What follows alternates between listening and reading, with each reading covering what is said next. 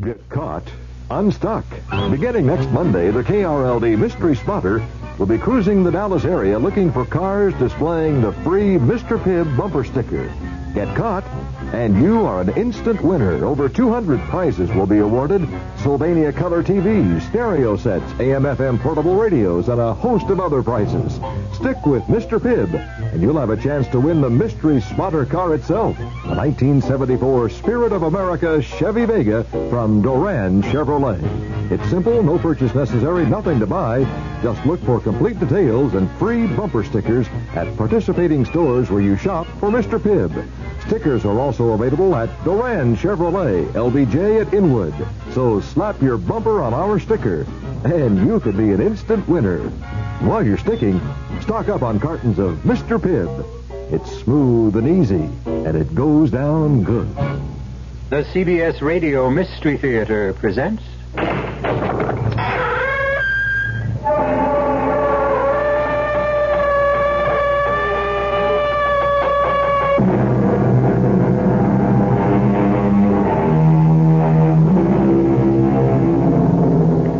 Come in.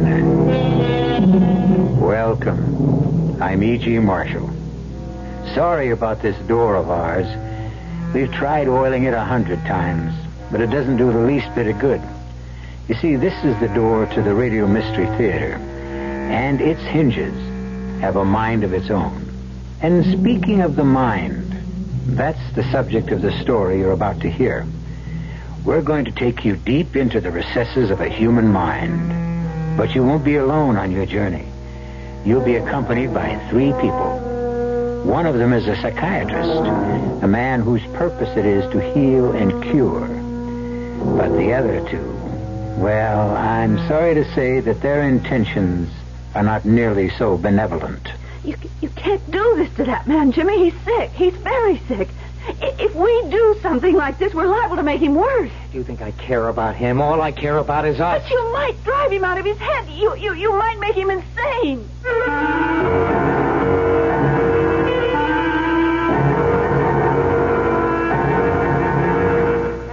Our mystery drama, The Case of Mjh, was written especially for the Mystery Theater by Henry Slessor and stars Augusta Dabney. It is sponsored in part by Anheuser-Busch Incorporated, Brewers of Budweiser, and Buick Motor Division. I'll be back shortly with Act 1.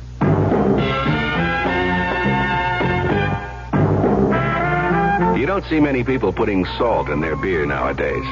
Not that there's anything wrong with salt on radishes or French fries, but man, not in the king of beers. Truth is, the only thing salt can do for Budweiser is make it salty. An unwise thing to do to the only beer in America that's Beechwood aged. Unsalted Budweiser has become the most popular beer in the world.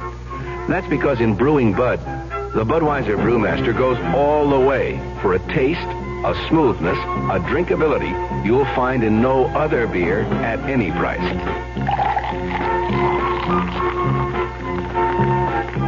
And something else you can take without a grain of salt. The fact that when you say Budweiser, you've said it all. Anheuser-Busch, St. Louis.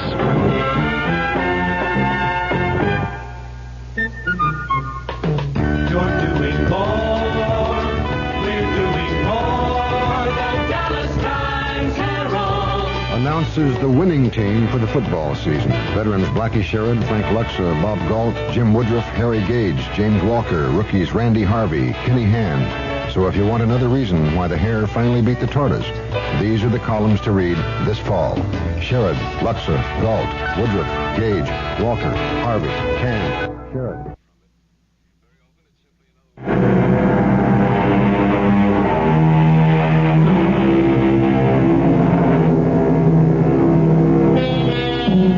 The mood of a psychiatrist's office is very special. A quiet mood, which gives no hint of the raging storms contained in the minds of those who lie on Dr. Vernon Cooper's leather couch and murmur their way through the secret fears and hidden angers of their lives. I must have been, 20 or 21, something like that. That was when I started putting on the pounds. My God, I put on weight so fast I had to get rid of a suit I'd bought only 2 months before. It was, like you said, I got myself into a spiral. I couldn't get out of it. I didn't have any friends. I didn't think any girl would look at me twice fat as I was. And the more I felt deprived, the hungrier I got. And the more I ate, and the more I ate, and... Oh, listen, I must have told you this story a dozen times, Dr. Cooper. No, it doesn't matter. It's like a waste of money, isn't it? Me coming here twice a week and telling you the same things over and over. Oh, there are differences. There are always differences in the way things are related. Those differences can be very significant. Well, maybe.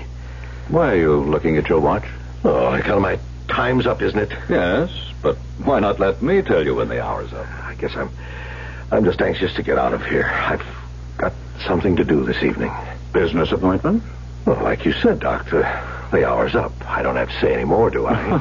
All right, Mr. Harrison. We'll go on next time, then. Right. Listen, would it be all right if I didn't come in at 3 o'clock on Wednesday? I'm busy then. Could we change the time? Well, why don't you check with Miss Sheridan? Yeah, I'll do that. So long, Dr. Cooper. Bye. Miss Sheridan. Yes, Mr. Harrison? Dr. Cooper said I could ask you if there was some other time I could come on Wednesday. Well, let's see. You were scheduled for 3. Oh! Wait a minute. I see that Dr. Cooper has a free hour at 10. If you can make it that early? Yes, that'll be okay. 10 o'clock. Thanks. Bye, Mr. Harrison. So long. Dr. Cooper's office. Hi, Maddie. It's Judy. Oh, hello, Judy. How are you? Okay. Listen, what are you doing tonight? Usual, I suppose. Eating dinner and watching television. Who knows? I might vary the routine by washing my hair. You wouldn't like to go to that party with me? What party? Oh, Judy, you don't mean that dancing school thing? Yeah, that one. Judy, why do you talk about those things as if they're really parties? Nobody gets invited. You pay to be there. Oh, it's better than nothing, isn't it? Not for me, it isn't. Well, what choice do we have? There's got to be some way to meet a man in this town. Well, all we ever met there are dancing instructors. And all they want is to sign us up for a 5,000-lesson dance course, payable for the rest of our lives. Yeah, I guess you're right. What did you say was on TV tonight? Maddie? Oh, excuse me, Judy, I have to go. Oh, okay. I'll call you later. Mm-hmm. Yes, Dr. Cooper? You might as well run along home. I have some notes to transcribe, and I'm not expecting any more patients. Well, not in any hurry, Doctor. No, you run along and enjoy your evening. Oh, did I say something wrong? I beg your pardon? That was quite a face you made when I said that. Oh, I'm sorry. My evening was just under discussion. Doesn't look that enjoyable. Oh, well, whatever happened to that young man you were seeing a while back? Freddie something? You're just a little bit behind schedule, Dr. Cooper. Freddie was gone with the wind just about a year ago. Huh? Is it that long? There never was much there to begin with. Oh, well, I'm sorry to hear that. Well, see you in the morning as usual. As usual. That's the phrase, all right. So,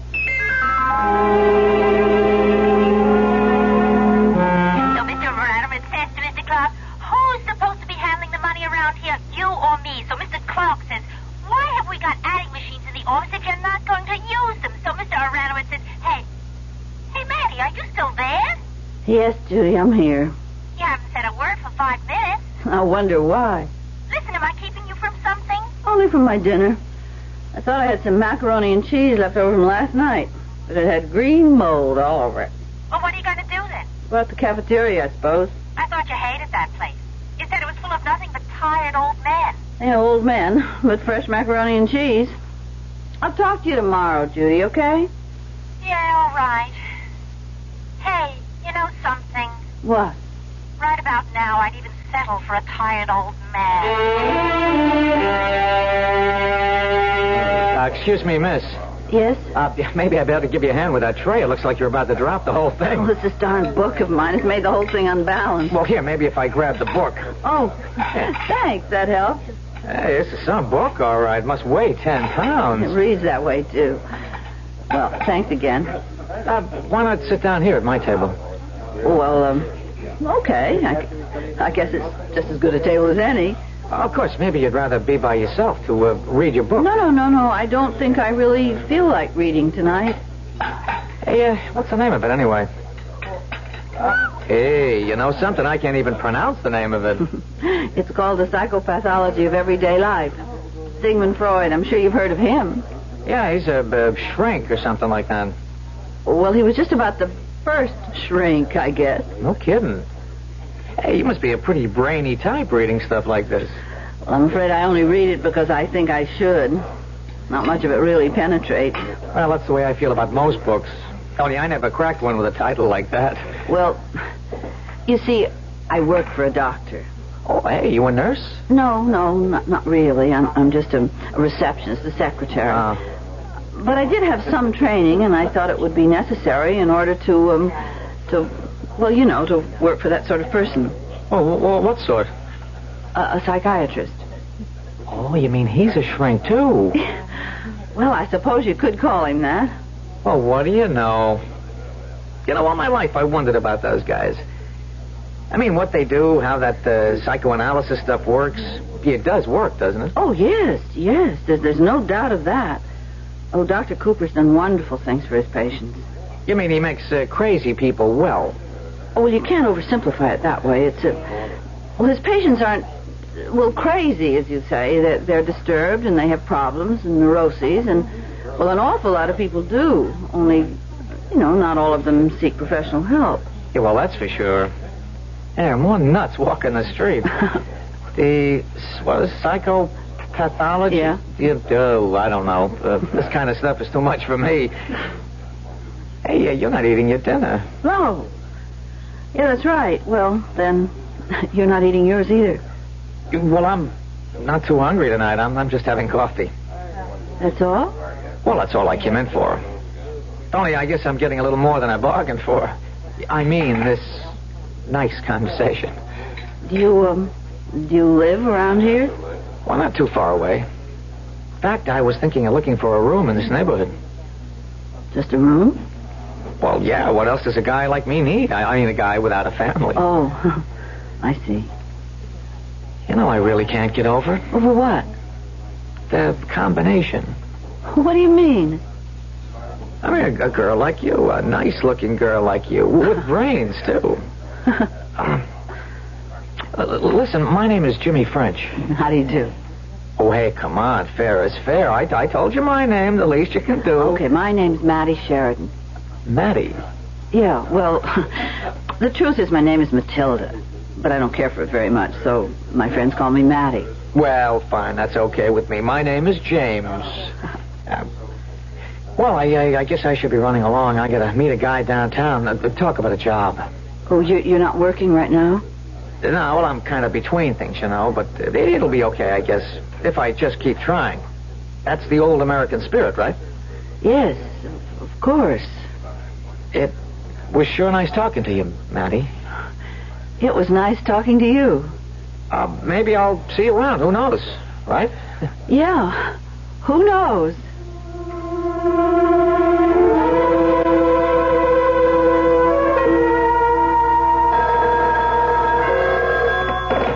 Dr. Cooper's office. Oh, yes, Mr. Harrison. No, the doctor hasn't come back from lunch yet. Oh, I'm sorry. Well, I'll tell the doctor that when he arrives. Now, will you be able to make your next appointment? Fine. I'll tell him, Mr. Harrison. Oh, Dr. Cooper. Sorry I'm back so late, Matilda. Mr. Harrison isn't here yet, is he? No, he just called this minute. He said he wasn't feeling very well, and he won't be able to make it today. Oh, yeah, I was afraid of that. Did he say what was bothering him? No, that's all he said. But he promised that he'd be here for his next appointment. You look worried, Doctor. Yeah, I am. Worried about that man. Sometimes I almost feel I should arrange another doctor for him. He just isn't making the progress I hoped for. Oh, well, if he calls again, put him through directly to me. Tell him I could fit him in tomorrow if he wants. Yes, Doctor.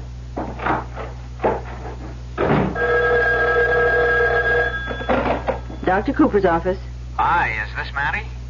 Yes? Who's this? Hi, Mattie. It's Jimmy French. Remember me? Yes, I remember. Hey, how did you know where to reach me? Well, I remembered what you said about this Dr. Cooper. I just looked you up.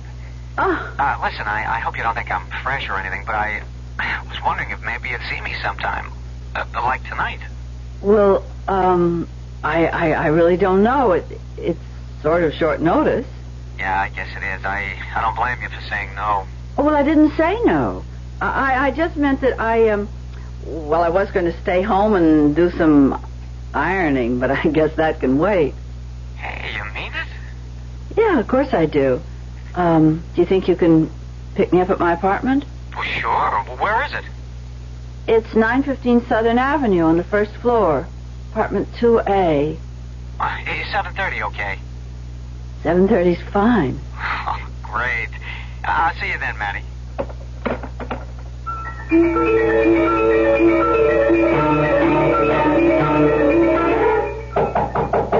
1 second. Who is it? It's Mike. Yeah, that figures. I knew you'd be coming around again. That's right, Jimmy boy. I'm coming around every night until we get our business finished. Now, what do you say? Got a little installment for me? Mike, listen, I got something better than an installment. Come on, buddy. Don't tell me you got the whole thing. I'd keel over and die. You never had 2 bills in your pocket at the same time. Mike, I got something going. I got something that's going to take a little time, but it'll be just what I need. What we both need. You know what I need, Jimmy boy. I need my bread. All of it. And I need it now. You'll get it, every nickel, Mike. I'm going to start putting it all together tonight.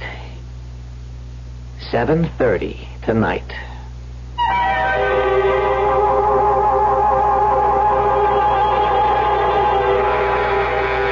Something tells me that Jimmy French isn't the best person that Matty Sheridan could have met in the cafeteria that night.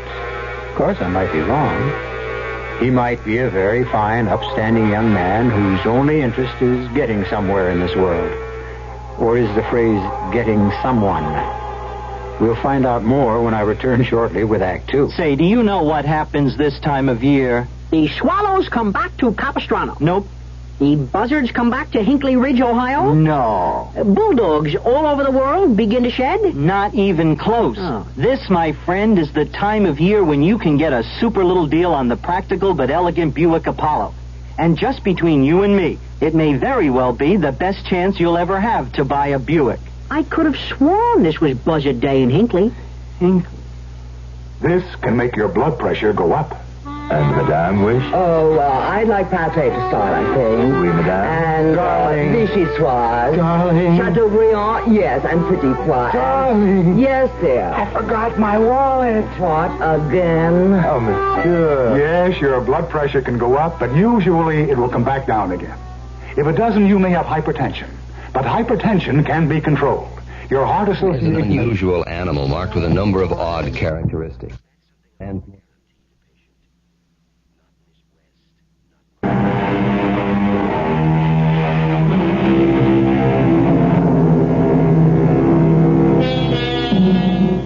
Matty Sheridan has had a remarkable evening. Remarkable simply because a man, young, attractive, and unmarried, has sought her out, treated her to dinner, taken her to a movie, and is now walking her back home. Not a very noteworthy event for many women, but for Matty Sheridan, after a year of loneliness, a most significant evening indeed.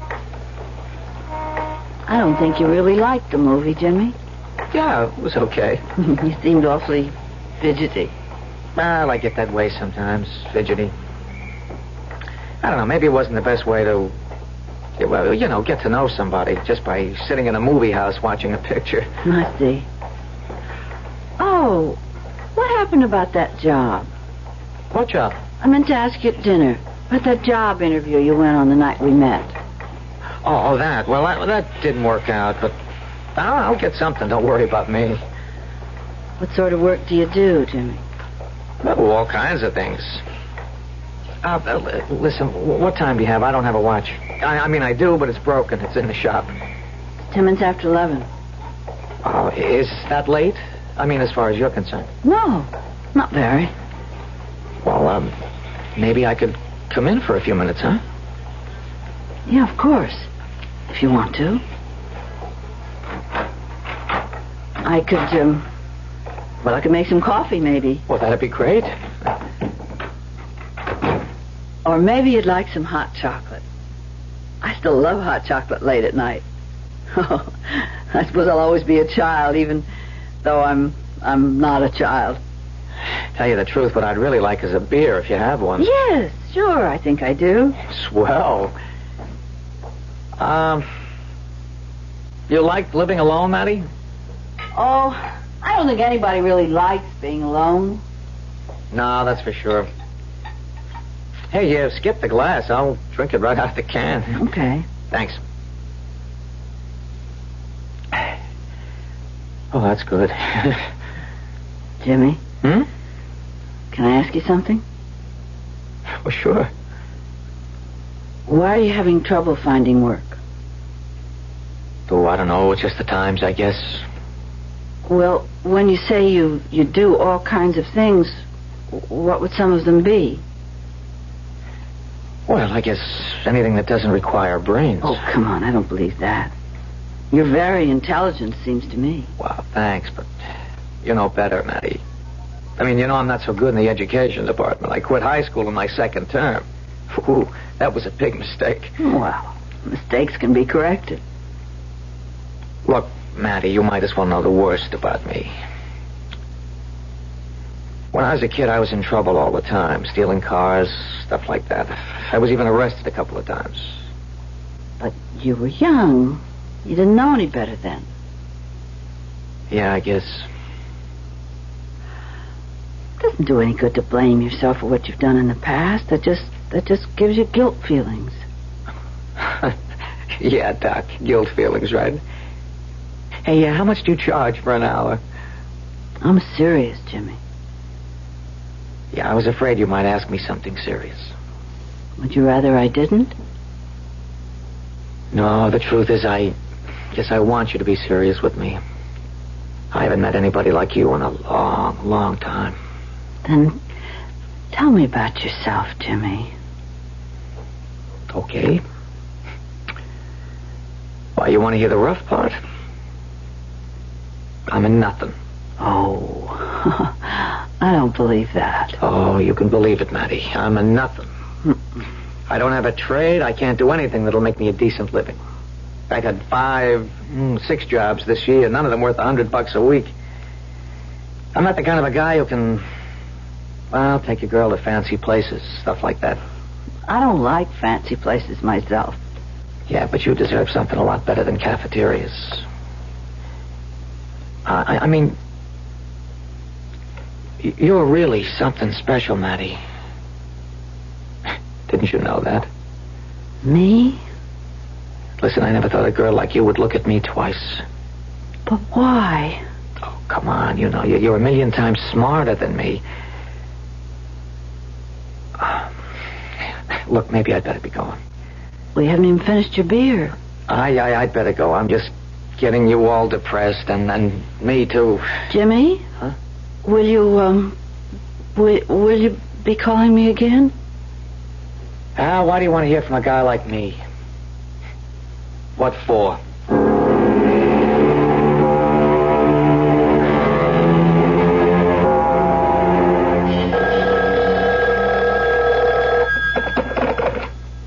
Hello? Matty? Who is it? Look, I'm sorry to be calling so late. I guess you must have been fast asleep. Oh, well, I did go to bed right after you left. Yeah, I shouldn't have done it, but I just had to talk to you again, Matty. I hated to see things left the way they were. I don't know how things were left. Matty, would you see me again? Of course I would. You wouldn't be just saying that, Matty. Don't be silly. Because now you know what kind of a bum I am. I don't know anything of the kind. Listen, this is crazy, but would you see me tomorrow night, too? Yes, Jimmy. Sure, I'd be happy to see you tomorrow night.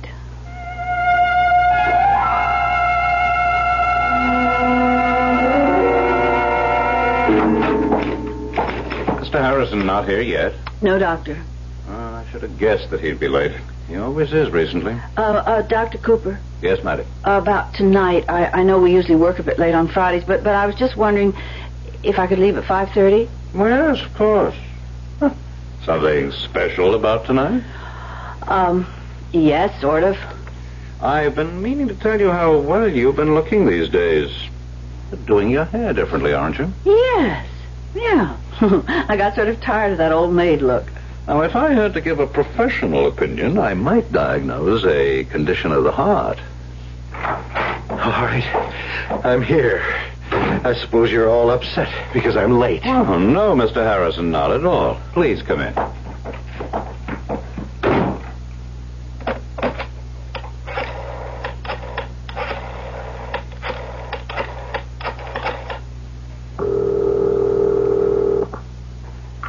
Hello? Jimmy, it's all right. My place at 7, darling.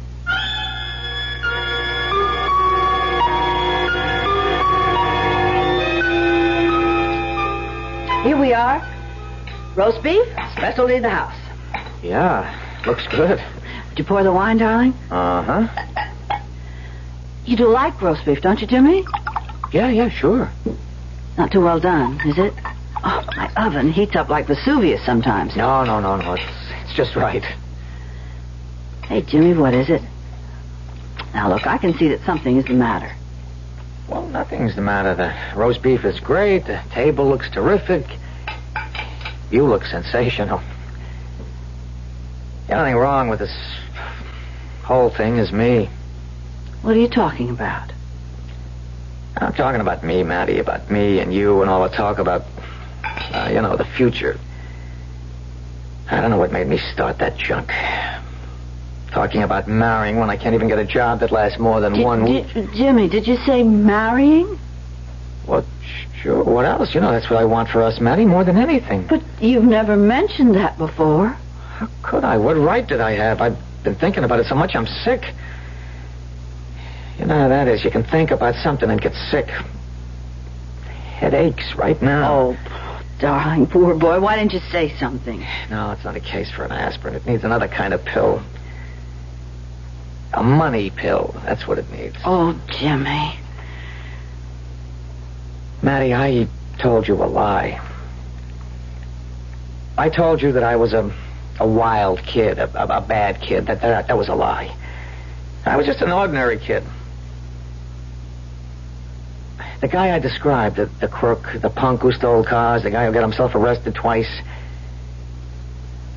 That's me now, Matty. Right now.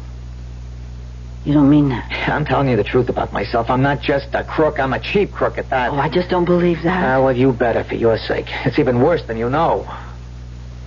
I'm not just broke. I'm in debt. I've been living on borrowed bread. If I don't pay it back, I'll either go to jail or get my head busted in. Oh, Jimmy, no. Well, that's what they do to guys like me. Jimmy, listen. Listen, I have some money saved. I have a little over $300. I owe $8,000, Matty. What? I owe $8,000. How do you like them apples? Oh, Jimmy. Yeah, I'd be some husband for you, wouldn't I? Best thing for you is to lose me, honey. Lose me. But I don't want to lose you. There has to be something that can be done, Jimmy. Well, yeah, maybe. I've been thinking about it a lot. What have you thought? I thought that... What? I can't even tell you Oh, about please, come on, you have to. Okay. It's the only time I'll ever ask you to do something like this because I'm going to change right after it's over. I'll change, Matty, so help me. After what's over? One more job. Only one, I mean it.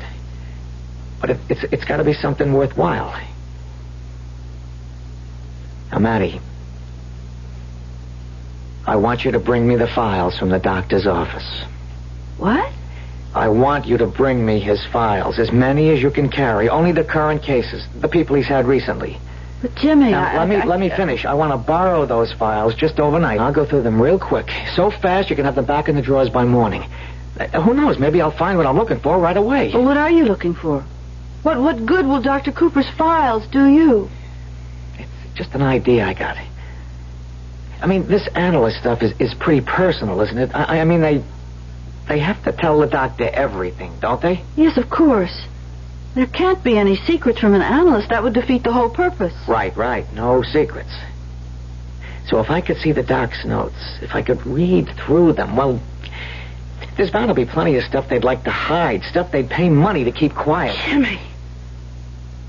Jimmy, you're talking about blackmailing. Your boss has a lot of rich patients, hasn't he? Now, you told me how much this analysis stuff costs. I mean, $60 an hour. They're going to be loaded, Jimmy, right? please don't ask me to do this. Honey, they can afford a few grand. It wouldn't hurt them to part with a few grand. If I could just get enough to pay off the loan and maybe a little extra for us to get started. No, I won't, Jimmy. I can't, I won't. You won't even listen to me. You won't even give me a chance. I couldn't do such a thing. I just couldn't. Not even for me? For us? No. All right. That tells me what I want to know. And I guess you want me to beat it out of here right now, don't you? No, I didn't say that either. It just can't be both ways. It isn't fair. It just isn't fair to ask me to do such a thing. It isn't. So long, man. I'm sorry about the dinner. You went to a lot of trouble, but I just don't have any appetite. Jimmy?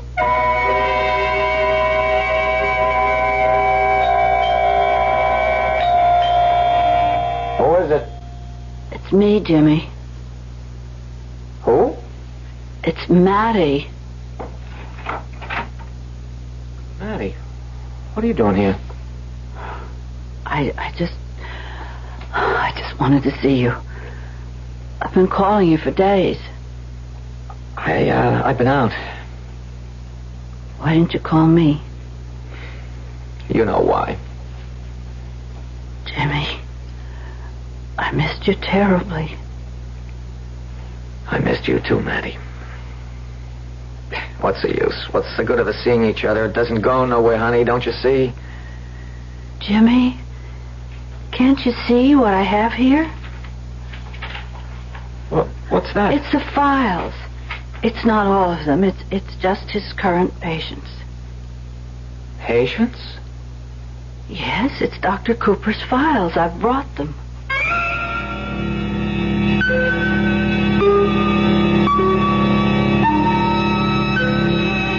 Well. They say that love is blind. But in this case, you might also say that love is just a little bit larcenous, too. No, we won't pass judgment on Maddie Sheridan.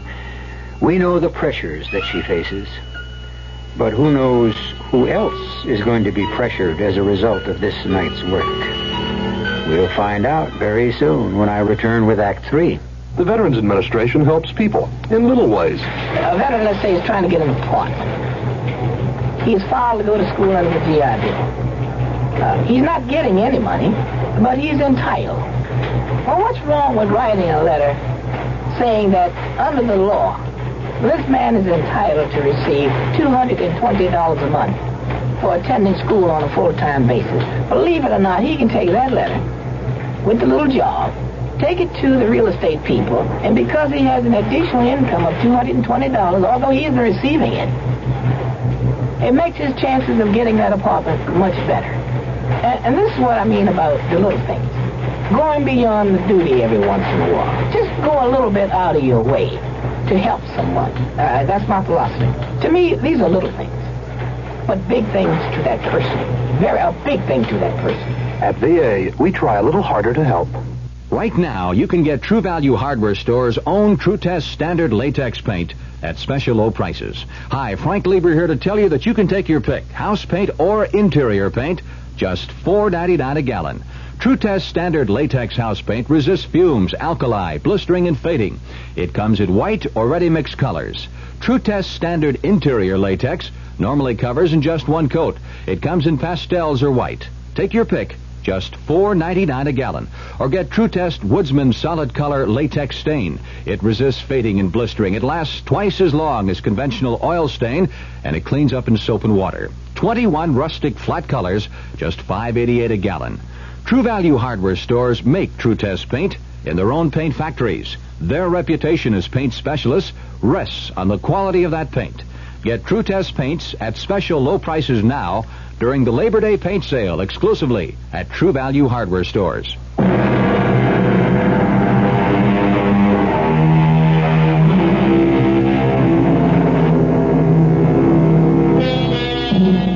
There is frantic activity in a one-room apartment rented by Jimmy French. A study period which has lasted for many long hours. Folder after folder has been perused. Long, copious notes full of psychiatric jargon have been studied. And if Jimmy French is getting what he expected from the notes of Dr. Vernon Cooper, he certainly doesn't seem to be pleased with the results. Nothing. I can't make heads or tails out of this Please, stuff. Jimmy, try just to keep them in some kind of order. If you mix up the pages, I'll never get them back correctly in the files. Why can't I figure out what he's talking about half the time? I told you it wouldn't be easy, that they wouldn't make sense to you. It's like reading a foreign language. Wait a minute. What are those type pages? Well, they're transcripts of conversations. They're taken from a tape recorder. Well, Dr. Cooper doesn't always tape what his patients are telling him unless he thinks it's important. Oh, boy, this looks like a long night. I haven't even eaten yet, have you? No, I came right from the office. I got some hamburger meat in the refrigerator. You want me to fix it? That'd be great. All right. Maddie? Yes? Look, I know how you feel about this, but you're not doing your boss any harm. These files will be back where they belong tomorrow morning. All right, Jimmy.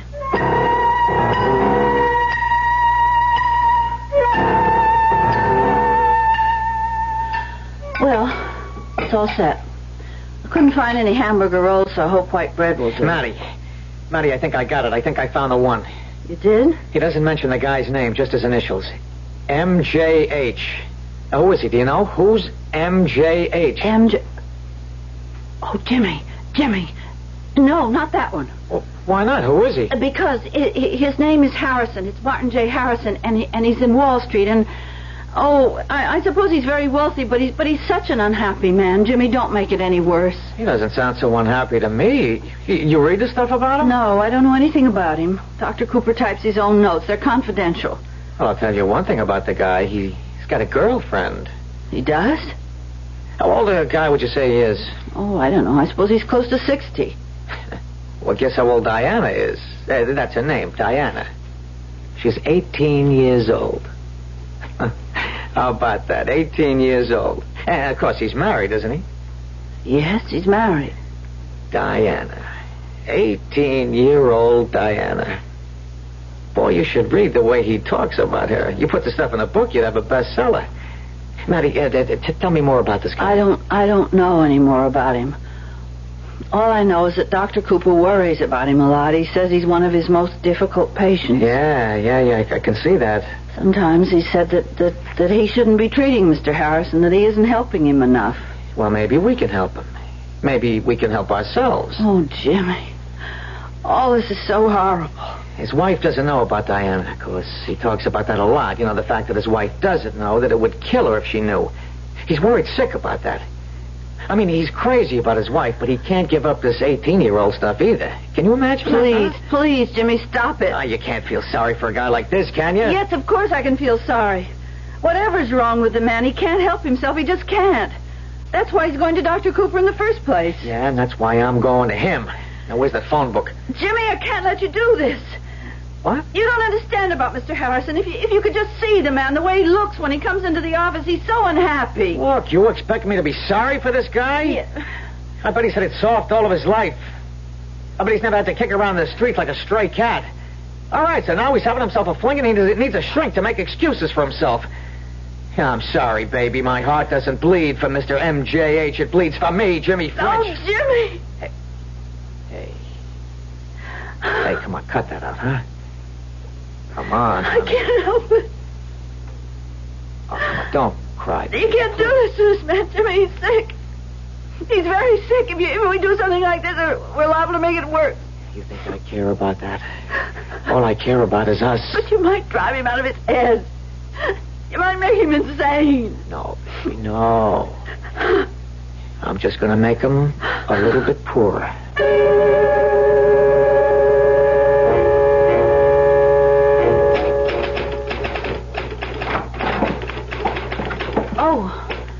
Good morning, Mr. Harrison. Morning. I'm glad you were able to keep the appointment. Is the doctor in? Yes, I'll tell him you're here. Dr. Cooper, Mr. Harrison's arrived. Yes, I will. You can go right in, Mr. Harrison. Thanks. Please come in, Mr. Harrison. I suppose you've got a few nasty things to say to me today. Well, why would you think that? Because of the appointments I've missed. Or maybe it doesn't matter to you. You get paid no matter what, right? Probably a relief to you when your patients don't show up. Please lie down, Mr. Harrison. All right. Well, is it true? You're glad when we screwballs don't show up to bother you, aren't you? Yeah, you happen to be wrong about that. I'm not glad to miss a session. I lose something by it. And more important, so do you. $60, that's what I lose. Can you give me any particular reason why you didn't show up last time? You know the reason. Do I? You know very well. I needed a different kind of therapy, Doctor. Go on.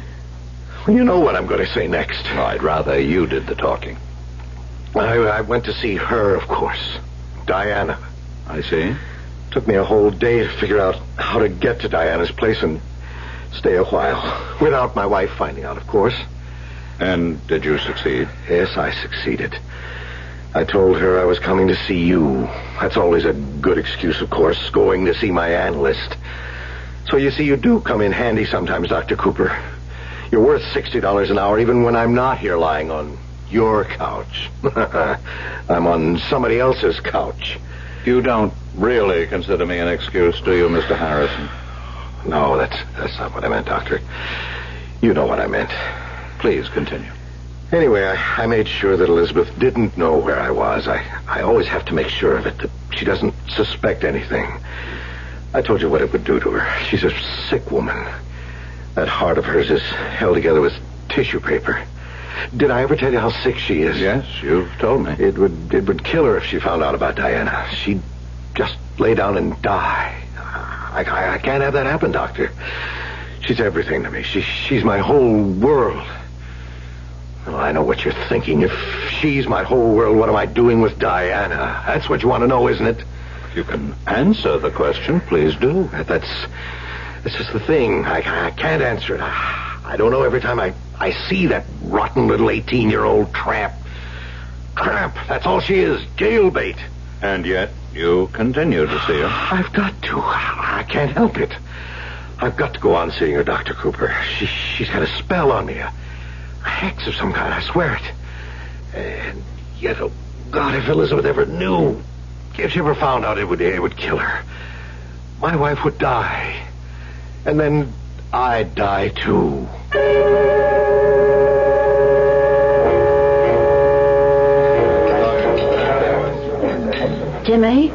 Jimmy, over here. Oh, hi, honey. How are you? I'm scared. I'm terribly scared. Oh, now, forget that stuff. You got nothing to be scared about. Why didn't you call me all day? Don't you realize what I was going through? Well, I was too busy.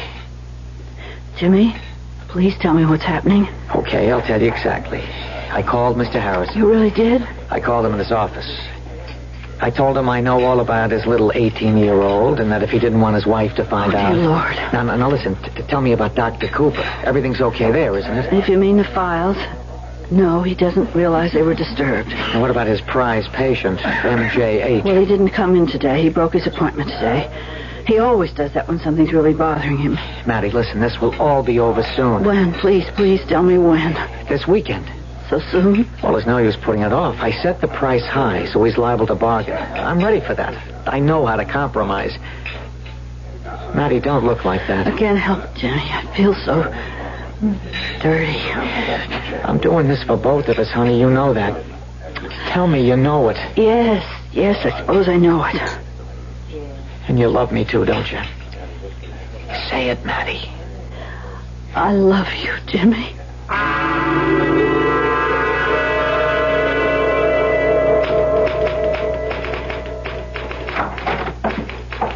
Morning, Maddie.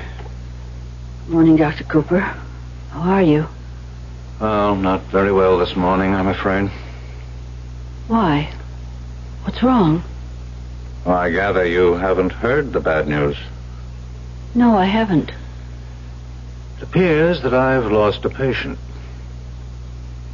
Who is it? My problem patient. Oh, I should have known better. I should have realized that he needed more help than I was able to give him. Then this might not have happened. You don't mean Mr. Harrison? Yes, Mr. Harrison. I knew there was a dark and dangerous force within him, that it was getting closer to the surface every day, but I never expected anything like this. What happened? He killed a man, Mattie. He what? I saw the violence in him, but I didn't foresee this. Who did he kill?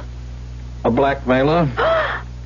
Man's name was French, James French. He was threatening to tell Harrison's wife about a young girl Harrison was in love with.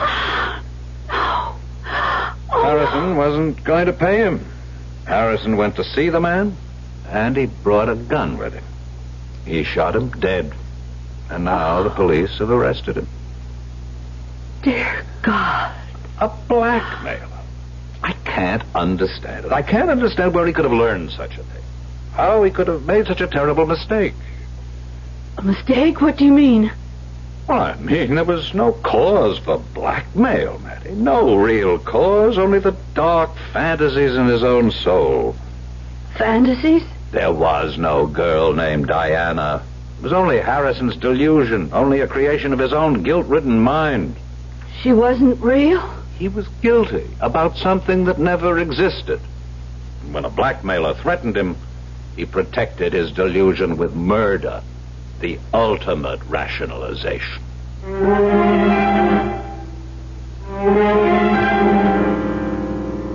The ultimate rationalization. And suddenly, Mattie Sheridan's dream of the future is destroyed. But then, her dream was a rationalization too, wasn't it? She'd convinced herself that true love was more important than truth. Now, of course, she'll never know whether the love of Jimmy French was true or not. At least she's spared that cruelest of all fates.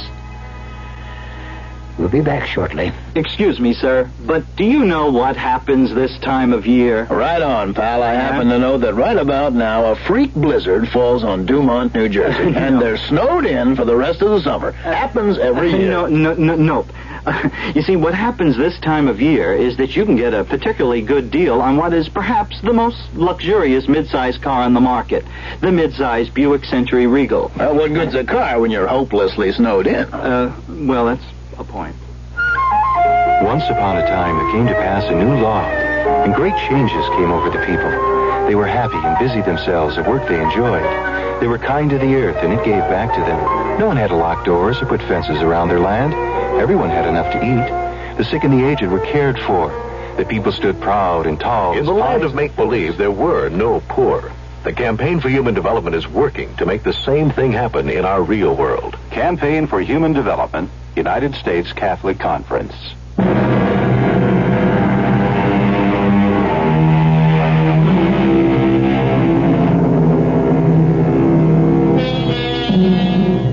We hope you've enjoyed this little journey into neurosis, blackmail, and murder. They're the typical sort of menu on the Radio Mystery Theater, as our loyal audience has already discovered. We plan to bring you more of the same bill of fare in the future. Now, if you'll excuse me, I have to see if I've managed to oil the creak out of our door. Our cast included Augusta Dabney, Jack Grimes, Alan Hewitt, Robert Maxwell, and Joan de Marais. The entire production was under the direction of Hyman Brown. Now, a preview of our next tale. There's nobody in there. I'm telling you, there's nobody in there. What happened to my husband? What did they do to my husband? Now, calm down, ma'am. Think. Are you sure this is the same? I'm sure. I know. Don't you try to talk me out of it. I know. I was here exactly 1.5 hours ago. I was here.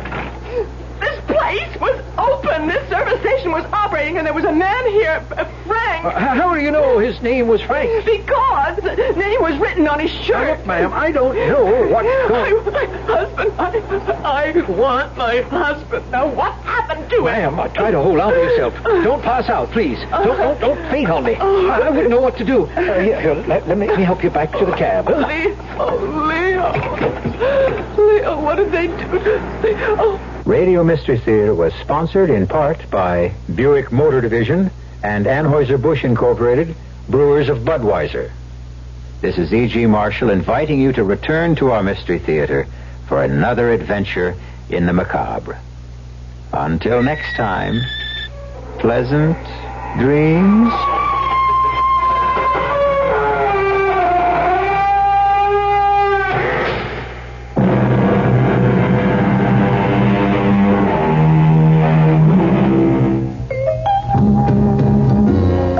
Myers department stores have just received a new shipment of men's famous Wrangler blue denim flare jeans, and listen to this price, just $10.99 a pair. Get satisfaction reading the obituary notices. Have you ever felt that way? Most of us have. We dream the supreme revenge. An enemy is alive 1 minute, dead the next. That's in a dream. No one except a person with a criminally twisted mind ever commits murder. But Alex Hunter found a way. Quite ingeniously, he turned frustration and jealousy into an instrument of death and got away with it. What's wrong, Alex? Is it Phyllis again? Yes. She's all wrong. Oh, dear. Such a beautiful young woman. I thought you were devoted to her. I became infatuated with her. But that's not love. Look, I'm 55, she's 33. Proud of her beauty, tantalizing to other men, demanding and, I fear, unfaithful. Older man, beautiful younger woman, and a second marriage that for me is unbearable. I'm very sorry. And it's until death us do part. Alex. Does that shock you, gentle Abby? Then allow me to put it more bluntly. I wish that Phyllis were dead.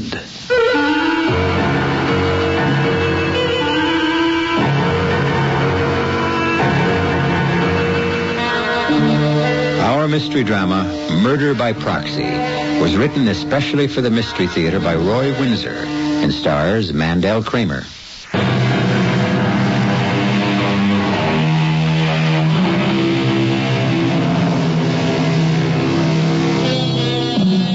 The old aphorism insists that marriage is made in heaven. Can it be unmade on a jumbo jet flying from Los Angeles to Chicago? Mr. Alexander Hunter, 55, is a prominent investment banker. He lives in Evanston, Illinois. 2 years ago, his first wife died. He married again, Phyllis Wilson, a divorcee. Phyllis is 33, physically beautiful and conscious of it, intelligent and opportunistic. Marriage to Alex Hunter assured her of wealth, affection, and a social position. Men desired her, but did not love her. A tragic young woman, a victim of her own beauty, pretending to an ego she did not have. Her doom was almost foreordained. High above the bank of clouds over Kansas, Alex Hunter has a strange encounter. Mind if I join you, Mr. Hunter? What? Oh, no, of course not. Well, how do you know my name? Do I know you? Sure. You don't remember, that's all. It's nice, ain't it? 5 miles up in the air, and it looks like a bar and lounge in a Chicago hotel. It knocks me out. It don't mean so much to you because you fly like this all the time, but it's a first for me. You're used to it.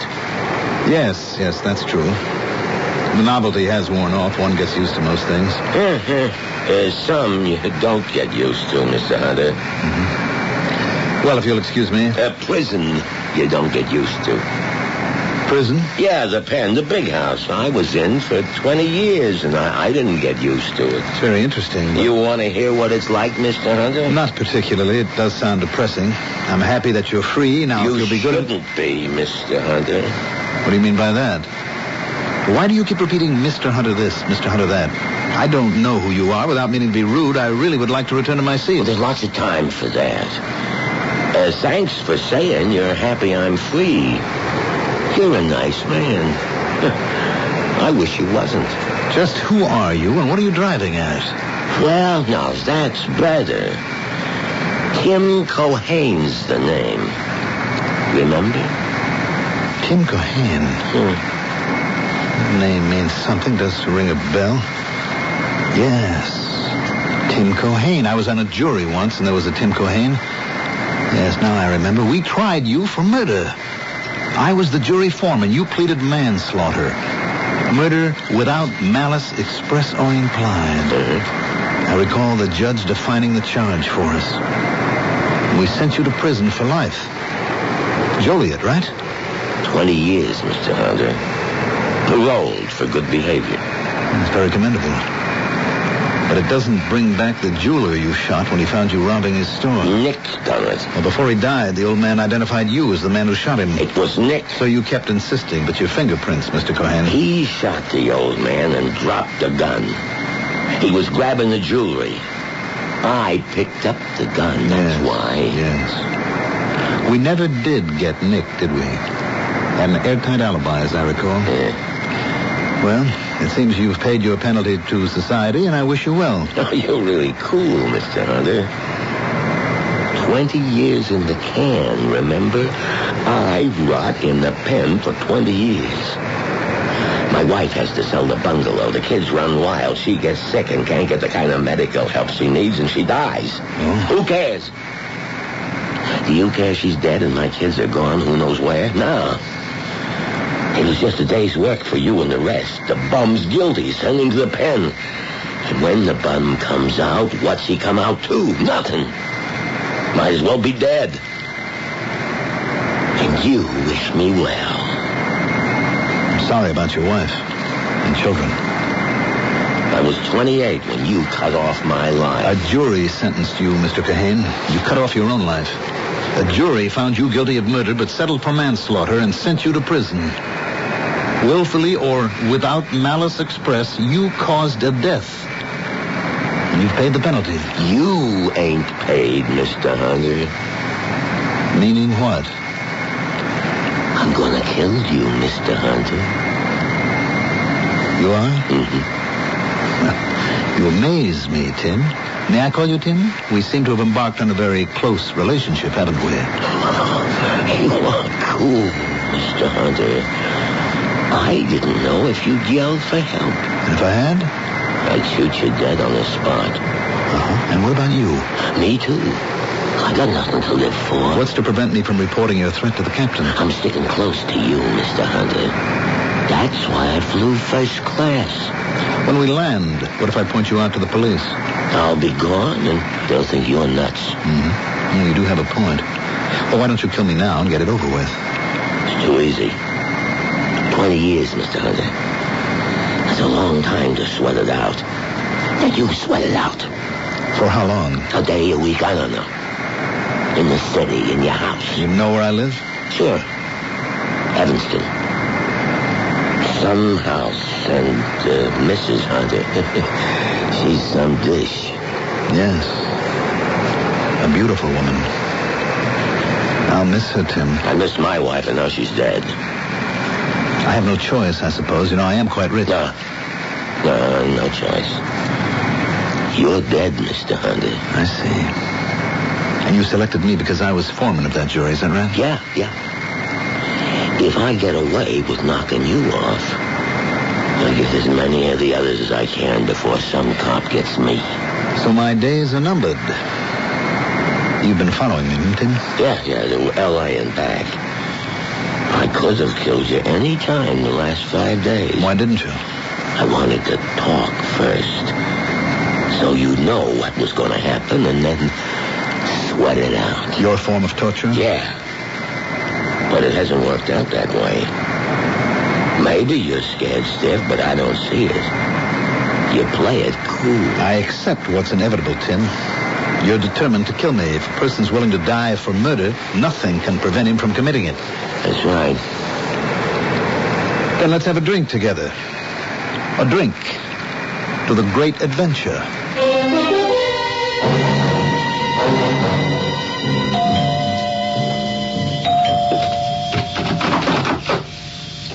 Oh, Jimmy. Mrs. Hunter? You fool. Aren't you going to invite me in? Oh, I know you are madly in love with me. Oh, I am I? You forget that I am Mrs. Alexander Hunter, a respectable housewife. And you're, well, what are you exactly? The public paramour? Not true. I have eyes only for you. And you. You are a fake Jimmy Marquette. But you are a reasonably attractive flirt. A flirt? And... Me? Now look at you, standing there in a thin silk peignoir, luring even without makeup, a wicked look in your eyes. Oh, come on, Phyllis. Kid yourself, but don't try to kid me.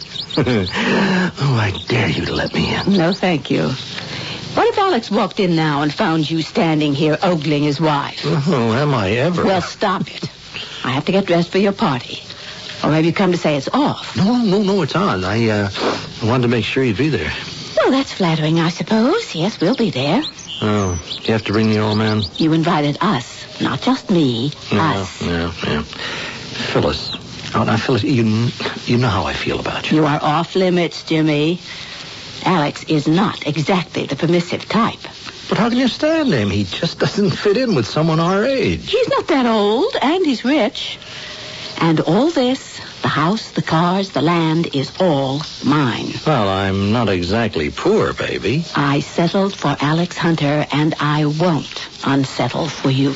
But, look, couldn't we see each other alone sometime? You know, just thinking about you drives me wild. And when I think about you and him... Bye-bye, Jimmy. Just bye-bye. Alex should be home soon. And we'll be at your party in an hour. Oh, sweet Phyllis. Make me immortal with a kiss. Oh, you have got it bad. Goodbye. Yeah, I'll kill myself. Not on my doorstep, if you please. Goodbye.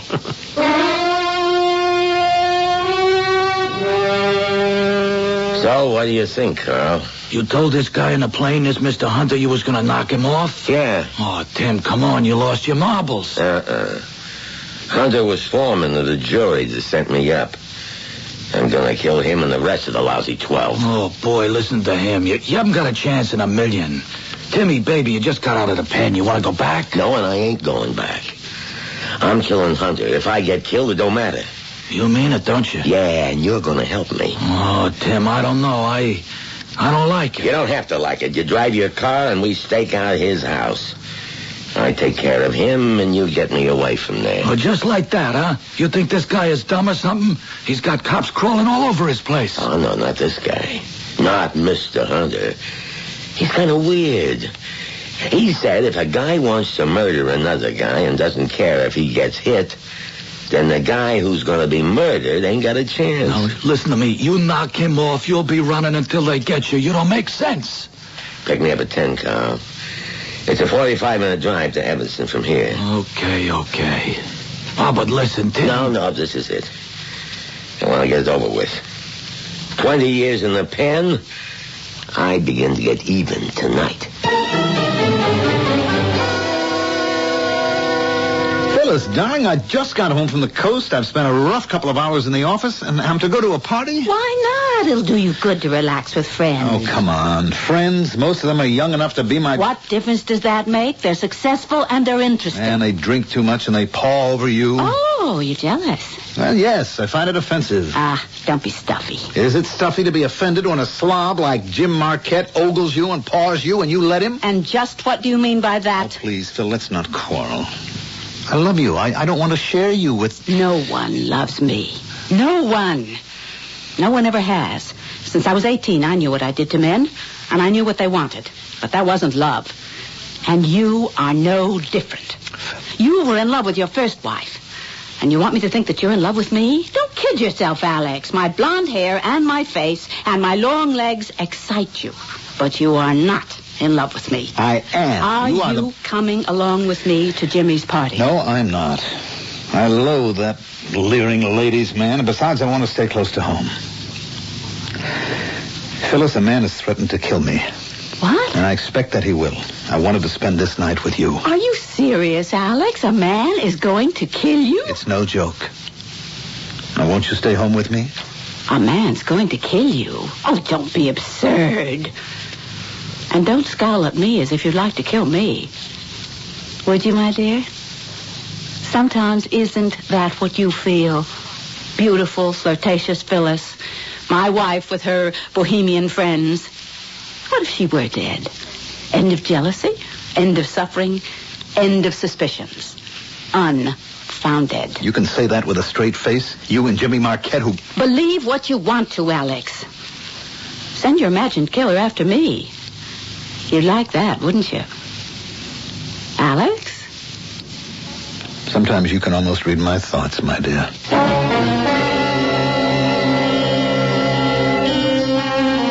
Jealousy is the greatest of all evils and the least pitied by those who cause it. That maxim was coined by La Rochefoucauld 300 years ago. Alex Hunter, indeed, is a jealous man. His doubts gnaw away at his insides. He's old, she's young, and tantalizing to others. He's married to her, but he doesn't possess her. Out there in the dark is a man determined to murder Alex Hunter. Is he afraid? Probably not. Death would be a relief. I'll return shortly with Act 2.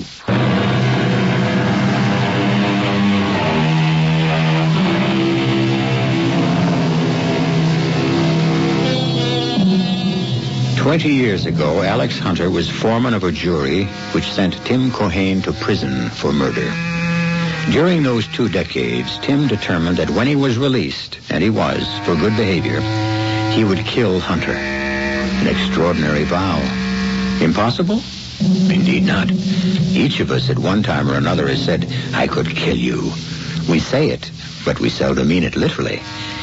Phyllis, Alex Hunter's young and beautiful wife, has gone alone to Jimmy Marquette's party. It's now 8:30. Alex, I can't believe it's you speaking. You wish Phyllis dead? What's this? Alex, what nonsense have you been handing Abby? I suppose it does sound like nonsense, Len. Well, of course it is. Wishing Phyllis dead. Oh, lovers' quarrel. Blow over by morning. Tell us about your trip, Alex. He's serious, Lem. Nonsense. Which Phyllis dead? Striking girl. You're to be envied, old chap. Now, go home and make up. You know you're a tonic, Lem. I'm glad I'm good for something. Alex, you frighten me.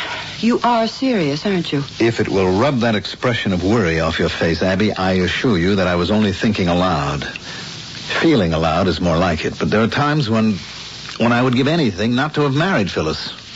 Not to have lost friends my own age, like both of you. Not to have lost nights of sleep, not to have as my constant companion the old green-eyed monster of jealousy. It's quite a statement, Alex. You mean the marriage hasn't worked out, eh? In the last few months, it's fallen apart. Oh, I am sorry to hear that. I suppose it was to be expected. May and September marriages may work sometimes, but not for Phyllis and me. She's 22 years younger than I am, physically beautiful, but she's amoral. She really is.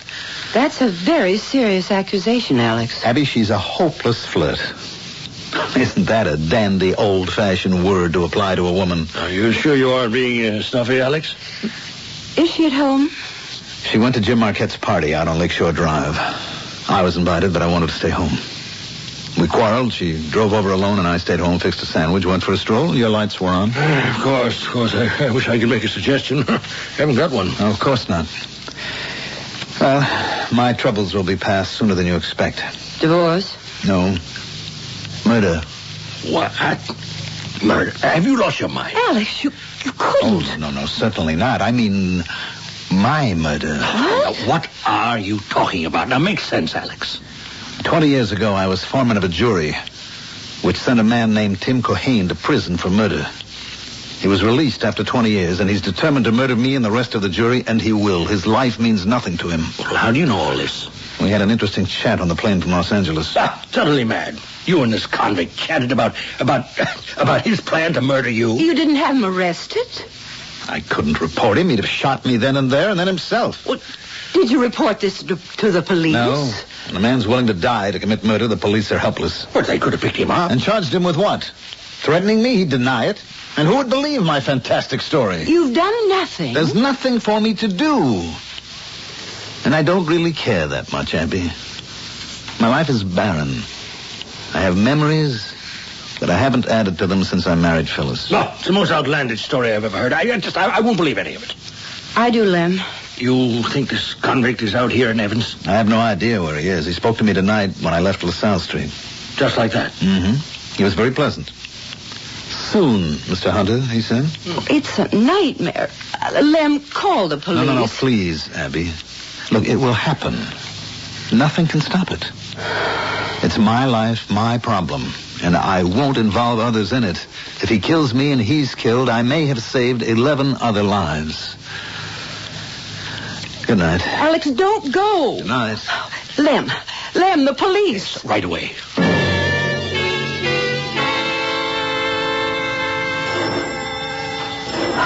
It's the police, Lem. Yes, right. I hope it's an officer I know.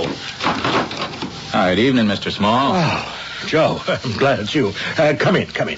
Abby, Lieutenant O'Malley. Oh, of course. How are you, Joe? I saw Francie and that handsome boy of yours the other day in Fountain Square. Oh, yeah? He's quite a boy, Mrs. Small. Yes, I appreciate your coming around, Joe.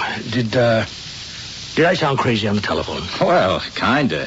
You mean someone really is gunning for Mr. Hunter? Oh, yes, absolutely. Ex-convict named Tim Cohane.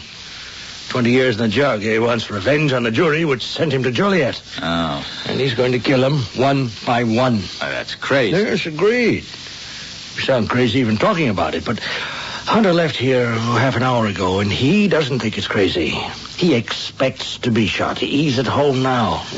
No, maybe not. Maybe he's wandering around making himself a target.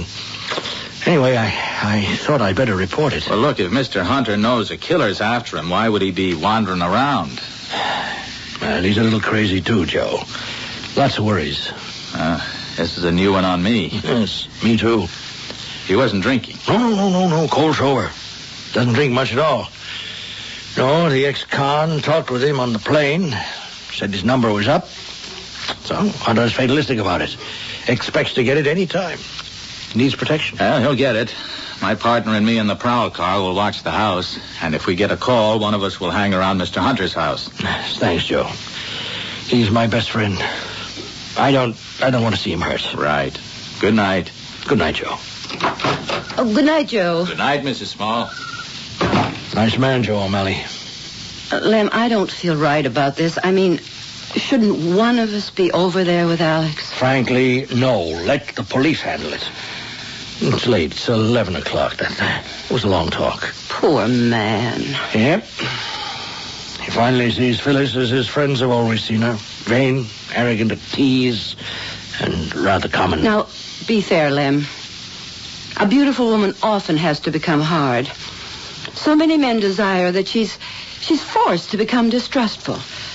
Her defense is to tantalize them, make them squirm, make fools of themselves, and then when she's emasculated them, says goodbye. I understand that. Yes, but Alex married her. He loves her. Now, why can't she relax and give him a decent marriage? Well, maybe because she can't. Her guard's been up so long, it's become a wall between her and trust. She really is a beautiful woman. The shell is beautiful, but not her mind and soul. He never should have married her. Guess he thinks she's unfaithful to him. You mean with Jim Marquette? No, Lem.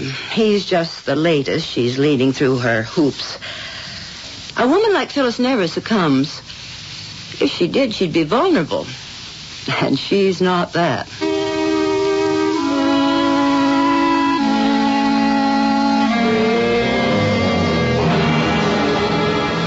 Hey, how long are we going to wait? We wait until Mr. Hunter comes home. He went out about 8:30. Well, you could have knocked him off then. I want to talk with him first. Look, I don't like hanging around like this, parked in some guy's driveway. What if he comes home? What's he going to think us parked in his driveway? We're turning around, that's all. Relax. Hey, there's a prowl car, Tim. Yeah? Stopping at Hunter's house. One cop is going up to the front door. Come on, let's get out of here. Get your shirt on, let's watch. He's coming back. Sure, nobody's home. The door's locked. What about the wife? The car's gone, Hunter's car. She's out someplace. See? Cops getting back into the prowl car and they're leaving. Now, take it easy. Easy. How long are we going to hang around? Hey, look. Another car's pulling into Hunter's driveway. There's a guy and a woman. Is that Hunter? Don't be stupid. You know, he walked out of the house at 8:30. It's some guy bringing his wife home. No way, dear Jimmy.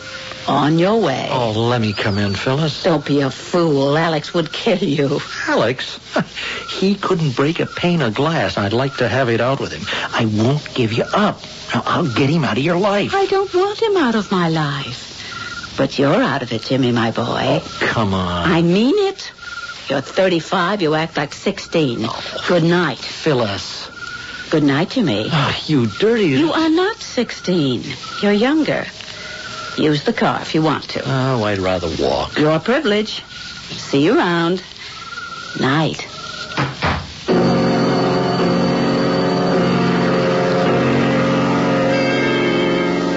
Hi, Mr. Hunter. What? Oh. Hello, officer. Joe O'Malley. Yes, of course. It's almost midnight, Mr. Hunter. Oh, yes, it is. It's 5 of 12. Mr. Small called. Oh, no. Yeah. Well, he said some guy is gunning for you. I told Mr. Small not to worry the police. Oh, but that's our business, Mr. Hunter. I mean, no kidding. Has some ex-con threatened you? He's going to kill me, Joe. Well, he can't get away with that, Mr. Hunter. You should have had us pick him up. No, he can get away with it. He doesn't care if you shoot him down. Oh. Well, can you describe him? We'll pick him up and just ship him out. He's clean. You couldn't charge him. Well, he said he was going to kill you. No, he'll deny that, and I can't prove it. I'll just have to work this out myself. You don't seem much worried, Mr. Hunter. And I don't much care what happens, Joe. Well, me and Mancuso will keep an eye on the house. Well, just don't frighten my wife. She'll be coming home from a party. Oh, she already did. Some guy dropped her off. Oh, I see. Well, thank you, Joe. Good night. Look, anyone prowls around here, we'll investigate. Good night.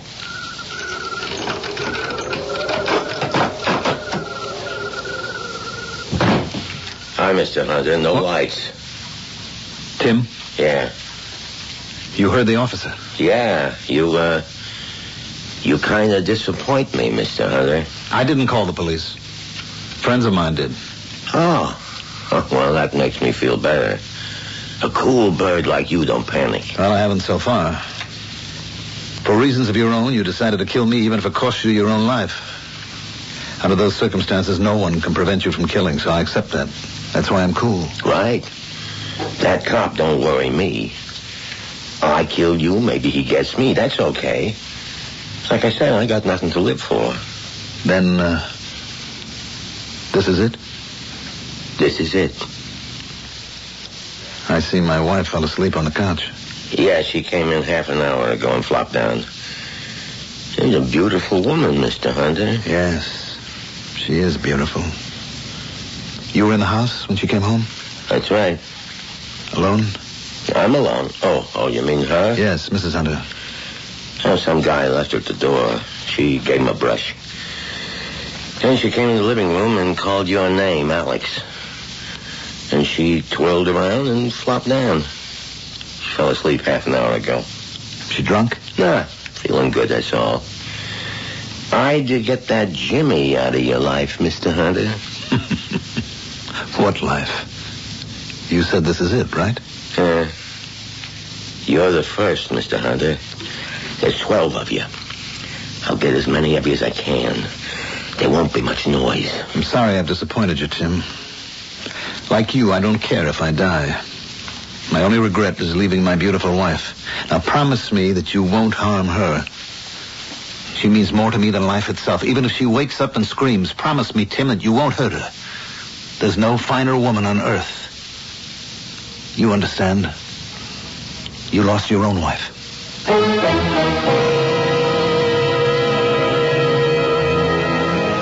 A strange twist. Alex Hunter has wished his wife dead, but listen to him glorify her. He faces a man determined to kill him. That doesn't seem to worry him too much. He's worried about his wife. Don't harm her, if you please. The very woman he wished dead only hours ago. Alex Hunter has not spoken honestly to his intended assassin. Will malice be added to falsehood? I'll return soon with Act 3.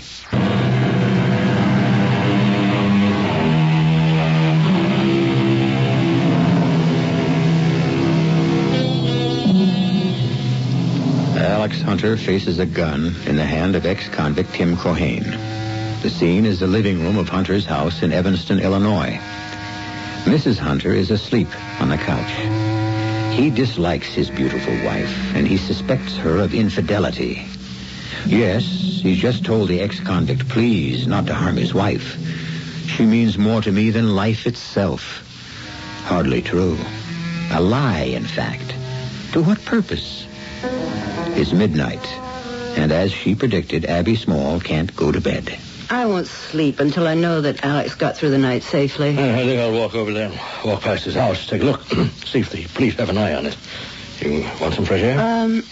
No, I'll stay home, Lem. If anything happened, it's too ghoulish for me. Right. Did you ever hear of such a situation?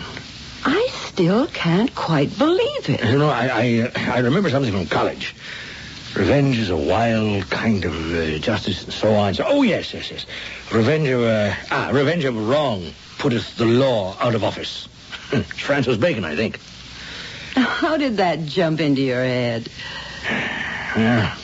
This is Tim Cohane. He's out for revenge. He kills Hunter, and he does putteth the law out of office. Some word putteth makes sense, though. Now, if Hunter's murdered, the law certainly is putteth out of office. It's flouted. It's funny. 1975. We think we're civilized, and a maniac gets loose and takes the law into his own hands and kills. And there is nothing the law can do about it. The man's arrested. No, not Cohane. Hunter told us Cohane is ready to die like a cobra going after a man. He kills the man. He doesn't think of being killed himself. He doesn't care. He'll strike without any thought of the consequences. He doesn't mind dying if he gets his revenge. Hunter's right. There is no defense against an assassin who is ready to die. Poor Alex. He's got a death wish. He could wring that woman's throat. What a fool he was to marry her. Do you remember Laura? Now, don't, Lem. She's gone. She was a splendid woman. Alex and Laura. Ideal couple. Dead now 3 years. Yes, I often think of her. And now, Phyllis. I'll walk over, Abby. I'll wait up. I'll boil some water for tea. Yes, good idea. I'll be home soon.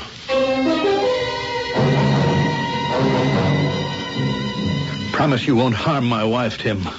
Look at her. Phyllis means more to me than life. That's how I felt about my wife. She died while I was in the pen. I know, and I'm sorry for you. Took the wind out of me. Life became empty, and when I found out, I hit the cell bars until my hands bled. That's when I said I'd get out of there and make all of you suffer for sending me up. I understand. You don't let bygones be bygones when you're talking about a wife who died because you wasn't there to look after her. And that's why I'm going to kill you, Mr. Hunter. I know that, Tim. And I don't care, just so you don't hurt my wife. No, that's not right. I do care. I think of all the years ahead with Phyllis. Wonderful years, and I do care. I'll miss those years, that future with her. If anything happened to her and I was alive, I don't know what I'd do. I couldn't face it. I really couldn't. I'd walk around in a daze. I'd end up in a sanitarium. Answer it, Mr. Hunter. And don't make a mistake. I'll kill her and then you. No, you wouldn't. Answer the door. Oh, hi, Mr. Hunter. Just checking up. Oh, thanks. Thanks, Joe. We were just going to bed. Look, you can relax now. We picked up a guy parked in a driveway a few houses away. Mrs. Dietz noticed he was parked in the Moore's driveway and called the station. He said he was just turning around. Mancuso took him in for questioning. You know, maybe he's the guy who's gunning for you. Yeah. Well, thanks, Joe. Now you can sleep, right? Mm-hmm. Thanks a lot. That's okay. I'll be hanging around. Good night. Good night. You give me an idea, Mr. Hunter. I did? Yeah, you've been pretty cool all along until I said I'd kill her and you. Don't you harm my wife. Yeah, it's more like it. You're scared. On the plane, you was mighty cool, and downtown on LaSalle Street when I talked with you after you came out of your office. Cool. I couldn't figure you. You didn't seem to care that you was a dead man. Maybe you don't care. Maybe you don't care about anything except her. You just said if anything happened to her, you'd end up in the funny house. Tim. I want you to suffer, Mr. Hunter. Oh, it's easy to wipe you out, but I guess there's only one way to make you suffer. Her. Please, Tim. Please. Don't harm my wife. 20 years in the pen, Mr. Hunter. I suffered until I was almost crazy. I want you to suffer, and I know how to make you suffer. Put down that gun. Alex. Hey, don't move, lady. Tim. Who is he? Tim, I don't care about me, but don't kill an innocent, defenseless woman. Kill? He is going to kill me? Yes, because then he'll suffer the way I've suffered. You're crazy. Now listen, stay where you are. One move and you get it. Well, this is crazy. Who is that lunatic? He's a man I sent to prison years ago. He's out for revenge. If I kill you, he'll suffer as long as he lives. A wife means more to a man than anything he owns. He said that about me? Yes, I said it and I meant it. Life without you... Come off it, Alex. You're as crazy as he is. Me? I mean more to you than anything else? More than your money and the house and your stuffy friends and your square behavior? There is no love lost between me and my husband, whatever your name is. Oh, no, lady, it won't work. Tim, please, lower that gun. You mean... Alex, you mean that he really intends to kill me, do you? Yeah. Why? Why? You murder me, you'll be doing him a favor. He hates me. He hates me because I'm alive and beautiful and he's not sure of me. He's jealous and it's eating him up. He doesn't want me. But he doesn't want anyone else to have me. Can't you understand that? He's got you brainwashed. I love my wife and I die for her. That is a lie. It's a lie. He loves only himself. He wishes me dead. Don't you understand? Good Lord, can't you feel that? It's no good. That's a nice try. The more you say what a rotten marriage you got, the more I admire you, the more I know how much he means to you. Tim, please, listen to reason. Murdering my wife or me or both of us, what happiness could that bring to you? If you kill us, you've signed your own death warrant. Tim, please don't do it. Let us live. Look, I'll help you, I promise. You've got a good life ahead of you yet, but once you pull that trigger, your life is ended too. I don't care. No! Tim, oh, my God. So long, Mr. Hunter. Police! Police! Help! I got him! I got him, Mr. Hunter. Is this the guy? Yes. Yes, that's the man, Tim Cohen. A dirty murderer. I'm glad he didn't get you. I'm not, Joe. I'm not. He murdered my wife.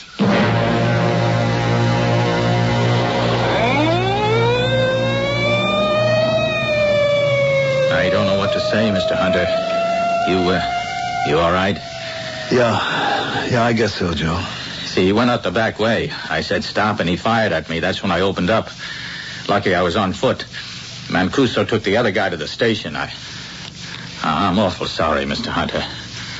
She was so beautiful, well, you'll excuse me. Yeah, sure. Thank you, Joe. Alex! He's here, Mr. Small. Is he all right? Yeah, he's all right. I got the guy. Oh, thank the Lord. Alex, I heard the siren. He killed Phyllis. What? Phyllis? That siren was the ambulance. They just took her away. Oh, no, I don't believe it. I can't believe it, Alex. It's true, Len. Well, I don't understand. Why the devil would that maniac shoot Phyllis? He wanted to make me suffer.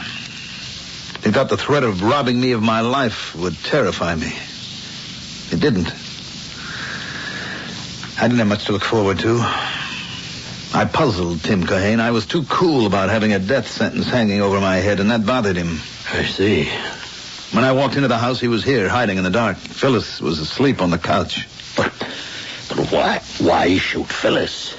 Because Tim thought that a wife is a man's most precious possession. Oh. Yes, I begin to see. Do you? I'm afraid I do, Alex. What did you say to him? When Lieutenant O'Malley came to the door, Tim told me that if I tipped O'Malley off, he'd shoot both Phyllis and me. I begged him not to. And when you got rid of O'Malley, you continued to beg. Is that right? Why should he kill an innocent person? Yes, why indeed. Even though the innocent person was a woman your jealousy had led you to loathe. You must be relieved, Alex. I am. You misled the poor fool into believing that your life without Phyllis would be barren, desolate, ended. That's what he concluded. Ordinarily, he'd have been right, wouldn't he? But after what you told me and Abby earlier tonight, do you realize what you have done? Yes. You've committed murder. Tim Cohane committed murder and paid the price for it. But you managed it. My life was at stake. And you didn't give a damn about hers. I must admit that is so, Lem. It's horrible. And you're free. And that's more horrible still. Free indeed. Look, Alex, don't you realize what you've done? Have you no sense of having arranged a murder? Don't you feel anything? I feel like having a drink. But you've caused a life to be cut off. Mine has been preserved. I'll leave the tears to Jim Marquette and her other conquests. I'm free of all that now. I am sorry for you, Alex. Don't be. I'll drink alone. And I'll toast Tim Cohane for giving me back my freedom and my sanity. Good night, Alex.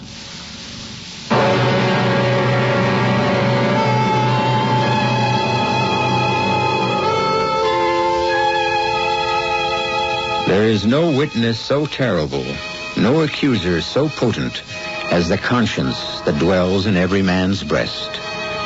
Alex Hunter made an unfortunate marriage. His young wife, Phyllis, was almost too beautiful to be true. She died, indirectly murdered by her husband's would-be assassin. What about his conscience? I'll be back in a moment. Teledisc proudly presents the Classical Collection. The Classical Collection. 3 hours of the world's best-loved music. Beethoven, Mozart, Tchaikovsky, Chopin. An exquisite 4-album library, the Classical Collection comes wrapped in its own gift box with a special program guide only from Teledisc and not in any store.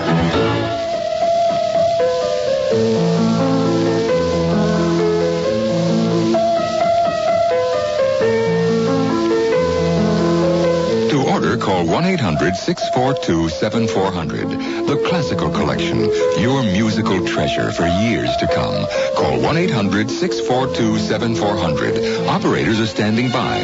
Credit cards accepted and satisfaction is guaranteed or your money back. Call 1-800-642-7400 to order your copy of The Classical Collection today. In the spirit of holiday giving, the Wall Street Journal offers the following advice. Give your business associates, friends, or even yourself a gift of real value. A gift that can benefit careers and help get the new year off to a successful start. Give the Wall Street Journal. The Journal provides a clear, complete look at the business world, and it's organized to give readers the news they need quickly every business day. From the economy to politics, personal investments to corporate finance, marketing to technology and the law, you'll find it in the Journal. What's more, the Wall Street Journal is a gift that will be enjoyed long after the holidays. Now, in fact, you can send a 12-week subscription for only $29.75. That's 12 weeks for only $29.75. Call toll-free 800-231-1800. Call now so the Journal's gift card in your name will arrive in time for the holidays. Today's Wall Street Journal. Faster, tougher, smarter. Call 800-231-1800 now.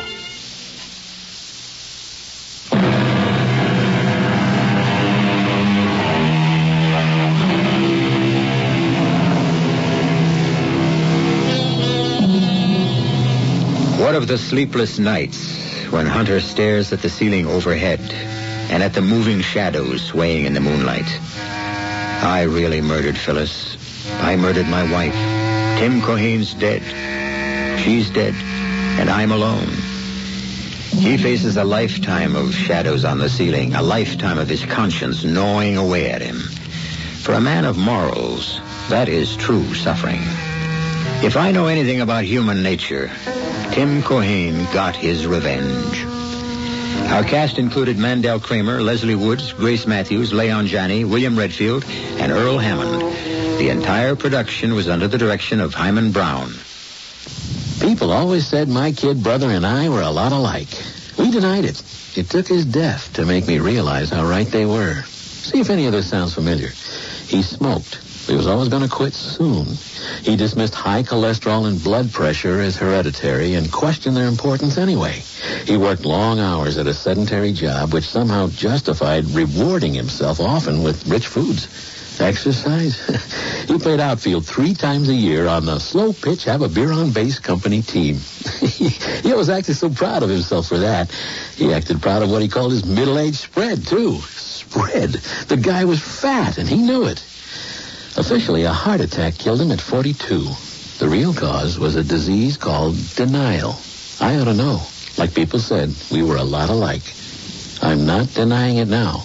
Just working to change. You can help prevent heart disease. We can tell you how. Call your American Heart Association. This is E.G. Marshall inviting you to return to our Mystery Theater for another adventure in the macabre. Until next time, pleasant dreams.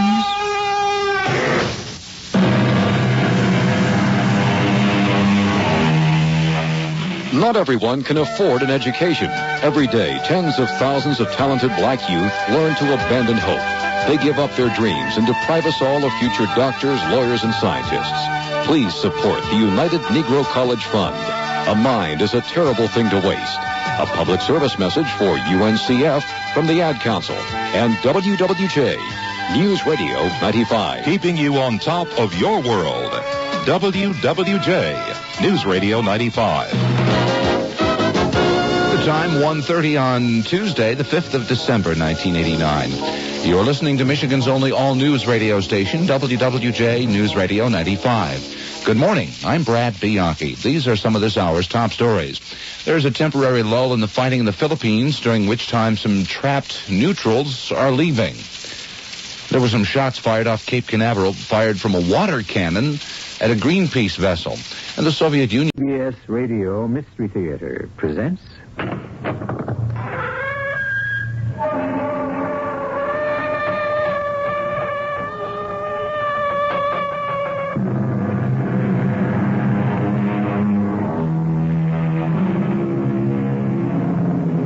Come in.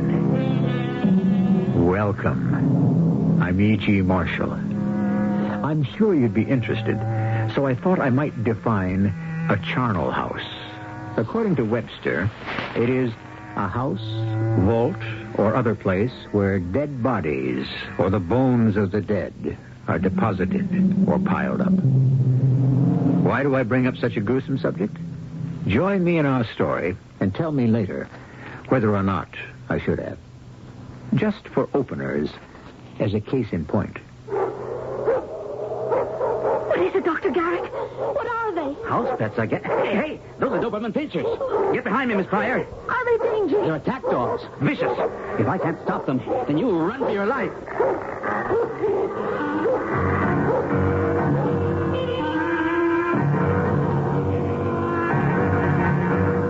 Our mystery drama, The Charnel House, was written especially for the Mystery Theater by Ian Martin and stars Roberta Maxwell.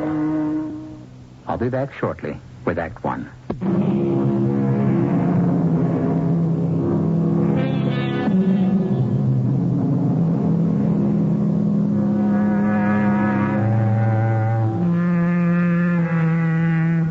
At the turn of the century, the last place anyone would have connected with a charnel house was the prestigious Chisholm Clinic, some 30 miles northwest of Boston, on the rugged shores of Cape Ann. Dr. Carlton Chisholm had poured his life savings into a miracle palace of diagnostics for those who could be rescued from the shadow of death, and a haven for those who could not be helped to escape it. But dark shadows lurked behind the bright promise, as Jane Pryor is about to discover. By the time I got off the train at Marblehead and into the Hackney carriage, I was exhausted. The long 12-day trip that had brought me home from Vienna had been a nightmare, tortured by fears and uncertainty. Now that I was on the final lap, the last thing I wanted to do was to make conversation. In all the rush, I didn't get a chance to introduce myself. I'm Dr. Stephen Garrick. How do you do? May I ask your name, Miss... it is Miss, isn't it? Yes, it is. Miss Jane Pryor. Oh. I don't mean to pry, but are you headed for the same place as me? I don't know. I don't know where you're headed. Oh. I thought from the fact I was a doctor... I'm going to the Chisholm Clinic. So am I. You work there? No. Well, you certainly can't be a patient. I'm going to visit my father.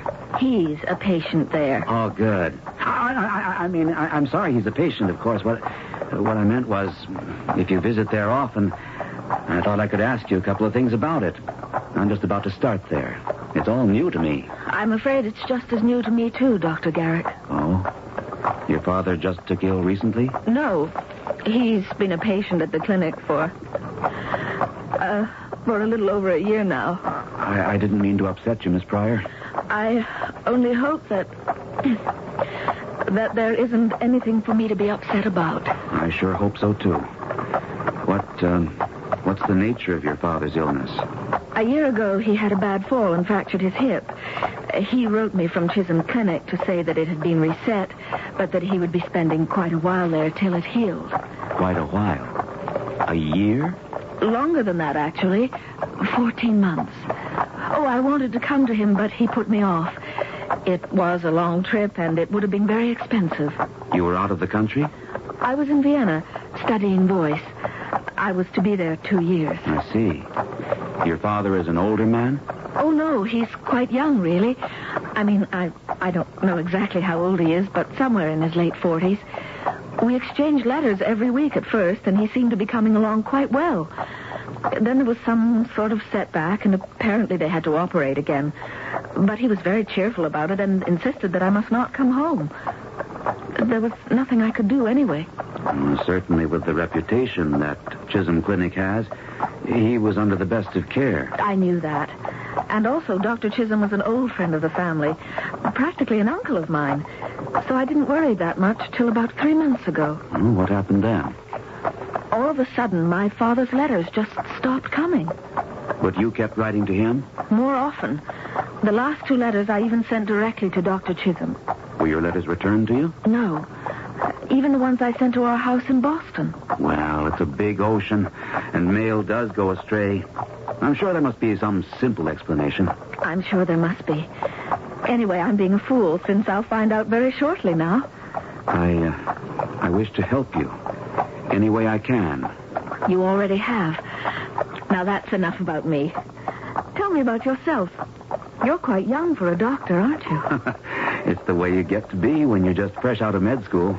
Will this be your first job? Sure will. And not a moment too soon. What do you mean? Well, I more or less had to put myself through medical school, so it had to be a small one. And you don't waltz into good internships that easy if you're not from one of the bigger schools. In fact, I just about given up hope when this fell open. I mean, the Chisholm Clinic, that's really hitting the jackpot. I congratulate you. Yes, what a piece of luck. You say the job fell open. How did that happen? Now, that's the part that's not so good. The guy they had was in his 2nd year. He was carrying around a virulent culture in a test tube, and somehow it slipped, and in trying to catch it, he cut his hand and got it infected. Is he very ill? Not anymore. He got blood poisoning through his whole system and died of it 2 days ago.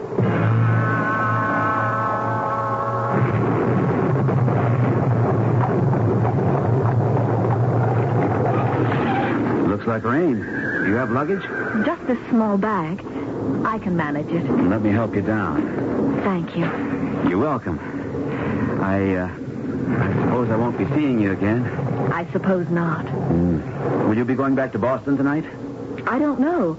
That depends on how I find my father. I hope you find him in the best of health. I'd just like to say, if I can ever be of any help...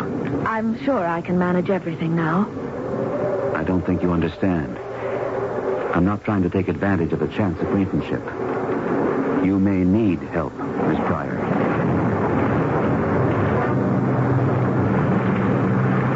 I had scarcely reached the cover of the portico before the rain came. Since I was sheltered, I hesitated before ringing the bell. The strange way Dr. Stephen Garrick had said that I might need help, emphasizing the word need, had caught my ear. I had the uneasy feeling that had haunted me all the way from Europe, that something was very wrong.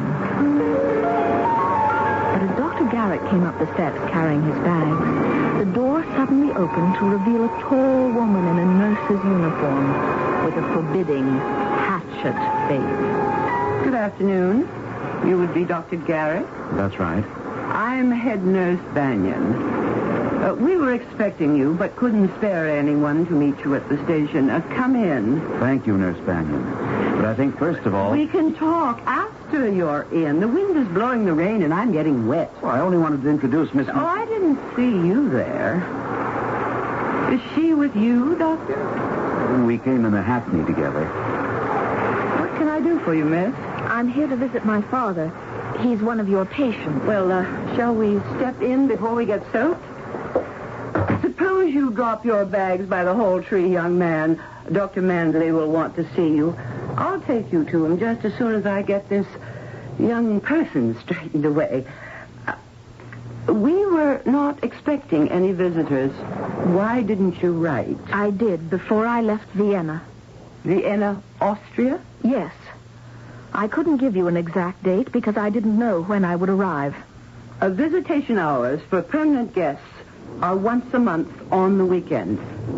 Not till a week from Saturday. I've come over 4,000 miles to see my father, and I intend to see him now, today, this minute.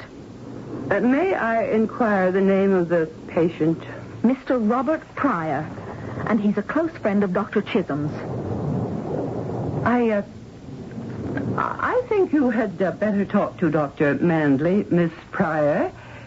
You'll have to wait, Dr. Garrick. That's all right. I don't mind. I don't want to talk to anyone else but my father. Well, of course. But you must see Dr. Mandley first. Why? Who is this Dr. Mandley? At the present time, he is the head of this clinic. This way, please, Miss Pryor. She turned and headed towards one side of the big hall. My head was clamoring with unasked questions. I had a sick sense of foreboding. What is it, nurse? Dr. Mandley, this is Miss Jane Pryor, the daughter of Mr. Robert Pryor. Robert Pryor? Oh, my dear Miss Pryor, yes. Come in, come in. Won't you please sit down? Dr. Mandley, I want to know what's going on here. I'm not a fool. Obviously, there's something very, very wrong. It's father, isn't it? What's wrong? Well, I thought, of course, you knew. I'm afraid that your father is dead, Miss Pryor. When did it happen? About 2 weeks ago. Oh, no. Oh, Father. Close the door, nurse, and fetch some brandy in the decanter. Now, Miss Pryor, you must try to relax. I know what a terrible shock this must have been. All the pent-up emotions of the last 12 days, the agonizing frustrations of what had seemed like an endless journey, the strain of trying to turn away from the terrible presentiment that my father might be dead hit me. I felt the room spin, and I must have fainted for a while. When I came to, I was saying, why didn't someone write and tell me? But we did, my dear. Apparently our letter must have reached Vienna after you left. But how could he die? I mean, just of a broken hip. Your father had a great deal more than that's the matter with him. You mean the other operations? I mean the cause of them. Something we were not able to arrest. I don't understand. Your father had osteomyelitis, my dear. What's that? A disease of the bone and the bone marrow. The disease has a normally slow growth, but in your father's case, the deterioration was very rapid. Oh, I assure you he had every care, everything that money could buy. Even after the money ran out, the clinic provided the same lavish care for him, but, well, to no avail. The money ran out? The cost of medical care can be astronomical. But then, what is more precious than life, if it can be saved? But if there's no money left, what am I going to do? Well, I thought, I mean, you were off in Europe, and your father was not exactly a rich man. We thought you were independently wealthy. I had to beg, borrow, and steal to get myself home. I have less than $2 in the whole world. I don't know what... Oh, yes. Yes, I do know what. I want to see Dr. Chisholm. Well, I'm afraid that won't be possible. Perhaps we could put up Miss Pryor for the night, Dr. Manley, and tomorrow she could talk to Dr. Chisholm. Yes. That's an excellent idea, Nurse Bannion. And I shall prescribe a sedative for her so that she may have a good long rest, the one she needs. Miss Pryor, I won't take no for an answer. You must be our guest. I had this dreadful urge to run. Run from someone who seemed only trying to be kind. In any case, where was there to run to?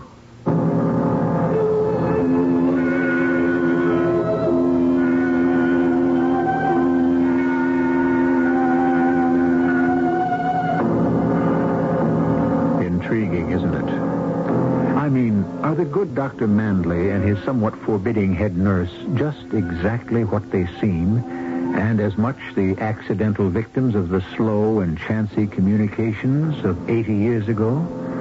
Or is this, as Jane somehow senses, a case of step into my parlor, said the spider to the fly? I shall return shortly with Act 2.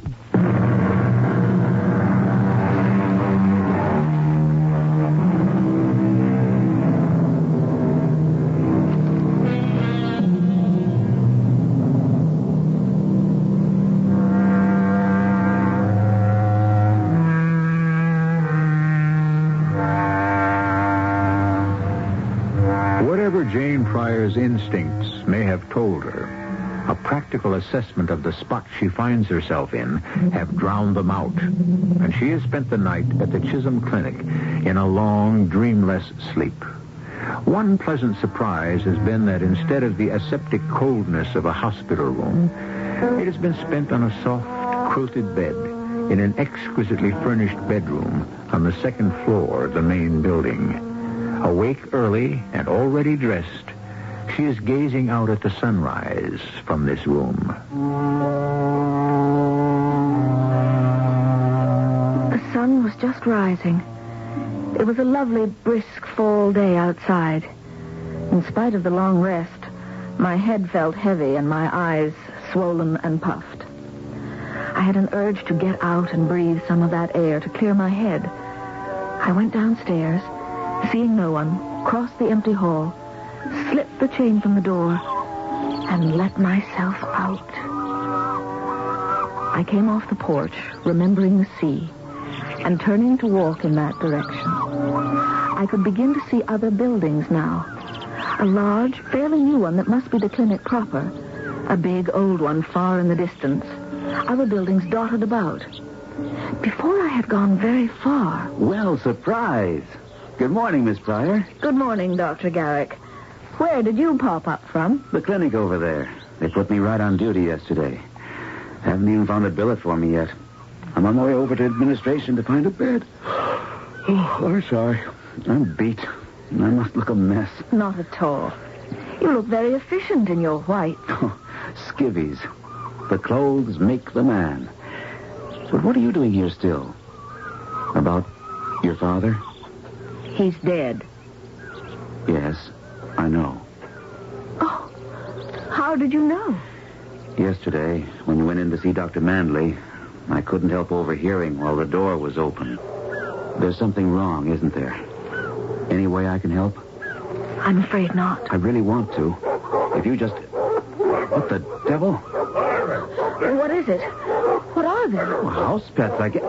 Hey, those are pinchers. Get behind me, Miss Pryor. Oh, are they dangerous? They're attack dogs. Down, boys. Down. I can't stop them. I'll keep them busy. Then you run for it. But, Doctor... Listen to me. They're vicious. Down! You hear me? Down! Sit, hands. Sit, Gretel. Easy, then. Easy. Stay. Oh, Sure, I'm glad you showed up. Who are you? Who are you? Dr. Garrick. And this is Miss... We ain't got no Dr. Garrick here. I just joined the ranks yesterday. Oh, you're the new intern? That's right. Who are you, sister? Well, this is Miss Price. Let her answer for herself. Now, just a minute. Who do you think you are? I'll tell you, Doc. The name is Morris, the enforcer. I'm in charge of security around here. You break my rules, I'm the boss. Please, don't argue. My name is Pryor, Jane Pryor. My father was a patient here. How did you get on the grounds? I came yesterday afternoon. And stayed the night? Yes. I never heard of no visitor staying overnight. It was Dr. Manley's suggestion. Oh. Well, I'll check on that, you know. Why don't you go do that, Mr. Enforcer, and take your two brutes with you? I'm not quite finished. Where was you headed, miss, at this time in the morning? I wanted some air. I thought I'd walk down to the sea. And you, Doctor? They haven't given me a place to live yet. I was working at the clinic, and I was going over to administration to see Dr. Manley or someone about getting somewhere to sleep. Okay. Now, you know this. From sundown to sunup, the dogs are loose. Anyone wants to move around outside, you check with me first. What is this, a prison? No, Doc. But you see that big old building down there? We got a lot of strange cookies in there, ain't got their heads screwed on right. For their protection, as well as everybody else, we make sure everybody stays where he won't get hurt. And you better get back inside. All right. I guess we better get inside. What a terrible man. Yes, I'd like to catch him without those dogs of his and... I don't think you want to tangle with him. He looks awfully powerful. Like a bouncer or an ex-pug. I can't understand Uncle Dr. Chisholm having a man like that in his employ. I think I'll speak to him about it when I see him. Uh-oh. What is it? We have a reception committee. Dragon Lady, Nurse Banyan. I suppose she's looking for me. Will I see you again? I don't expect so. My father is dead, and I've found out I have no money. I don't know where I'm going to be. Miss Banyan peremptorily told Dr. Garrick she would show him to his room, and that Dr. Manley was waiting to see me. In his study, I found him in operating whites, and in a rather strange mood. First of all, let me apologize for the earliness of the hour, but I shall be in surgery all morning. I didn't know that you knew Dr. Chisholm so closely. Well, I don't anymore. I haven't seen him since I was 10 or 11. I see. But you and your father were very close to him. Oh, yes. In a certain way. I mean, my father was Dr. Chisholm's driver till he moved out here to open the clinic. Oh, your father didn't come with him? No. He didn't want to take me away from my music school and teachers. So the doctor helped him get his own carriage and hackney service. That's how he was able to afford to send me to Europe. Well, I had no idea he was a special friend of Dr. Chisholm's. He was visiting the doctor out here when he broke his hip. Didn't you know that? Why, no. I wasn't on his case.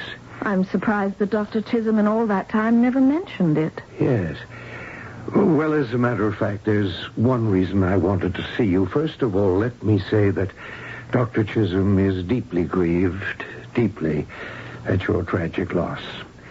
He wants me to convey to you that you must make your home here until you can make whatever other arrangements you decide. Well, I can't. I can't take charity like that. Well, I tell you what, if it'll make you feel better, you can help us here.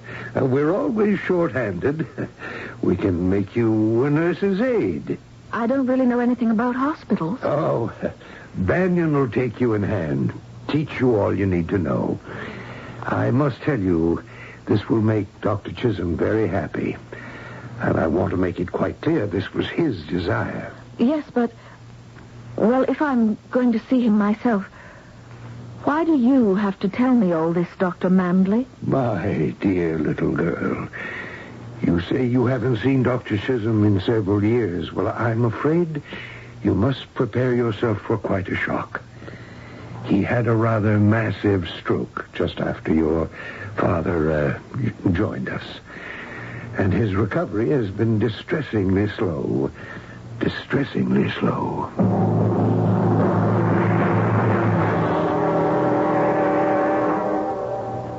Here's little Miss Pryor come to see you, Dr. Chisholm. What? Who's that? Nurse Banyan. Not you. Who? It's me, Uncle Carl. Remember? Little Janie. Janie. Little Janie. Janie Pryor. Don't you remember, Uncle Carl? How I used to come here summers and we'd run down to the water and how you taught me to swim. And all the places, the secret places you showed me in the rocks and the shells we gathered and how we'd run on the sand. Shells. Sand. Yes. Little brown legs. Sturdy legs. Janie. Little Janie. Oh, you do remember. I'm here, Uncle Carl. Don't. Good to have you back. Don't go away. I won't till you're better. Children. Lonely men need children. Lucky man, Pryor. Good man. Where is Pryor? Doesn't he know? He does, but he forgets. You'd better leave him now. But I just came. Where's Janie? Little Janie. I'm here, Uncle Carl, here. But Janie's going to have to leave. It's time. You're doing him harm. Go. I've got to sedate him. Janie. I have to go now, Uncle Carl. Don't go away. Don't leave. I promise. I won't leave. I'll stay for as long as you need me. And so I stayed. A week passed, and I was kept so busy I had little chance to see Uncle Carl. There was another huge building I came to know, down by the sea, filled with human flotsam and jetsam. The elderly, the nearly senile, the lame and the crippled, the unwanted, deserted by their families. They needed help, too, and I tried to give it to them. As the days passed, I wondered that I hadn't run into Dr. Garrick. And then, one day as I was wheeling a new arrival to her room... Well, it's a small world. Dr. Garrick, fancy meeting you here. No accident. I was looking for you. I've got to talk to you. I can't right now. Oh, Dr. Garrick, I want you to meet one of our new guests. This is Mrs. Elizabeth Browning. Not Mr. Robert Browning's wife, the poetess, although heaven knows I'm old enough. Pleasure to meet you, Mrs. Browning. I find you as ageless as the first one. Oh, my, such a nice bedside manner. Don't waste it on me. Save it for the young lady. But she's not my young lady. Yes, but keep trying. Go talk to him, Miss Pryor. He has something he wants to say to you. I can't leave you alone. Oh, of course you can, my dear. I can wheel this chair myself into my own room.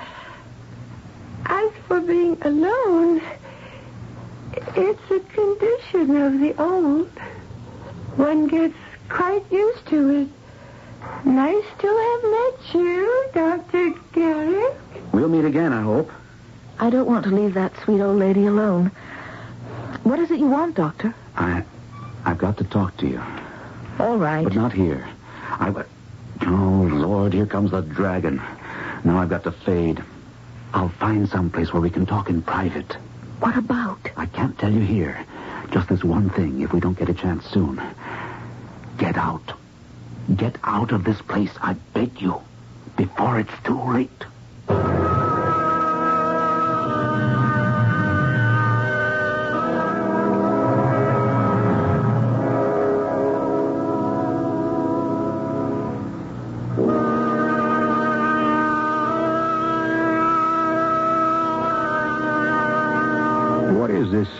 strange establishment with its atmosphere of mystery and decay. This land of the lost, of the abandoned, the mutilated, and the insane. I shall return shortly with Act 3.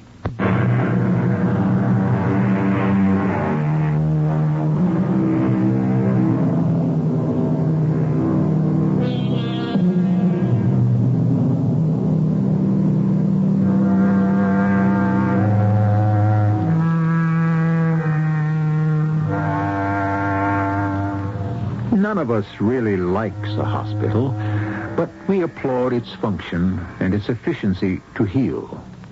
We are less fond of an asylum or a sanitarium, but again, it has a goal: to help bind up the wounds of the mind and return people to their worlds again. But no one can like a hospital for chronic cases, for those who have no family, or a family who either can't or won't care for them anymore. And worst of all, for those who can't afford to pay for care, to whom the last refuge of the human soul, the preservation of dignity, has been denied. Jane? Yes, Miss Banyan? Was that Dr. Garrick you were just talking to? Yes. What was he doing here in this building? I don't know. I suppose his duty. His duty is confined strictly to the medical clinic. I'll have a few words with that young man. Where did you put Mrs. Browning? I put her right here in 5. It's empty now, and... She does not belong here. Take her upstairs to 51. Oh, the general ward? But she doesn't belong there. She's not The sick. woman is senile. Indeed she is not. She's bright as a penny. May I remind you that you are not a doctor? I don't have to be for this. Why, if you put this sweet little lady up with all those poor, sick women... I want to talk to Dr. Chisholm. I'm sure he wouldn't allow it. You are to stay away from Dr. Chisholm. Your presence is not good for him. He's had quite a setback since your visit. I don't believe it. And you can't keep me from seeing him. The orders are not mine. They come from Dr. Mandley. Then I'll go to him. As you wish.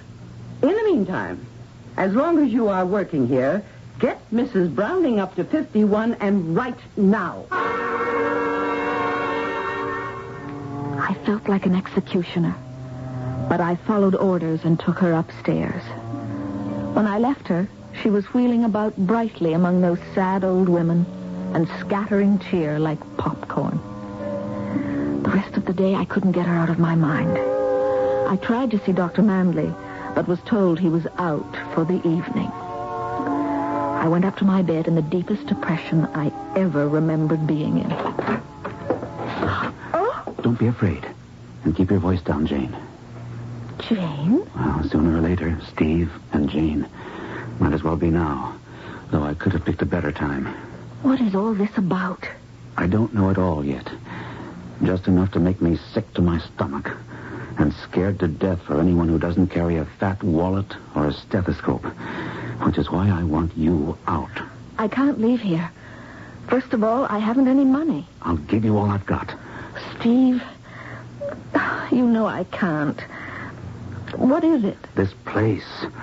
The Chisholm Clinic. When I was a pre-med student, all through med school, how I revered it. Looked up to it. The house of life.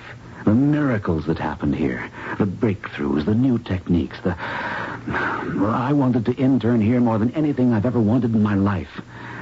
I applied. But, as I told you, it was my best friend who got the job.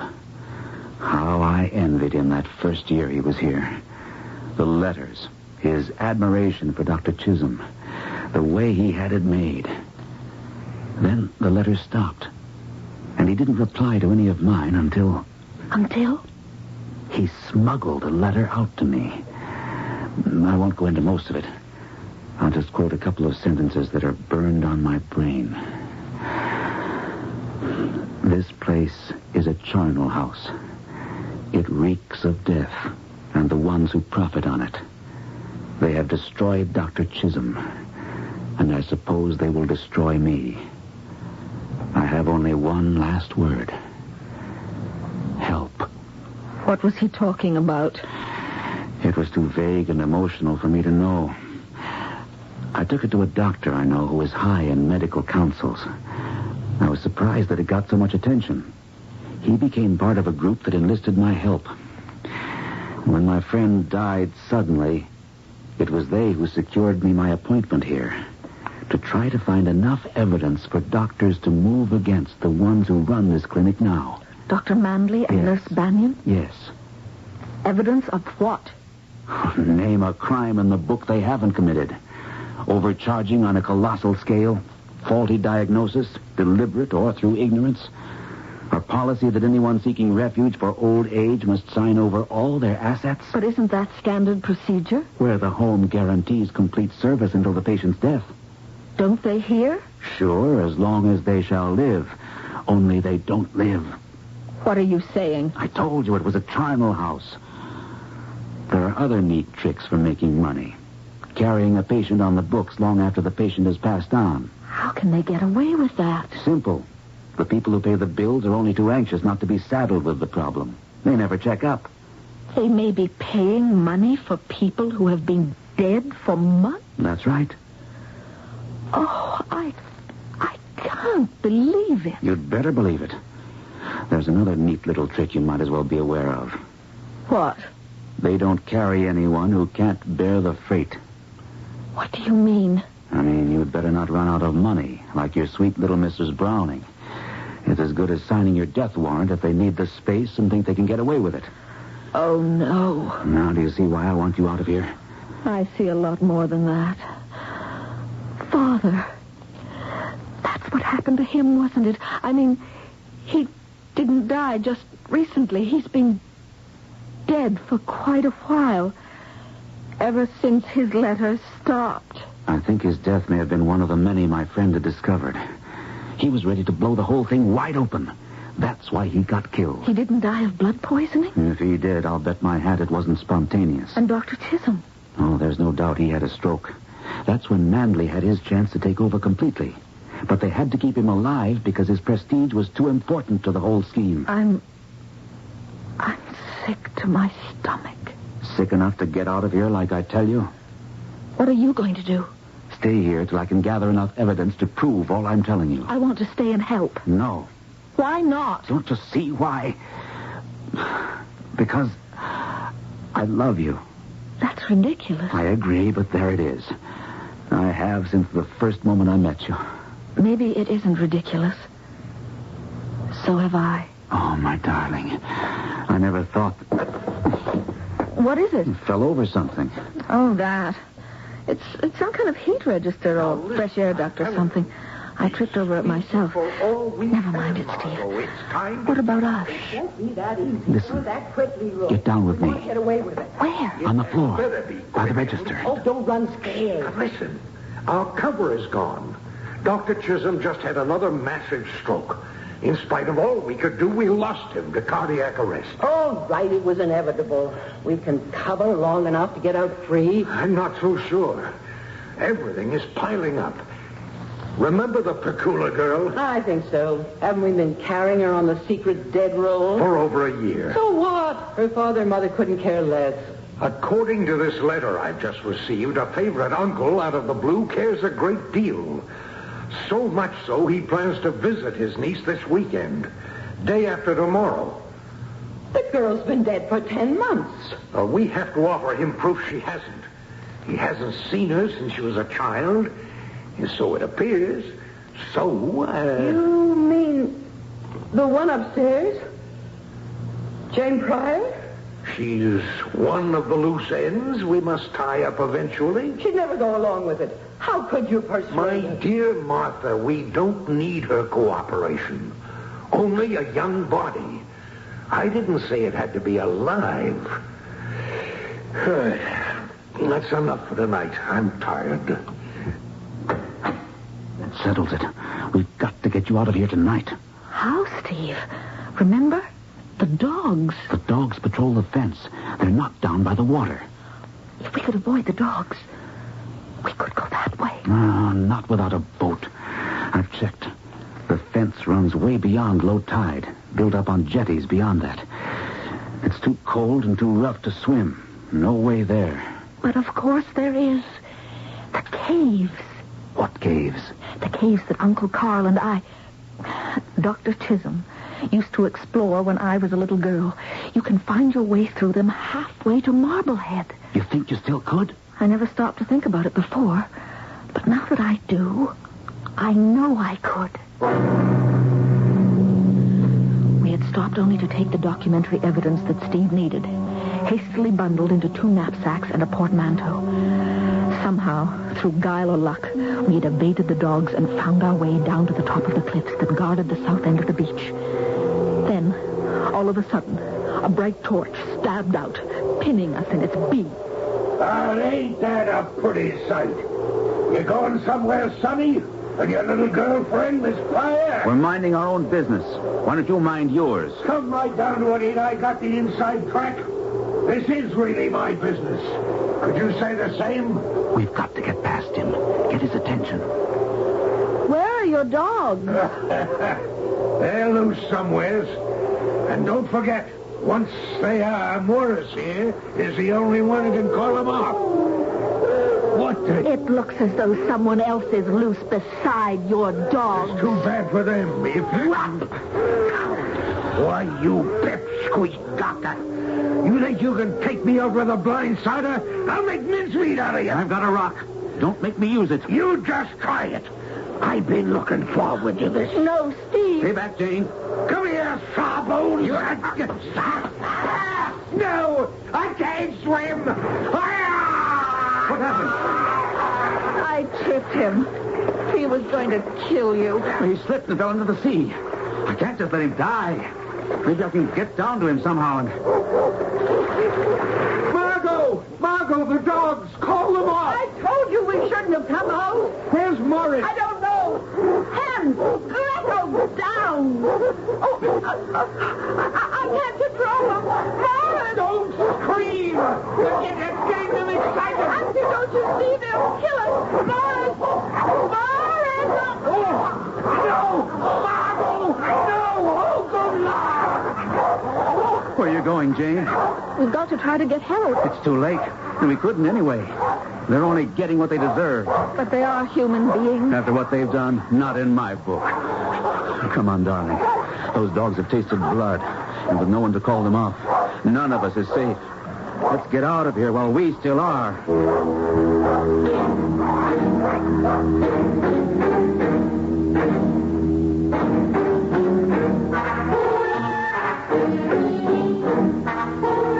I suppose that Nurse Banyan must have checked my room and found me missing. Perhaps she was suspicious of Steve also. There's no way of knowing why they panicked and came out of the house after dark to expose themselves to the dogs. Probably they thought they were safe because Morris was there to call them off. Only Morris wasn't. He was already dead. And now, so were they.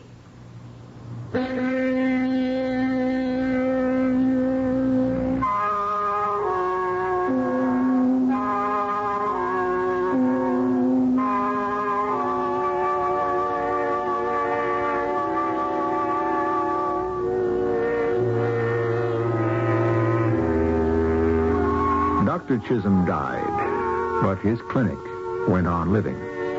The same group of doctors who had arranged for Steve Garrick to investigate it took over. They planned to run it only until Dr. Garrick was ready and accredited to take over. They had as deep a faith in this young doctor as his wife, the former Jane Pryor, had. No two people were more wedded to the proposition that no one should be allowed to approach death without dignity. I'll be back shortly.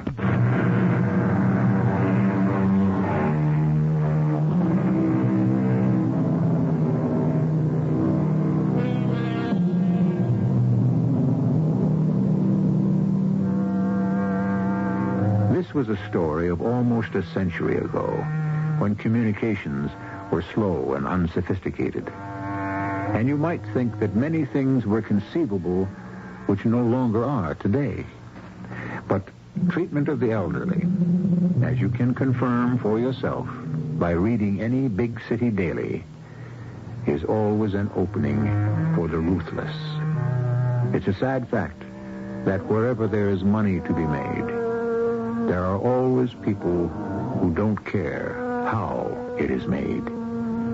Our cast included Roberta Maxwell, Gordon Gould, Grace Matthews, and Court Benson. The entire production was under the direction of Hyman Brown. This is E.G. Marshall inviting you to return to our Mystery Theater for another adventure in the macabre. Until next time, pleasant dreams.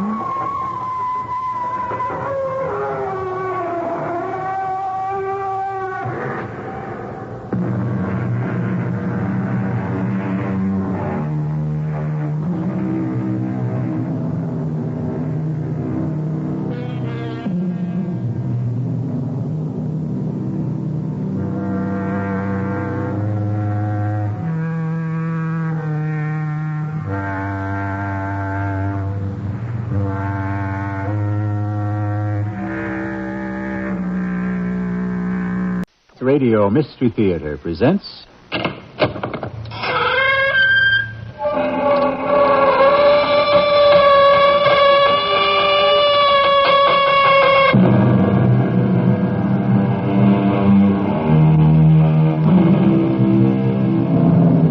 Come in. Welcome. I'm E.G. Marshall. Jules Verne wrote his classic fantasy From the Earth to the Moon in 1865. It was the era of the horse and buggy, and Verne's readers agreed space travel must be surely the ultimate trip. Today, however, we are told that the space shuttle will make orbital flight as commonplace as a bus ride or the commuter express. And yet, we still look to the stars for a glimpse of the unusual, the mysterious, the otherworldly. Luna from Argonne? Come on. Your act has gone on long enough. I'm placing you under arrest. I'm sorry, but I cannot allow that. Into the airlock, lady. I warn you, Captain, you are forced... Now, you just keep your hands at your sides. The mind lock does not require contact. My head, she's inside my...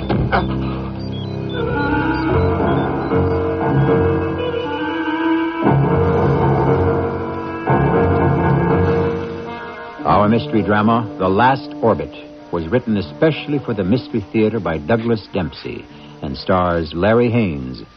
I'll be back shortly with Act One. An astronaut, like an athlete, is doomed to a short career. Then he's put out to pasture. Former astronauts do, of course, have job opportunities. Corporate executive, TV personality, even congressman. But the transition is hard. Once adventure has been tasted, a crash diet of daily routine can starve the spirit, even kill a man. Tonight we join Commander Emmett Rockwell in the not-too-distant future. A senior astronaut and about to retire. He's attending a farewell party and pondering exactly how to make his exit. Not just from the party, but from his career.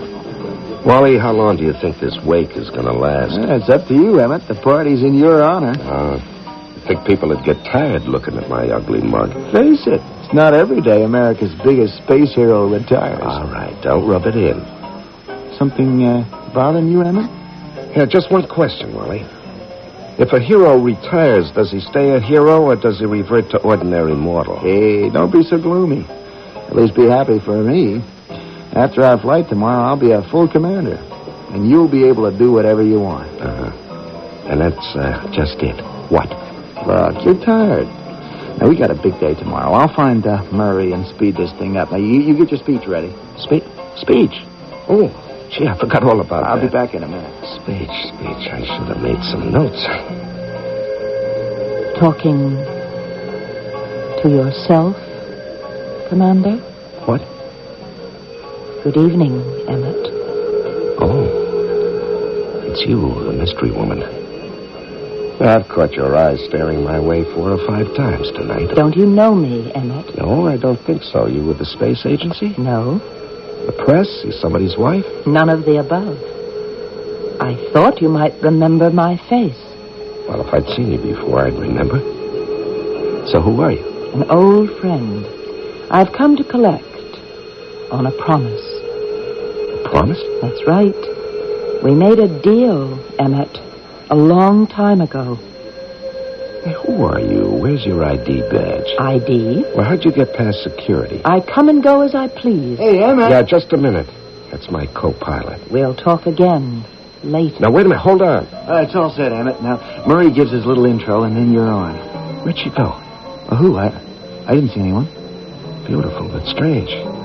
Insists I've made some kind of a promise to her. Probably one of your fans. They're always a little melodramatic. Now, get yourself together. You're on next. What? Oh, yeah, right. Let's go.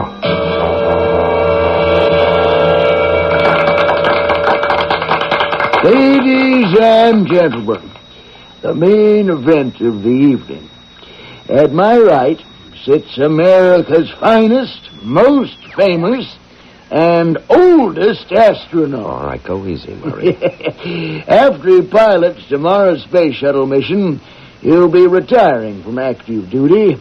So, let's give him a big send-off. Commander Emmett Rockwell. Please. I am not the hero you make me out to be. My job is simple, really. I'm just a capsule jockey. Well, think about it. The tech crew builds them. The ground crew flies them. All I do is ride them. It's you people that make me look good. It's me, Emmett. I'm the one who makes you look good. What? Emmett? Something wrong? No, I was saying what a great support crew you've been. You're the real heroes. Thank you all.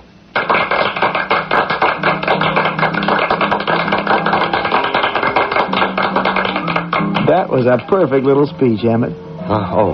Yeah. They're a great group. Hey, you look beat.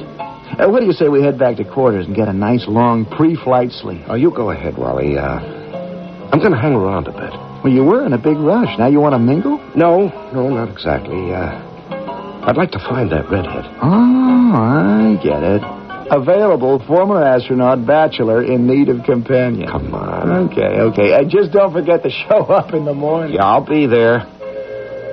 I think it's time we talked about our deal, Commander. Oh, you. Now, look, I want some answers this time. Who are you? An old acquaintance.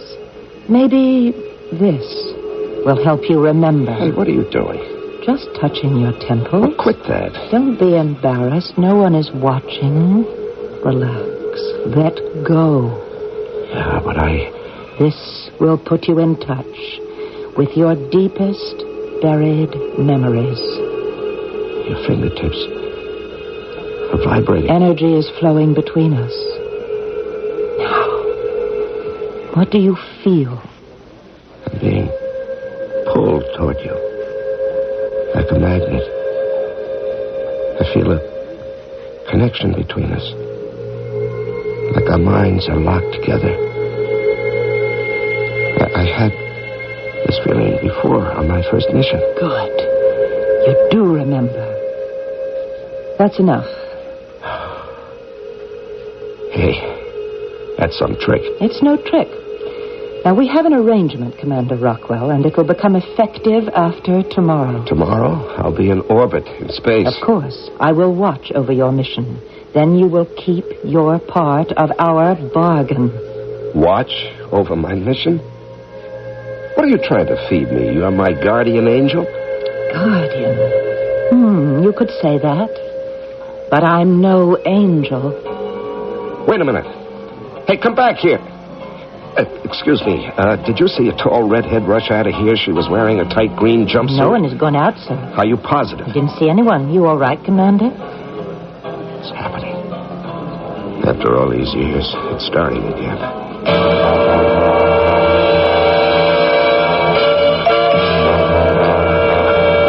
Morning, Emmett.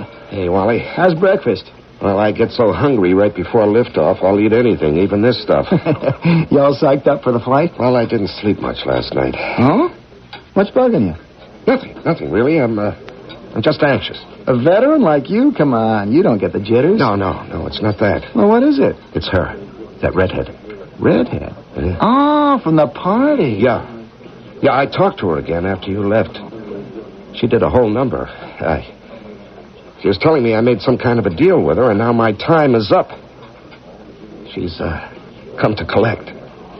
It's a real prophet of doom bit. Emmett, you keep fretting over your retirement, you'll end up permanently retired. Stress can kill, you know. Or cause a breakdown, hallucinations. That too, sure. Why? Look, no one saw that redhead except me. You think you imagined it? Well, something like this did happen before. I had a kind of a vision. It's not in your record. Well, I never reported it. It happened 18 years ago during my first space flight. Oh, well, there you go. That makes sense. First flight jitters, last flight jitters. It's the same reaction. You think so, huh? Sure. Just fight it off. By the time we get to the launch pad, you'll be fine. Yeah, I hope you're right.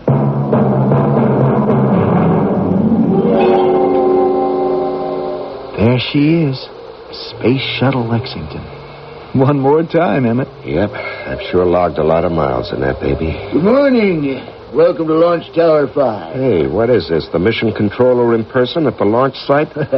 Just wanted to see you off, Emmett. Well, for Pete's sake, Murray, no tears. I'll be back. Now, here's the elevator. Let's go. Just you've both been briefed on the mission. Who needs briefing? We've flown the same mission every month for 2 years. You've seen one satellite salvage, you've seen them all, right, Em? Well, it's hardly my idea of a glamorous final mission. No spine-tingling danger, no chance for heroics. I know that's your style, Emmett, but try not to pull any stunts this trip, okay? This is it. Level 20. Boy, the view from up here is always spectacular. What a day. It's so clear you can see Jacksonville. You know, whenever I'm up here, I feel it. Hey, Molly, look. Look down there. What? It's her. She's here, right at the base of the launch tower. Emmett. Murray, help me. What happened? Emmett's frozen up. Give me a hand. Get him back. Away from the railing. Emmett. Emmett, answer me. I'm okay. What happened? Oh, I had a sudden flash of vertigo. Imagine an astronaut afraid of heights. Now, listen. If you're not well, I'll abort this mission right here and now. No, Murray, don't abort. I'm fine. I just need to sit down. Wally, help him on board the ship. Just climb in your seat, Emmett. Did you say, Wally? Shut up. I've got to smooth Murray out or he'll scrub the lift off. I'll talk to you later. Wally, come out here. He's all right now, Murray. What the heck is going on here? It's just nerves. It's his last flight. He's a little jumpy. You sure that's all it is? He'll be fine. Now, once we get into orbit, he'll unwind. You better be darn sure of that. 15 minutes to launch. All personnel clear the tower. Wally, keep an eye on him. Don't let him do anything dumb. Yes, sir. Don't worry.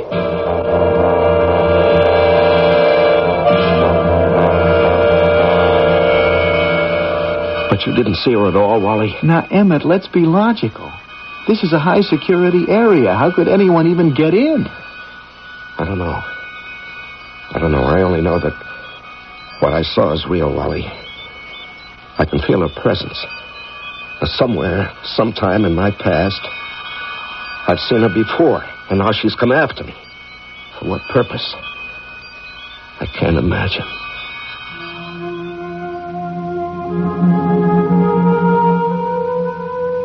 A beautiful woman of unknown origin, flaming red hair, fabulous figure, and a penchant for the mysterious. Too good to be true? Remember, one man's dream can be another man's nightmare. For Commander Emmett Rockwell, retiring astronaut, this woman is a specter of doom. Who is she? We'll check her references in Act 2. One of the most...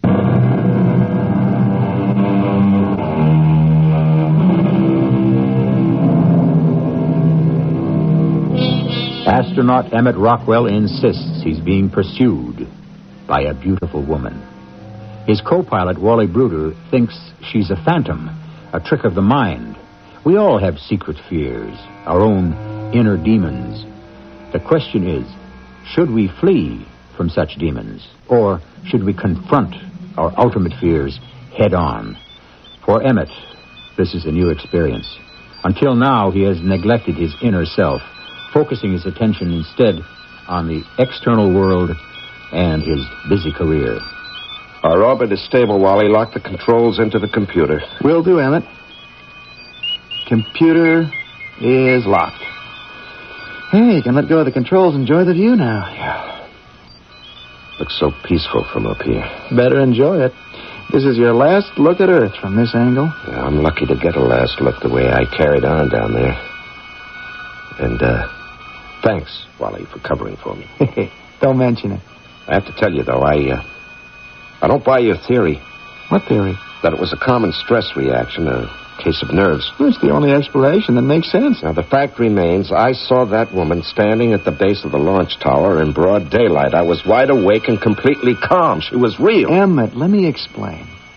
Now, something's bothering you, so your mind, your subconscious, gives the problem a name and a face.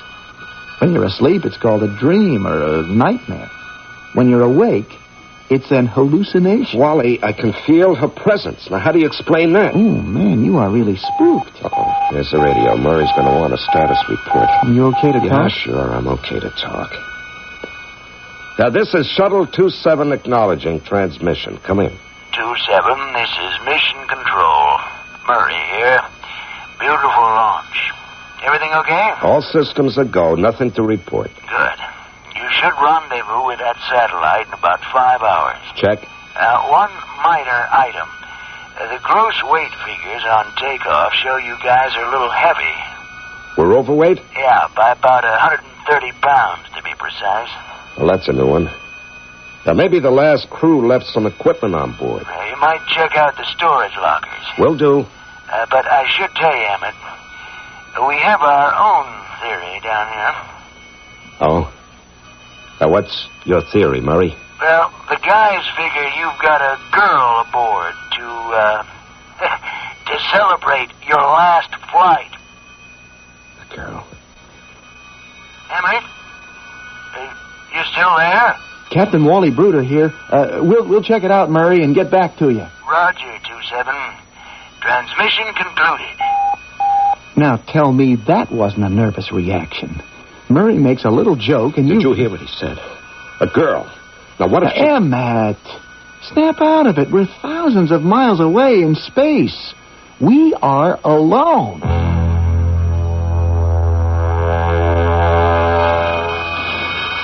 Nothing here. Or here. And that's it, Wally. I've gone through every storage compartment we've got. Nothing in the cargo bay either. Now, how could we miss 130 pounds of equipment? Well, maybe Murray miscalculated. All right, let's try the airlock. Oh, Emmett. The only place we haven't looked. But it's just a cubicle. It doesn't have any lockers, just a seat for... Oh, come off it. You don't think... All right, give me a hand with the hatch. Boy, this is a waste of effort. It's a stowaway. Good day, gentlemen. Oh, who are you? How did you get... I'm called Luna. I'm a friend of Emmett's. Now, you know I'm not crazy, Wally. She is real. How did you get past security? No trouble at all, really. Oh, you got trouble now, lady. Stowing away on a space shuttle flight is a federal offense. That doesn't concern me. I am here for Commander Rockwell. But why? Why? What do you want with me? Think back, Emmett, to your first mission. Your very first space flight. Well, that was 18 years ago. How would you know anything about it? That is where we met. Don't you remember? You had a vision. This is crazy. Emmett, she must have overheard us at breakfast. Or else she's reading my mind. I recommend that we lock her up and keep her under surveillance. And we radio report to mission control. Yeah, I suppose we should. Stand back, ma'am. I'm going to shut this hatch now. Just think back, Emmett. All those years ago.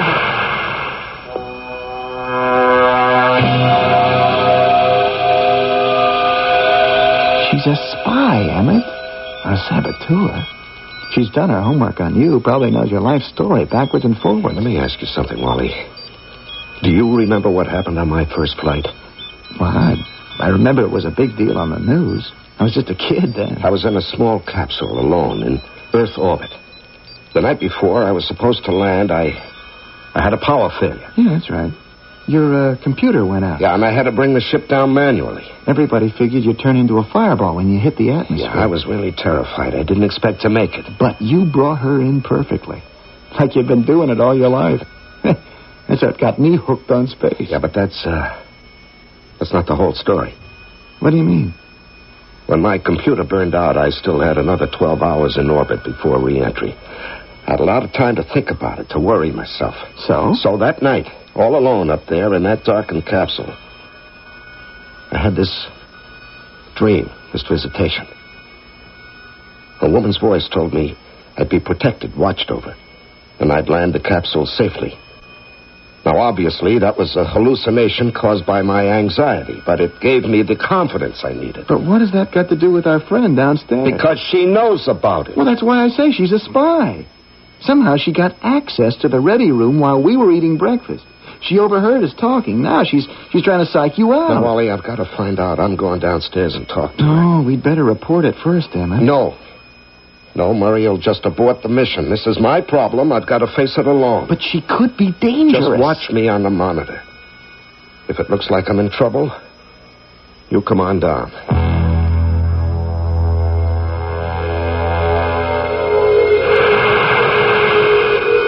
Okay, Luna, you can come out now. You've decided to trust me, Commander. Now, look, let's get something straight. I'm here because I want some answers. Of course. My partner, on the other hand, is aching to lock you up and throw away the key. But, Emmett, you know all the answers. Try to think back. Now, look, I've racked my brains. I just don't remember You have buried the memory deep inside. We must pull it out. Perhaps I should use the mind lock. Oh, is that another one of your little tricks? The mind lock is quite powerful. It will allow our thoughts to mingle. If you cooperate, it will trigger your deepest memories. You mean I've got to trust you if I want to get to the bottom of this, huh? Yes, Emmett, you must trust me. Well, okay, if it'll explain who you are, let's do it. But I'm warning you, Luna. Don't you try anything. Wally is watching us on the monitor. Don't worry. Just close your eyes and try to relax while I stroke your forehead. Let the years roll back. It is 18 years ago. Your first mission. You are alone in your space capsule. Describe what you see. The capsule is very small. It's dark. I'm shutting down the controls. And I'm getting ready for sleep. But wait. What's happening? Something's wrong. My instrument panel just lit up like a Christmas tree. And I see a face on the view screen. Go on, Emmett. Describe it. It's a woman. It's you. You're saying that you're a friend. A traveler from far away. You want to talk. You want to help me. And do you believe me? No. I'm thinking this must be an hallucination brought on by stress. Do you need help, Emmett? Yes. Yes, I do need help. My ship is crippled. I have to bring it in manually. I'm afraid I won't be able to do it. I'm afraid I may die. And do I offer to help you? You offer to make a deal. Yes. You will unlock my mind. Your thoughts will become one with mine. You will guide me, give me strength, confidence. And what do I ask in return? You want me to make a promise in exchange for giving me this heroic streak in my personality. I must agree to return with you to your home when I retire. It's a little like Faust. I will lead a charmed life but I'll give you my soul. And what is your decision? I decide to accept your offer because... Because you believe in me? No, because I know it'll end the hallucination. I learned that in my training. That's enough. You may return to the present. You see, Emmett? You remember it all. I remembered a dream I had 18 years ago, so what does that prove? I was in your dream, and I'm here now. How do you explain it? The whole idea is preposterous. Now, you've planted some sort of hypnotic suggestion in my mind. Wally's right, you're some kind of saboteur, and this is psychological warfare. You know that's not true. The explanation is very simple. I am of a superior intelligence, not of this Earth. Not from Earth? I am Luna Exlala, from the planet Argon, of the star Sirius, 8.7 light years away. But that's fantastic. You're an extraterrestrial? Or you are extra Argonian. It's all on how you look at it. Oh, that's incredible. Now, that would explain your mental powers, your influence over me. All right, miss. Hands off the commander. Wally, did you hear what I heard the whole thing on the monitor. She's got you mesmerized, Emmett. You don't believe me, Captain? Luna from Argon, come on. Your act has gone on long enough. I'm placing you under arrest. I'm sorry, but I cannot allow Now, that. Wally, please. Everything's under control. I'm sorry, Emmett. I'm going to override your judgment on this one. Come on, lady. Into the airlock. All right, Wally, I'm still commander of this ship. Right now, you are in no shape to run this ship. I'm taking over your command according to emergency procedures. Okay. Let's go, lady. Through the hatch. I warn you, Captain, you will force me to employ the Argonian mind lock. You just keep your hands at your sides. The mind lock does not require contact. My head, she's inside my... What have you done to him? It's called psychokinetic thought seizure. All right, so you proved your point. You do have superior mental powers. Is this what you intend to do with them? Cripple my crew? No. I intend to collect on that promise of yours, Emmett. I'm taking you back with me to Argon. So, Luna plans to collect on an owed debt. The amount owed is considerable. It's Emmett's life, payable on the day he retires. But Emmett is not anxious to pay up, and so he's got to think fast. Can he bargain, negotiate, or otherwise escape from his commitment? We'll find out in Act 3. Hello.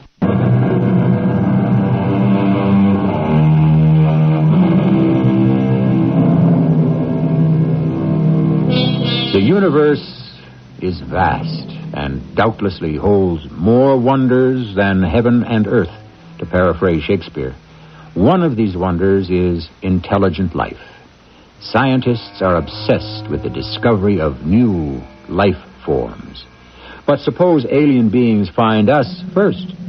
Will they introduce themselves to the world, or simply take a few of us back for observation, or worse? It seems that Wally and Emmett's fate may be the latter.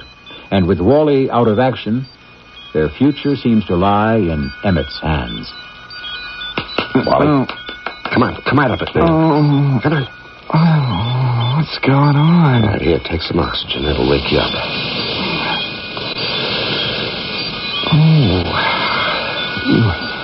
Oh, that's better. I really conked out back there, didn't I? Well, you collapsed. Remember how it happened? We were searching through all the storage lockers. And? And we found,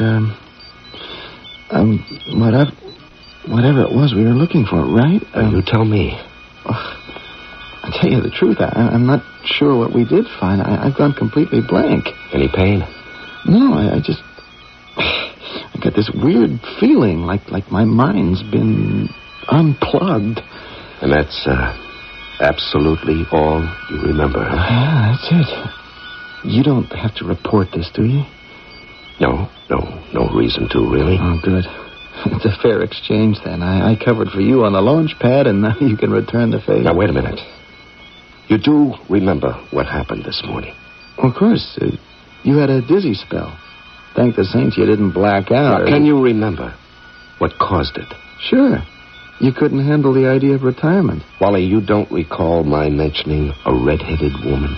A redhead? Yeah, the one from the party last night. You got a new girlfriend you didn't tell me? I told you all about her, Wally. Remember, you thought she was a spy. Oh, I'm sorry, Em. You must have cooked this one up in your sleep.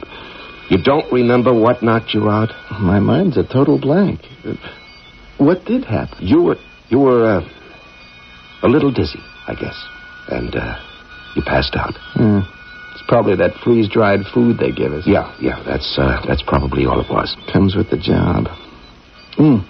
Which reminds me, I'd better have a look at that radar. We should be closing in on that satellite by now. Yeah, that's a good idea. You monitor the satellite. I'll go below and start prepping the cargo bay.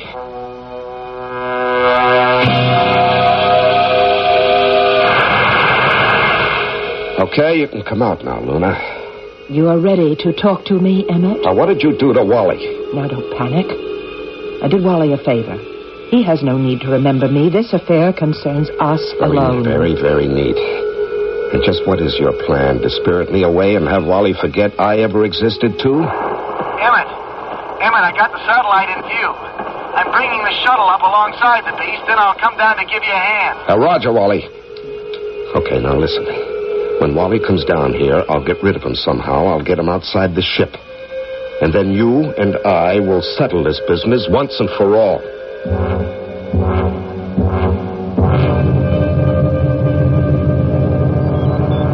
You got the cargo bay doors open yet? Yeah, Wally, they're open. Good. We're sitting right next to the satellite. You can haul her in anytime. Yeah, we got a problem here, Wally. The mechanical arm isn't working. The manipulator? Are you sure? Well, maybe... No, I'm sure, Wally. It's definitely broken. Without the arm, we can't very well grab onto the satellite now, can we? Yeah, we'll have to do it by hand. By hand? Yeah, one of us will have to suit up and go outside. I will attach a cable to the satellite. And pull it on board with the winch. Right. We'll reel her in like a big game fish. Huh? Okay. Let's get you into a pressure suit. Now, why don't you suit up, Wally? I think I'll let you go out there. But this is your last chance for a spacewalk. No. I've had plenty. You go this time. You can use the practice. Okay. It's your decision. Okay. Now, let's see you run through the procedure. I'll float out of the airlock, then push off toward the satellite. Right. Make sure you anchor your lifeline first. Oh, sure. Then I'll float out about 75 yards. Right, with the winch cable in hand. Winch cable, right. I attach it to the satellite. And that's the tough part. You'll have to watch. Emmett, I know what to do. You trying to jinx me or what? Oh, sorry. Just want to make sure it goes smoothly. Look, you can go yourself if you think I'll foul up. No, you go. I'll have my hands full in here. I've never seen you so cautious. Well, it's a risky job. You just watch yourself. Shuttle to remote 1, radio check. Read you loud and clear, Emmett.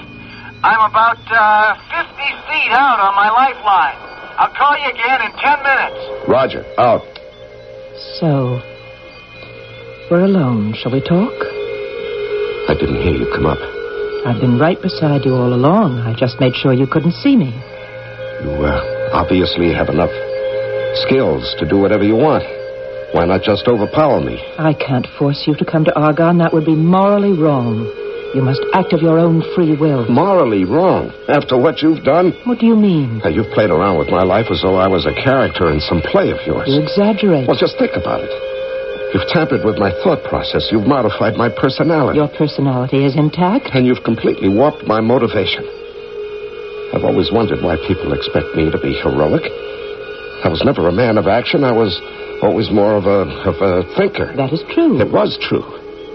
Until you came along and got me to make this bargain with you. Now, your influence has made me into some sort of a macho swashbuckler. I never made you into anything. I don't have that kind of power. True, I've helped you, but only by encouraging your natural potential. You've always wanted to be daring and a hero, and so you have been. How do you know what it is I want? Your subconscious, Emmett. All your secret desires are locked in there. I've just helped you bring them out. And you think that's morally right? Where I come from, the highest morality is self-improvement. To leave yourself undeveloped, unformed, and ineffective, that is immoral. I might have done things differently. I might have I might have married, had a family, a home. You can still do these things. On Argon?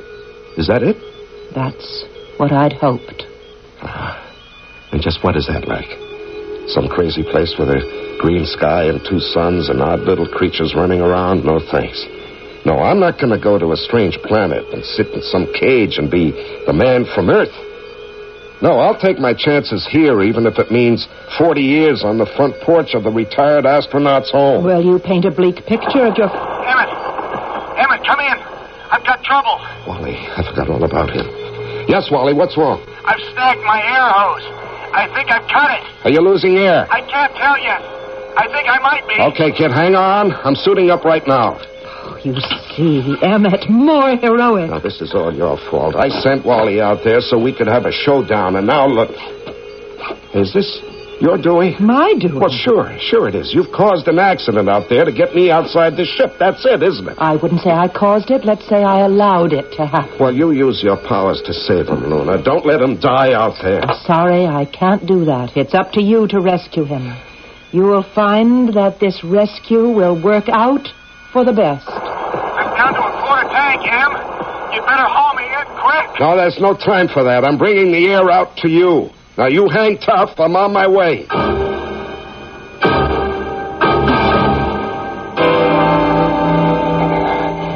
Where are you, Em? I'm drifting toward you on your blind side. My oxygen gauge is on 0. I'm fading. All right, reach out with your left arm. I'll put the air canister right into your glove. Here it is. Grab it. I can't see. My vision's blurred. Shut up. Just attach your air hose to that canister. Oh, that tastes good. Oh, a few more seconds. Emmett, you haven't got a lifeline. What? I must have forgotten to attach it. I was in such a hurry. Without a line, you'll drift out into space. Quick, try to reach for me. Hold on to me. I can't reach. Oh, it's too late. I'm drifting beyond your reach. I'll get back to the ship and pick you up. Now, my oxygen won't last long enough. But I can't just watch it drift off. There's nothing you can do, Wally. I finally got myself into a jam I just can't get out of. Emmett, you didn't actually plan this. Not exactly. I guess I let it happen, huh? All your fear of retirement.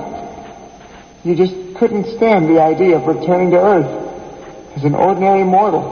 No, I guess not. I've outlived my usefulness, Wally. This is an appropriate fate. You saved my life, and you are going out just like the legend you are. Don't get mushy. And do me a favor. Yeah, sure, anything. When you get back, don't follow in my footsteps, okay? I can't promise you that, Em. But the radio's fading out. So long, Wally. Goodbye, Emmett. May the Lord be with you.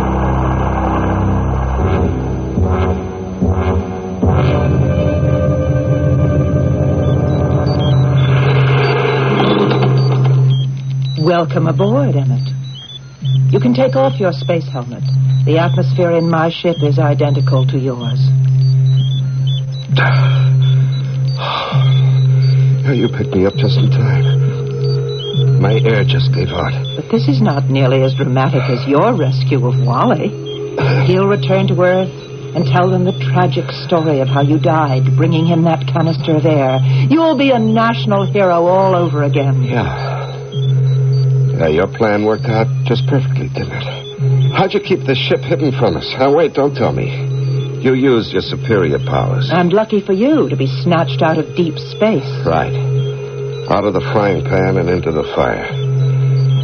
All right, what do you plan to do with me now? Well, now that you're officially retired, you can return to Argon with me. Well, I'm not exactly thrilled by that prospect. You'll be the first Earthling to leave the solar system and travel to another star, I should think you'd be excited about the adventure ahead. What adventure? Being examined and probed by a bunch of Argonian scientists? Well, you have the wrong impression, Emmett. I'm not taking you back as a specimen. I'm taking you back as a man. I fail to see the difference. Well, let me explain. My world is a sad place. We have no real men there. We have the elders, very old men, but no reproductive, fertile males. Long ago, genetic engineers caused a terrible accident, and no natural children have been born on Argon for nearly a century. Only laboratory babies.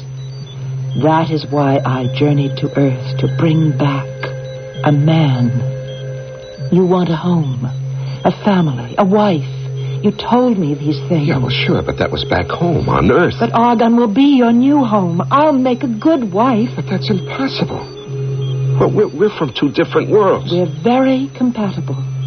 We are both humanoid species, and we're based on the same organic chemistry. Oh, believe me, I've researched it. That's why you were chosen. Chosen? Chosen? Just listen to yourself. It sounds like I'm an animal being groomed for breeding. You make me sound so cold. I am a very romantic person by Argonian standards. Yeah, well, not by my standards. But you must remember I've spent quite a lot of time allowing my mind to mingle with yours. And I've become very attached to your thought process. On your world, you would say I am in love with you. Well, that notion will take some time getting used to, I suppose. Yes, but you will get used to me. And as your mind develops, you will grow to love me. This will take some getting used to. Hey, what's that? The guidance computer. We're nearly finished our last orbit around Earth. We must prepare for the trip to Argon now. I don't see any controls. How's this thing powered? By thought projection. I wear this helmet and I just concentrate on my destination. What an amazing concept. I don't suppose you could give me a lesson. Well, of course. Here, put on this helmet. Who knows? I may have a whole new career as an astronaut on Argon, huh? You just may. Now, picture yourself under tangerine skies. Imagine pale green clouds.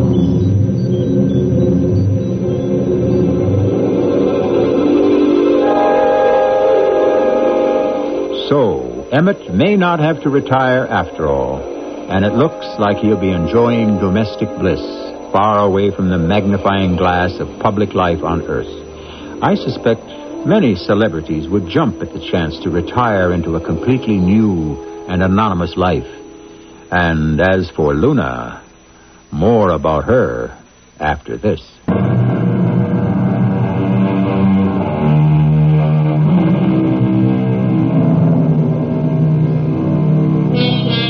There are theorists who believe that when we finally encounter alien beings, they will not have journeyed from the stars, but rather crossed over from parallel dimensions or slipped through warps in time. Some even suggest these beings will be generated in our own minds. Our only hope must be that they will be as benign and wise as Luna. For there is no guarantee that these creatures are not already among us, their sights set upon you or me. And as for their purpose, we'll just have to wait and see. Our cast included Larry Haynes, Russell Horton, and Marion Seldes. The entire production was under the direction of Hyman Brown. This is E.G. Marshall, inviting you to return to our Mystery Theater for another adventure in the macabre. Until next time, pleasant dreams.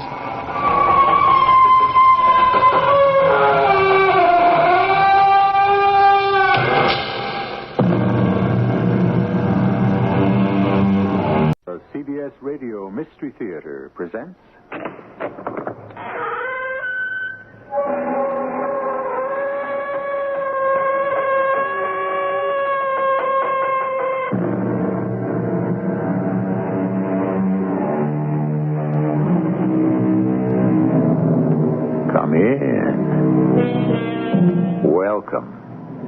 I'm E.G. Marshall. What happens to the dead people? They leave us so abruptly, without even looking back. But we do not let them go so easily. With memories, with feelings left unresolved, with old affections and old resentments hanging on, we are left with unfinished business. It's painful. We want to forget the dead, and we can't. But what about them? Are they just as troubled, just as restless, just as filled with memories and desires? It's something to wonder about. There he is. I see him. Bonjour, mes amis. I heard him. Comment ça va? I touched him. I touched him.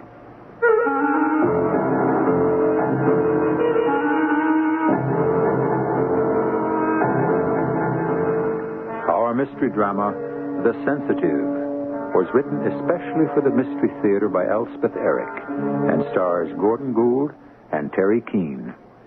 It is sponsored in part by Buick Motor Division and X-Lax. I'll be back shortly with Act One.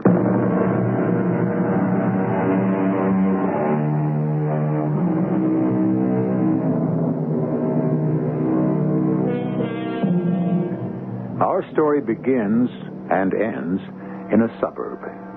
And our characters are all suburbanites. People who want the culture and sophistication of a large city, but would like to see a tree just outside the window with a bird hopping about in it. People who like the theater, but long to live in a house with a backyard and a front yard, an upstairs and a downstairs.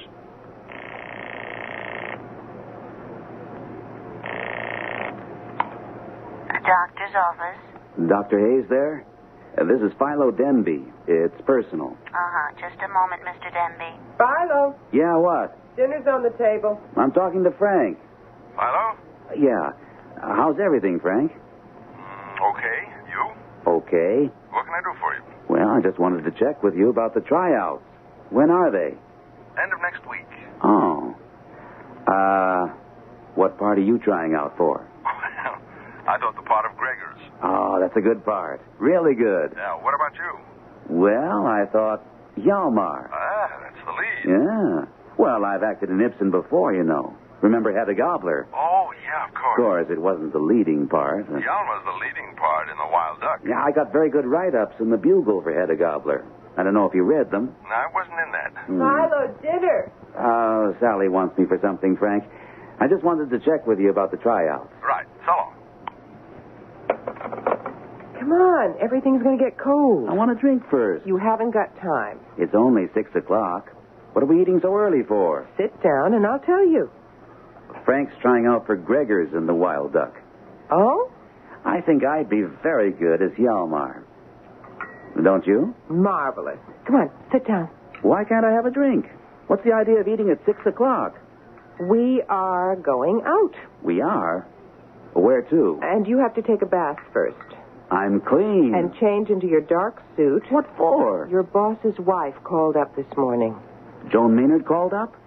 What did she want? They're holding another seance tonight. Oh, not again. They've been going to a lot of them. But that last one was so boring. Well, that was a month ago, and Joan says they've learned a lot since then. Like what? Well, for one thing, everybody should take a bath 2 hours before the seance. No, for heaven's sake. And all the men should wear dark suits, and all the women should wear white dresses. Is that why you got that thing on? And there's a lot more they've learned.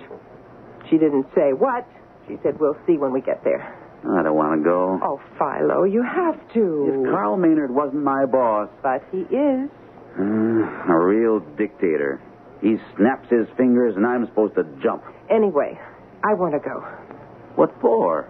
I just think there's something to it. You're nuts. Last time, I think I really saw something. I didn't. It was kind of a mist. A wispy mist. Somebody's cigarette. Oh, come on. You know nobody's allowed to smoke. Well, something. Not somebody. Not some dead somebody. Anyway, finish your dinner and take your bath and put on your dark suit. We're due at the Maynards at 8:30.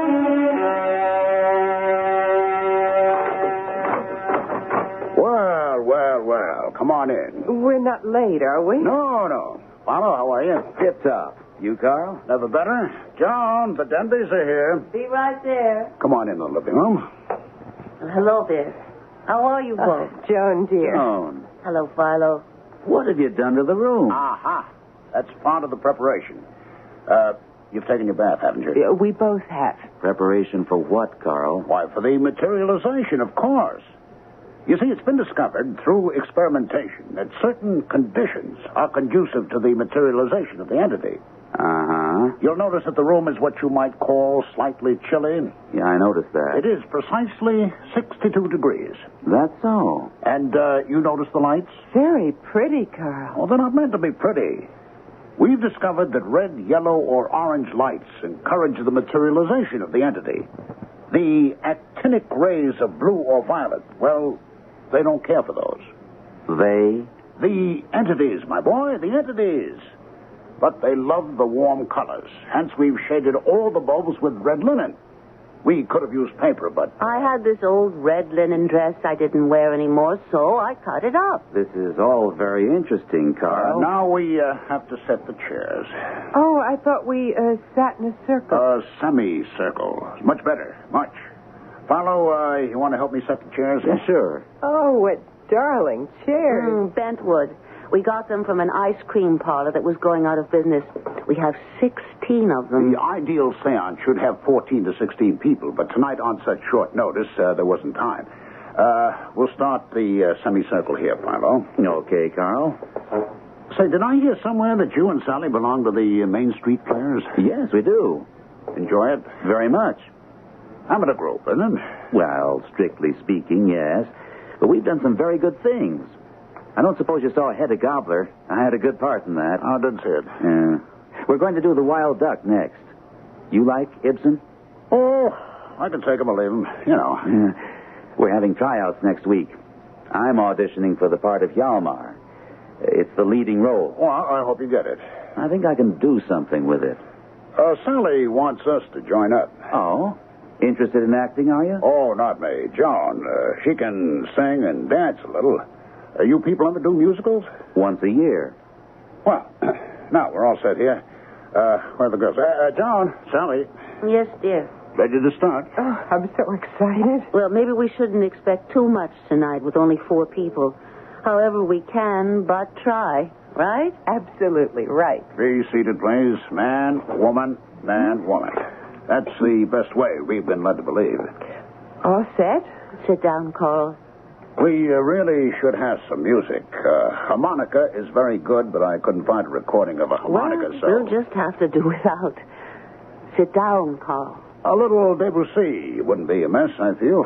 Do sit down, Carl. We're still experimenting, you understand.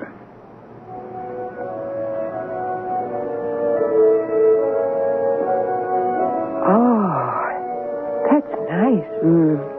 Please, sit down, Carl. Yes, I'll sit between Joan and Sally. That leaves you on one end of the semicircle, Philo. Joan on the other end. You're right. I think I'm beginning to feel something. It's too early. I suppose it is. Now, it's all right for us to talk, but very quietly, very naturally. No one is to feel any stress or strain. Everybody very relaxed. Understand? I understand. Now, the 4 of us constitute a human battery. Battery? Yes, we generate power. By joining hands, we concentrate our power. Sally, give me a hand. Joan, give me yours. Sally, give your other hand to Philo. Now, Philo has his right hand free. Joan has her left hand free. From the free hands of Philo and Joan, the power we collectively develop will pass into the sensitive. If we are so fortunate as to have a sensitive in our group. Oh, I hope so. Speak softly. Speak naturally, but softly. Well, I feel so relaxed. Oh, does everybody feel relaxed? I do. Philo, do you? Yeah, pretty relaxed. We should have weighed ourselves. Weighed ourselves?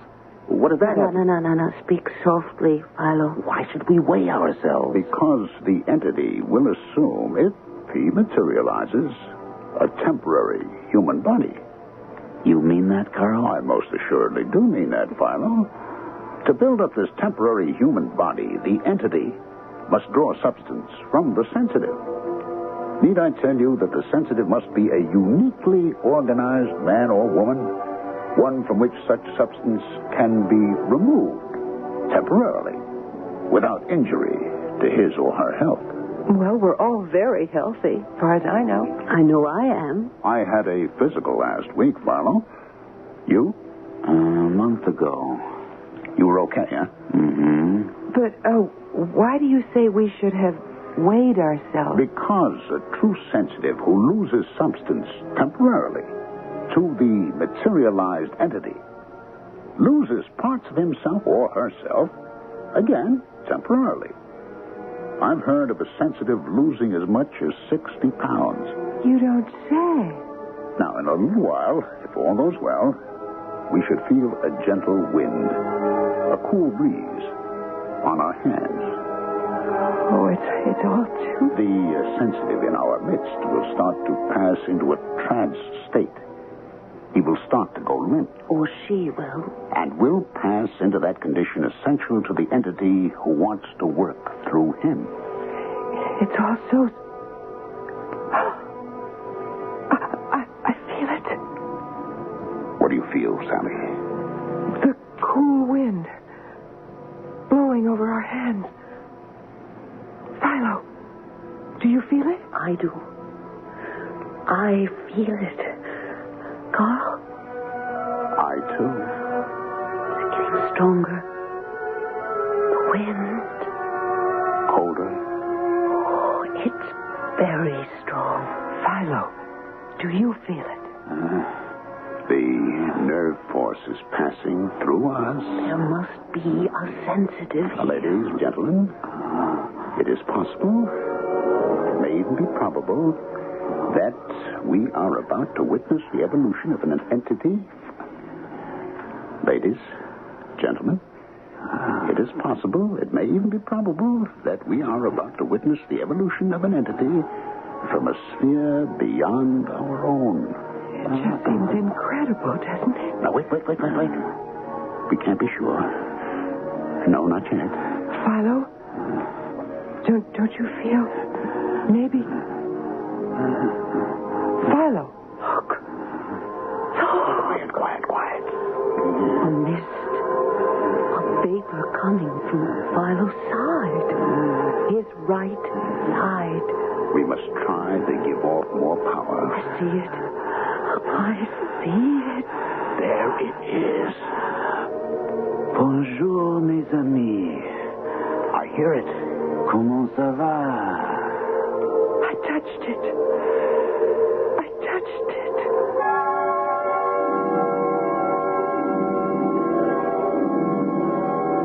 Do you believe it? Do you believe that 3 people saw, heard, and touched a being from another sphere? That their combined magnetism drew him into their midst? That from one of them, he made himself a temporary body, including vocal cords? Do you believe that? No matter. They believe it. Strindberg said, an obsessional conviction about supernatural powers causes events that confirm the reality of those powers. And the poet William Blake put it more succinctly when he wrote, a firm persuasion that a thing is so makes it so. We'll come back shortly with Act 2.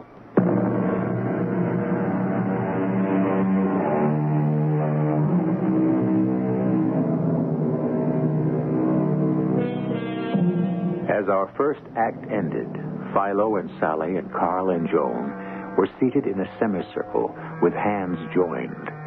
The lights were shaded with red linen. The temperature of the room registered a chilly 62 degrees. A cool breeze had started to blow across their hands, increasing to a strong wind. They were awaiting the materialization of an entity from another sphere. Look, a mist, a vapor. I see it. There it is. Bonjour, mes amis. I hear it. Comment ça va? I touched it. I touched it. Now, quiet, everybody. Everybody must remain relaxed and quiet. We don't want to frighten him. What is that? Philo? Look, it's Philo. Is he all right? He looks so shrunken. He looks as though he shrunk. He's smaller somehow. Now, don't be alarmed, ladies, and remain calm. Philo is our sensitive. Philo? Speak to me. Say something. He can't, Sally. He's in a deep trance. But is that all right? All sensitives pass into a state of trance. Why? Hello. He said something. How are you? Philo. He did say something. I heard him. He's not speaking to us, Sally. He's speaking to the entity. Will the entity answer? We must wait and see. In all probability, he will. Philo is waiting, I think, for the entity to build up his temporary body. The vapor is rising. Look. Sally, you said you touched it? I did. I think I did. How did it feel? Like unbaked bread. Like bread when it starts to rise. I see a head. Yes. Shoulders. The whole body. He's wearing a uniform of some sort. Oh, who is he? Who is he? Who is he? Who are you, sir? My name is Pierre Sorel. In life, I was a soldier in the army of the great Emperor Napoleon. I died in his service, having lost my leg at the Battle of Borodino, fighting the Russians. He's still wearing the uniform. He has a wooden leg.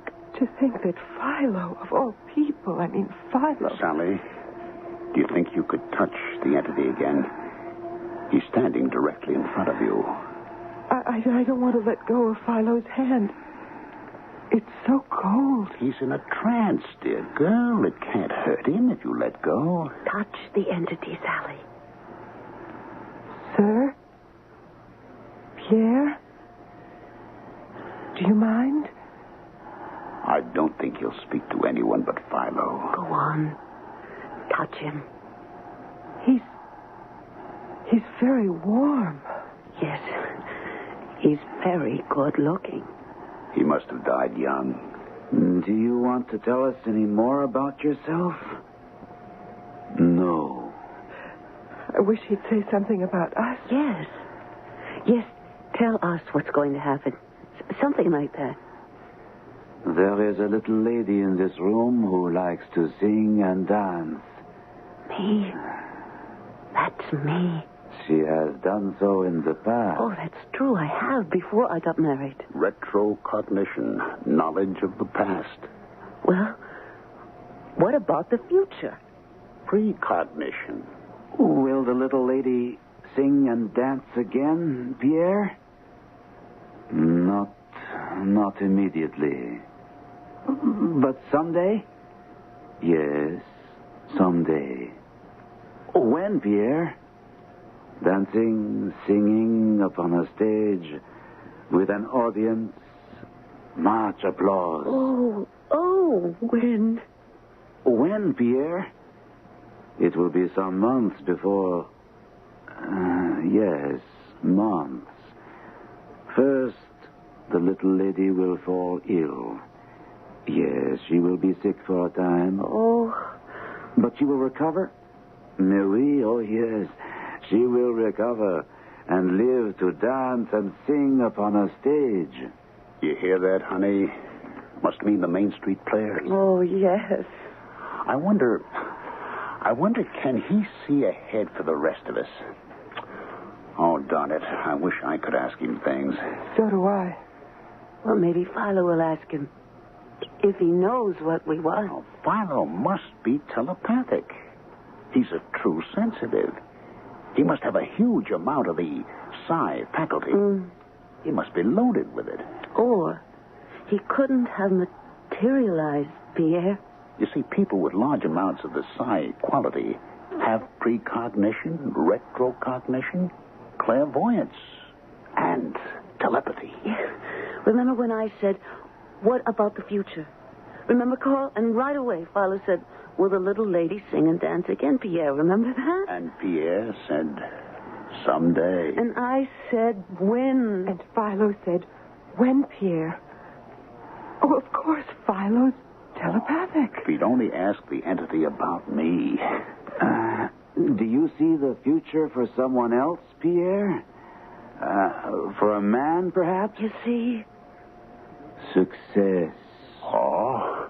How? When? What? Soon. He's fading. Going away. Success.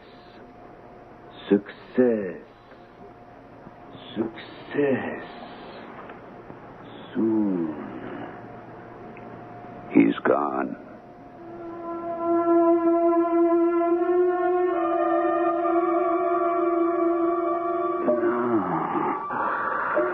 Oh, Pierre, Philo, dear? You awake? Yeah. I brought you some soup, a few crackers. Sally? Yes, darling. I brought you some soup. Split pea. What's it for? Lunch? Dinner. I had dinner. Well, that was yesterday. Huh? Come on, try it. It's good. What am I doing in bed? Darling, you were sleeping. I didn't want to disturb you till I was sure you were all slept out. Well, how long have I been asleep? 21 hours. Since last night at 11 o'clock. Well, what time is it now? 8 o'clock in the evening. Didn't I go to work? No, dear. Holy Moses. I've got to call Carl. No, not now. You just lie back. He'll be furious. He won't. I already called him. What'd you tell him? I didn't have to tell him anything. He understood perfectly. How could he? You really don't remember a thing about it, do you? Did I get drunk or something? Black out? You don't remember going to Carl and Joan's house? Carl and Joan Maynard? Their house? The red lights. Remember them? Red lights? The music? Was it Debussy? Yes. See, now you do remember. Yeah. Remember the bent wood chairs and sitting in a semicircle and the cold wind? We were waiting for the entity to appear. Yeah, to materialize. That's right. Well, did he? Yes, my darling. Thanks to you. What did I have to do with it? You were the sensitive. Me? Well, who was the entity? A French soldier named Pierre Sorel. He fought under Napoleon and lost a leg at the Battle of Borodino. You remember? Kind of. Not really. Darling, you were in a trance. I had a very hard time getting you home. Am I all right now? Well, you look all right. But you see, when the French soldier materialized, well, when any entity materializes, he sort of borrows things from the sensitive. What things? Well, he has to flesh out his body, you see. Oh, that's probably Carl or Joan wanting to know how you are. Hello? Sally, this is Carl Maynard. How is he? He's awake, and he seems fine. Good, that's good, Sally. You remember last night? We were just talking about You it. said something about the little lady who loved to sing and dance? Yes, and he said she would again. But before that, he said she'd be sick for a little while, remember? Yes? Sally? Joan's down with the flu. No. Yep, woke up with this morning. Oh, I've got to tell Philo. Well, naturally, we want to hold another seance as soon as possible, but not until Joan's well. The doctor says maybe in a couple of weeks. Oh, of course, Carl. Look, I've got to tell Philo. He'll be so pleased. Sure. I'll give my best. Tell him to take his time about coming back to work. I will. Goodbye, Carl. Tell me what? Joan Maynard's down with the flu. Oh? Philo, that's what the entity predicted last night. Pierre said she would sing and dance in front of an audience. Now, I'm sure that means the Main Street Players because she's been nagging Carl to join. But first, she'd be sick for a little while. And now she is. Oh, isn't that exciting? As soon as she's well, we're going to have another seance. Sally, am I really a sensitive? Darling, of course you are. What was that you said about the entity taking parts of the sensitive's body to build up his own body? Only temporarily, darling.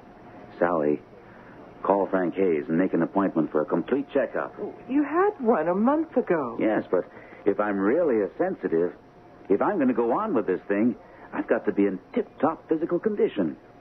Go on, Sally, call him. Say I'll be in tomorrow.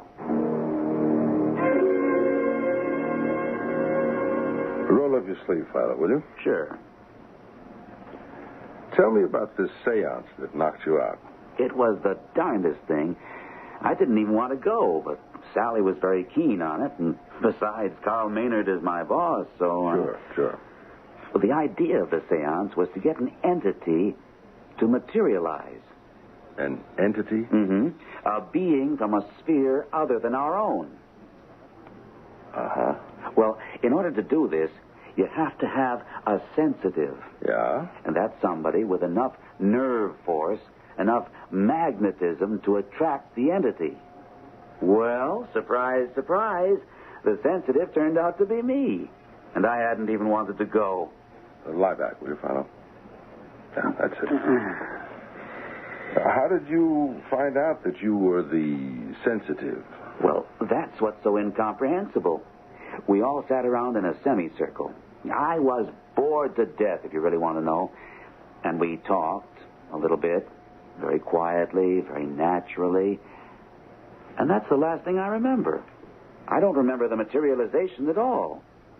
I must have been in a trance state. That's the only explanation that makes any sense at all. What happened when you were in this trance state? Well, they tell me that this entity appeared. Just appeared. First as a sort of mist or vapor. Then it grew and developed into a man. He said his name was Pierre, and he'd been a soldier under Napoleon, and he'd lost his leg at Borodino. He wouldn't talk to anybody but me. Because you were the sensitive. That's right, yeah. I don't even remember getting home. Sally put me to bed, and I slept for 21 hours. Then I had her call you. No, I was surprised. You just had a physical a month ago. But you see, an entity has to have substance in order to materialize. And he gets this substance from the sensitive. They say it's only temporary, for as long as the seance lasts. But I wanted to make sure. If I'm going to go on with this thing... Are you considering that? If my health is okay, why not? True sensitives are very rare. What kind of questions did this entity, this Pierre, answer? That's the amazing part. He said that Joan Maynard would sing and dance on a stage. Now, she and Carl have been kicking around the idea of joining our little theater group. But, Pierre said, before that happened, she'd be sick for a while. And the very next day, Joan came down with the flu. Well, there's a lot of it going around. Philo, I'd like to go to one of these seances sometime. Joan will be pretty well soon. It's only the flu. Then we plan on having another one. Well, keep me in mind. I will. Oh, and Pierre predicted success for Carl. He disappeared right after that, so he didn't give any details. Well, maybe next time. That's what we're hoping. Well, how am I? You're perfectly okay as far as I can see. I have to wait for the results of a couple of tests. But... I feel wonderful. Good. Come on, I'll walk you outside. See you tonight? Tonight? At the theater. Tryouts for the Wild Duck. Oh, no, I'm auditioning tomorrow night. A lot of us couldn't make it tonight, so they... Well, good luck. You'd make a great Gregors. I hope you get the Alma. We'd be working together. Have a lot of fun. Try and get me in on the next seance, right? Right. So long. Have you got his records? Right here. Thanks. Something's bothering me. He was here for a checkup just a month ago. Here we are. What do you know? He's lost 10 pounds, and his blood pressure is way up. How about that?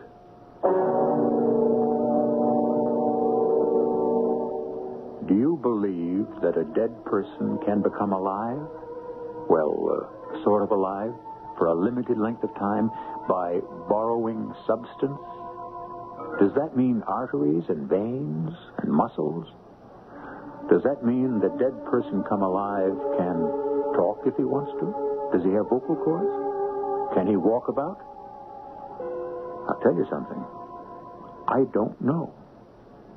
We shall return with the final act shortly.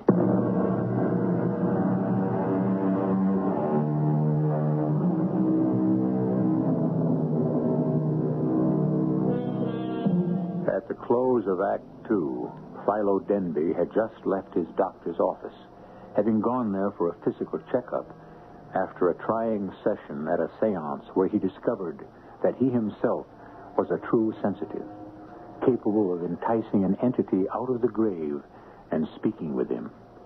As Philo left the office, his doctor turned to the nurse. Something's bothering me. He's lost 10 pounds. And his blood pressure's way up.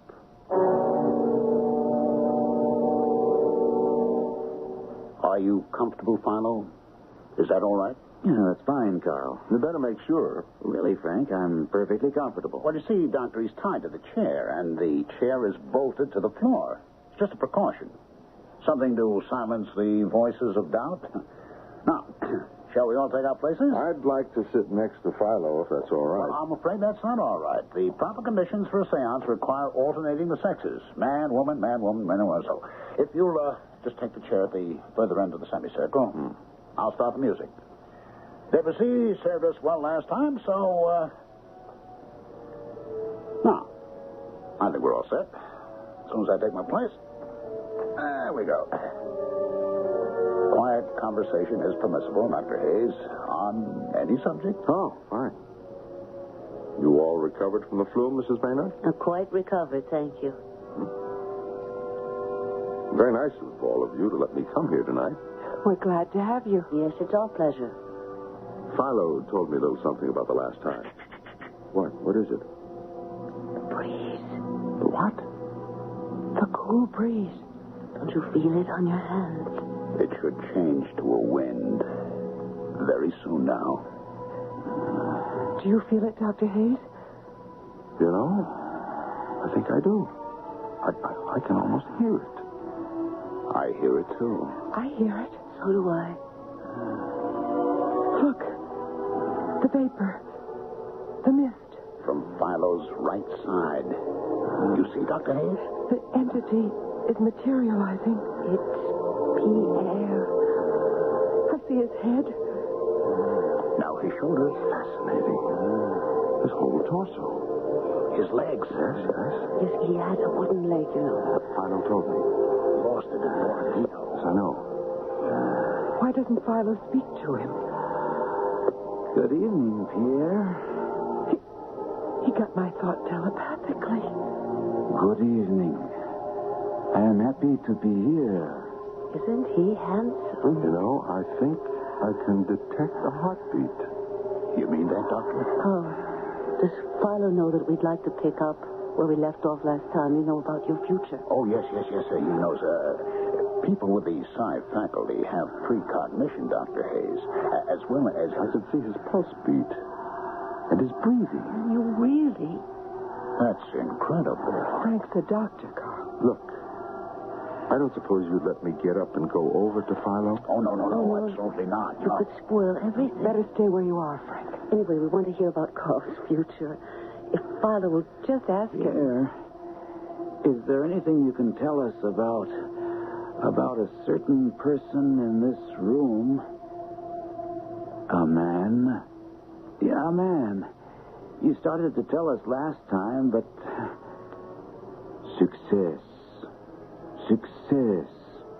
Yes, that's what you said before, but He's already very successful, and what we'd like to know is... I told you, success. He sounds cross. Oh, yes, but what more do you want? A few details. Do not bother me with details. But we need to know. Excuse me. Dr. Frank, sit down. Sit down. Philo is my patient. What are you doing? You're spoiling everything. You have no right. We should never have let him in here. Frank, please. I think you all should know Philo's breathing is extremely rapid and his pulse rate extremely high. In my opinion, dangerously so.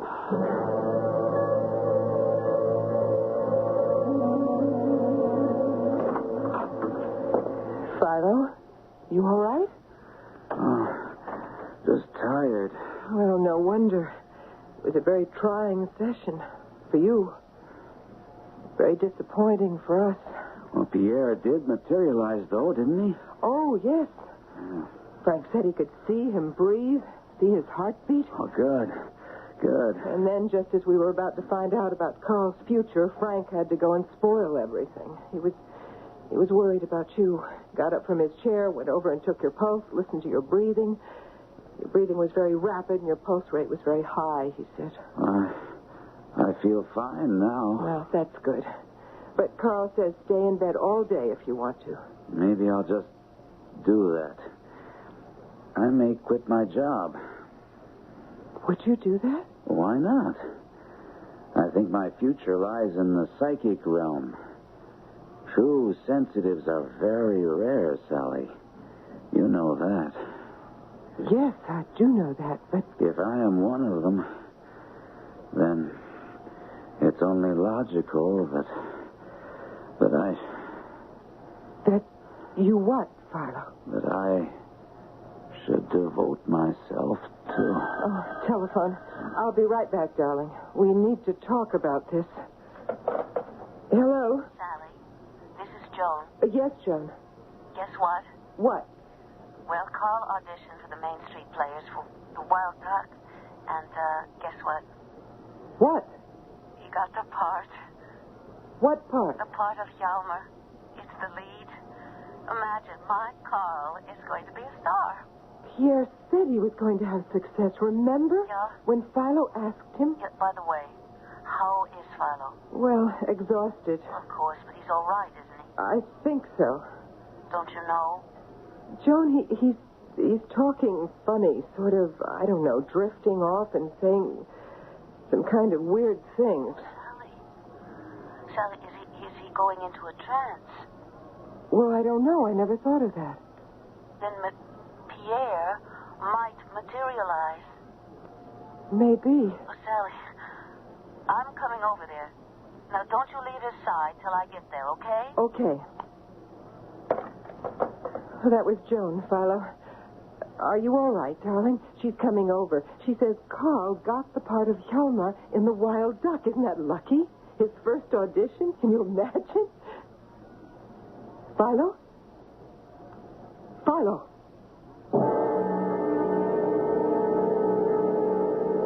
It isn't a trance state, Sally. Well, then what is it, Frank? Sally, Philo is dead. He can't be. He can't be. He is. There's no doubt about it. Philo is dead. But he was fine a little while ago. We were talking about giving up his job and becoming sensitive. And he started to sound kind of vague and rambling. And just then the phone rang. It was Joan Maynard, all excited because Carl had gotten a part in The Wild Duck. Part of Hjalmar, I heard. I didn't want to tell Philo because I knew he wanted that part. I told Joan that Philo was acting sort of funny, and she said he was probably going into a trance. I never dreamed. Of course you didn't. And Joan was very excited. She said maybe Pierre would materialize again if Philo was really in trance. Oh, dear. There now. And she said she would come right over him. If I'd known. You couldn't have known. How could you? Right then, while I was talking to her, Philo was dying. Sally. But I had no idea. I said, sure, come on over. I had no idea. I hung up the phone. I came over to Philo's bed, and he He looked all right. He really did, Frank. Must have been very sudden. And I said, honey, that was Joan Maynard. And she says Carl got the part in The Wild Duck. And he didn't answer me, Frank. He didn't answer me. And 2 minutes before that, we'd been talking about things. Oh, You just go ahead and cry. But that's all. When he didn't answer me, I called you. I got here as fast as I could. And now he's dead? Frank, why did he die? What killed him? I don't know, Sam. But you must know. If you'll permit an autopsy. Oh, no, I don't know about He was that. in good health. We know that. He just had a checkup. Do you think it had something to do with the seances? Do you think they were too much for him? Sally, I just don't know. Was it Pierre? Could he have... You know. But as I said... Frank, do you remember at the last seance, the one you were at, Philo and Pierre were having a little argument? Not an argument exactly. It was more like a disagreement. You remember? Yes, Philo was trying to find out more about what kind of success Carl was going to have. And Pierre didn't want to tell him. They got kind of irritable, both of them. That was when you got up and went over to Philo and took his pulse, remember? His breathing was very rapid. Do you think maybe Pierre? Maybe Pierre killed him? No, Sally. No, I don't think so. But that would be terrible, wouldn't it? Terrible. And I don't think it's true. Well, that's the doorbell. Must be Joan. You want me to go downstairs and open the door for her? Yes, would you? Sure. Joan doesn't know what happened. She thinks Philo is in a trance. I'll tell her. I don't want to talk to anybody right now. I couldn't. I understand. Oh, Philo. What have we done to you? My darling. Pierre. Is it really you? It is I, my love. C'est moi. Take me in your arms, Pierre. And never let me go. Have no fear, beloved. I shall never let you go. Never.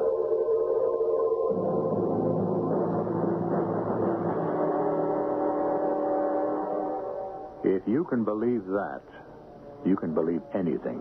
That's my opinion. But then, who am I? What am I? Just an average person? Trusting nothing?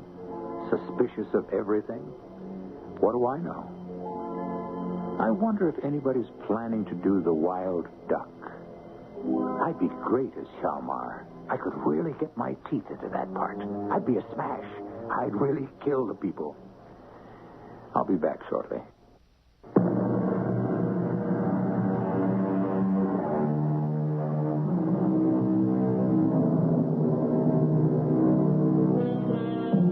You know, an actor doesn't just play what you see on the stage or the screen or hear on your radio, as you're doing now. No, in addition to what you see or hear, he plays in his own mind the entire life of the character he portrays. He knows his character from birth onwards to death and, well, why not? Maybe even beyond. With so much imagination, so much application, such energy and devotion, an actor, more than anyone, should be able to turn himself into an entity who materializes. Perhaps I could do it one day. I must keep a sharp lookout for a sensitive. Our cast included Gordon Gould, Terry Keane, Marion Haley, Ralph Bell, and Nat Polan. The entire production was under the direction of Hyman Brown. This is E.G. Marshall inviting you to return to our Mystery Theater for another adventure in the macabre. Until next time, pleasant dreams.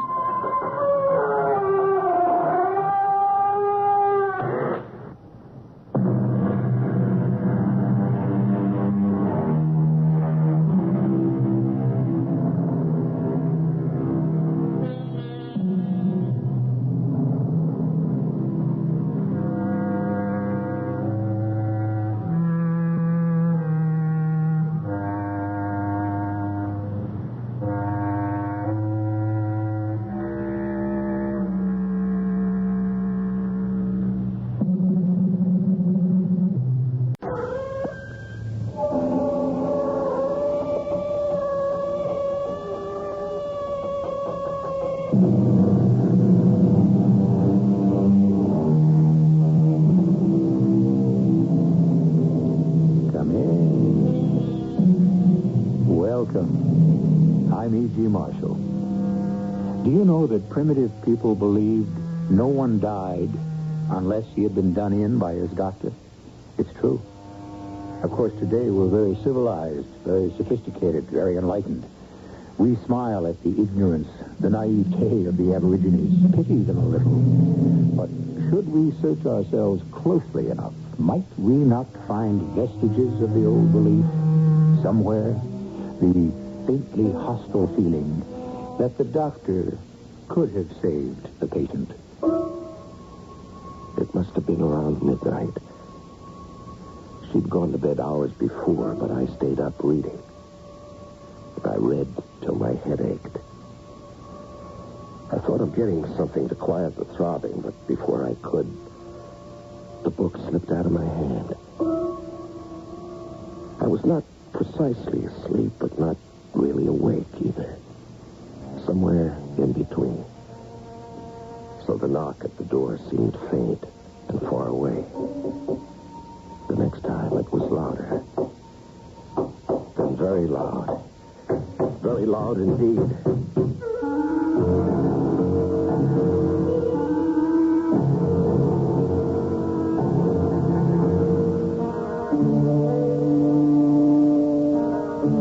Our mystery drama, Date of Death, was written especially for the Mystery Theater by Elspeth Eric and stars Norman Rose and Larry Haynes. It is sponsored in part by True Value Hardware Stores and Buick Motor Division. I'll be back shortly with Act One.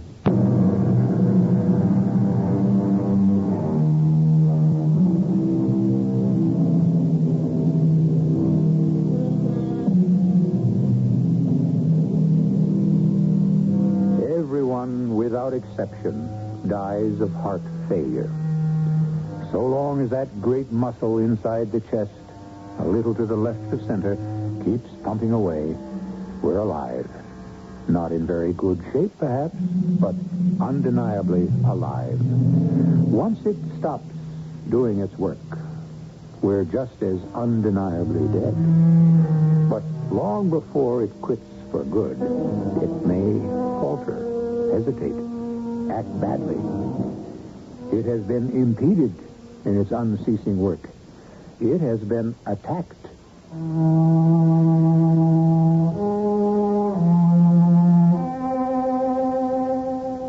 I'm Matt Porter, Dr. Matthew Porter, Matthew Cranshaw Porter, M.D.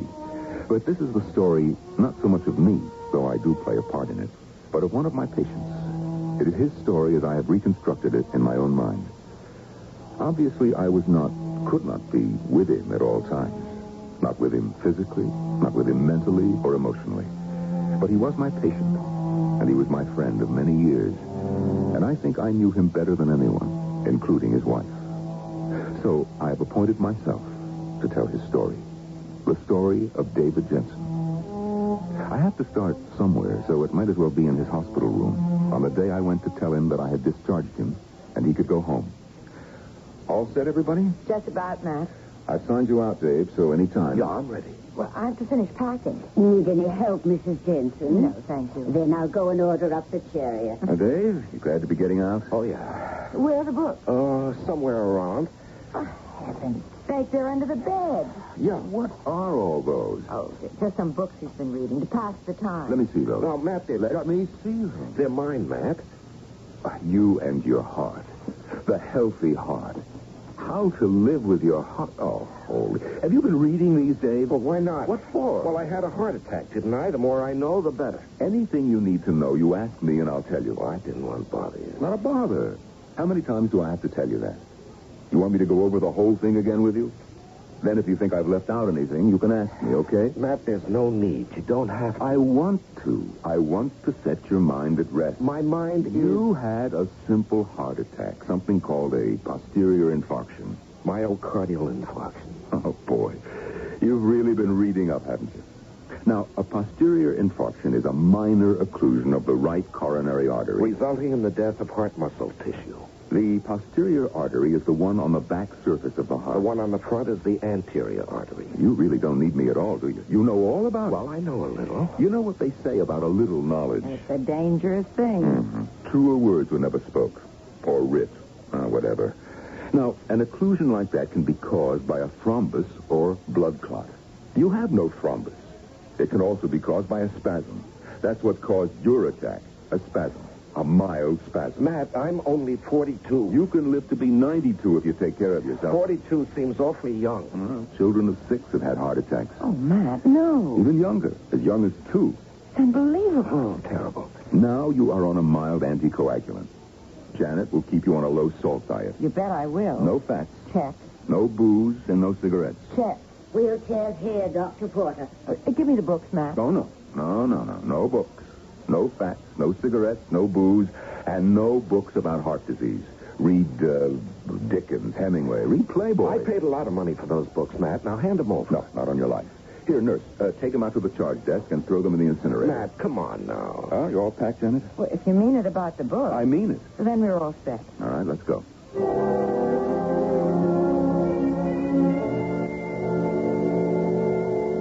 Lunch will be ready in a minute, Dave. Whenever you say the word. What's that you're drinking? Mostly water. Water and what else? A few drops of whiskey. Dave, you're not supposed to. Matt said... Never mind what Matt said. It's his fault anyway. What's his fault? Well, he shouldn't have taken those books away from me. He was absolutely right. You're the kind that can work a hangnail up into a blood poisoning. You always have been. I'm going out. But, well, lunch I'll is be almost... back. Where are you going? I said I'll be back.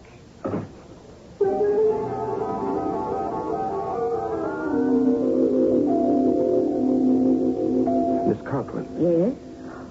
Mr. Jensen, I thought we let you out of here. I came back for something, my books. What book? Well, you know, the ones Dr. Porter told you to get rid of. You didn't, did you? Well, I don't know what I did with Well, them. try and find them, will you? Well, I wouldn't know where to look, Mr. Jensen. If you don't mind me putting in my 2 cents, you just made a fine recovery from a mild heart attack. Now, why don't you just thank God and go about your business? Mr. Jensen, I didn't mean to offend. Oh, well. Yes, sir. Can I help you? I have a list of books here. Yes, sir. Have you got any of them? Oh, but these are medical books. You don't carry medical books? Very few. These are all books on heart disease. I'm afraid we don't have any of these in stock, but I'll be glad to order them for you. Well, how long would that take? At least a week, or maybe 2, possibly 3. Oh, that's too long. I can't wait. Thank you very much.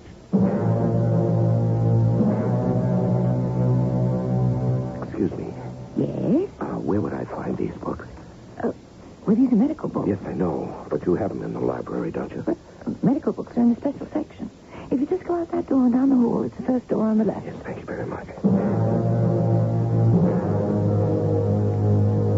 Dave, you're reading these books again. Now, you leave those books alone, Janet. They're library books. And you're smoking. There's a law against doing anything to library Why books. do you insist on doing every single solitary thing Matt told you not to? Here I am, knocking myself out to keep your cholesterol down. I and keep you in good... appreciate that. I really do, Janet.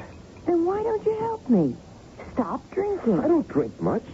Well, why drink at all? Why smoke when you're not supposed to, when Matt told you not to? Well, I have to do something to quiet my nerves. If you'd stop reading those books, your nerves might quiet down. Janet, I've had a heart attack. I have to know these things. A little knowledge. Yeah, I know. Well, I'm going to have a lot of knowledge before I'm through. Don't you worry about that. Dave, I'm going to bed. Okay. You? I'm going to read a while. It's almost 12 o'clock. So what? I just... Try not to wake me up when you come to bed. I won't. Sleep well. Pleasant dreams. And don't read too long. You need your beauty sleep. Oh, sure. Night, honey. Night, sweetheart.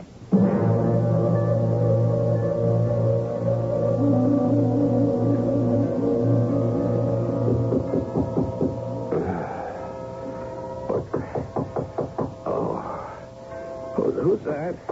Who's there? Dave? Who is it? It's Matt. Matt? Matt Porter? Let me in, Dave. Now, what the devil? I have to talk to you. Matt, this is a heck of a time to be making a house call. Yeah, I know. Something wrong? Oh. You've been reading? Yeah, a little. Looks like a lot. All these books. Well, I like to know things. Mm-hmm. You got them out of the library, did you? Yes, that's right. When you took them away from me at the hospital, I went back the next day, but the nurse wouldn't give them to me. Uh-huh. So I went to a bookstore. They didn't have them in stock, and it was going to take 2 or 3 weeks to order them. They're pretty esoteric books. Oh, I'm getting where I can understand them. Oh, you are? Yeah. Anyway, I finally got them from the library. I see. Would you mind if I sit down? No, of course not. You sit down, too. Yeah, can I make you a drink? If you want to. Matt, I might as well tell you I've had a drink from time to time, now and then. Your usual? Oh, yeah. I make mine pretty weak. It's only to quiet my nerves. Uh-huh. Also, I smoke a cigarette now and then. You do, huh? Here's your drink. Oh, yes, thank you. I just set it down. Okay. Matt, I have to tell you, you surprised me. In what way do I surprise you? Well, I just thought you'd start yelling at me. Oh, I wouldn't yell at you, Dave. That's the last thing that I'd do. Well, I just told you all the things I've been doing, the reading, the drinking, the smoking. I thought you'd be disgusted with me. No, I'm not disgusted. Sit down, Dave. I have to tell you something. No.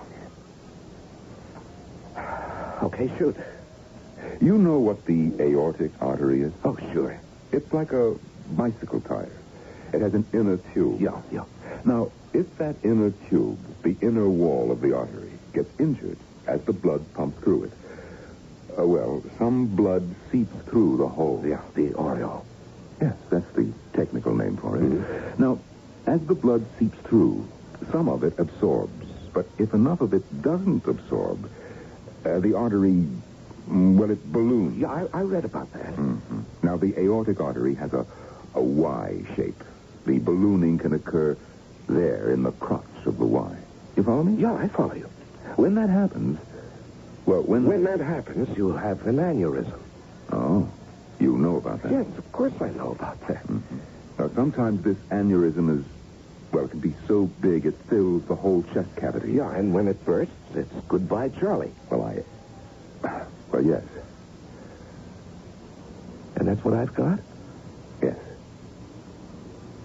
Well, how long have you known that, Matt? Ever since I looked at the X-ray. Well, why didn't you tell me? Well, it's not the kind of thing you want to tell anybody. Because the aneurysm could burst at any time at all. Yes. Why are you telling me now? I don't know. I mean, it didn't seem right to tell you, but it didn't seem right not to tell you. Dave, I've been agonizing over this for a long time. Tonight I couldn't get to sleep. I couldn't relax. So I decided to come over here and tell you. I know it's a terrible thing to face, but at least it's the truth. Yes, I know. And, Matt, I appreciate it. I really do. I always want to know the truth. I always have, Matt. You know that. Well, it isn't the kind of thing you want to tell a patient, any patient. But when the patient is an old friend like you, then it's 100 times as hard. It's damn near impossible. I mean, it tears you apart. Matt, don't upset yourself. Please don't. You see, I've known this for quite a while. Oh, you couldn't But I did, believe me, I did. I may die tomorrow. I know that. Tonight, maybe. Dave. Now, you just run along home and get some sleep. You did the right thing, telling me about the aneurysm. You just backed me up on what I knew already. Now, you just run along home and don't worry about a thing.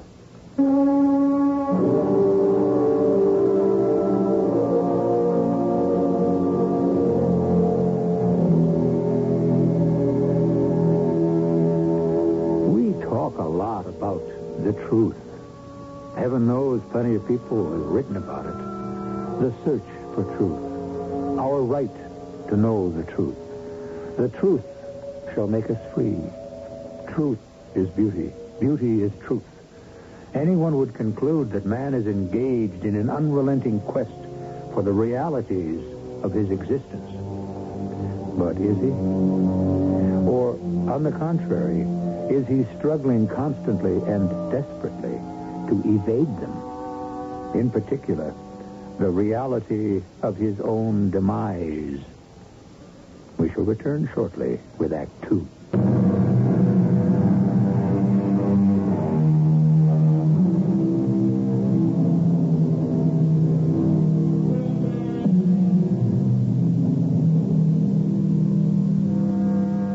the end of our first act, David Jensen, victim of a recent heart attack, had a visitor. A visitor who told him that he had been lied to, that his heart attack had not been a mild one due to a mild arterial spasm, that it had in reality been the result of a massive aneurysm, a giant swelling at a crucial spot in the aortic artery. Jensen listened to the halting explanation, attentive, and oddly unperturbed. And when the aneurysm bursts, it's goodbye, Charlie. It could burst any time. Dave, this isn't the kind of thing you like to tell a patient. And when the patient is an old friend... Matt, I've known this for quite a while. I may die tomorrow or tonight. I know that. Dave. Now, you just run along home and get some sleep. You did the right thing telling me about the aneurysm, Matt. You just backed me up in what I knew already. So you run along, Matt. Don't worry about a thing.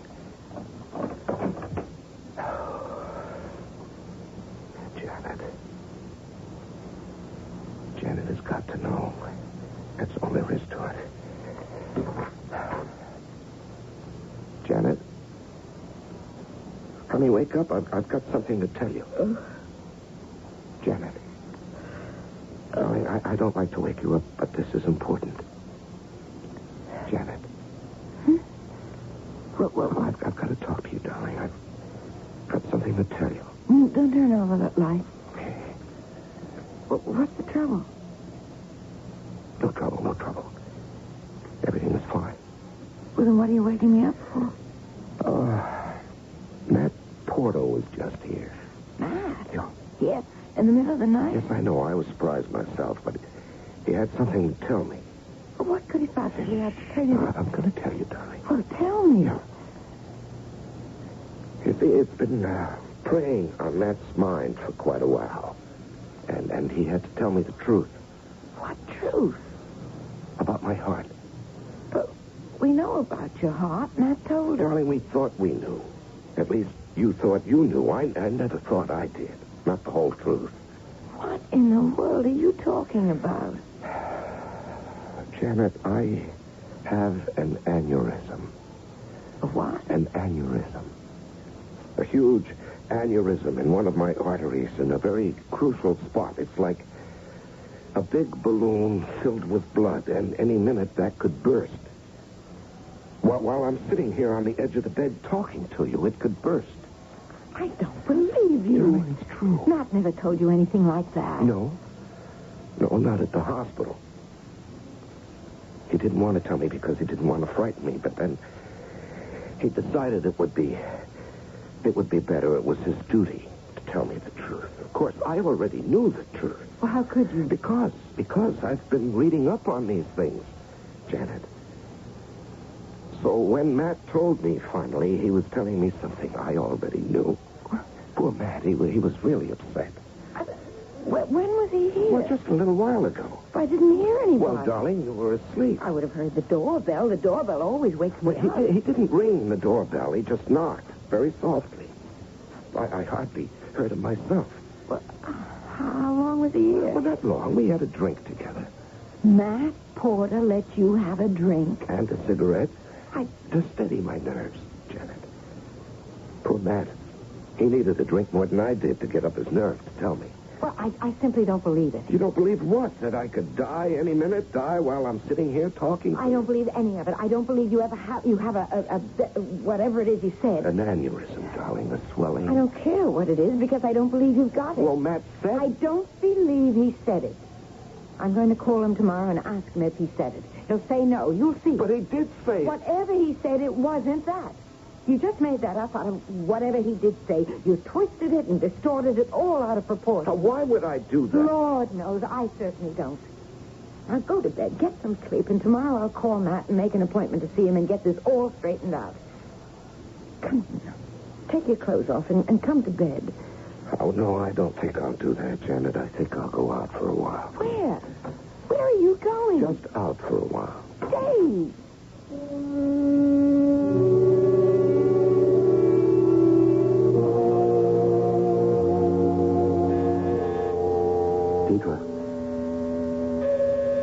Deidre, are you home?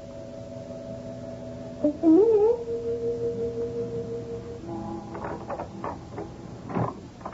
Deidre. It's Dave Jensen. Oh, for heaven's sake. Terrible time to come calling. Oh, I'm a night person. You know that. Come on in. Yeah, thanks, Deidre. Sit down. You want a drink or anything? I just want to talk to you. Of course. Well, I thought you'd put me out of your life. It's been so long. I've been in the hospital. In the hospital? Mm-hmm.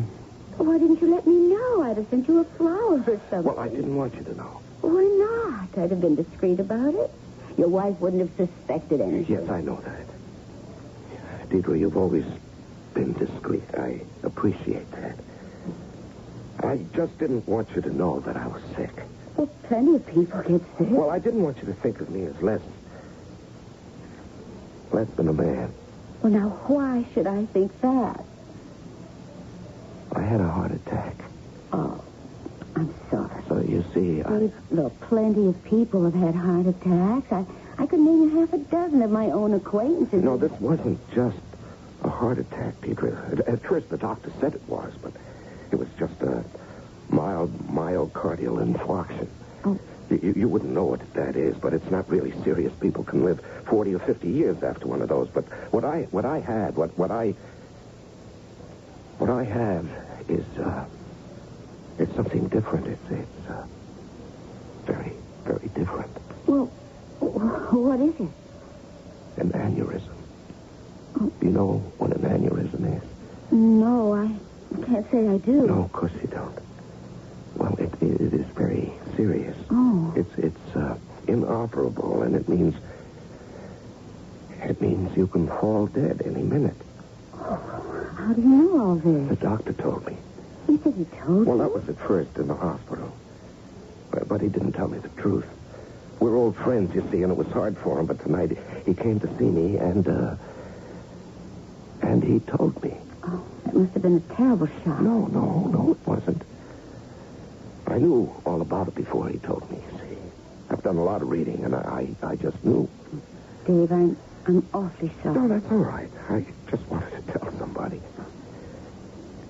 You see, after the doctor left, I woke my wife up, and I told her, but she didn't believe a word of it. Why not? Why, because she just didn't want to. Well, it is better to face the truth. Yeah, that's what I think. Deidre, I can't tell you how grateful I am to you. For what? I didn't do anything. You believed me. That meant a lot. And now I've got to get going. Well, so soon? You just got here. Well, I've got one more call to make. Well, if you must. Yeah, I really must. Well, don't let such a long time go by before you call me up and come over. Don't be such a stranger. I'll try to remember that. I'll see that you do. Yes, of course. I probably won't be around much longer. Good night, Deidre.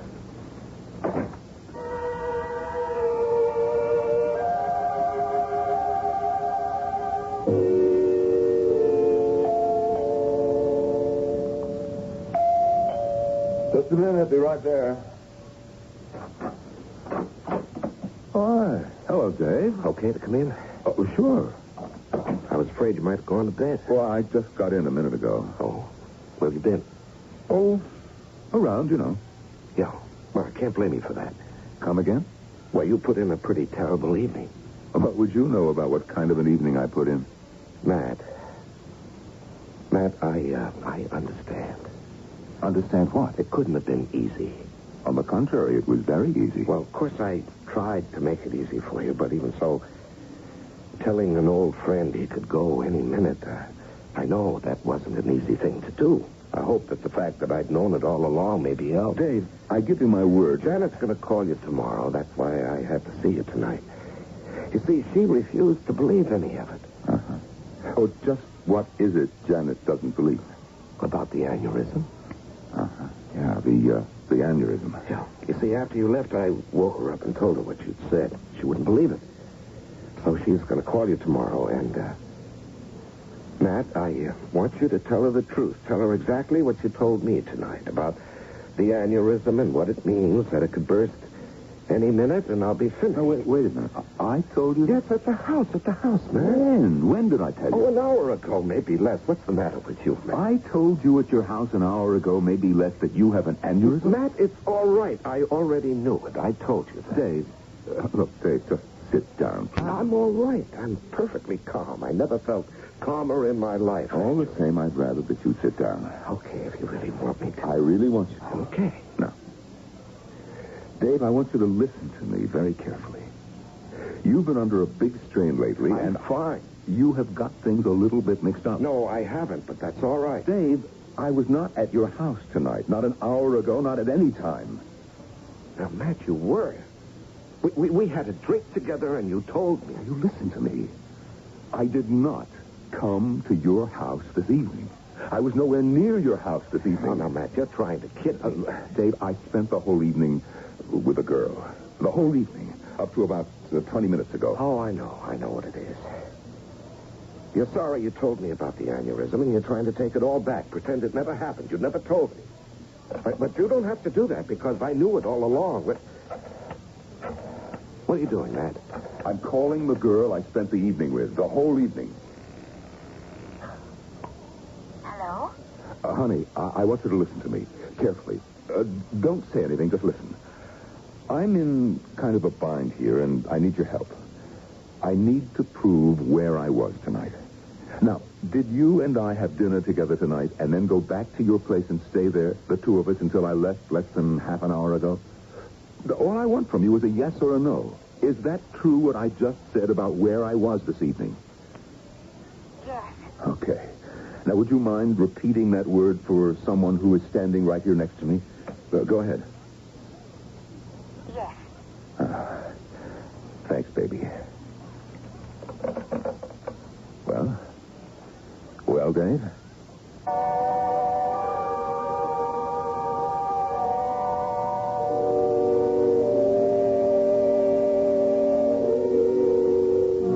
Have you ever met with a flat denial of something you know to be true? Have you ever been told you did not see what you saw, do what you did, say what you said, and hear what you heard?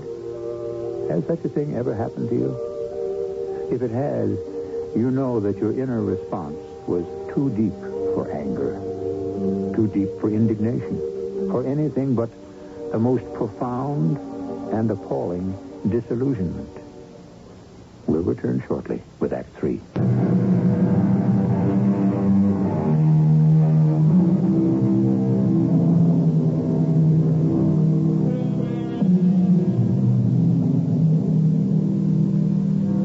Jensen is in the home of his friend and doctor, Matthew Porter. He has come there to tell him that his wife, Janet, did not believe that Matt had come to their home earlier in the evening to tell David that he suffers from a giant aneurysm in the aortic artery, which might at any moment burst and cause his death. Dr. Porter has denied saying any such thing. In fact, denied being at David's house at any time during the evening. What are you doing, Matt? I am calling the girl I spent the evening with. The whole evening. Yes? Honey, listen to me. I'm in kind of a bind here. I need to prove where I was tonight. Now, did you and I have dinner together tonight and then go back to your place and stay there till I left less than half an hour ago? Just answer yes or no. Yes. Okay. Now, you mind repeating that word for someone who's standing right next to me? Go ahead. Yes. Thanks, baby. Well, Dave? How could you do it to me, Matt? Do what? Set that thing up with that girl. Who is she, anyway? A girl. The girl I spent the evening with. How in the world could I set anything up? Why would I? You wanted to spare me, and I appreciate that, Matt. I know you meant to be kind. Kind? But you were right the first time, when you told me about the aneurysm, when you told me I was going to die. I know you regretted it afterwards, and you set it up with this girl to say that you never told me, never came to the house, and all the rest of it. Now, you look, Dave. I can see that you really believe that I came to your house. Matt, you did. No, I didn't. But you think I did, so what we have to do now is figure out why you're so sure I did. Now, Dave, this is what I think. The only thing I can think. You had a dream. You dreamed the whole thing. No, this was no dream. A nightmare is what it was. You see, well, you had a big shock. Any kind of a heart attack is a shock. Not just a shock to the heart, but a shock to the whole nervous system. All of us. We go along with some sort of conviction that we'll live forever. I don't know where we get the idea, but we all have it. Now, a heart attack is a reminder that we won't, and that is a shock. Besides that initial shock, you wouldn't let go of the thing. You went all over getting books about heart disease and reading up on this terrible reminder. You know, it wasn't a very bright thing to do, but you did it. Oh, I had to know. Anything you had to know, I'd already told you. But you didn't really trust me. Didn't really believe me. In spite of the fact that we've been friends for 20 years. In spite of the fact that I'm supposed to be a pretty good doctor. Oh, you are, Matt. I don't think you'd have believed anybody. Anyway, you filled your head with a lot of stuff you didn't really understand. And you began to imagine the worst. And that brought on the nightmare. That's all it was. That's all it could have been. Please believe me. I gotta be going, Dave. I gotta get home. At least believe this. You do not have an aneurysm. Do you want me to show you the x-rays? I can get hold of them tomorrow. Good night, Matt. You've been awfully kind. Dave, what can I say? What more can I say? Nothing. You've said it all. And I appreciate it.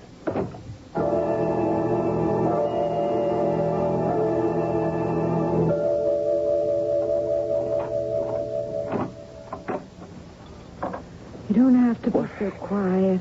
I'm not asleep. Oh, darling, I thought you might be. Where did you go? To see Matt. What for? Oh, about what happened tonight when he was here.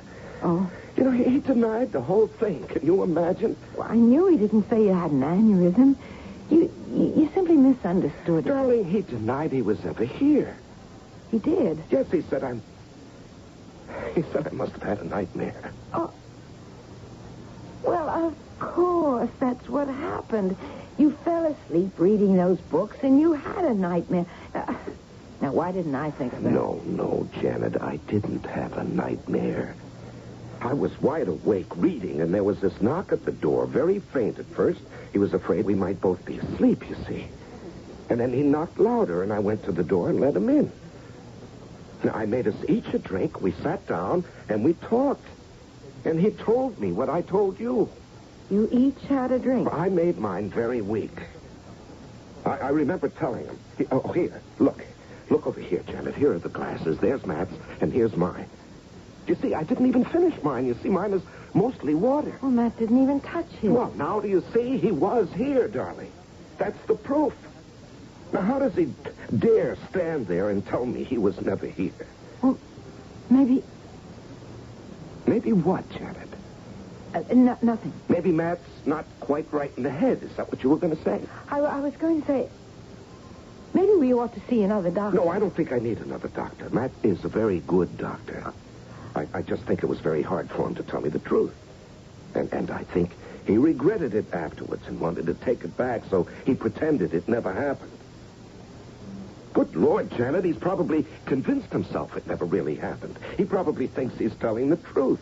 He firmly believes he was never here. If he's that unstable... It's all right, darling. Really. It's just that he couldn't bear the idea that I'm going to die, and he had to be the one to tell me, but it's all right. Really, it is, Janet.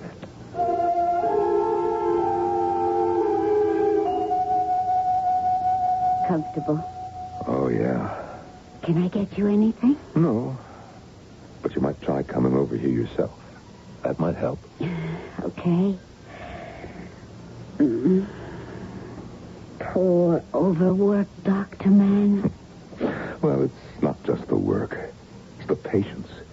Here I am beating my brains out to get them well, and they're making me sick. I swear I'll die from trying to take care of people that don't want to be taken care of. Poor baby. You know, when I phoned you last night, I was with a patient. At that time of night? Patients don't care about the time. Actually, this was an old friend of mine. Heart case. Very mild attack.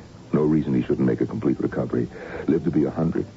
But he kept brooding about it, reading books and all that. Got himself really worked up. Morbid. Well, last night, he had a dream, a nightmare that I had come to his house and told him that he was going to die. Oh, no. Poor thing. I couldn't shake him. And that's when I called you. Well, I hope that fixed everything up. No, as a matter of fact, it didn't. Oh? Why not? Because he is obsessed, that's why. You know, I'm going to send him to a psychiatrist if you go, which he probably won't. Oh, honey, try to forget the whole thing. At least while you're here. What would I do without you? You'd find somebody else. Patience will be the death of me, I swear it.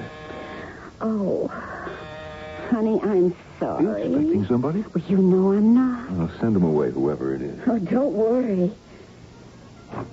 Deidre, I've got to talk to you. Not No, now. I've got Well, to. there's somebody here now, please, This is Dave. absolutely Dave, Dave,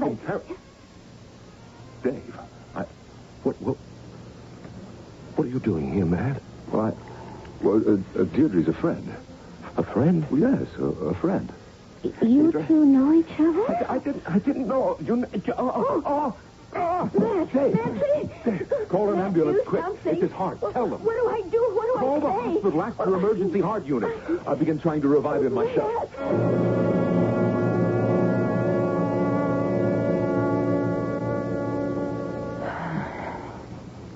Thanks for spending so much time with me, Matt. Oh, Janet, it was the least I could do.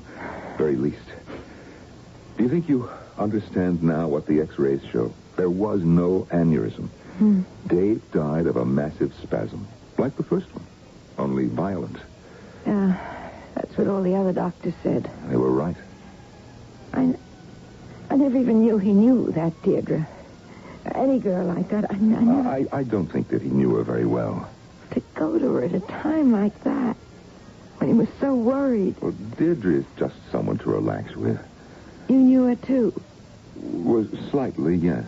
Well, it must have been more than slightly. For him to have a heart attack when he found you with her. Janet, it's all over. It's all past. Let's not... I know. Dave was... But he was obsessed. Obsessed with the idea of his own death. He wouldn't let go. Of course, I know you never came to the house that night. Of course I didn't. Still... Janet, you know that I didn't. Dave had a terrible nightmare because he was obsessed. That's all it was. Still, there are the glasses. What glasses? Dave told me he made 2 drinks that night. One for you, one for himself.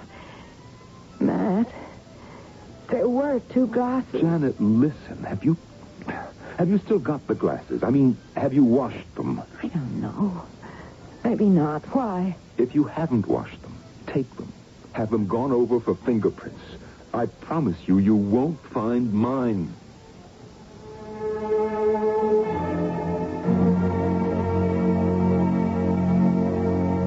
Poor, tired doctor man. The way I feel, it's beyond tired. Exhausted? Oh, beyond that, too. I just left Dave's wife. She still doesn't quite believe that I was not in their apartment that night. Well, you were with me. Dave told her he and I had a drink together. She said there were 2 glasses in the living room. One his, one mine, supposedly. I told her to have them gone over for fingerprints. I really hope she does it. Matt, I wonder, does an incubus leave fingerprints? A what? An incubus. The evil spirit that comes at night and lies upon people in their sleep. You mean Dave was visited by an incubus? Well, why not? Deirdre, you don't believe in stuff like that, do you? Oh, absolutely. You do? Well, you said he had a nightmare. That's right. Well, don't you know that one definition of a nightmare is a fiend or incubus? No, I didn't know. Well, look it up. A fiend or incubus that comes at night to sit upon a person's chest. His chest, Matt, that could be his heart. Well, couldn't it? I don't know. I said... But why? From where? Who knows? Unless you sent it. What? Sent the incubus? Why would I do that? Oh, who knows, Matt? Who knows? Unless you do.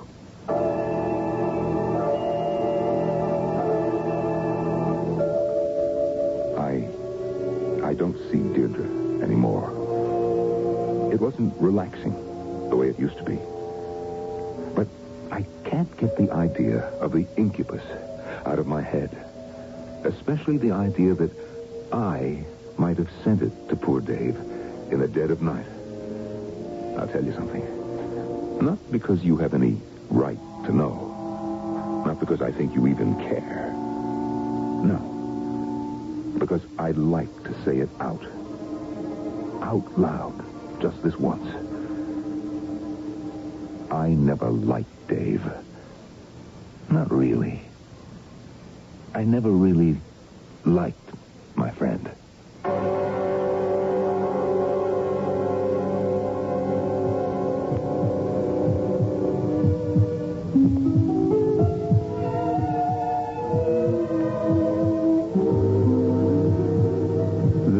And madman William Blake believed that a firm persuasion that a thing is so makes it so. That's a bit more than I can swallow, though I'm sure there's a profound psychological truth contained in the observation. But I prefer the thought of August Strindberg that an obsessional conviction about supernatural powers causes events that confirm the reality of those powers. I'll be back shortly.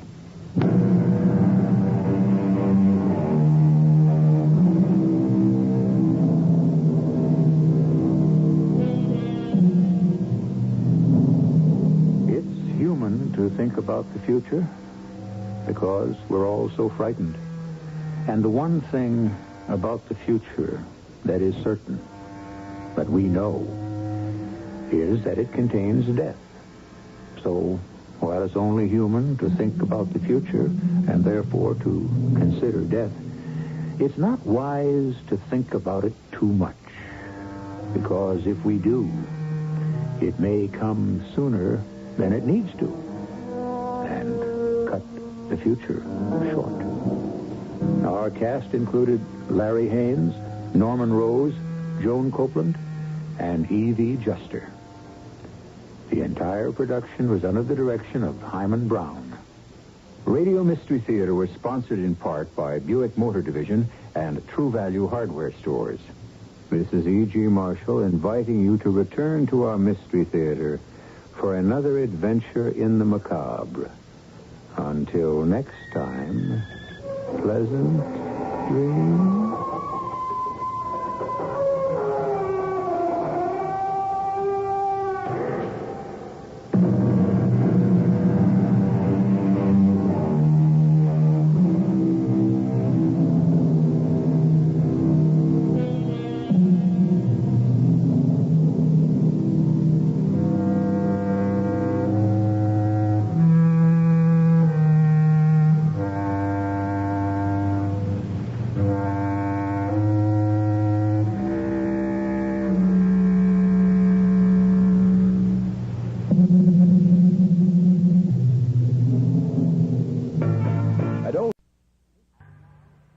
And now, Mystery Theater.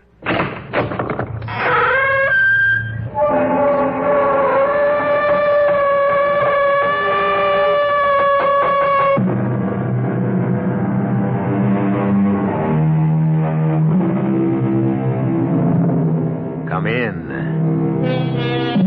Welcome. I'm E.G. Marshall. Now, what do you think of when you hear someone say, the spirit of 76? Fifes and drums? The Battle of Bunker Hill? Valley Forge? Most likely. But what isn't too well known is the fact that there was a spirit in 76. A spirit. A ghost. A demon. Indeed, a fearful, deadly apparition to whom all of us owe an almost incomprehensible debt. Because had we not been able to secure the good offices of this frightful phantom at precisely the right moment, well, we might still be subjects of his, I should say, her Royal Majesty. Jabez Follansby, this court-martial has found you guilty of spying for the enemies of your sovereign, King George III. But, General, I just been trying to fight for freedom. It is the sentence of this court that you be hanged by the neck until dead. General, I don't think he's going to stand for it. Well, you don't think who is going to stand for it? Windandingo, that's who. He's the old Indian spirit of justice. And these are his holy and sacred stamping grounds. He isn't going to let you hang me. Oh, indeed. And how does this alleged spirit of yours propose to interfere with His Majesty's justice? Oh, he'll think of something. Well, he better think quickly. Sergeant, march the prisoner to the nearest suitable tree.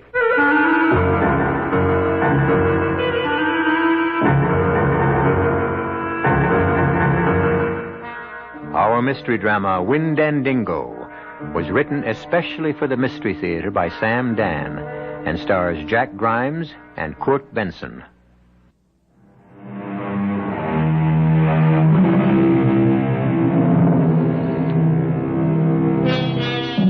"1777 was hardly a vintage year for the American Revolution. We were losing.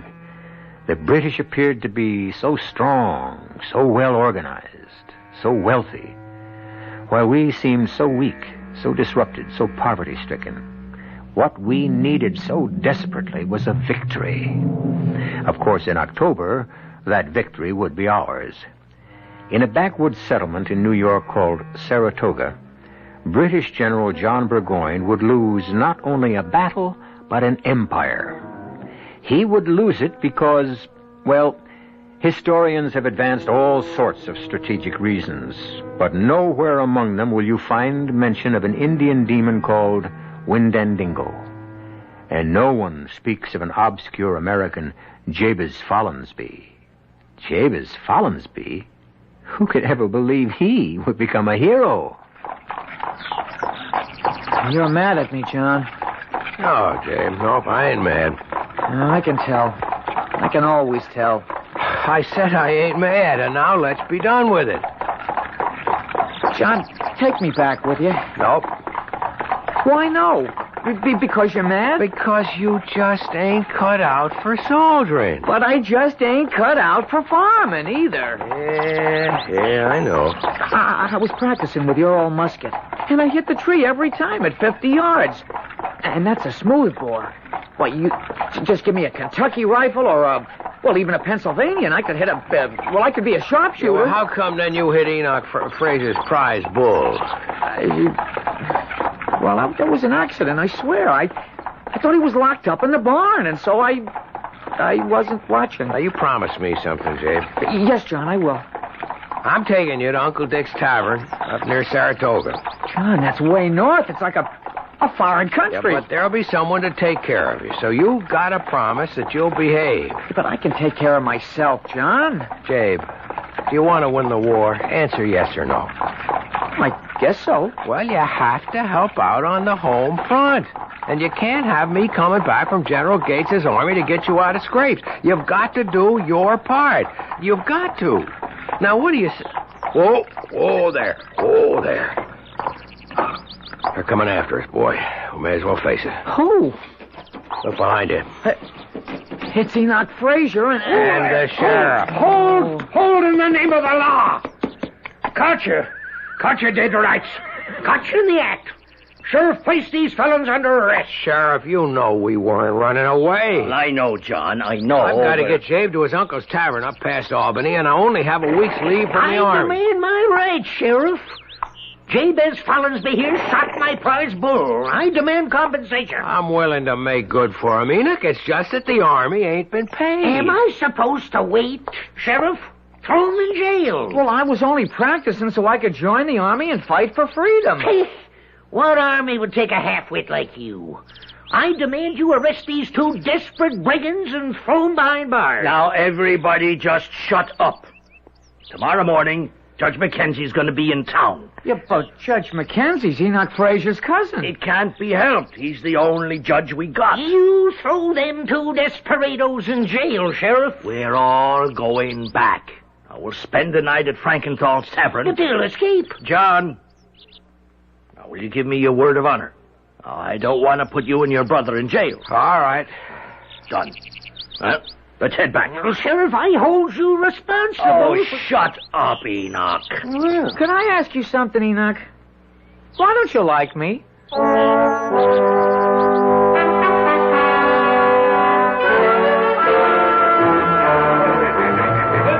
What'll I do to us, John? I don't know.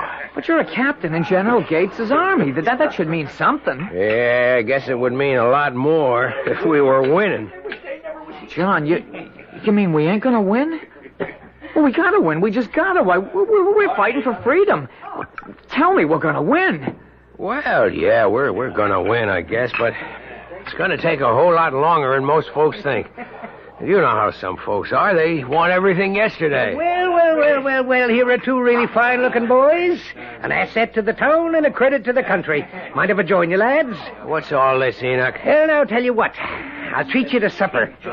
You will? Why? Why? Because you're fighting for our country, John, and nothing's too good for you. And Mr. Frankenfowl, beef and bread and beer for my two good friends. What's on your mind, Enoch? Well, now, boys, I got Jabe here for a good 16 pounds worth of damages. Agree? Yeah, but I said I was sorry. Oh, I know, son, I know. That's why I'm willing to offer John a proposition, a confidential proposition. Yeah. John, you and me, we're men of the world. Is that a fact? You're talking. Well, now, it ain't our fight, John. Them Southerners want the land in the Ohio Territory. The merchants are looking to get more for their goods. The rabble-rousers are out to have a good time. What's all this to do with law-abiding New York farmers like us? Enoch, I don't want to hear any more. Now, sit her down, Mr. Frankenthal, and make sure them plates are kept full. Well, now, as I was saying... I said I don't want to hear no more. Well, that ain't like you, John. You was always a prudent man. Prudent, that is, till you get swept up in this rebellion hip-hip hooray. Well, it gave a bunch of high-spirited boys a chance to play soldier. Dave, don't you eat another bite. Well, is something wrong with the bread of treason. Maybe you did win a couple of skirmishes against some poor, scared, imported German farm boys in red coats, but... Oh, that evil spirit has caught hold of Enoch. But now the British are sending in trained and seasoned regulars. General Burgoyne is marching down from Canada. General Howe's marching up from New York City. You'll be cut in half, caught in a trap. That's how you see it. A prudent man thinks of the future. Yeah. Therefore, he chooses the winning side. And you think you have? Oh, I know I have. And here's my proposal. As a captain in Gates's army, you'd have certain information. You want me to become a traitor? Oh, no. A lover of your fellow man. The war's lost. Why not end it sooner? End the waste of lives. I ought to report this to the sheriff. John, you just see the light. I'll forget about the damages to my prize bull. And he's worth 16 pounds. I'll pay it. Sure. But meanwhile, Jabe will have to sit in jail. What? You wouldn't put poor Jabe in jail. I'm entitled to justice. I'm entitled to my damages. Jabez, you won't go to jail. I'll think of something. What? There ain't a soul that can help you. There is, too. I know who can help us. I know. Do you now? He's always helped me when I called on him before. He'll help me again. Jabe. John, I'm going to call on my oldest friend. You better call on your richest friend. I'm going to call on him for justice. He'll help us. Jabe. You'll see. Jabe, look, everybody's looking at you. It don't matter. He's my friend. He'll help. You remember Walking Beaver, the old Indian we gave food to? Yeah, now you just come along with me, Jabe. Before Walking Beaver died, he told me all about the secret Ojibwe spirit. A spirit that fights evil. He taught me how to call him. His name is Windandingo. Hey, you hear that, everybody? Windandingo. What's that again? Windandingo. Windandingo. Now, if that ain't the funniest I ever heard. Don't laugh. Don't laugh at Windandingo. Why not? Because he don't like it. Well, if he don't like it, he damn well. I'm warning you. I'm warning all of you. Windandingo don't like it. All right. The joke's over. Any man here who laughs at my brother has to settle with me. Hold on, everybody. We don't want no fighting. Now, John, you just take Jabe upstairs and put him to bed. But, Sheriff, I don't want anything to happen to Enoch. Nothing's gonna happen to nobody. But Enoch Fraser has got to say he's sorry to Windandingo. He's got to say it. Hey, John, you better get him upstairs.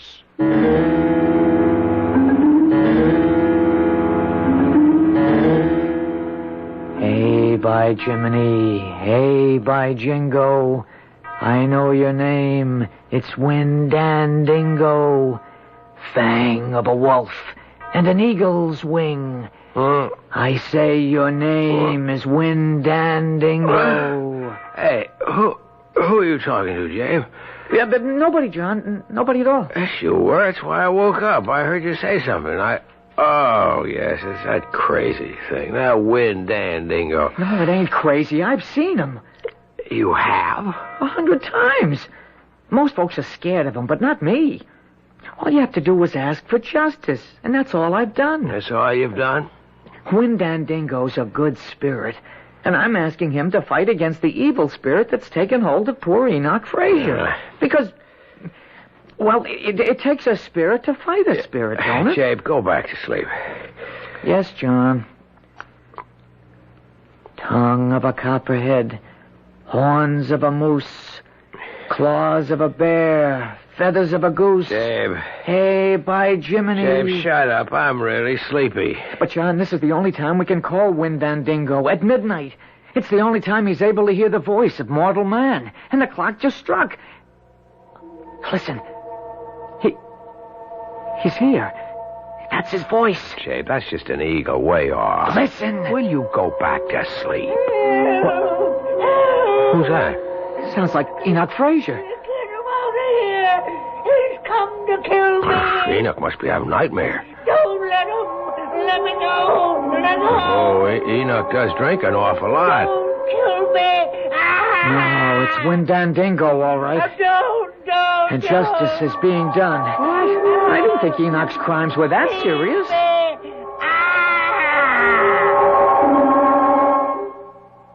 Well, he's quiet now. I guess he woke himself up from that nightmare. No, he didn't wake up. He's dead. That's enough, Jabe. I need my sleep. And he brung it on himself. He got no one to blame but himself. Jabe, will you shut up and get to sleep?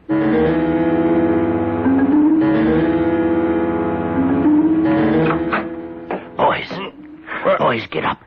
Wake up. Come up, Sheriff. John. What is it? Boys, What? you got to leave. What's wrong? Shh. Don't let no one hear. Get out of here as fast as your legs will take you and as far as your horse can go. Why? Enoch Fraser is dead. He's dead? Dead. Murdered. But who killed him? Who? Why, Jabez. Who else?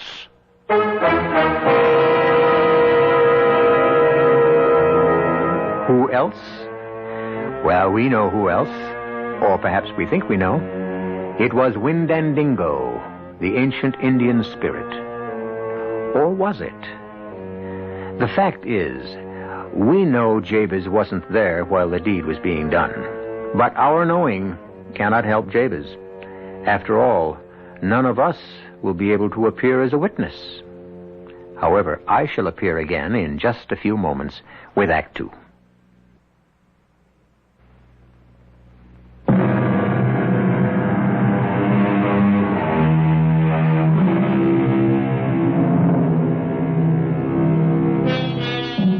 It is the fall of the year 1777.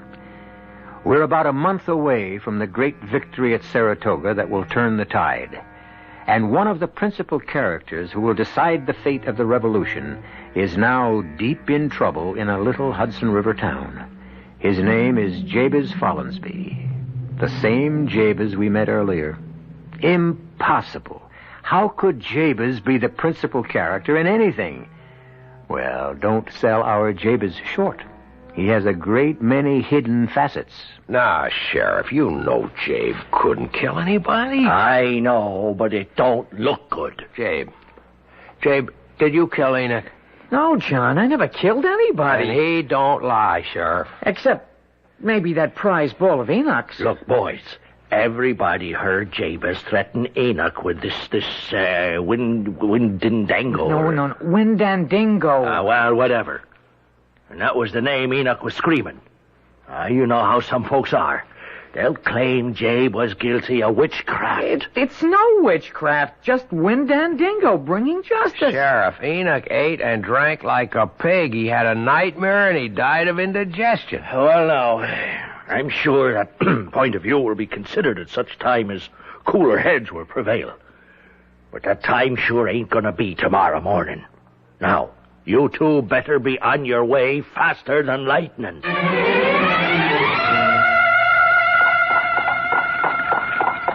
John, you don't believe I killed Enoch. But how could you? You were with me all the time. Well, you could believe I had Windandingo do it. I don't believe anything of the kind. I didn't ask Windandingo to kill Enoch. All I asked for was justice. Sure. And it was justice Windandingo gave him, that's all. Oh, there. Now, before we go inside, now you promise me that you will do as Uncle Dick and Aunt Martha say. You'll keep out of scrapes. You won't fire guns. John, can't you take me with you? If you come with me, you'll have to kill people. Now, could you do that, Jabe? Could you shoot a man? No. I still have bad dreams about that bull. Aunt Martha! Why, it's John and Hello, Jabez. Aunt Martha. Boys, meet my nephews. The taller one's a captain with Gates's army. And the other one, he's come to help me. Both of you, come right over here. Yeah. Well, look at the two of you, how you've grown. Oh, Jabe. How's Uncle Dick, Aunt Martha? Well, boys, your uncle's a prisoner. A prisoner? Captured at Ticonderoga.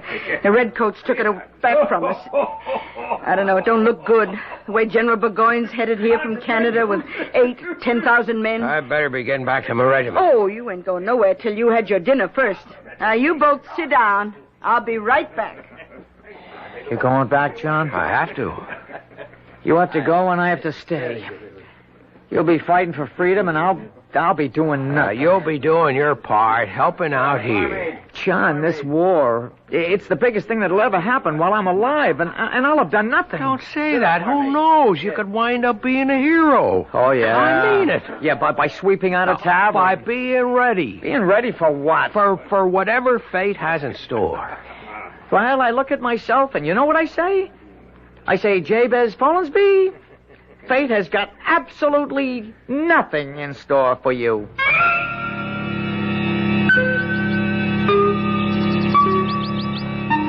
Yankee Doodle, keep it up, Yankee Doodle dandy. Mind the music and the step, and with the girls...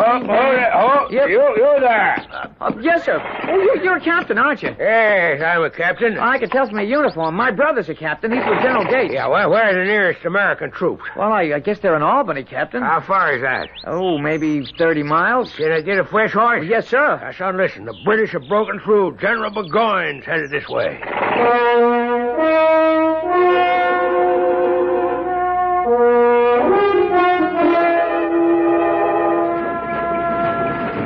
They're coming. Aunt Martha, Burgoyne's army. They're coming. I see him. I hear him. Aunt Martha, I found a rifle in the hayloft. You just leave it there. Leave it. Yeah, but we just can't let Burgoyne's army go to Albany. Yes, we can. Dave, the British are people, just like we are. Yes, ma'am. And they go to church. Yes, ma'am. And we're tavern keepers. It's an old and honored profession, and our duty is to dispense hospitality to all that cross our threshold. Look at them, Aunt Martha. Look at them. Look at how big they are. How they march. And all the guns and cannon and wagons and everything. I guess you could really call them an army. Not like what, Aunt Martha? Nothing. I don't care. I just bet our boys can fight better. Hey, look, that man with all the gold and the lace. Oh, ain't that some horse he's riding? It must be General Burgoyne himself. He's riding toward us. You better get on your feet, Jabe. Right. Over. Good day to you, madam. This, I presume, is Follansby's Tavern. Yes, sir. And you would be Mrs. Martha Follansby? And he would be your nephew, Jabez. How did you know? We have our information, madam. You mean your spies? Jabe. Well, now, Jabez, don't look down your nose at spying. You may decide to try it yourself one day. Mrs. Follansby, I am told you prepare the best table in the province. Oh, well, Yes, I understand. You just as soon not feed a morsel nor bestow a drop upon the red-coated tyrants. Oh, no, I never said it. Why, I was telling Jabe here just before that... Yes, well, we shall pay. I might add at your usual pre-rebellion rates. None of your Yankee hanky-panky. Captain Sterling, the army will halt here. Parkhurst, have our baggage brought in. Well, Jabez, no need to look frightened. What? I'm not frightened. I haven't come here to hang you from that sycamore tree. Although if I did, would it be such a significant loss to anyone? Would it? Well, sir, it would be a significant loss to me.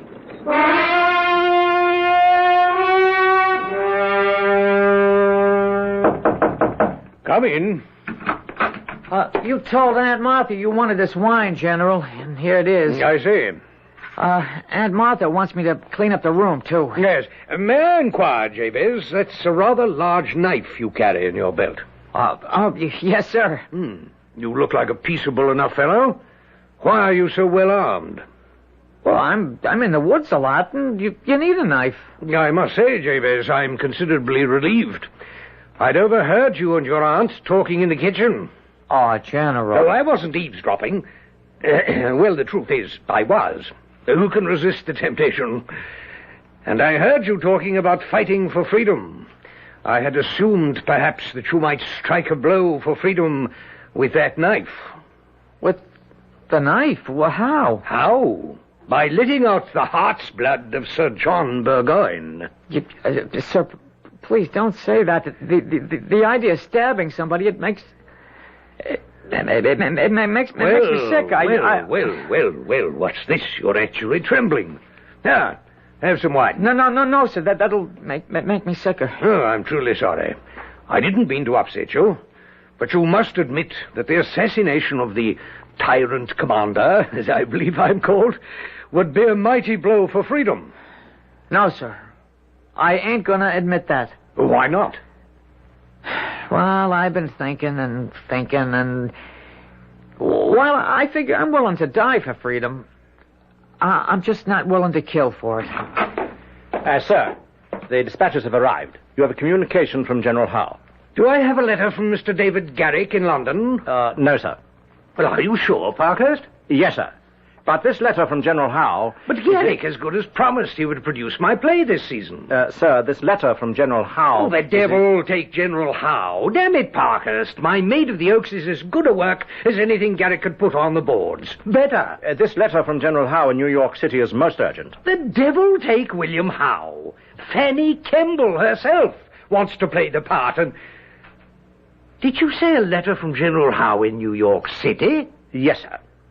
Well, just what in the seven unholy names of Satan is Wee Willie Howe still doing in the city of New York? He should be halfway to Albany by now. Well, sir, the letter... The letter was sent from New York. But General Howe is marching on Philadelphia. Philadelphia? May I have that letter? So, dear Burgoyne, the greatest assistance I can give you is to capture Philadelphia, and thus prevent Washington from moving northward. Your obedient servant. Washington? He wants to save me from General Washington? That threadbare Virginia aristocrat and his pathetic rabble that masquerades as an army? Well, it's Gates and Morgan who threaten me here. But, sir, what's to be done? Well, we'll move back very quickly toward Fort Ticonderoga before the rebels can close in and cut us off. Jabez, bring me more wine. Quickly. Yes, sir, General. I want the army ready to march in 2 hours. Jabe, I was listening at the door to every word. General Howe ain't coming. Burgoyne has to skedaddle back to Canada. Well, that's a blow for freedom, isn't it? It would be a bigger blow if Burgoyne was captured, taken with his whole army, the entire kit and caboodle, all them guns and horses and ammunition and supplies. But how, Aunt Martha, how? You're gonna do it, Jabe. Me? Yes, sir, you. You're gonna be responsible for the capture of Gentleman Johnny Burgoyne and 8,000 of the best troops in the whole British Army. You, Jabez Follinsby.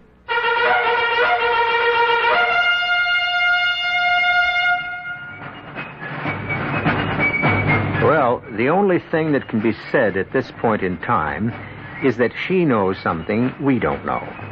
And she's right. Because as students of history, we know the end of the story. We know that Burgoyne and his army were captured. Now, we shall expand that knowledge and discover how, when I return shortly with Act 3.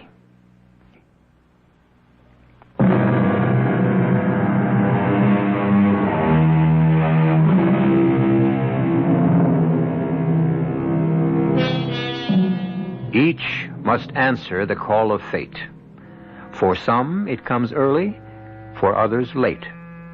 And fate is now calling to Jabez Follinsby, a young man of New York State in the year of 1777. Proof again, if proof were ever needed, that some of the most remarkable and earth-shaking events occur not simply because of the actions of the rich and the powerful, but also through the unconscious intervention of the powerless and the lowly. General Burgoyne can be captured by our General Gates. If what, Aunt Martha? If they can get here quick enough, Jabez. If Gates can only send some cavalry real fast, they could delay Burgoyne long enough for the rest of the army to come up and capture him. But what can I do? Oh, you can mount Mayflower. She's the fastest horse we got in the stable, and ride like the wind to where General Gates is camped, and tell him... Jabe, are you listening to me? Yeah. Yeah, Aunt Martha, I'm listening. Do you understand what I'm saying? Yeah, but I can hardly believe it. Believe what? Well, what John said, and yet it's come true. John said, he said if I was ready, fate would make me a hero. Well, it has come true. And I can fight for freedom without shedding blood. You ain't got a minute to lose. Saddle up Mayflower. I have to bring General Burgoyne a bottle of wine. No, I'll do it. Yeah, but he asked me... Be on your way, Jabe. Every minute's as precious as gold. Goodbye, Aunt Martha. Goodbye, Jabe. And the good Lord bless you. Captain Sterling has ordered all unit commanders to be ready to move in 2 hours. Well, I want a screen of light cavalry on both flanks. May I say, sir, that it's a brilliant maneuver. No doubt. But back in London, it will be construed as an inglorious retreat. But a most necessary one. Well, to my political enemies, and I have a vintage crop this year, a retreat is always a disgrace. But, General, to move an army so many miles through hostile territory is surely a feat worthy of it. No, I shall be Burgoyne the bungler, while Howe will be the hero. Howe with his cheap victory at Philadelphia. Did I say cheap? It will cost us these 13 colonies. Where's my wine? Jabez! Oh, General, you You ordered this bottle. Yes, and about time, too. Oh, I'm sorry, sir. I tell you, Parkhurst, this William Howe, he hasn't the sense, the brains, the intellect of this young servant, this Jabez Follinsby. Where is Jabez, Mrs. Follinsby? Where's Jabez, sir? Yes, madam. Oh, Yes? well, I sent him. I sent him to the barn to. Yes, well, I wish to see him. Oh, but he's got to chop some wood. I wish to talk to him. Oh, but, begging your pardon, sir, unless he does his chores, you aren't going to have wood for your fire tonight, or for me to cook your supper. May I suggest a solution to the problem? I shall assign an orderly to the wood chopping, thus freeing Jabez for his more important duty, which is to speak with me. Fetch him, if you please. Madam, is there a difficulty I'm unaware of? Why are you so nervous? Me? So frightened? And where is Jabez? By the barn, chopping wood, sir. I can see the barn very clearly from this window, but I neither see nor hear Jabez. General, the boy was in here when I handed you the dispatch from New York City. Could he be off for General Gates's encampment? Well, Mrs. Follinsby, could he? Oh, no. Parkhurst, have a party of scouts go after him. Well, Jabez? General, I guess you were wrong. Wrong? What? You said you didn't come here to hang me to the sycamore tree outside, but those men who captured me said that's what you're going to... I'm sorry, Jabez, but we have rules. Don't hang him. Why should you hang him? Because he was conveying information to the enemy. Who says so? Now, madam. Who says so? But maybe he just felt like taking a little ride on horseback. I mean, is that something to hang a man for? I see. Well, that would, of course, place the case in an entirely new perspective. Is that what Jabez was doing? Yes, sir. Is it, Jabez? Were you merely out for a little ride? Or were you conveying information to General Gates? Oh, tell him you were just out for a little ride, Jabez. I was bringing information to General Gates. Shall I ask that question again, Jabez? No, sir. I heard it the first time. Damn it, Jabez, do you want me to hang you? No, sir, but I don't want to lie, neither. General, the army is ready to march. I know that, Parkhurst. May I suggest we hang the prisoner and be on our way? Jabez, I don't want to hang you. I know that, sir. I appreciate that, but I can't lie. Even if you have to die? I won't die. Oh, indeed? Why not? Well, because that wouldn't be justice. And that's why Windandingo wouldn't let it happen. I don't believe I caught that name. Windandingo. Yes? Windandingo. He's the old Ojibwe Indian spirit of justice. And all through here, all through this country, it's his holy ground. And if you ask him for justice in the right way, he'll see you get it. Yes. Well, my boy, I suggest you ask him. I will. Well, what are you waiting for? Midnight. Midnight? Well, yes, sir. You can't raise him till midnight. But I intend to hang you now. Well, you wouldn't do that, General. You're a fair man. You'd give a man a chance. I am giving you a chance. Just tell me you were out riding for pleasure or to visit your girl, and we're quits. I don't get any pleasure riding a horse, and I don't have a girl here. General, every minute we delay... Jabez, do you expect me to wait till midnight? I expect you to do the right thing. Well, what is supposed to happen at midnight? I'll call on Windandingo. Yes? And he'll appear. Where? Right here. And only here. Why? Because this is where the injustice was first made. And then? And then, he'll see that you give me justice. How? I don't know, General. That'll have to be between you and Windandingo. He'll convince you somehow.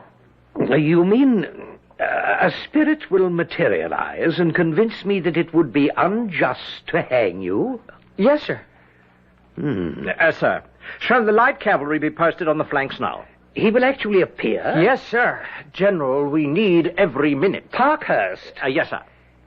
Do you know what this lad is saying? Yes, sir. I mean, no, sir. A spirit, an Indian spirit, will appear here at midnight to plead for his life. Sir, any hour now, the rebels will know about General Howe. We have just about run out of time. No, Parkhurst, we run out of life.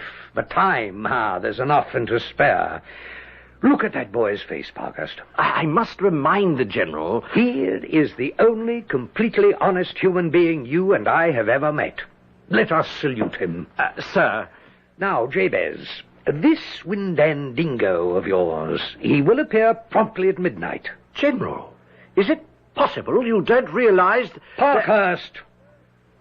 I will deserve disgrace if I run from this continental rabble. I've decided to stay, to fight, and to break the back of this impertinent rebellion. Is that clear? Yes, sir. Jabez, will your Windandingo appear promptly at midnight? Yes, sir, he will. You'll see him. I had better, because if I do not, if you are playing me false, then I shall hang you. Hang you from the bough of that sycamore tree. I shall hang you by the neck until you are dead, and leave you dangling for the kites and crows to feast on your carcass. Do you understand? Yes, sir.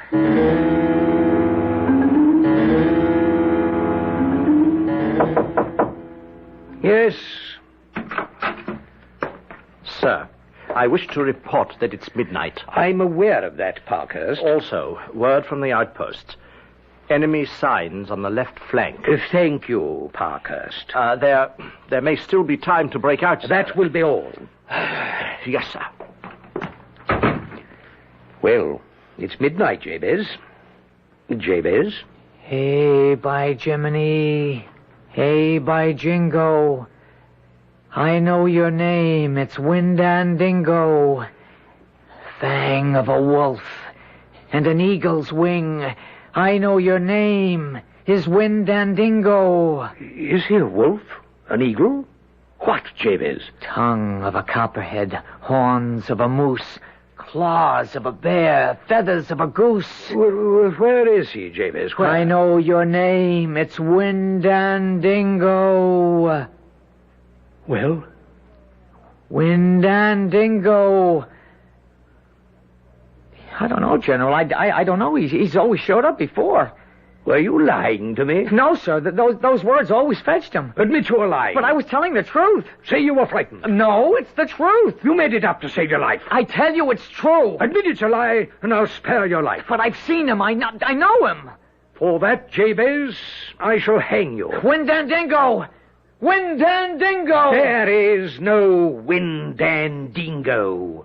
But there is a Major Parkhurst, and I shall order him to assemble an execution squad. Windandingo, Windandingo, I know your name. It's Windandingo. There is no Windandingo. Listen. Well, it's a quiet night. I can hear an eagle screaming in the distance. Listen. Can that be a bear prowling about? The hissing of a snake, the call of a moose, the growl of a bear, the cackle of a goose. It's Windandingo. There is no Windandingo. You hear him. And you see him. Well, I think I see something. A shape of a man. No, a snake. A bird. It has feathers. Hair. Claws, fangs. You see him. What is it? It's Windandingo. No. It isn't possible. It doesn't exist. These things don't exist. It's Windandingo. Oh, I'm dreaming. You're awake. I had too much to drink. It's Windandingo. What does he want with me? Listen to him. I'm listening. I can't hear a word. He talks without words. He's in your mind. Listen to what he's saying. He gets angry if you don't listen. What is Windandingo saying? Spare his life. Give him justice. Give all people justice. Without justice, there is only death. Oh, Jabez, I never wanted to. General Burgoyne, help! What have you done to the General? Well, I didn't do nothing. General, are you all right, sir? Where did it go? Where did what go? But it was just standing there. What was just standing here? Oh, Jabez. Yes, General. You're a young scoundrel. But sir... I really should hang you. Windandingo was here. But I won't. On one condition. Give me your solemn oath. Go join Gates's army. Sir, I really am not much for fighting. Jabez, there's nothing so destructive to the smooth operation of an army, indeed a government, as a completely honest man. You've done enough damage here. Now take your talent for disruption over to your own people. It's perhaps the best chance we British have to win this war.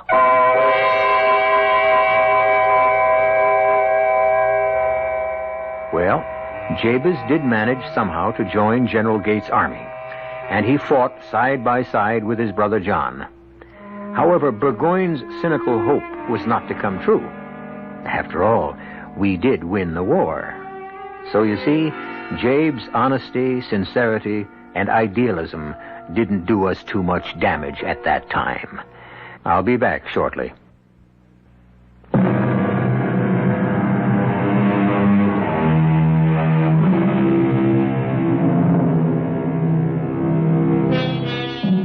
In case you're wondering what happened to Gentleman Johnny Burgoyne, he went home to become richer and more powerful than ever.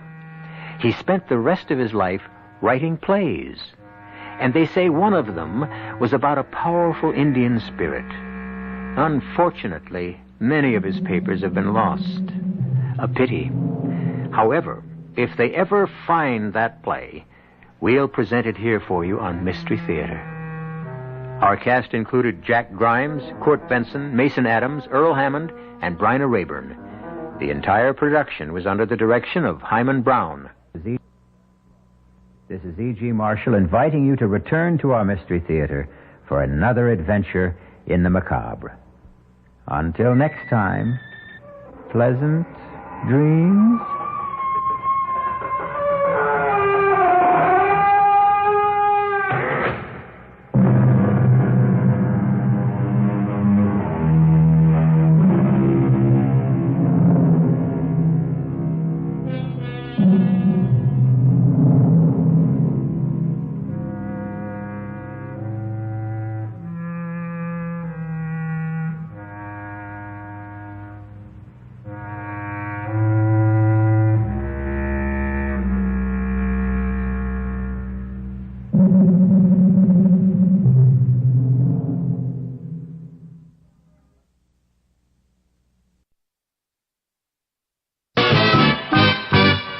CBS Radio Mystery Theater presents...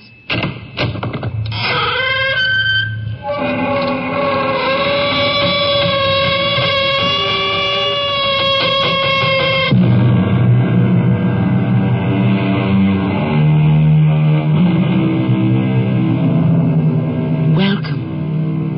Come in. I'm Tammy Grimes. What sport bears a more regal name than horse racing?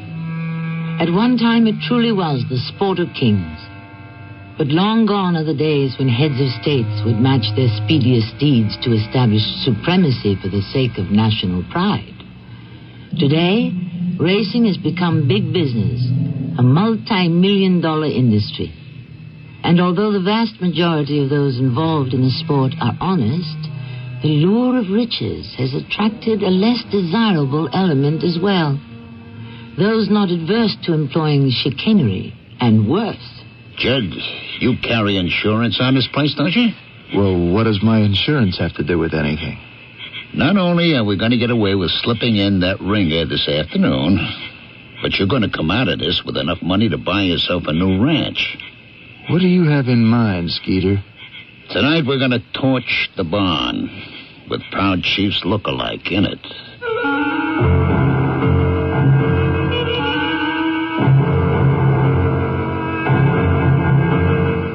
Our mystery drama, Barn Burner, was written especially for the Mystery Theater by Steve Lerman and stars Russell Horton and Patricia Elliott. I'll be back shortly with Act One.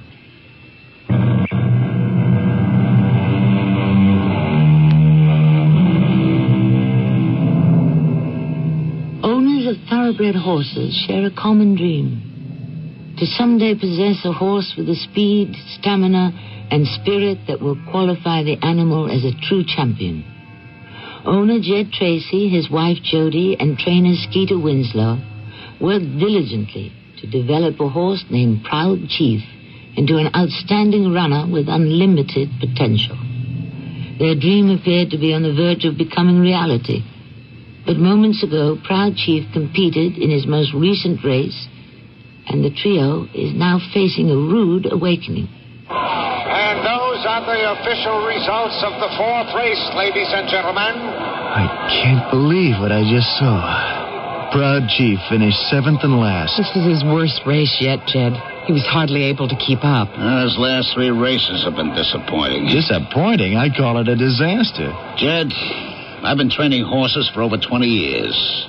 We just ran smack dab into a wall of the worst racing luck possible. That's the only way to look at it. If only Proud Chief hadn't broken that bone in his hoof. Well, race horses do come back from that type of injury, Jody, more often than not. Proud Chief hasn't been able to, obviously. Well, I'm very upset. Jed, would you mind terribly if I took the car and drove back to the ranch now? Go ahead, Jody. Skeeter and I will see to Proud Chief. We'll be along in the van in a couple of hours. I'll have dinner waiting. I'll see you later. It hurts me to see Jody so sad. She had such high hopes for Proud Chief. Well, what are your plans for the horse now, Jed, huh? Yeah, I'm not sending Proud Chief back on the track, Skeeter. We can still turn a profit on Proud Chief. A real handsome profit. What do you want to do? Take Proud Chief out to the park on Sundays and sell pony rides? My idea's a little more ambitious than that. We can still send Proud Chief out on that racetrack and come back big winners.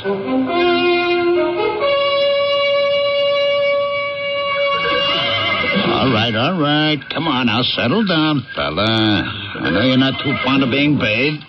This will only take a couple of minutes now. Come on, Skeeter. What's this plan of yours? Well, the first thing I have to do is get on the phone to these friends of mine who do their racing out in Western Canada. Mm-hmm. What are they going to tell you? If they happen to have any bay geldings about 16 hands high racing up there... Skeeter, I hope you're not thinking what I think you're thinking.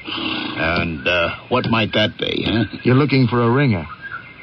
Jed, we find a horse that can pass for Proud Chief's twin. Except for the fact that this other Proud Chief can run fast enough to win races.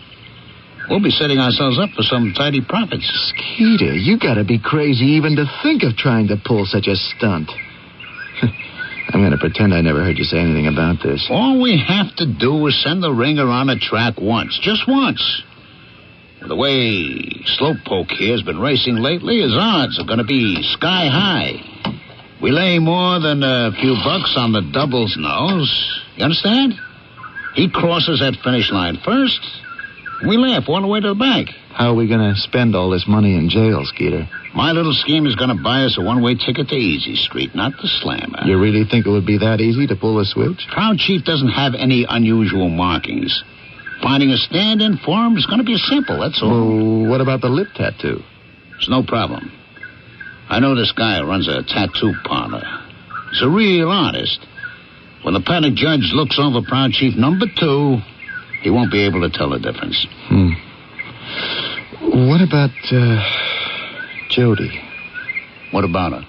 Yeah, no matter how perfect a match you make, even with a lip tattoo, every horse has its own personality.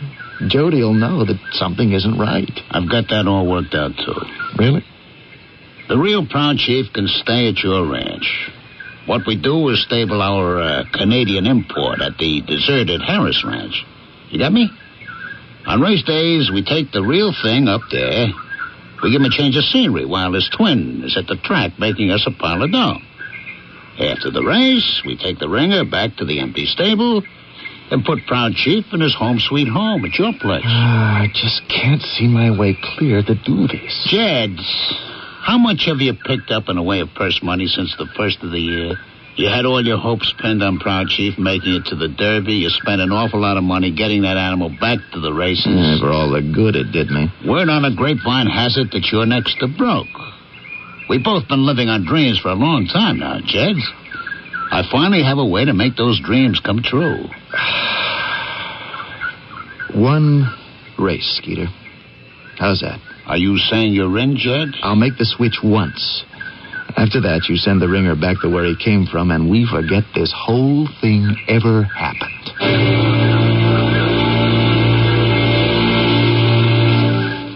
When was the horse brought in? Last night, late. And no one saw the van pull in? Jed, this broken-down old ranch is so far off the beaten path. Come on, you want to see the horse? Might as well. I put him in a stall, but I don't think he's too happy being all cooped up. I'll leave him in the corral as much as possible. There he is, Jed. Meet Proud Chief II. How do you like him? Fine. There sure is a resemblance. He's a dead ringer for the real one. A live ringer is more like it. This one is real speedy. What about the lip tattoo? All taken care of. Here, have a look. The numbers are identical. You gotta hand it to you, Skeeter. You really pulled it off. I told you I had all the angles covered. What happens now? You and me and our four-legged friend are off to the races.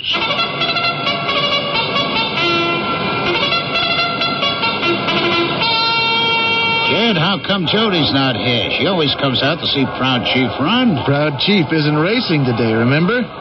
You didn't tell her, did you? Nah. Considering the way the real Proud Chief's been going lately, Jody didn't think it'd be any fun coming out to see him get beat. Well, if she was here, she'd be in for a pleasant surprise. I hope you're right. All my available cash is bet on this horse. The wisest investment you'll ever make. Look at the odds board. Those numbers are a sight for sore eyes, eh? Considering Proud Chief's last 3 miserable performances, 35 to 1 is about right. The horses have been loaded into the starting gate. It is now post time. Won't be long now, Jed. You got those betting tickets? Right in my pocket. The flag is up. Easy street, here we come. And they're off.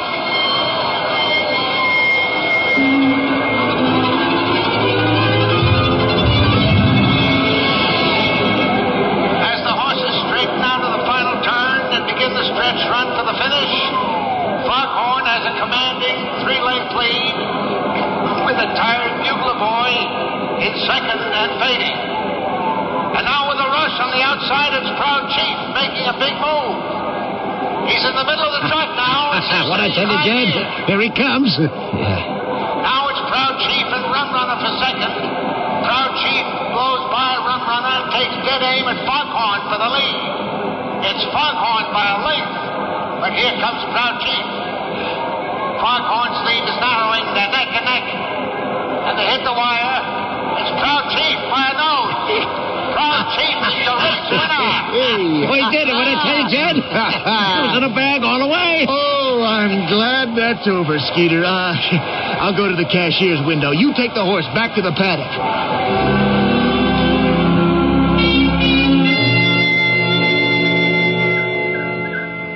Here you go, boy. The way you ran, you deserve a treat. Have a couple of lumps of sugar on old Skeeter. Hey, Jed, is this a racehorse or is this a racehorse? Let's get the groom to bathe him and do up his legs. You know, we're going to have to run him in a higher class the next time out.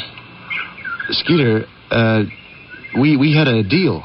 One race, and that was going to be it, right? You got a good thing going here, Jed. Excuse me, gentlemen. Oh, Doc Townsend, hello. Congratulations on winning that last race. Proud Chief looked very impressive. Well, we're real happy about the way things turned out. Considering the way Proud Chief's been running of late, I could have sworn a different horse was out there on the track today. Doc, you here as a friend or as the veterinarian for the Racing Association? No, both capacities apply, I suppose. Your horse's reversal of form puzzles me greatly. Horses can be unpredictable animals. You know that, Doc. I want to talk to you about that last race in my office right now.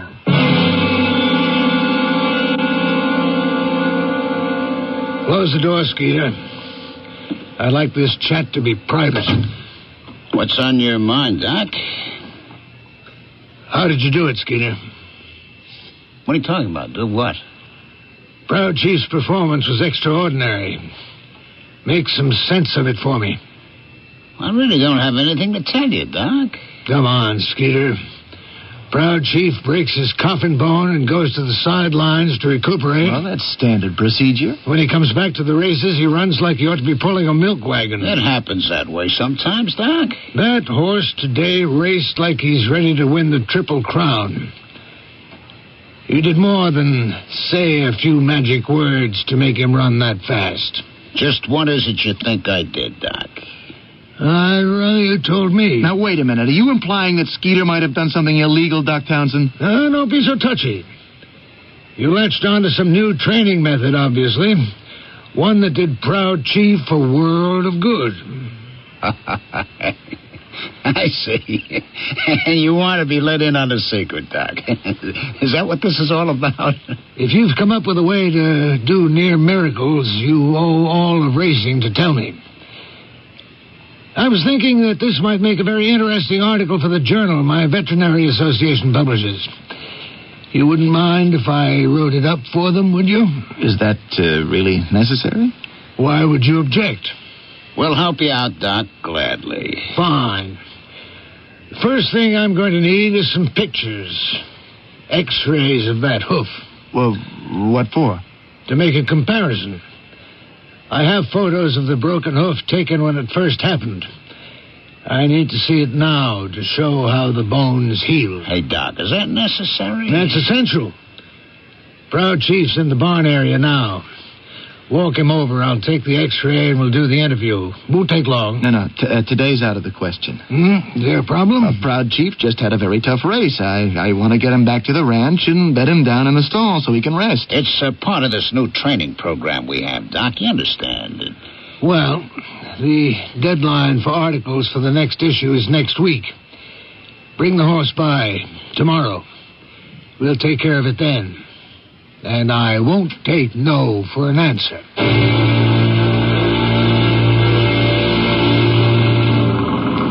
How could you do it, Skeeter? Why in heaven's name did you agree to cooperate with that pompous Doc Townsend? What is going to happen when he sees that X-ray? Nothing's going to happen. Skeeter, the horse that ran today never had a broken bone in his hoof. When Doc Townsend takes a look at that X-ray, we are going to have a lot of explaining to do. That's all you're worried about? We're going to be exposed as frauds. There's no getting around it. Now, listen to me, will you? When Townsend takes his picture tomorrow, he's going to see a horse that had a broken bone. All right? How? All we have to do is head up to the Harris Ranch, swap the colt in the van for the real Proud Chief, and take him to the vet in the morning. Oh, Skeeter, this is becoming a lot more involved than I ever thought it could.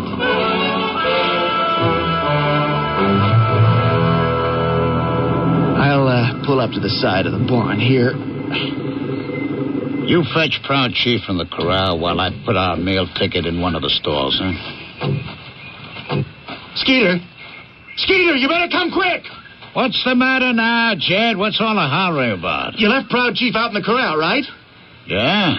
I figured he could use the exercise. Well, take a look over there. Oh, the corral's empty. Yeah. Where is Proud Chief? It must be very difficult to misplace a ton of horseflesh, but apparently that's precisely what Jed and Skeeter have done. And it couldn't have happened at a more inopportune time. One thing is certain. If Jed and Skeeter can't solve the mystery of the missing racehorse quickly, and Doc Townsend takes an X-ray of the bogus Proud Chief, more than the skeleton of a healthy horse will be exposed. But who knows? Perhaps the real Proud Chief will turn up again when we do, shortly, as our story continues in Act 2.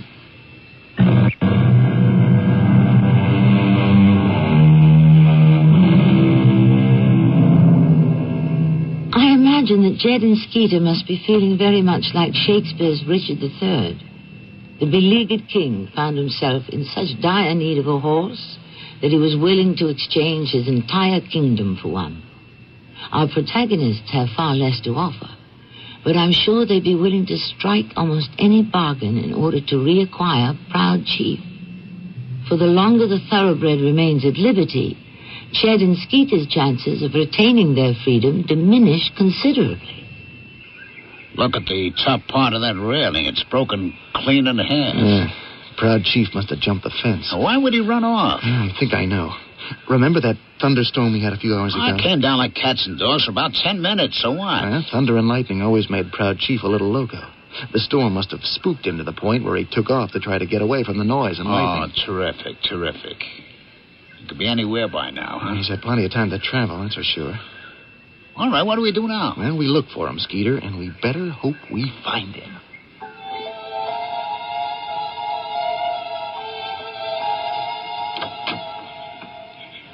So there you are. I was about to call the sheriff. Don't you realize how late it is? I've been worried. You needn't have fretted, Jody. We're fine. It doesn't take all this time to do up a horse after he's raced. Where have you been? Skeeter and I got a little sidetracked. Well, I hope you're planning to perk up. Those long faces won't do at a celebration dinner. What are we celebrating? Well, one of the stable hands called and told me about Proud Chief winning. If that doesn't qualify as a special occasion, I don't know what would. Seeing Proud Chief get his nose up at the wire was quite a sight. I'm sorry you missed it. Now, you can tell me all about the race while we're eating. Wash up while I put the food on the table. I'll meet you in the dining room in 5 minutes. Not that I have much of an appetite.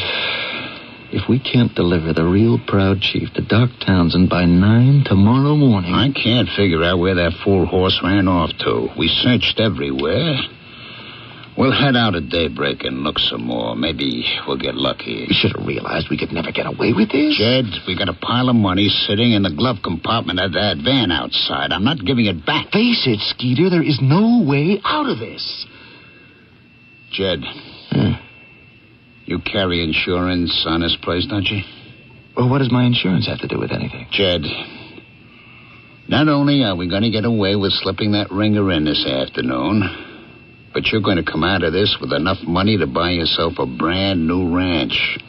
What do you have in mind, Skeeter?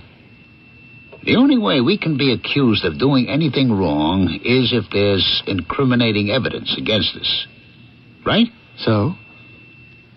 Tonight we're going to torch the barn with Proud Chief's look-alike in it.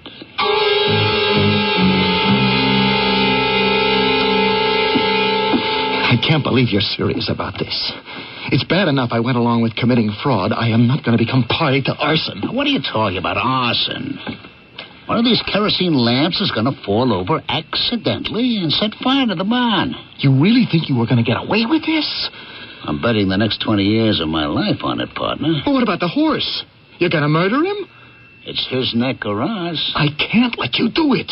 I am not going to stand here and allow that animal to be executed. Look, I already gave in and put all the other horses out to pasture. There's only going to be one casualty. One is too many.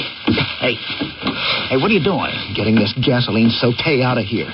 Now, you are not burning the barn, and you are not killing that horse. If I don't do this, we have no way of putting off Doc Townsend. That's the way it goes, I guess. I'm not going to jail. I'd rather confess than go around the rest of my life feeling like a murderer. It's only a horse. Skeeter, this has gotten way out of hand. Now, I am calling the sheriff. I am going to tell him everything. Jed, don't pick up that phone. Oh, you going to stop me? If I have to, I will. I am going to make that call. I'm warning you, don't. Oh, put down that shovel, Skeeter. Operator, get me the sheriff's office. Skeeter, stay away from me. Skeeter!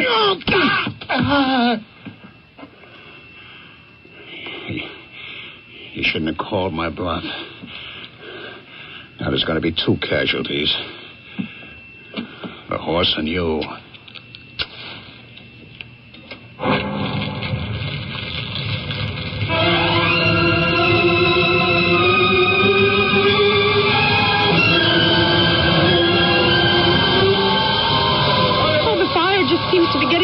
Skeeter. The volunteer fire department's doing the best they can, Jody. The whole barn is in flames. You haven't seen Jed?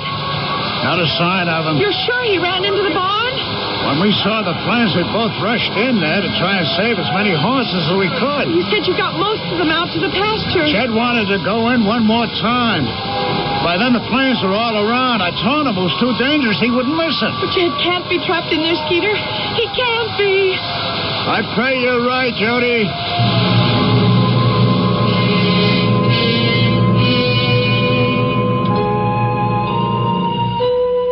You're a lucky man, Skeeter, to have walked away from that fire without as much as a scratch. Doc, believe me, I wish I could have shared my good fortune with Jed. Then he might be here today, too. How's Jody taking what happened? The first day or two were real rough for her. She's in Chicago now, staying with relatives. I'll have to stop by when she gets back and pay my respects. Only one horse is still unaccounted for, is that correct? Yeah, Proud Chief. Just when he was beginning to turn himself around and run like a real racehorse again. It really is a shame. Without those x-rays, I guess we'll never know for sure how come Proud Chief was able to run so fast. Take this, Skeeter. It's for you. What is this, Jody? What, don't you recognize a check when you see one? Yeah, but what's it for? Jed did give you a small percentage of ownership in Proud Chief. That was your arrangement. I took a few points in exchange for reducing my training fee. You may not have known about this, but Jed had a small insurance policy covering Proud Chief. This amount represents your share of this settlement. Huh. I feel kind of funny taking money from you, Jody. Well, it's your money, Skeeter. Take it, please. Okay. Thank you, Jody. That check doesn't exactly constitute a fortune. Do you have any idea what you'll do with it? There's only one thing I've ever done with the money I've managed to accumulate. You know that. You're going to buy a racehorse. There's a big auction in Kentucky over the weekend. Maybe I'll head down there and see if I can buy me a horse that will make visiting the winner's circle a habit. Good luck. Thank you, dear. I have an idea, though, Jody. Why don't you come with me?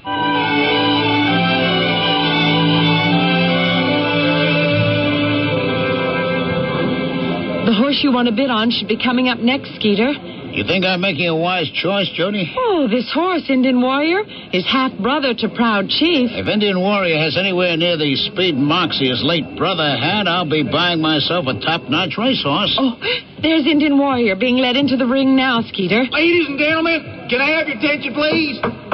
The next horse, hip number 492. Nice chestnut colt by the name of Indian Warrior.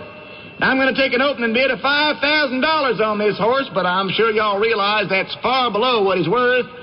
Do I hear $5,000 for Indian Warrior? Who bid $5,000?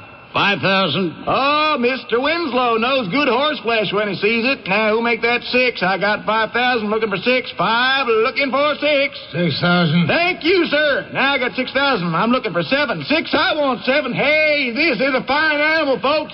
Who's going to give me $7,000? 7. Okay, 7. Now, I need 9. Who's going to make it 9? 9,000. Now, we're off and running. 9,000. I want 10. 9, I want 10. Who's going to give me 10? Let me hear 10 now.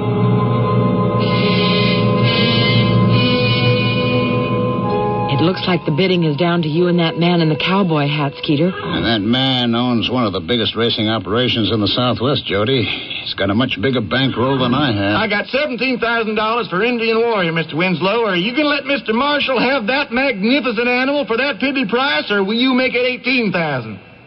18,000. Yeah, what do you say to that, Mr. Marshall? 19,000. 20.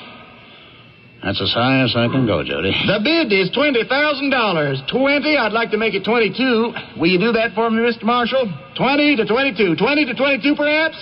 Look, Skeeter, that man Marshall has turned his back. It appears that Marshall reached his limit just as I got to mine. Indian Warrior is going to be yours, Skeeter. This horse is sold for $20,000 to Mr. Skeeter Winslow. You got yourself quite a bargain there, Skeeter.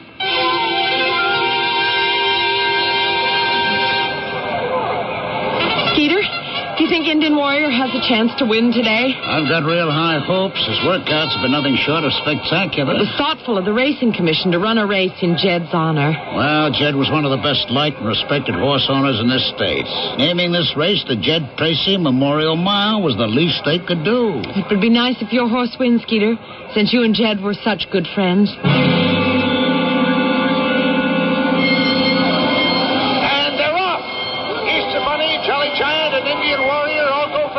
Then it's Tin Soldier, Poker Face, Happy Henry, and Go-Go Dancer is last. Will you look at that, Jody? Indian Warrior looks like he's going to beat this bunch by a country mile. As the field heads down the backstretch, Indian Warrior has a commanding 8-length lead, with Poker Face second, Jolly Giant third, Happy Henry fourth, and far back to Tin Soldier and Go-Go Dancer. It's all Indian Warrior. Wait a minute, ladies and gentlemen. The pack is beginning to come to Indian Warrior. We may have a horse race to the finish after all. What's going on out there? It looks like somebody put the brakes on Indian Warrior. He's all but stopped running. Now Poker Face and Happy Henry are only 2 lengths back of Indian Warrior. Now 1. The 3 horses are neck and neck for the lead. Indian Warrior has run himself out. He's back to 4th and fading last. This wasn't supposed to happen, Jody. It looks like Indian Warrior isn't the horse you thought he was, Skeeter. I don't understand this at all. Maybe he's gone lame. He was sound as a dollar when he walked onto that track. Take a look through my binoculars. Perhaps you can spot something that will tell you what the problem is. Yeah, all right. Hey, Jody, I don't believe what I'm seeing. What is it? Indian Warrior is wearing saddlecloth number 4, right? Yes. Well, I'm looking through these glasses. I can see the horse up close. The horse wearing that number has a white blaze across his face. So?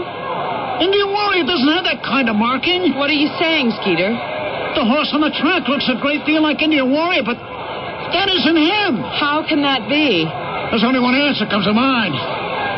Somebody slipped in a ringer.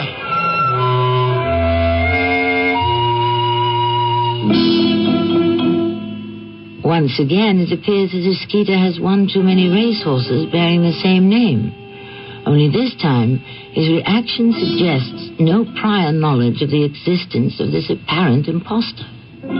How and why the substitution was made are questions weighing heavily on Skeeter's mind, as you can well imagine. All questions will be answered when our story concludes in Act 3.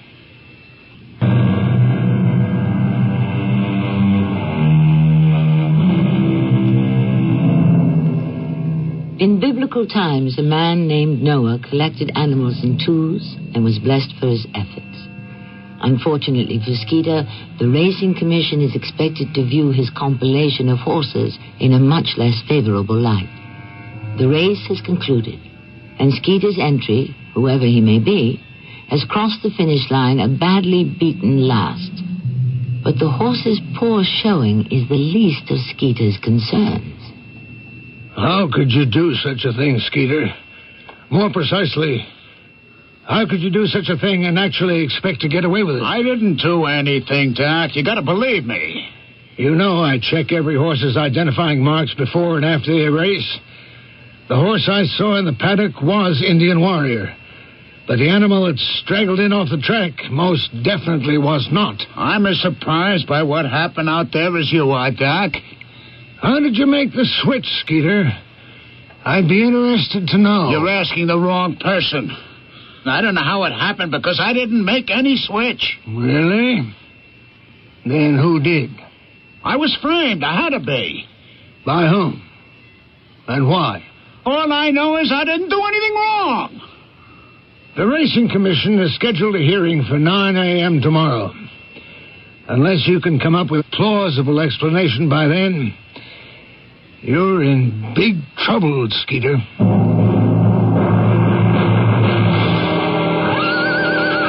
We're lucky these few stalls are still usable, Skeeter. The barn will be rebuilt soon enough. Could you break open another sack of oats? I'd like to finish feeding the horses. Yeah, sure.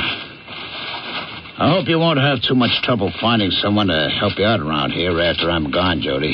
Skeeter, you aren't thinking of running away or doing something foolish like that, are you? Thought sure crossed my mind. Whatever I tell that commissioner, they aren't going to believe me. You have gotten yourself into a bit of a fix. By this time tomorrow, my license to train's going to be revoked. And that's only if I'm lucky. I could wind up in jail. Jody, I'll swear on a stack of Bibles that I knew absolutely nothing about that ringer taking Indian Warrior's place. Somehow I don't think that's going to be enough to get you off. Well, you believe me, don't you? As a matter of fact, I do.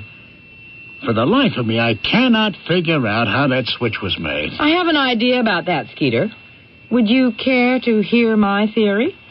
Yeah, gladly. We were with Doc Townsend when he checked Indian Warrior's lip tattoo in the paddock before the race. So the substitution had to take place while the horse was en route to the track itself. Yeah, but where? Well, in that long, dark tunnel that runs from the paddock area out under the grandstand and out to the main track. You're saying that the real Indian Warrior walked into that tunnel, but the ringer walked out? Right. Well, how in the world would a switch like that be made without everyone in the tunnel knowing about it? Well, it would be difficult, but not impossible. 7 race horses with jockeys on them rode in there, as well as 7 lead ponies with outriders, and you're telling me that 14 people didn't see a thing? Skeeter, everyone was riding from stark sunshine into a pitch-black tunnel. It takes a few seconds for the eyes to adjust to that sudden loss of light. And the switch took place during that time? What if there was some sort of disturbance? A horse became unruly, for instance. Well, that type of diversion would make it relatively simple for a jockey to dismount from one horse and get on another without anyone being the wiser. Well, where would the extra horse come from? There wouldn't be any extra horse. Not if one of the horses ridden by an outrider were a thoroughbred. The ringer could have been wearing a saddle cloth with the number 4 on it under the saddle blanket? Hey, Jody, that's a mighty complicated scenario to come up with off the top of your head. There was no speculation involved. What are you saying? That jockey who rides for you is as crooked as the day is long, and there are more than a few outriders always looking to pick up a few extra dollars and not terribly concerned about what they have to do to earn it. You paid the jock and outrider to make the switch? Why would you do such a thing, Jody? I thought we were friends. I did it for poetic justice, Skeeter. But that was only part of the reason, actually. I don't understand. The other part was to get revenge. Plain and simple. Revenge? What did I ever do to you? You tried to murder Jody's husband, or have you forgotten about that, Skeeter? Chet. Hey, Chet, what are you doing? Alive? I am alive, Skeeter. You aren't seeing any ghosts. But you burned up in that fire. You almost burned up in that fire, Skeeter. You gave me a pretty good rap on the head with that shovel. I came to just before the flames engulfed the barn. Yeah, you're lucky. In all the confusion, I managed to slip away. I was dazed, confused. I needed time to get my wits about me and figure out how to handle a situation. So I made my way to the old Harris Ranch to recover and think. One day when you were off at the track, Skeeter, Jed came here and told me everything. I never realized that you could be such a monster. Jody's first reaction was to have me call the police and confess everything. I see.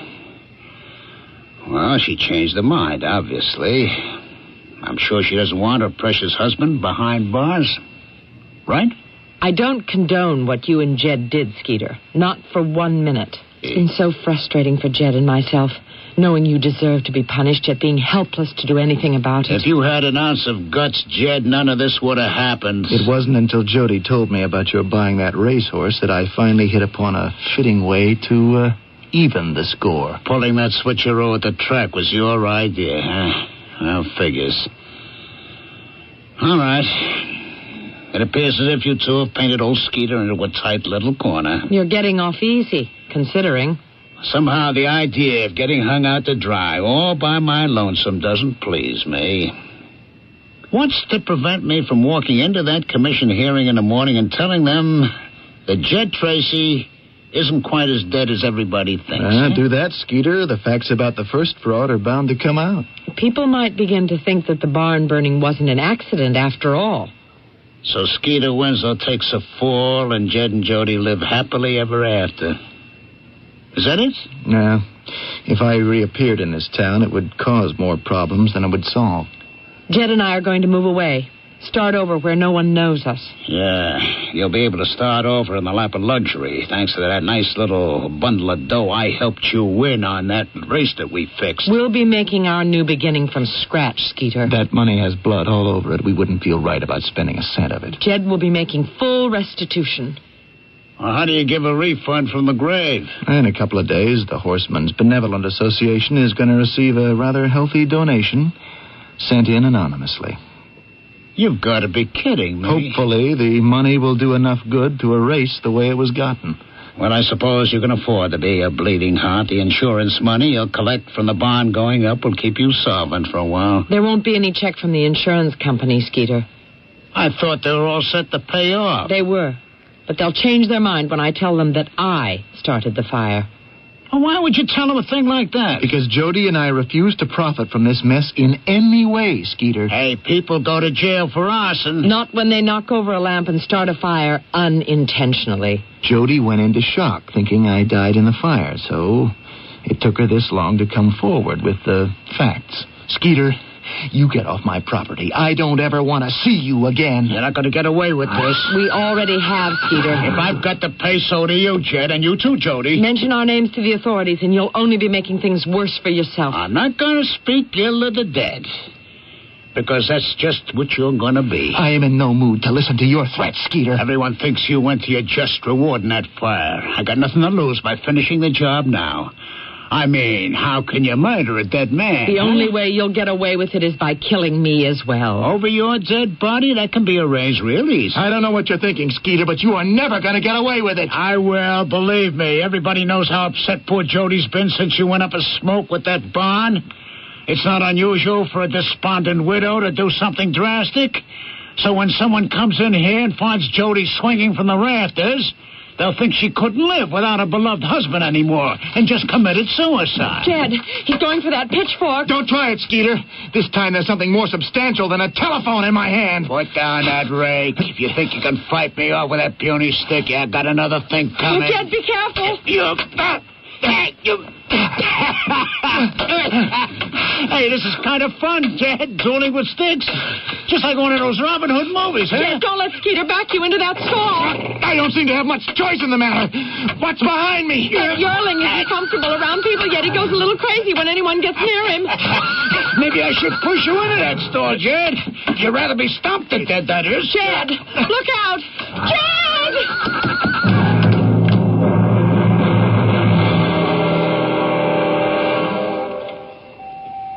Hospital rules. You can stay only a few minutes. The patient is still very weak. Wow. Look who's here. I never expected you to visit me. How are you, Skeeter? I wouldn't be lying in this hospital bed if I was the picture of health, would I? The doctor explained the extent of your injury. I'm sorry. Boy, you were real lucky to spin me around just as that horse decided to get mean. Had I made that move a second later, he would have kicked me square in the back instead of you. A crushed vertebrae never heal. Did you know that? Yeah. I still have trouble believing it, but the doc says I'll never walk again.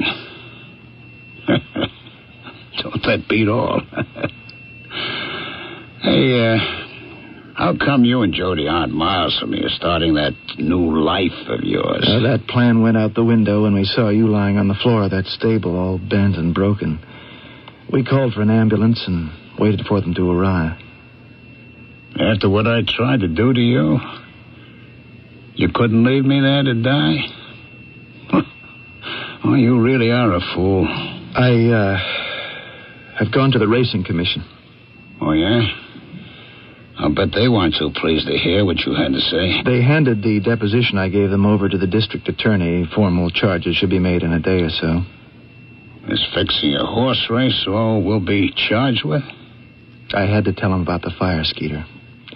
I wasn't about to let Jody lie for us. Yeah. I suppose they know all about that one-sided fight we had with that shovel, too, huh? No. No, they don't know anything about that, Skeeter.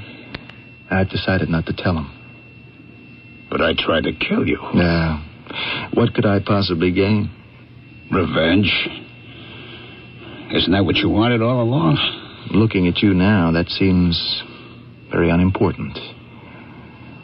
Skeeter, you've already been given a harsher punishment than any judge could hand out.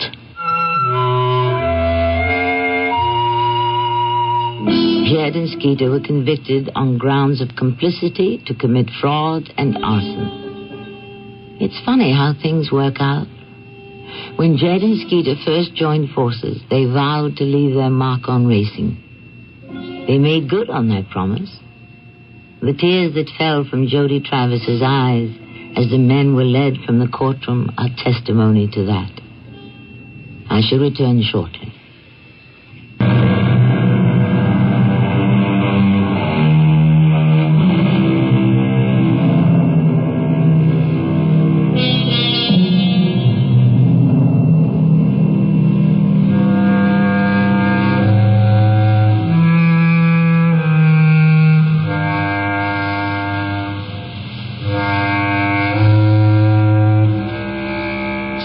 Living quarters with barred doors which open at the crack of dawn.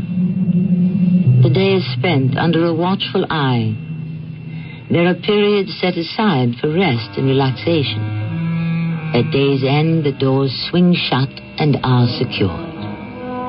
If the location of such activity is a stable, this could be the daily routine of any number of racehorses. If the place is a prison, it could be the regimen followed by Jed and Skeeter. Either way, there's a bitter irony to the similarity, don't you think? Our cast included Russell Horton, Patricia Elliott, Ralph Bell, and Robert Dryden. The entire production was under the direction of Hyman Brown. This is Tammy Grimes, inviting you to return to our Mystery Theater for another adventure in the macabre. Until next time. Pleasant dreams.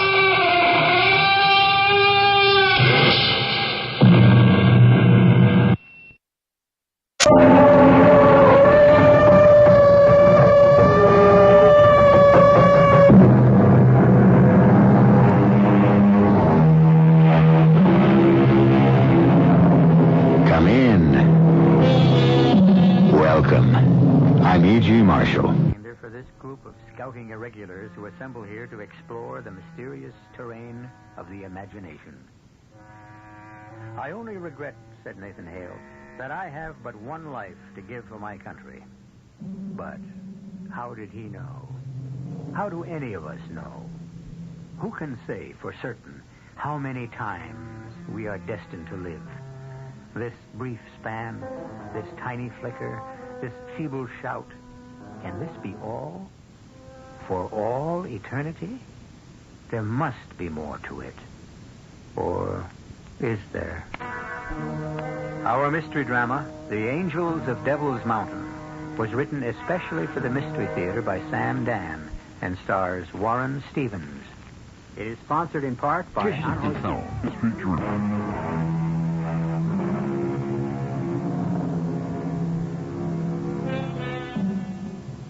Donald K. Farlow drives through the summery Connecticut countryside. Donald K. Farlow, at 41, is scarcely 5 pounds heavier than he was 20 years ago, when he was named All-Ivy League running back. Of course, he has some silver in his hair, which is neither as thick nor as luxuriant as it used to be. His chin seems somewhat heavier, but all in all, time has been kind. At this moment, Donald seems to have a problem. He feels a nagging little pain in the region of his heart. Nothing serious or unbearable, but it persists. And when Donald sees the sign that says motel, he decides to do the sensible thing. Do you have a reservation, Mr... Farlow? No, I don't. Well, it doesn't matter. Put you up anyhow. These days, nobody's turning away business. How long you plan on staying with us?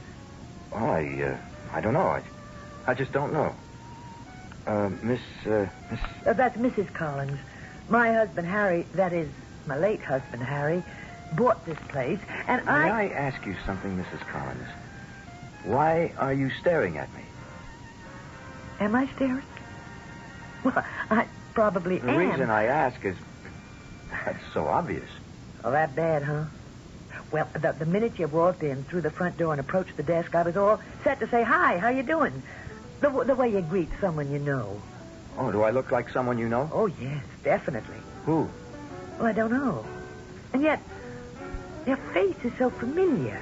Well, I've never been in this area before. But could you be someone I might have seen on the TV? Oh, no. I mean, you're not a star or somebody in a commercial or something like that? No, nothing like that. Or a celebrity? Hardly. I've seen you. I know I've seen you. Well, it'll come to me sooner or later. We'll put you in room 124. That's just around to your right. You... Thank you. Are you okay, Miss Farlow? Yes, I'm all right. You look as if something's bothering you. No, I'm fine. Just fine.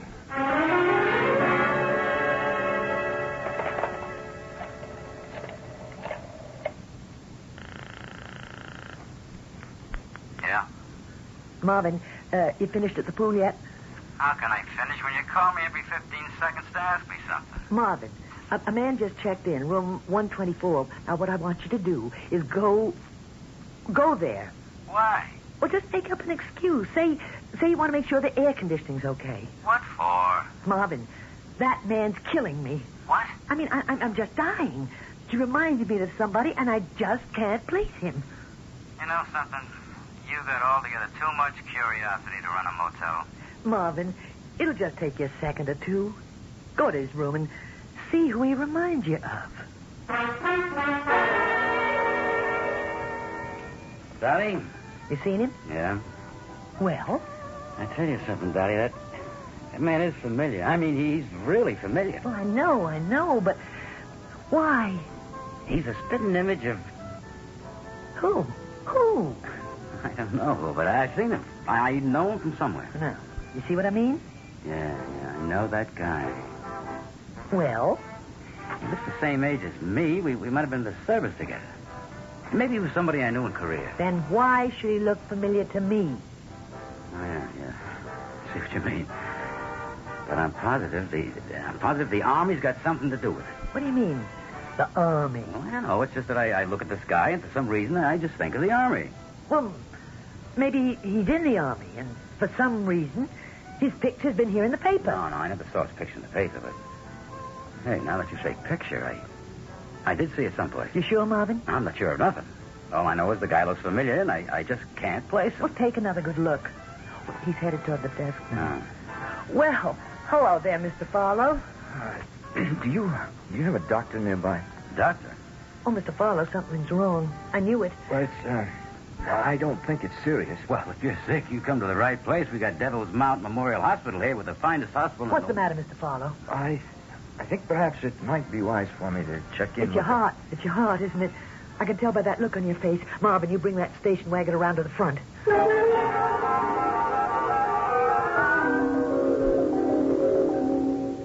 I'm happy to be able to tell you, Mr. Farlow, that we can find nothing, but absolutely nothing out of the way. Your cardiogram is completely normal. That's a relief. Pressure, respiration, heartbeat. We just aren't able to find anything. And yet you have this pain.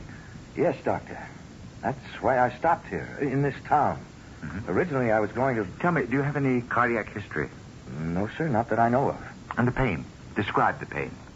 Well, it doesn't seem to be the kind of pain that, that I've been told to associate with a heart attack. Mm-hmm. Just more of a stabbing pain, as if I'd been stabbed. Doctor. Yes? Doctor, why are you staring at me? I wasn't aware that I was. You are? Why, you still are. Well... Let me tell you something else. Everybody in this town has been staring at me. Everybody? Yes. Well, what do you mean by everybody? Everybody I've met. First, the lady who runs the motel. Dottie Collins. Yes, and the fellow who seems to be the handyman. He actually knocked on my door on some pretext just to look at me. Are you sure? And then the technician, right here, the one who gave me the cardiogram. She kept staring at me. It must be your imagination. Is it? Do I imagine that you're staring at me now? Mr. Farlow, haven't we met before? I couldn't say so. You look so familiar to me. Well, you don't appear at all familiar to me. I know you from somewhere. Well, this entire town, it seems, knows me from somewhere. But no one can say exactly where. Now, look, I've done nothing that would call me to public attention. Certainly not up here. I'm not a famous person. You've never been up this way before? I've only been in the state of Connecticut twice. And each time was more than 20 years ago. It was when Pennsylvania played Yale at the Bowl. Mm-hmm. Well, was your picture in the local papers at the time? I don't even remember.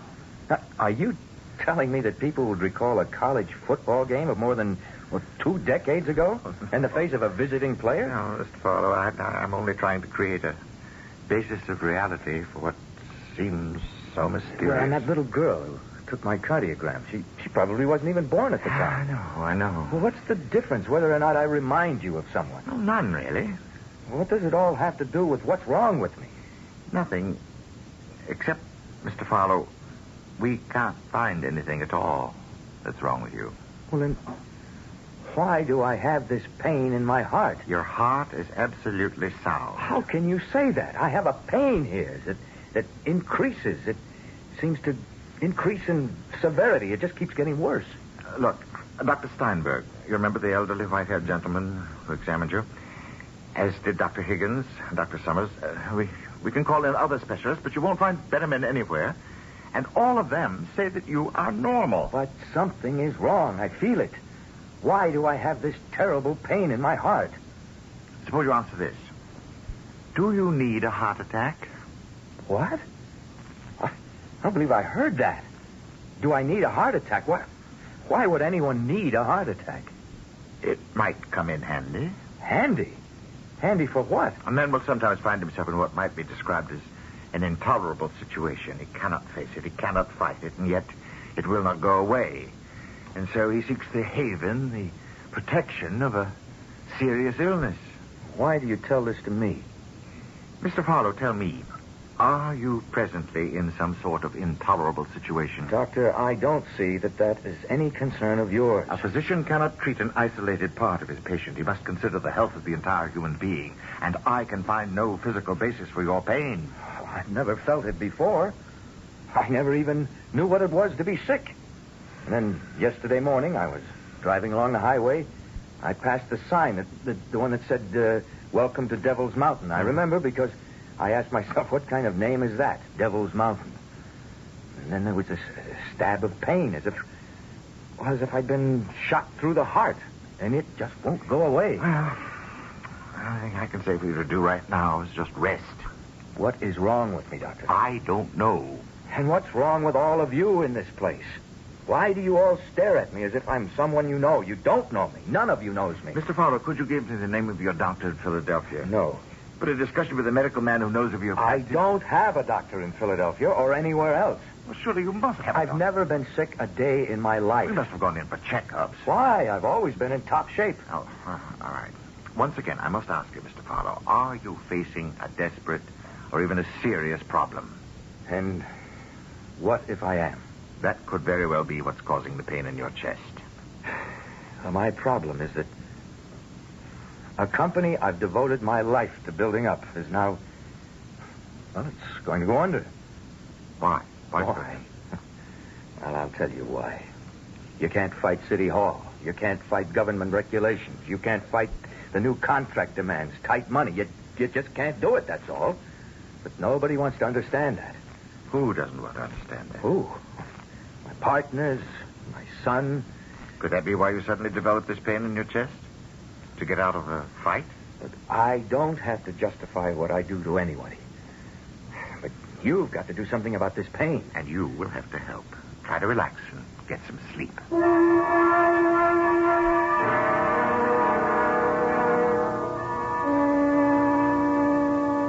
Hi there, Doc. Hi. Medical Society lunch is in the Yankee room. Yes. Try the bean soup. I will. Oh, by the by, that fellow we brought over to the hospital yesterday? Yes?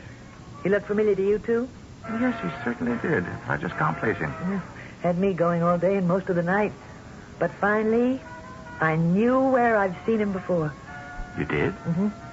You know what gave it away, finally? That pain in his chest. How could it? Think, Doc, think. Think of that pain.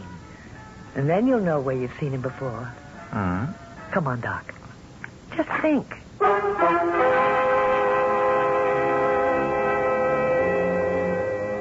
And while the doctor is thinking, we shall just steal away for a few seconds so that you can do some thinking, too. True, you don't have all the facts, but you do have enough to make an educated guess. Meanwhile, be inspired by the following words of wisdom, and before you know it, I shall return with Act 2. You see a face in the crowd. It's the face of no one you ever met, and yet you know that face. But why? Yes, you have seen it before, but where? If only you had a hint, a clue.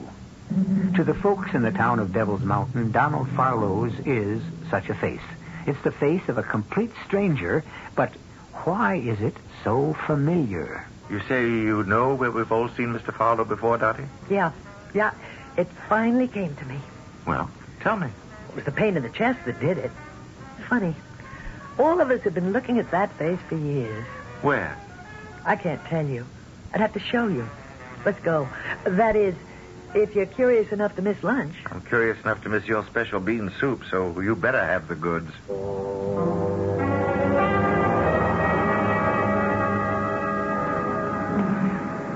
Well, Doc, we're here. Here? Right in here is where you'll find your answer. In the Devil's Mountain Revolutionary War Museum. Come on. Well? You mean by this time you don't know? Oh, you're overdue. You surely should have caught on by now. Well, I don't see anything that would remind me. What's the pride and joy of our Memorial Museum, Doc? The most valuable thing we got. Wait. That's right. You're looking square at it. That big painting, said to be by Charles Wilson Peale. The women. The women of Devil's Mountain. Or the full title. The Women of Devil's Mountain Tending the Wounded on the Field of Battle. And that fellow, smack in the middle of the picture. Dottie. It's like the whole picture is built right around him. It does look like Donald Farlow. Looks like, Doc. It's him. It's one face. That's remarkable. He's lying there, and this woman is holding him in his arms. Oh, no wonder Marvin said this fellow reminded him of the army. It was the Revolutionary Army. You can be so familiar with something, but if you encounter it outside its everyday surroundings... And the pain in the chest. Now, that should have given it away right off. He's been shot or stabbed. See how his hand is pressed against his chest? Yes. And how the blood is trickling through the fingers? Resemblance, it's uncanny. Resemblance? Doc, it's the same face. Now, look at the hair. It's black, but with strands of gray in exactly the same places. Well. Well, what? There's the same dimple on the chin. It could be coincidence. Doc, it's him. It can't be. Why not? Because this picture was painted some 200 years ago. Everything about the painting, the face, even the... Well, now look again. There's a birthmark just on the side of his left eye. Dottie, what are you trying to say? If you could even imagine what I'd like to say, you'd decide maybe I'd better be put away. Oh, no. Go on, say it anyhow. Oh, Mr. Farlow is the soldier in that painting. How is that possible? Even if that soldier survived his wound, he'd still be dead for more than a century and a half. Well, I don't know how it's possible. I'm just telling you what I think. Oh, look at the face. He's the same soldier. Are you telling me he's the reincarnation of the soldier in the painting? I don't know anything about all that, and I couldn't care less. All I'm saying is he's the same soldier. Now, don't ask me how or why. And when he drove through here, something came over him, and he felt that terrible pain again. I'm afraid I couldn't accept that diagnosis. Okay. It's your turn. How do you account for it? I'm afraid I can't.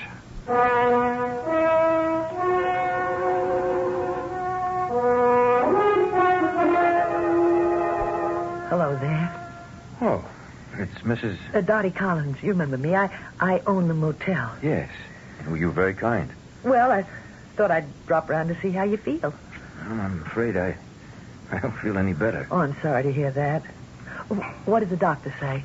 Well, the long and short of it seems to be that the pain is psychosomatic. Well, why should that be? Oh, I'm sorry. I didn't mean to pry. Oh, that's all right. No, it's not all right. I'm sure it's something highly personal. One thing we pride ourselves on around here, we respect the next fellow's privacy. And yet, I feel I can talk to you. I don't know why. I'm not the kind of man who talks to strangers about personal things. I don't usually talk to strangers at all. But somehow I feel that we're not strangers. But I know we've never met. Must be something about this place. I just can't explain it or understand it. Everybody thinks I look like somebody they know. I have this terrible pain that baffles the doctors. Well, no, it doesn't. They claim I've got it because I'm running away. What you were running away from? A fight. You don't look like that kind to me. Yeah, this is a fight I can't win. Why? Because I'm up against too much money, too much power. Besides, I don't have to fight. You see, I could sell out to this big company and take a job with them. That'd be the smartest thing I could do. Why?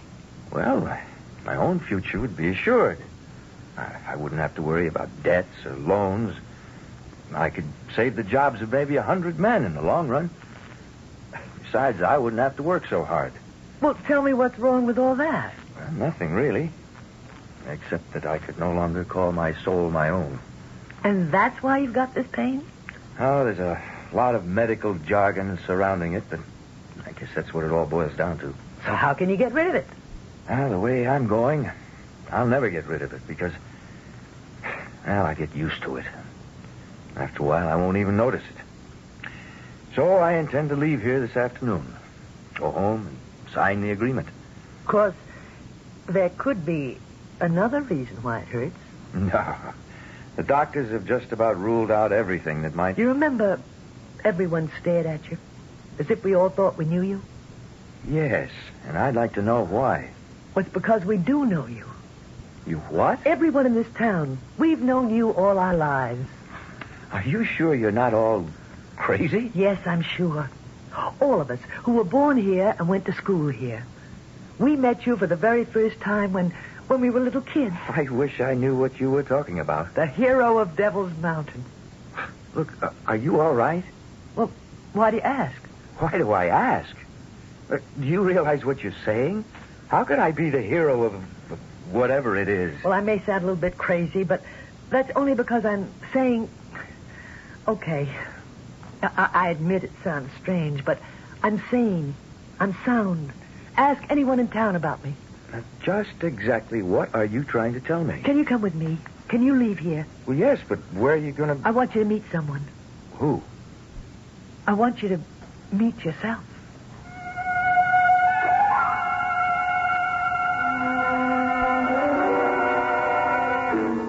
Look at him. And here's my mirror. Now look at yourself. Look at your own face. Now what do you say? Well, it's you. The soldier in that painting is you. And the pain you feel is his pain. Your pain. Oh, I can't prove it, but I don't have to prove it. The things we really know are all past proving anyhow. There couldn't be two faces like that in all the world, in all of eternity. You have to be the same. The women of Devil's Mountain. No, they're angels. They're the angels of Devil's Mountain. The angels? That's what I told Mr. Peel. Mr. Charles Wilson Peel.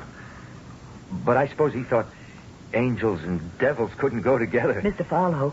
Farlow? Who is Mr. Farlow? Oh, maybe you'd better sit down. They're angels. All of them are angels. You see? Yeah. See? Yeah, I see. Now, you just sit there on this bench. And, could I get you a glass of water? See? They've come out on the field. But the British artillery is still firing. And see how I've fallen. I'd fallen in the fight. I took a bayonet through the chest. But this one, this angel, she knelt beside me and she held me in her arms. Mr. Farlow. I'm dying. No, don't say that. You'll be all right. But I don't regret it. It's so much better to die in battle than to die of shame. Oh, please, try to... I must tell this to someone. I must. Now, listen to me. Listen, at first I said, no, never. Every day, someone else would march through the village. And it was always the same thing. Hey. Colonel Josiah Hepburn is organizing a trip of light cavalry to fight the British tyrants. All able-bodied men. Cavalry, artillery, infantry. Everybody wanted us to enlist, to volunteer. Mr. Farlow, I think I better get you back to the hospital. Hospital? Oh, no, you don't know what it's like in a hospital, ma'am. The dirt, the screams, the poor devils, how we die one by one. No, you just hold me, huh? I'll be all right. You just hold on to me. Drums, yes. Drums. It's funny. No matter how smart a man is, he can't hold out forever against the drums. Please, don't talk. It's because the beat of the drums is like the beat of your heart, and sooner or later it becomes the beat of your heart. I held out against the drums. I held out longer than anyone else. I held out.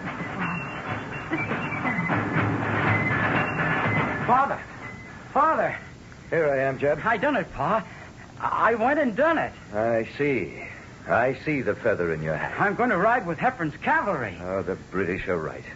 He stuck a feather in his hat and called it macaroni. Now, Pa, You're 17 years old. I'm old enough to fight, sir. But you're too young to die. Now, who's been filling your head with such nonsense? It ain't nonsense, Pa. You're damn right it ain't. It's treason. I don't recognize the authority of the King of England. Well, now listen. Listen to this bunch of plowboys who are now going to ride their horses instead of following them. Pa, I know you don't hold with independence, but I wouldn't be so free with my mouth. No, Pa, I intend no disrespect. In other words, mouth. That would be smartest. It's just getting so that a man has got to choose.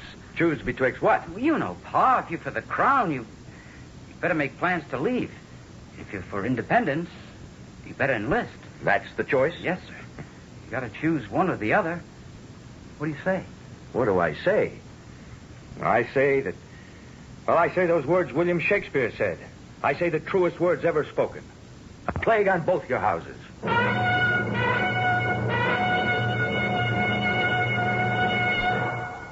And for some reason, a Revolutionary War painting has become painfully alive for Donald K. Farlow. Suddenly, he is back there in those troubled and turbulent times. And from what we have just heard, he doesn't seem to be in tune with those times either.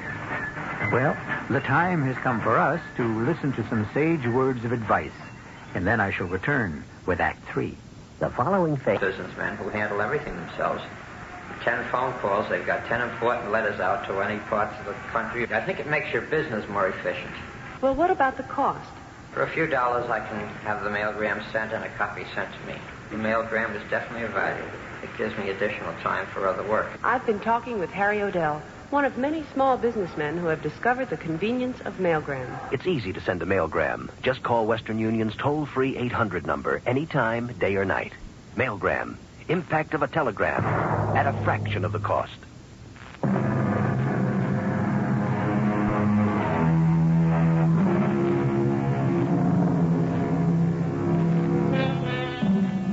According to Mr. Henry David Thoreau, it is permissible for a man to march to the beat of his own drummer. However, this is never true during wartime. Then everyone must listen to one drummer only. And that is the drummer who sets the beat for the armed forces.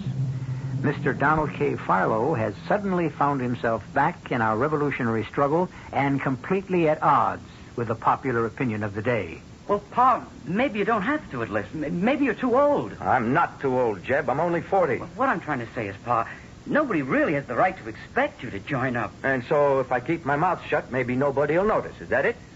Well, yes, Pa. Well, I never kept my mouth shut in my whole life. I ain't going to start now either. Pa, you'd better do something. Are you threatening me, son?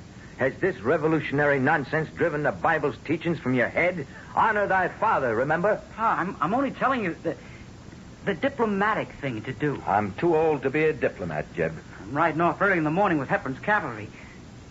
Give me your blessing, sir. I can't. Huh. Oh, yes, I could hold my hands over your head and bless your mission. But it'd be a lie, because I don't believe in it. All right, Pa, I understand. I'll do the best I can without it.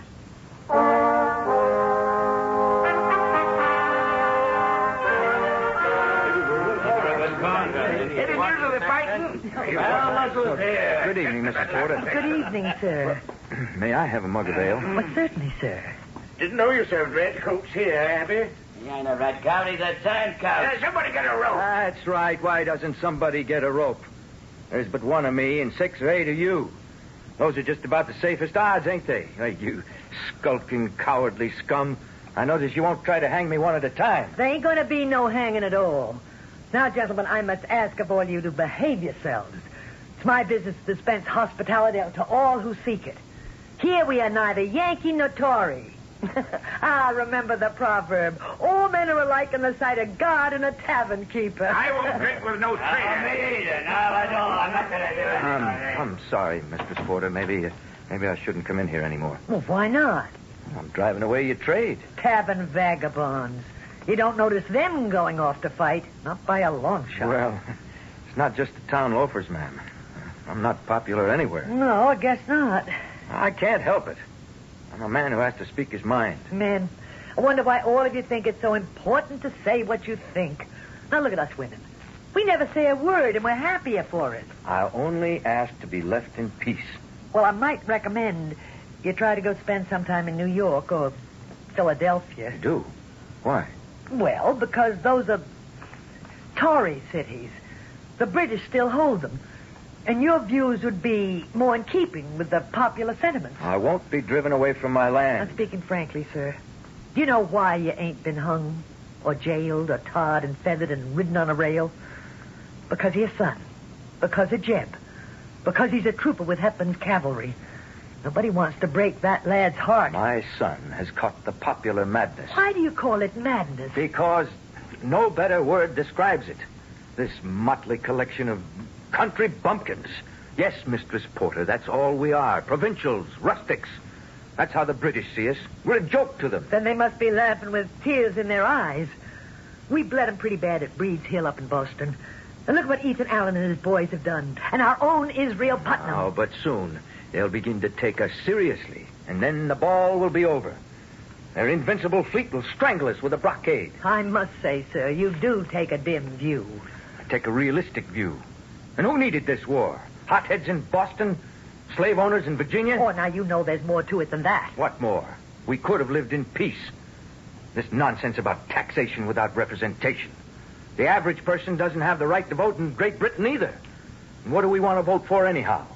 What does it matter what scoundrel has chosen to loot the public treasury and misgovern the country? It matters because we have the right to choose him and turn him out. I don't think it's a right worth dying for. It's the principle of the thing. Principles. My principle is to be let alone, to live in peace, not to provoke a war which cannot be won. Why do you insist we can't win? Because the odds are against us. Common sense is against us. Reality is against us. The overwhelming weight of men, money, ships, guns are all against us. I agree. Well, then why do you support this insane enterprise? I agree that the odds are against us, but I insist we can win. Why?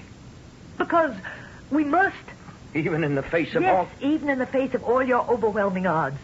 And I should like to ask you, sir, why are you opposed to the cause of independence? I told you why. First, I would rather live in peace. Second, we have no chance of obtaining. Are you sure there isn't a third reason? What's that? You're afraid to fight. Madam, I can assure you no man could ever say that to me. Oh, I don't mean that kind of fight. A fight that proves nothing, settles nothing. I mean the fight for human freedom. I'm free now. Slavery isn't all bad. There are pleasant forms of it, too. The life we led here was in many ways the life of a slave. We were told what to do, what to raise, what to manufacture, what to buy, what to sell. We were plagued by restrictions, limits, boundaries. Everything was at the pleasure of a king and his tyrannical ministers. I could live with it. Well, it takes all kinds. I guess maybe it does.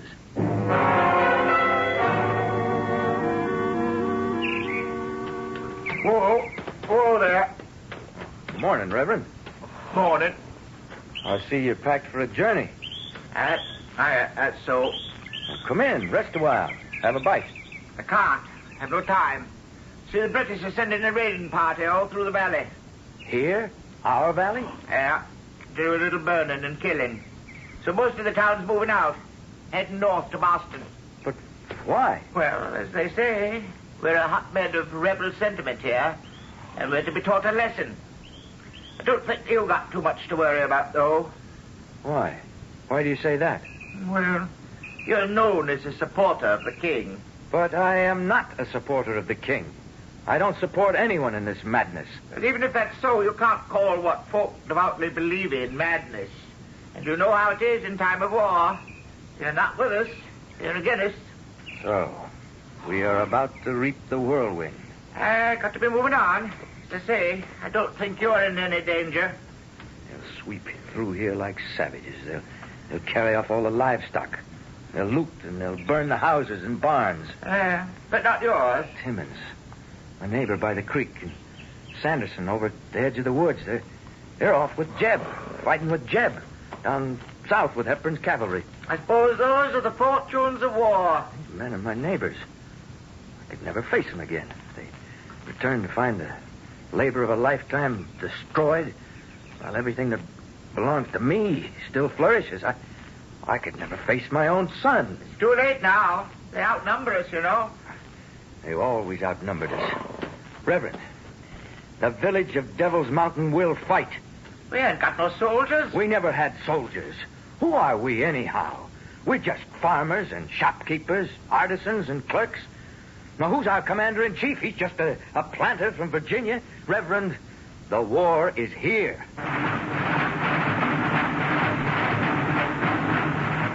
That's right. Well, then run. Come on. Run like rats. Leave your homes and your farms to be gutted, looted, burned to the ground. Now, I intend to march to the South Meadow, take cover at the edge of the woods, and when they come up the road, we can hit them in the flank. We can turn them away. I intend to fight. Now, who's going to follow me? No one, huh? All right, I'll fight alone. Will you let him go on alone? Will you? What kind of men are you? You there with the drums. Strike off a march. I'll go. Yeah, no, let's have the lots of men up the big Let's go. Come on, go. Now. Good.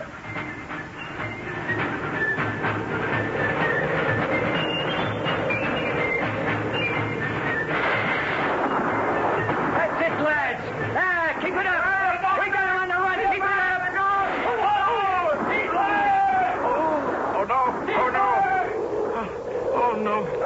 Parson, don't try to talk. Oh, one of them turned suddenly. Caught me with his bayonet. Here, Parson. Let me hold him. What are you ladies doing here? There are wounded men, Reverend. But the British may attack again. Reverend, don't let the men disperse. Form them up again. I will. And see that they have enough ammunition. I'll try. Don't try to talk. You'll be all right. I'll try to stop the bleeding. Now, just lie still. Who are you? You know who I am. You must be an angel. Oh, it hurts, doesn't it? Oh, it's all right. You must be an angel. What's an angel doing on Devil's Mountain? I'm not afraid to die. You won't die. It's better to die this way. The other way, I could have stayed home and I'd have died of shame. You won't die. You'll heal. See? The blood isn't flowing so quickly. You'll live to fight again. Yes. I'll live. I'll fight again. I'll never stop fighting for what belongs to me. I'll fight.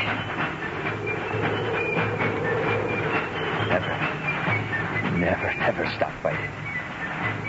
Whatever they have lined up against you, never stop fighting. They won't take away my factory. It's mine. It belongs to me.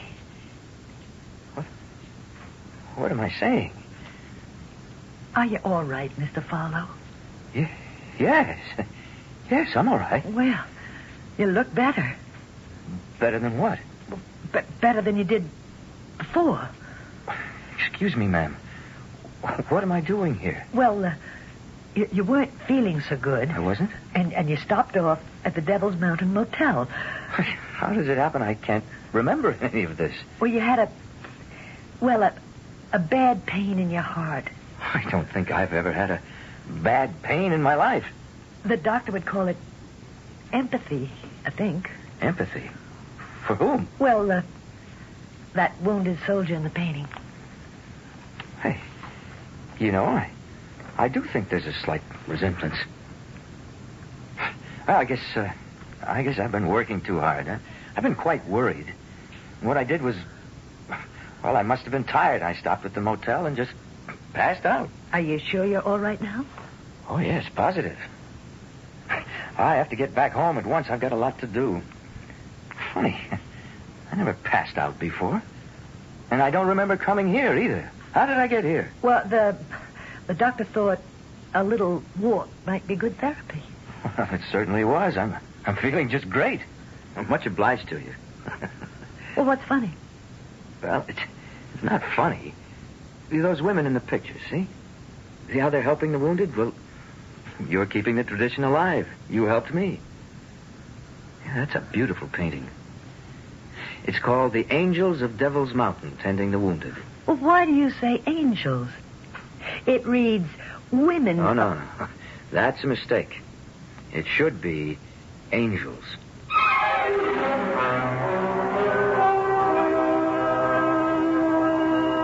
And he ought to know. Did he recover as the Revolutionary soldier and marry Mistress Porter? We don't know. We don't even know if he married Dottie. All we know is the tale we told you. You notice, both ladies were innkeepers. Or were they the same lady? Nothing should stop you from providing a romantic ending if you think you want one. And I shall be back in just a few moments.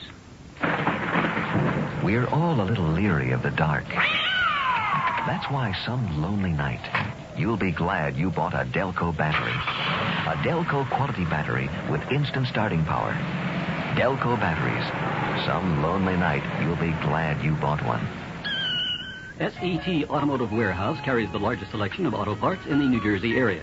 If you are a jobber or wagon jobber, call Sherry Terstein at 201-567-6270.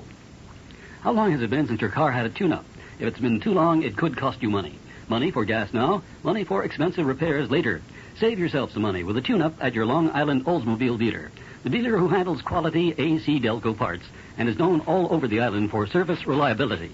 Drive in soon to your Long Island Oldsmobile Network dealer for a tune-up with AC spark plugs and Delco points and condensers. Your Lion dealer in Rockville Center is John J. Hayes. And in Woodbury, it's Town and Country.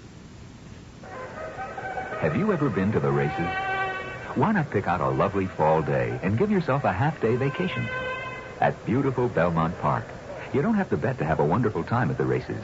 You can relax out on the grass under the trees, eat some fried chicken, corn on the cob, or treat yourself to a luscious banana split. All that plus the most exciting sport in the world, thoroughbred horse racing. First race at 1:30 p.m. at beautiful Belmont Park, every day except Tuesday. That word from the New York Racing Association.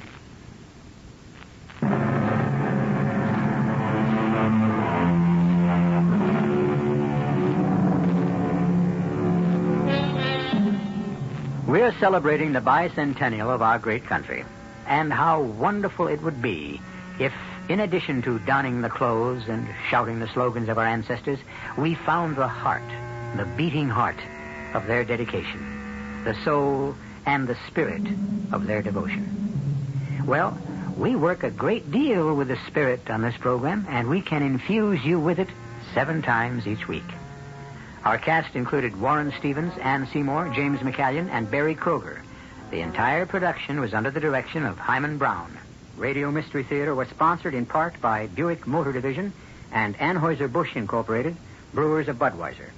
This is E.G. Marshall inviting you to return to our Mystery Theater for another adventure in the macabre. Until next time, pleasant dreams.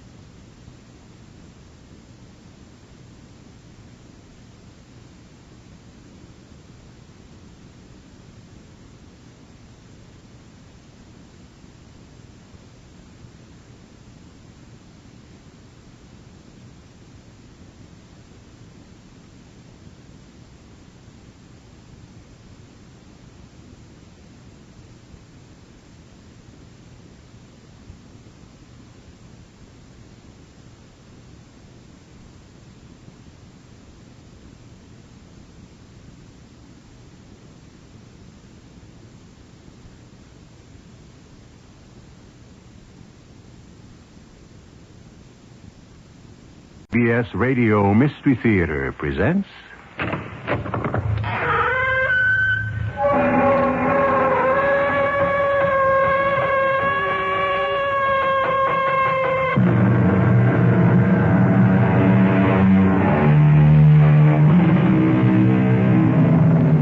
Come in.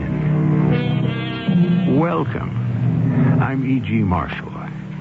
Diamonds, they say, are forever, and are therefore the most lasting of all declarations of love. However, being human, it is unfortunately true that our sentiments, particularly our amorous ones, are frequently subject to change without notice.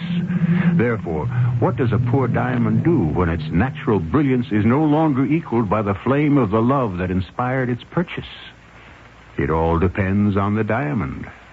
Henri respects your opinion, Monsieur de Maupassant. Because of you, he broke his engagement to me. Oh, it's not for me to decide these things. I came up here to get your blessing, and I won't leave without it. Well, what makes you think that I would be willing? Monsieur de Maupassant, I don't think you will have the heart to refuse me.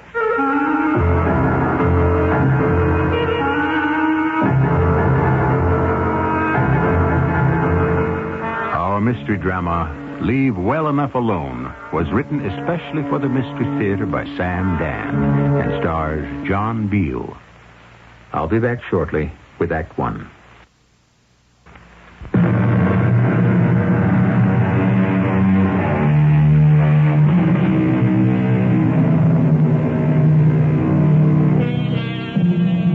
The great French writer Guy de Maupassant was intrigued by jewelry. He felt that love for precious stones ranked among the highest of all human vanities. And to him, human vanity was the very staff of his creative life. Indeed, de Maupassant's The Necklace is probably the greatest short story ever written. Not quite so well known is another de Maupassant tale that deals with valuable gems. And just as intriguing as the story itself is de Maupassant's account of how he came to write it. That year, I was living at 81 Rue des Capucines. My second-floor apartment faced the rear. Monsieur Henri Lontin occupied the rooms to the front. He was a snug little man who held a snug little clerkship in some snug little government bureau, and he enjoyed a snug little income.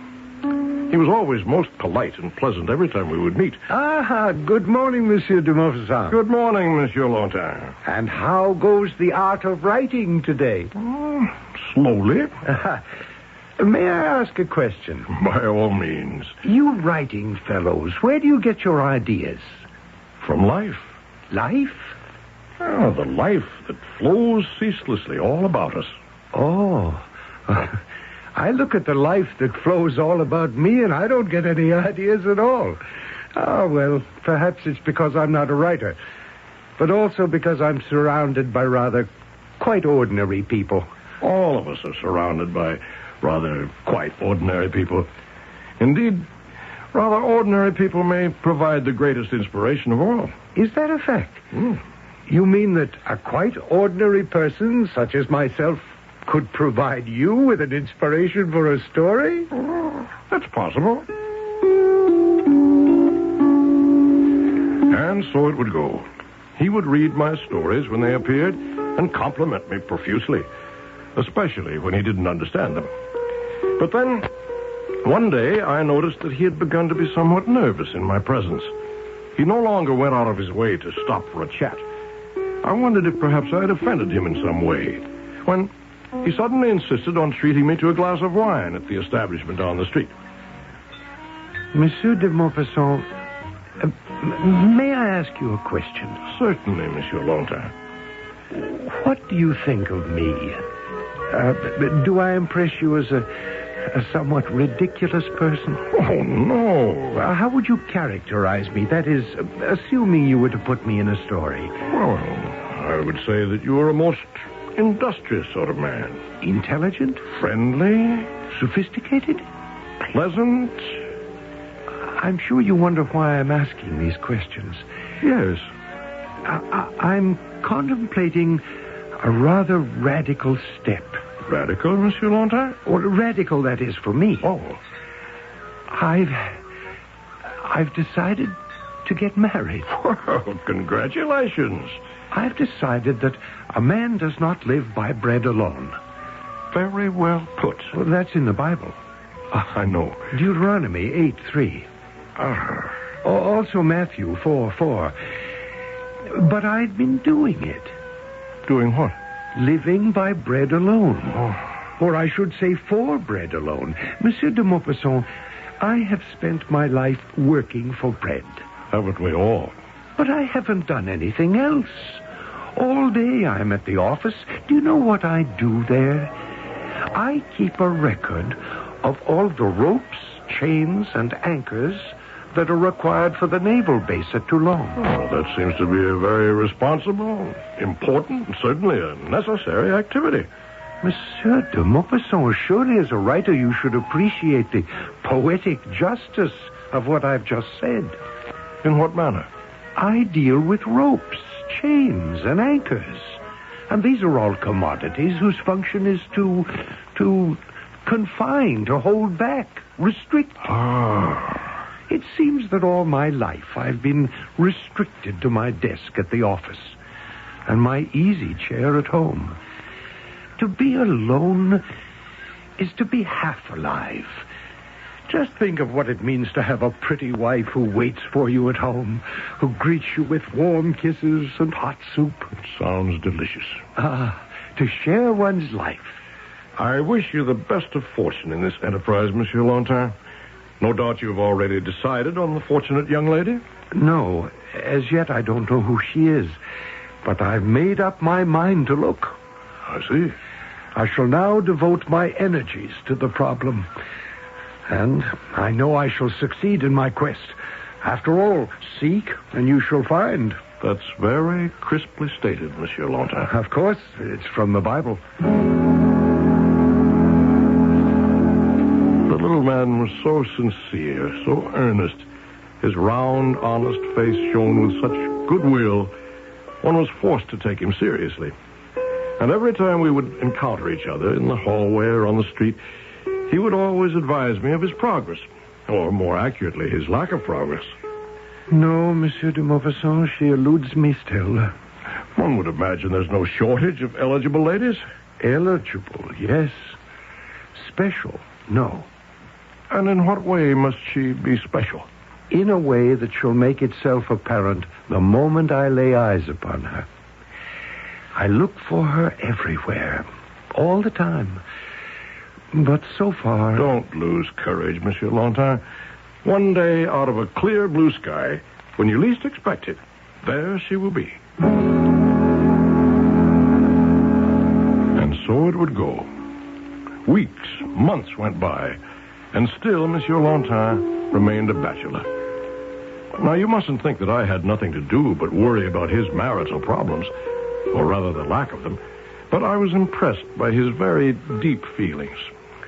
One day, I encountered Monsieur Lontin in the little park near our lodgings.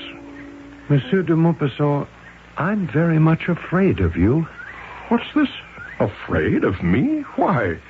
You see, I did find her. Oh, well, this calls for a celebration. I don't know how to begin this. The best place to begin any story is at the beginning. Go forward. How old do you think I am? Oh. Be honest. 40? No, I shall hold nothing back. I'm 45. But a most youthful and vigorous-looking 45. Do you really think so? Of course. Well, that really doesn't have much to do with it. Celeste. Celeste. Celeste. A lovely name. Celeste is 18. Oh. Yes, I knew you would say, oh. Well, I meant nothing by it. It was merely... well, these disparities in age are not uncommon. Why did you say disparities? Because the word describes a difference. Well, then why didn't you say difference? Disparity implies inequality or even incongruity. As a writer, surely you must be aware of that. Oh, please forgive me. But you've made your point. What point is this? It's the point you make in everything you write. You always express a cynical attitude toward most human behavior. I admit to being a cynic, Monsieur Lontin. But that's only because I'm a frustrated romantic. All your stories have a kind of sardonic ending. Say rather that they try for a human ending. You're laughing at me. No. Oh, what a fool I must be. She's young enough to be my daughter. Come now, Monsieur Lontin, you accuse me unfairly. You say to yourself, why the old goat? What dangerous delusion does he permit himself? You're saying to yourself, why, if he must marry at all, why doesn't he choose some plump widow or ripe spinster nearer his own age? Well, since you have put the question into my mouth, you might as well place the answer there, too. It's because I'm not a stick, not a stone. I have life in me. I want youth. I want beauty. I want freshness and romance. I want everything I missed. Then by all means, take it. Yes. I could settle for an older woman. That would be the safe way to do it. But I'm willing to take the chance. The chance? That she'll tire of me and then laugh at me. And finally betray me. That's what happens in all marriages like this one. Not all marriages. In all the ones you write about. Monsieur Lontin, I cannot accept the responsibility for influencing the most important decision of your life. Just talking to you has made it clear to me. I cannot marry Celeste. I am only a writer of fiction. Actually, I'm not better qualified to advise you. No. To marry Celeste, I see it now, would be to go against my true nature. Are you sure you know what your true nature is? No, it will be better for both of us. I shall break the engagement. Suddenly, here I was, the villain of the piece. But perhaps it was for the best. And so, I thought this was the end of the matter. But one afternoon, there was a knock at my door. Standing at the threshold was a tall, dark, slender young lady. She had long, lustrous black hair and a face of such radiant beauty that at first glimpse I almost blinked my eyes. She smiled at me, a dazzling smile. You are Monsieur de Beaufasson. Yes? May I come in? I am Celeste Laurier. Celeste Laurier? Oh, Celeste? Yes. Of course you may come in, mademoiselle. Thank you. However, aren't you afraid that you might be compromised? Oh, no, monsieur. You are, after all, a gentleman. I don't consider myself a gentleman. Well, you have nothing to say about it. You're tuned to WBBM in Chicago. Gentlemen are born. They cannot change their essential natures. I'm sure you haven't come here to talk about me. Ah, but I have. Why? Because I wish to marry Monsieur Henri Lantin. And what have I to do with it? Everything. I'm afraid you're making a mistake. No, Henri worships you. Oh, no. But to him you are the font of all wisdom. He broke our engagement because you disapproved. I assure you, mademoiselle, I did not disparage the idea. Neither did you endorse it. However, let us consider. Because of you, he ended the engagement. And because of you, he can renew it. Because of me? How? All you need do is give the idea your blessing. But, mademoiselle, it is not for me. I came up here with every intention of receiving your blessing. I shall not depart empty-handed. What makes you believe that I... Monsieur de Maupassant, I don't think you will have the heart to refuse me.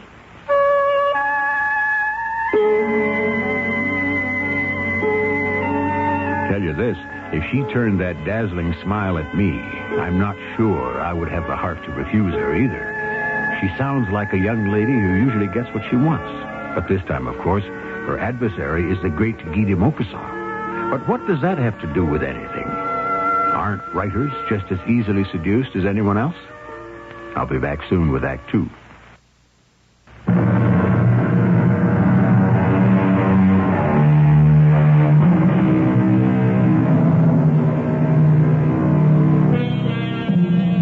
Will you love me in December as you do in May? This sentiment is part of a popular song written by, of all people, a former mayor of New York City. But what if we have May and December to begin with? May and December. On the face of it, this does not sound like a promising couple. However, marriages are said to be made in heaven. You have come for my blessing? Yes. And why should I give this affair my blessing? Why not? Very well. I know. He told me. The disparity in our ages. Disparity. A rather cutting word. Yours? No, his. I will be a good wife to him. Do you love him? Is that important? Well, it should be the foundation of all marriages. Some marriages, perhaps, but not all. Besides, he has no right to expect love from a girl of 18. Why not? Well, isn't that rather presumptuous for a man of 50? 50? Well, that surprises you. No, mademoiselle. Nothing surprises me anymore. Well, the best he can hope for is respect, loyalty, admiration, and warmth. These I am prepared to give him. And who is to say that the sum total of all these do not add up to love? Why, mademoiselle, are you prepared to do so? Because he shall save me. I don't understand. From what? A young woman of your most spectacular attributes. I should think thousands of men would be at your feet. In a word, why settle for Henri Longtin? Oh, if I were a character in one of your stories, how well you would understand me. My father was a country physician. He had a heart for all the world. He took his fees in potatoes and pumpkins. He died penniless. I have no dowry. But these days, that's no longer the impediment it used to be. My poor mother has not been swamped with offers for my hand. Setting love aside, the sensible people marry for practical reasons. But once again, why Henri Longtin? The truth, monsieur? He is the only one who has ever asked me. I find that impossible to believe. Oh, I have received offers from men of wealth and position, but not offers of marriage. You understand. And so, monsieur, I consider Henri.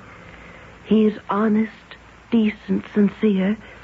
He is moderately secure. He will adore me. You are a most remarkable young woman. A woman requires a man's protection. I will make him happy. And why not? He shall have what he wants. And you, mademoiselle, shall you have what you want? I shall have what I need. And shall you be faithful to him? No one, monsieur, shall ever catch me being false to my marriage vow. What can I say? It seems this marriage was made in heaven. I gave the marriage my blessing. It was easy. He put up a show of resistance, but at heart he was only too willing to be convinced. What can she see in me? I'm 46 years of age. But have you ever looked in the mirror recently? Have you ever seen a more manly face, a face of such wisdom, virtue, honesty? Oh, please, Monsieur de Maupassant. I mean it. I have seen this girl. You have? Where? How? Oh, I've made discreet inquiries. I have contacts. And? She is an angel. She's the perfect type of virtuous woman whom every sensible man dreams of winning. And you have won her. Claim your prize.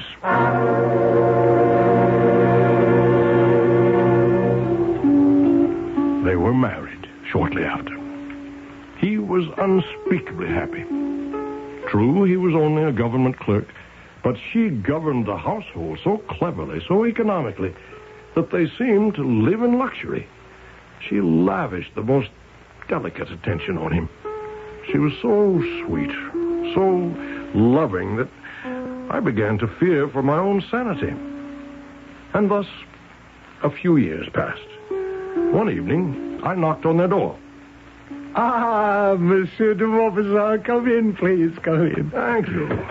I came by to see if perhaps I could trouble you for some sugar. Oh, but of course. My cleaning woman generally forgets to see to these things. That is why a man should have a wife.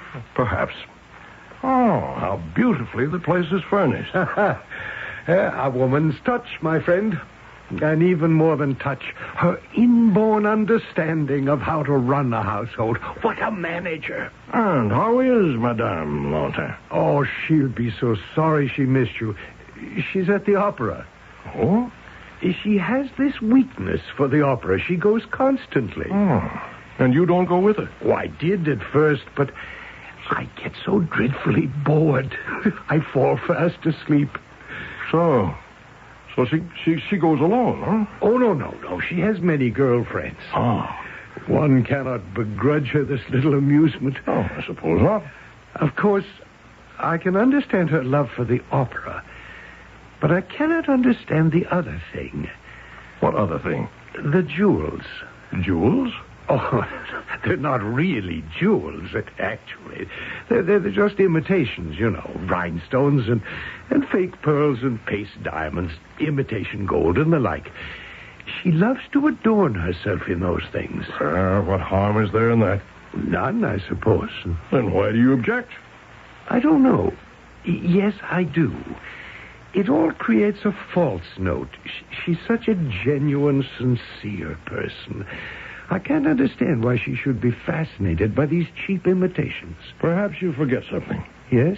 Wait, you look at her. She's so womanly, so wise. She runs your home so efficiently. She makes you so comfortable, so happy, that you don't really stop to think that she's only a girl. After all, she's hardly 20. Yes, that's true, I suppose. Poor child. Perhaps I'm too hard on her. My advice to you, as a friend, Monsieur Longtime, is to let well enough alone. Ah, Henri, my darling, and Monsieur de Maupassant. Good evening, Madame Longtime. I thought you'd gone to the opera. I left early. I think I'm catching a cold. Oh, we must get you to bed at once. I haven't caught it yet. Oh, Henri, darling, we must offer Monsieur de Maupassant some refreshment. Yes, of course. You are angry. I'm not angry. It's no use. I can tell when my darling Henri is displeased. My dear, I am not in the least bit. Ah, then, you refuse to tell me. Well, look at you, all that cheap jewelry. Oh, but I love jewelry, and I'm so fond of these little baubles. It's my only weakness. But, my dear Celeste, Please, don't be cross with me. She gave him a look of such tenderness, and he returned it with a look of such love and longing that I sensed immediately this was a scene that called for two people, not three. I mumbled an excuse and took my leave. A few evenings later, there was a knock on my own door. Monsieur de Maupassant, are you engaged this evening? No, come in. I wonder, my good sir, could you accompany me to the opera? The opera? I thought you found it a place for sleep. I'll confess. I need the services of a friend. Who else can I ask but you? Sit down. Oh, what's the trouble? Read this note. Monsieur Henri Longtime, I'm sure your wife tells you she goes to the opera with a lady friend. But this evening, you will see her there with her lover, a handsome cavalry officer. And you believe this note? What can I say? You can say that you have every confidence in your wife's loyalty and faithfulness. I do, but... Yes? I'm so frightened. Of what? A scurrilous message from some evil-minded person who hasn't the courage to sign his or her name. What would you advise me to do? Tear it up and forget it. I love her so much, and I'm so afraid. Monsieur Longtime, I advise you to leave well enough alone. Someone is jealous of your happiness. I must know. But don't you know now? Don't you know in your own heart that she's innocent? Are you unable to answer that? I believe in Celeste as I would believe in my own soul, but... We have a but. This insistence she has for wearing false jewels, how can you explain it? It's a schoolgirl's vanity. But she isn't a schoolgirl. I must know. I must go to the opera tonight. I have said this before, and I'll say it again. Leave well enough alone. Will you come with me? I'd rather not. Please, Monsieur de Maupassant, be at my side. Because if that note is the truth, then someone must restrain me from committing an act I shall regret for the rest of my life. Is it possible that the party might become just a little bit rough? You never know with these French love stories. Well, she's either cheating on him or she isn't. Or can there be a third possibility? One thing you can be sure of, there is a third act.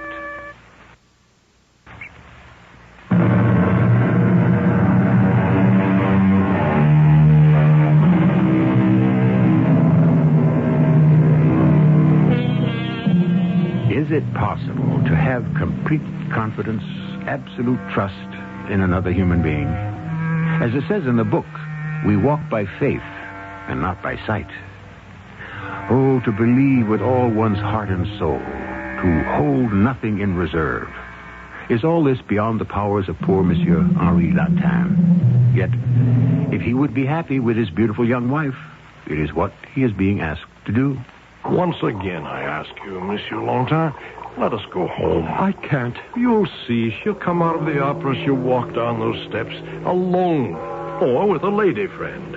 And then how shall you feel? How shall I feel? Yes. You already know what emotions will be generated inside you if she's with a man. But have you thought of how it will be if that note is a hoax? I'll feel such a blessed relief. And you may also feel something that is neither blessed nor relief.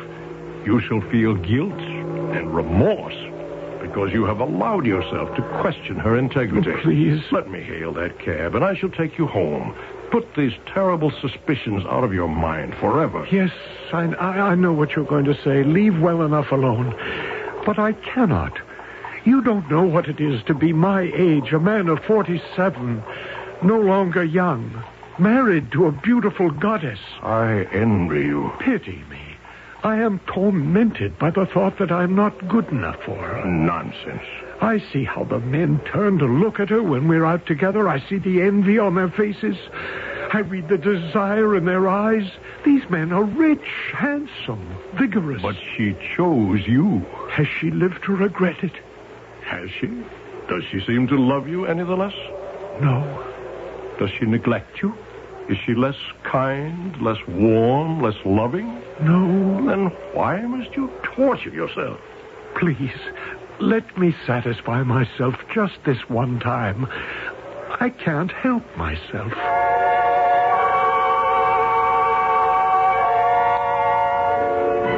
We walked up the steps and into the great lobby. We stood behind a massive marble pillar where we could see without being seen. We could hear the wonderful Offenbach music welling up from the inside of the theater. Once again, I tried to convince him to leave, but he wouldn't listen. I don't know how long we stood there.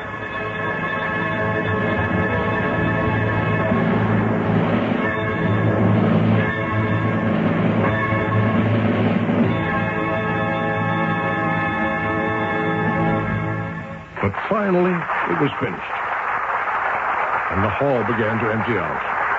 There was a kaleidoscope of brilliant uniforms, beautiful gowns, and then we saw her. It's Celeste. Alone. Yes, alone. No, she's with that lady. They're coming this way. They mustn't see us. Thank you for your company this evening, Madeline. But I must go right home. I have this little cough. Quick, before she sees us. Is this what you propose to do now? Slink off with your tail between your legs? Shall we let this radiant lady go home by herself? I'm so ashamed. You well deserve to be. I shall never, as long as I live, doubt her again. Madame Lantin! What are you doing? Madame Lantin! Why, it's Monsieur de Montfaucon and Henri. What are you doing here? Well, you see, Henri here discovered that this is my birthday.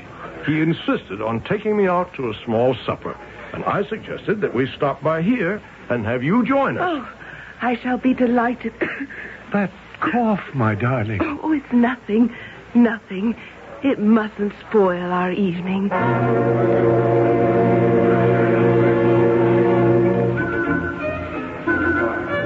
It was a modest little supper in a modest little restaurant.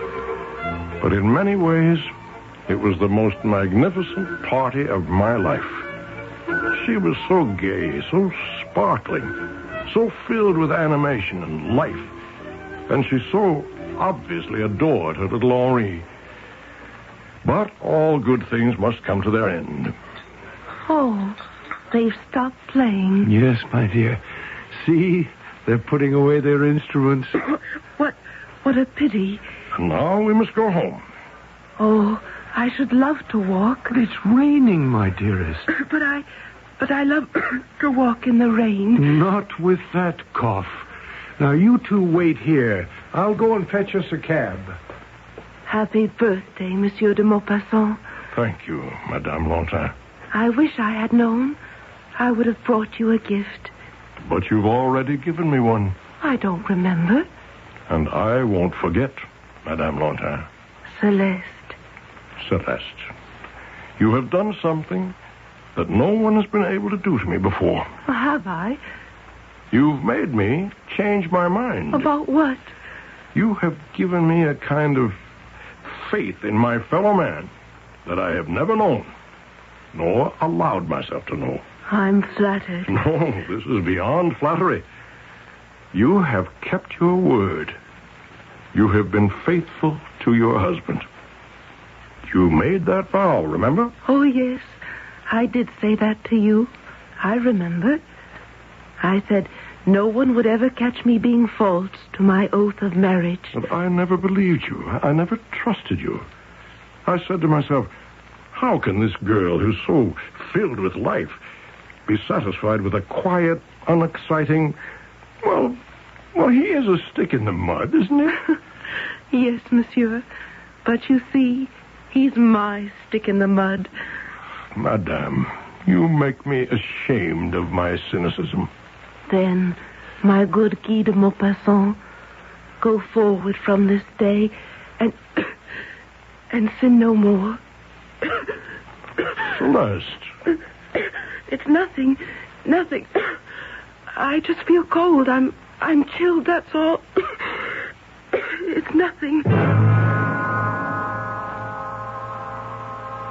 But it was everything. We took her home and summoned the doctor. The chills gave way to a sudden and what proved to be overwhelming onslaught of fever. Poor child. How quickly she became delirious. Henri. See, Henri. How pretty they are. See, Henri. How they glitter. How they gleam. See. Oh, my poor darling. Fire and ice. Try to rest. I want to look pretty. I want to look rich. For my Henri. I'm a physician's daughter. I'm somebody. Oh. I want people to look at me and know I'm somebody. Buy me diamonds. Henri. Yes. Promise.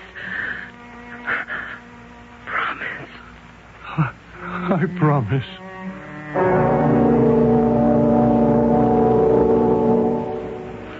But it was a promise he could never keep. She died the next day. Poor girl. All that life, all that love. Henri was inconsolable. He could think of nothing. He could talk of no one except his poor Celeste. He refused to go anywhere or see anyone, not even me. He did manage somehow to drag himself to the office and go through the motions of his job. But I had heard he was in a bad way, and even in debt. I tried to help him, but he rejected all my overtures. And then, one evening, he called on me. He had a wooden jewel box in his hand. I was shocked to see him. He was practically white-haired. He had hollow cheeks. His shoulders were stooped. He was an old, defeated man. I'm being punished. Celeste was taken away from me because I doubted her. My dear friend, you mustn't believe that. Life has become so hard for me. Celeste knew how to spend my money, how to make it last, how to buy wisely. We had such excellent wines, such rare delicacies. How could she manage to buy such wonderful things? I can't even pay my own expenses. Time, you know, is a great healer.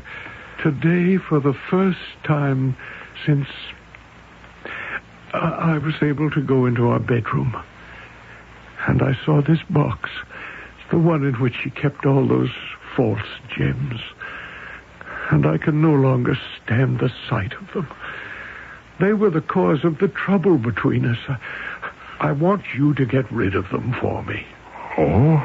I would break them into bits or burn them or throw them into the rubbish, but I haven't the heart. Please do me this favor. Well, of course, they're just paste and base metal, but still, some of them are very prettily made. They may be worth a few francs. I refuse to allow it. Oh, come now, listen. You just said you were in debt. Every penny helps. And wouldn't it be a satisfaction to her if she could know that these trinkets of hers could provide you with a meal, perhaps? Or a new shirt? Come, let me arrange it for you, my good friend.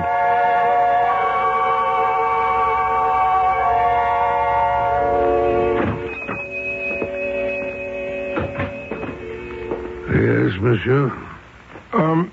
I have here, let me see.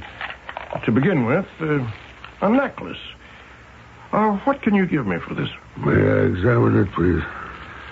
I know well enough, monsieur, that it isn't really worth anything. This necklace, sir, is worth 15,000 francs. What? What are you saying? But we could not arrange for a purchase unless you can prove it belongs to you. Are you serious? Of course.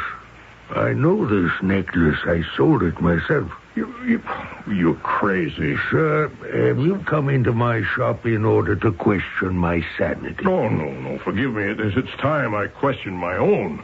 I sold this necklace to a young nobleman, the Chevalier d'Ormond. He instructed me to have it delivered to Madame Celeste Lantin at 81 Rue des Capucines. Oh, well, say no more, monsieur. Say no more. On the contrary, I believe it's time to say a great deal. She kept her promise. She didn't promise to be faithful. She said, no one will ever catch me being false to my marriage vows. I salute you, Celeste. You have now restored my true faith in humanity. Sir, I must ask you how you come to be in possession of this necklace. I am acting for Monsieur Henri Lantin, husband of the late Celeste Lantin. Late Celeste? Oh, unfortunately. Oh, I didn't know. I wondered why business had been so slow of late. The rest of this lot, are they also... I recognize them. And were they all purchased by the amorous Chevalier d'Ormond? Oh, no, sir, no.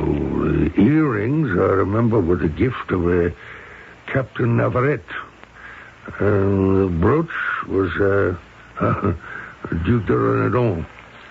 The pearls, Major Renard de Bonneval. The bracelets, let me think, it was Monsieur Dufour. No, he bought the tiara. That Russian Count Orloff was the one who... Well, at any rate, I can look this all up for you. No, it won't be necessary. What will you give for all of it? Monsieur, you cannot expect me to give you what I was paid for. A fair price. Save time, trouble, and say, 280,000 francs. 280,000? Very well. Round it off at 300,000. Shop around, sir. You'll find you'll do no better. I accept. Good. And now, sir, a little formality. Have you proof that you are acting for Monsieur Lantin?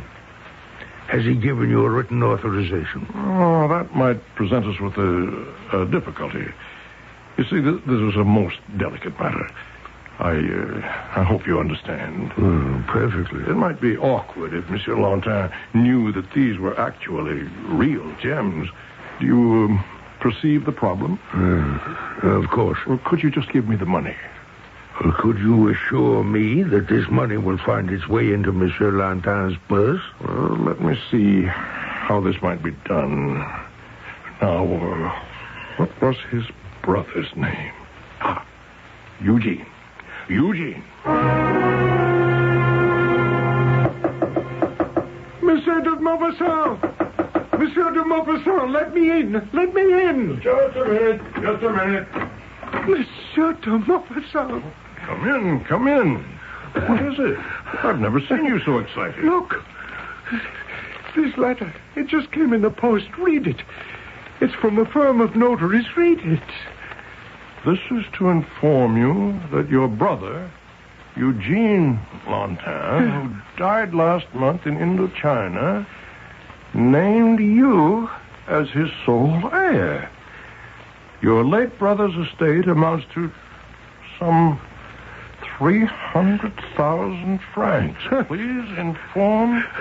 300,000 francs. Imagine. I'm rich.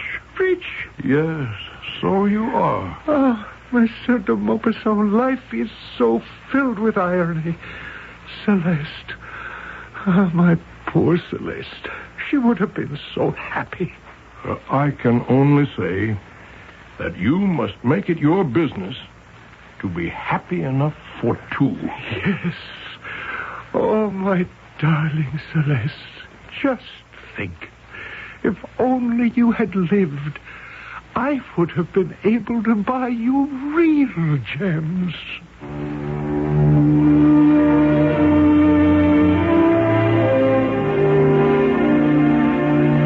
And thus, Monsieur Guy de Maupassant ends his story. And for those who always thought that he did not use happy endings as a rule, remember, most of his stories have reasonably happy endings. And isn't this one about as happy an ending as we have a right to expect? I'll be back shortly.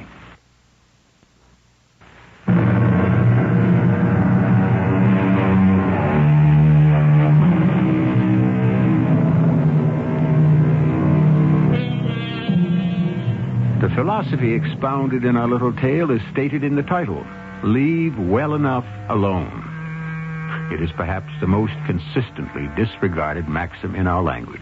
There are those who cannot live with success, who are made uncomfortable by the smooth progress of everyday affairs.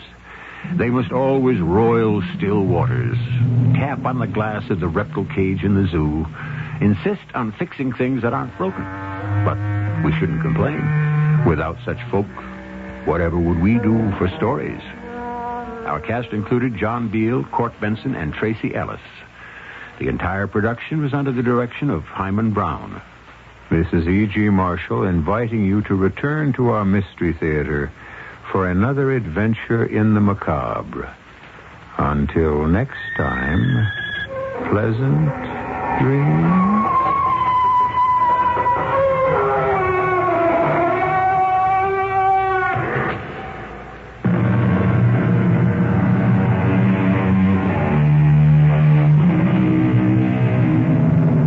CBS Radio Mystery Theater presents...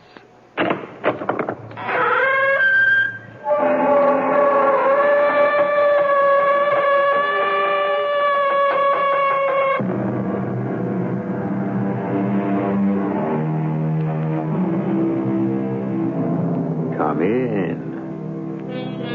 Welcome. I'm E.G. Marshall.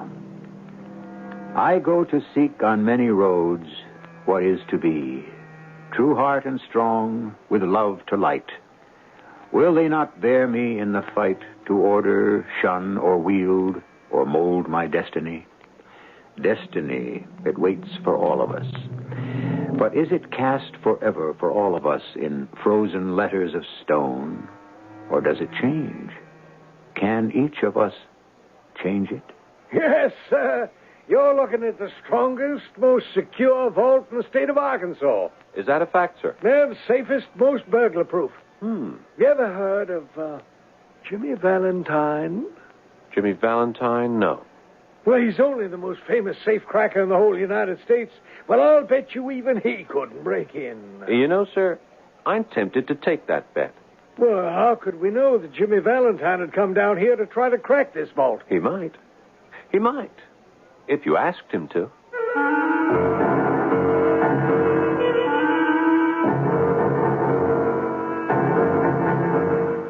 Our mystery drama, Jimmy Valentine's Gamble, was adapted from the O. Henry classic especially for the Mystery Theater by Sam Dan and stars Robert Dryden and Paul Hecht. It is sponsored in part by Buick Motor Division. I'll be back shortly with Act One.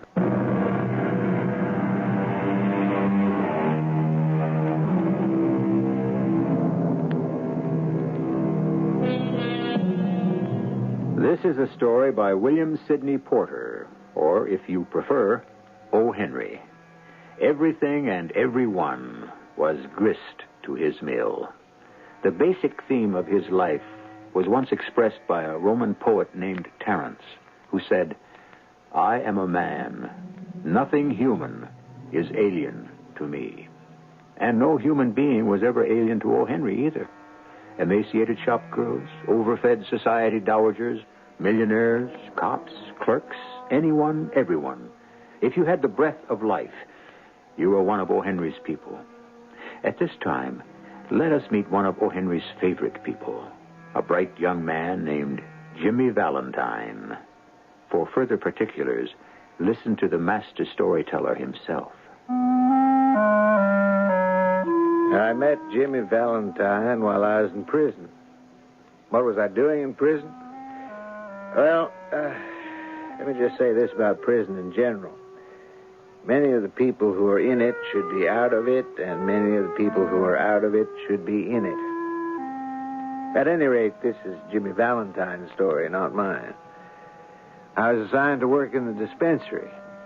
It was an easy, pleasant job. Well, Jimmy, I see you're getting out tomorrow. Happy days, Billy.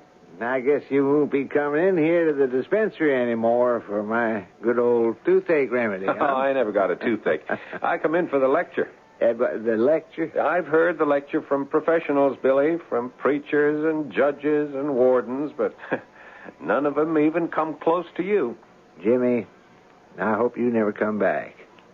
You're really not a bad fellow at heart. Oh, I am. I am. Stop cracking safes and live straight. I'm the best there is. Look at these fingers. These are the fingers of a genius. Let my fingers touch the lock on a safe, and they just don't feel. Oh, no. They can see. They can hear. And the net result? Jail. If you were smart, you'd give it up. I can't. It's destiny. It's what I was born to do. Nobody's born to be a safe cracker. What were you born to be, Billy? A bank clerk? Look where it got you. No, I don't think I'll work in a bank anymore. A drugstore clerk? I hope not. You see, pal, that's your problem. You don't know your destiny. You call safe cracking a destiny? Well, maybe it ain't exactly. Isn't. Thank you, Billy. Maybe it isn't much of a destiny. But at least I got one. Let me know when you find yours. Well, I found my destiny after a while. It was to go to New York City and write stories for magazines and newspapers. And it was a happy destiny. I wished I could tell Jimmy Valentine about it, but I had no idea where to find it. And then one day, a letter arrived. It was from a Mr. Ralph D. Spencer. Who could it be? I didn't know anyone named Ralph D. Spencer.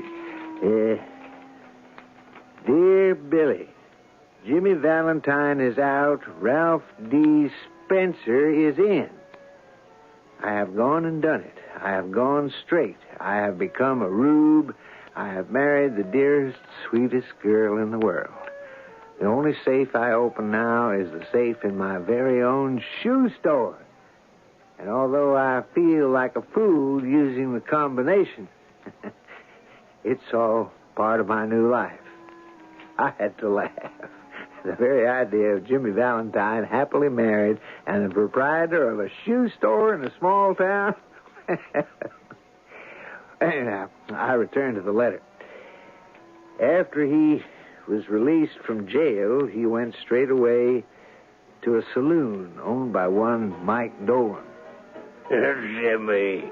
Oh, Jimmy, my boy, what a sight for sore eyes. Have a drink. I'll put away the bourbon, Mike. Oh, that's right, I forgot. You never touch the hard stuff. Can't afford it. Makes your fingers shake. A tall glass of seltzer and milk, right? Right. Yes. I'm sorry you had to stay in jail so long. Oh, 4 months ain't too bad. And that detective. Yeah, Ben Price. Well, you knocked out a tooth. Yeah, you shouldn't complain. He gave me a black eye. What a beauty of a fight. A beauty. I meant to ask, why didn't you go along quietly, Jimmy? You always did. I couldn't let him find my tools. Losing those tools would be like losing my arms. Well, Jimmy boy, they're here. Ready for you. Yeah, you couldn't buy a set of those tools for $1,000. Well, I believe it. They're made of the finest imported Swedish steel.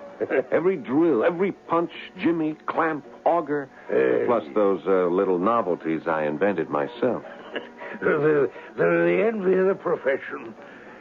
Why, Sully himself said he'd give you $2,000 anytime you wanted to sell. I wouldn't sell them to Sully for $2 million. Why not? Because I don't like him.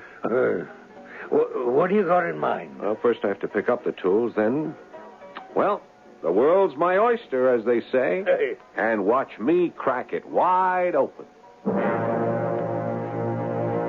And that's what he did.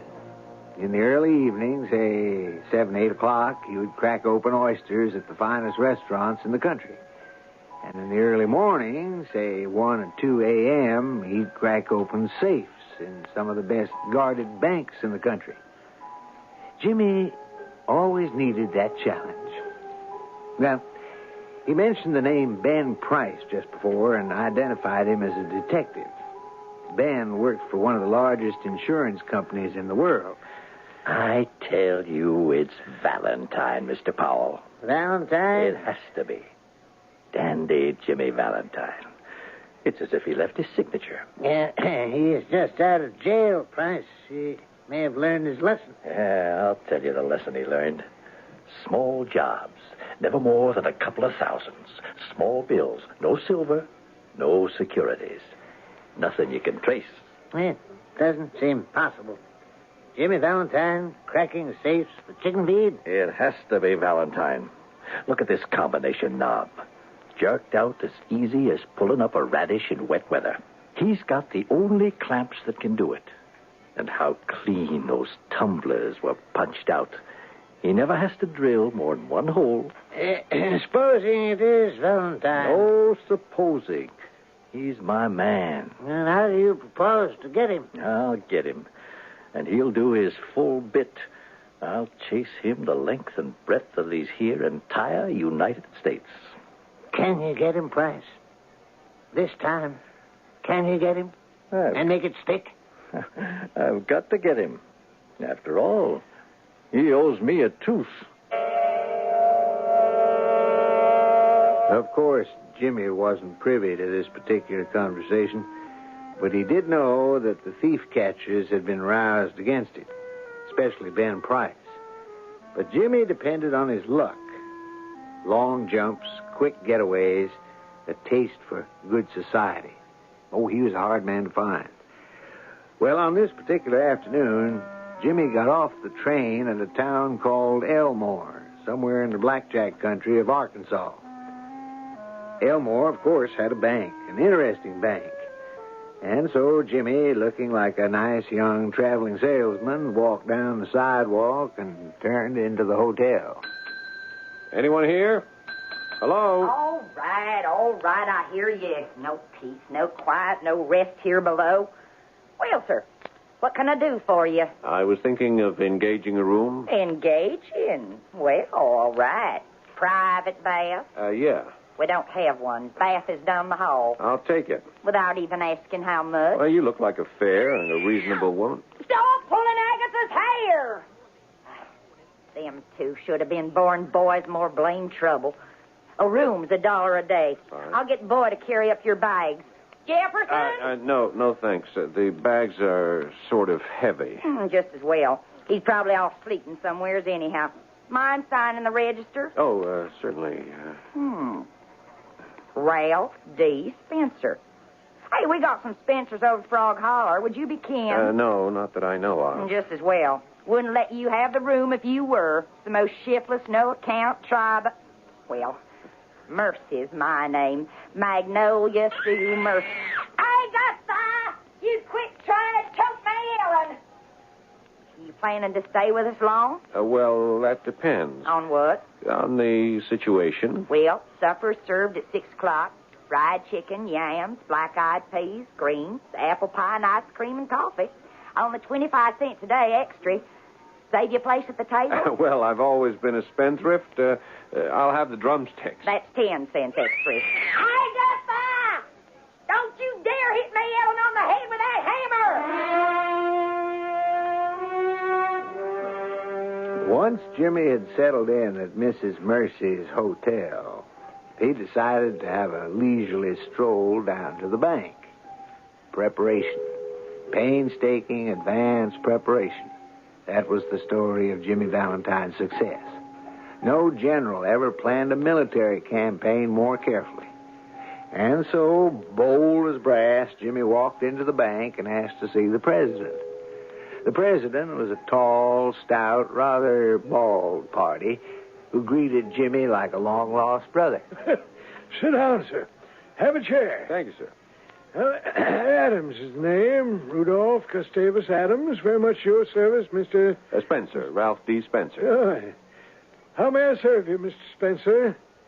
First National Farmers and Merchants Bank of Elmore is at your disposal. Mr. Adams, I'm thinking of making a deposit in your bank. A rather substantial deposit. Oh, well, Mr. Spencer, let me assure you... $5,000. $5,000? I hope it's not too much. Mr. Adams, I assure you, First National Farmers and Merchants Bank of Elmore has a host of substantial depositors. I'm glad to hear that. Yes.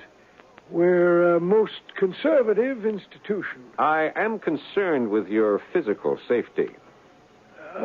Physical safety? Yes. Do you have a strong, secure, and burglar-proof vault? Oh, we do. We do indeed. There isn't one to be found like it in old southern Arkansas. I have a fear. A deathly fear of burglars. Oh, rid yourself of that fear at once. I wish I could. Yeah, come, let me show you our vault. Oh, no, I wouldn't want to put you to all that trouble. Trouble? Well, since when is setting the customer's mind at rest trouble? You must inspect the vault. This handle here activates the solid steel bolt. Only one bolt, huh? Protection is adequate. It's more than adequate. Well, I was just kind of... Is there a time lock? Yes. A time lock? Well, like I say, I don't really know much about it, but I've heard of bank vaults that had time locks. Oh, that's window dressing. Doesn't mean a thing. Oh, yes, I'm sure you're right, sir. Of course I'm right. And I'd bet my life on this vault. Did you ever hear of a fella called Jimmy Valentine? Jimmy Valentine? No, I don't believe I ever did. You never heard of Jimmy Valentine? No. Who's he supposed to be? He's only supposed to be the most famous safecracker in these United States of America. Oh. I'm willing to wager that even the great Jimmy Valentine himself would find it impossible to break into this here vault.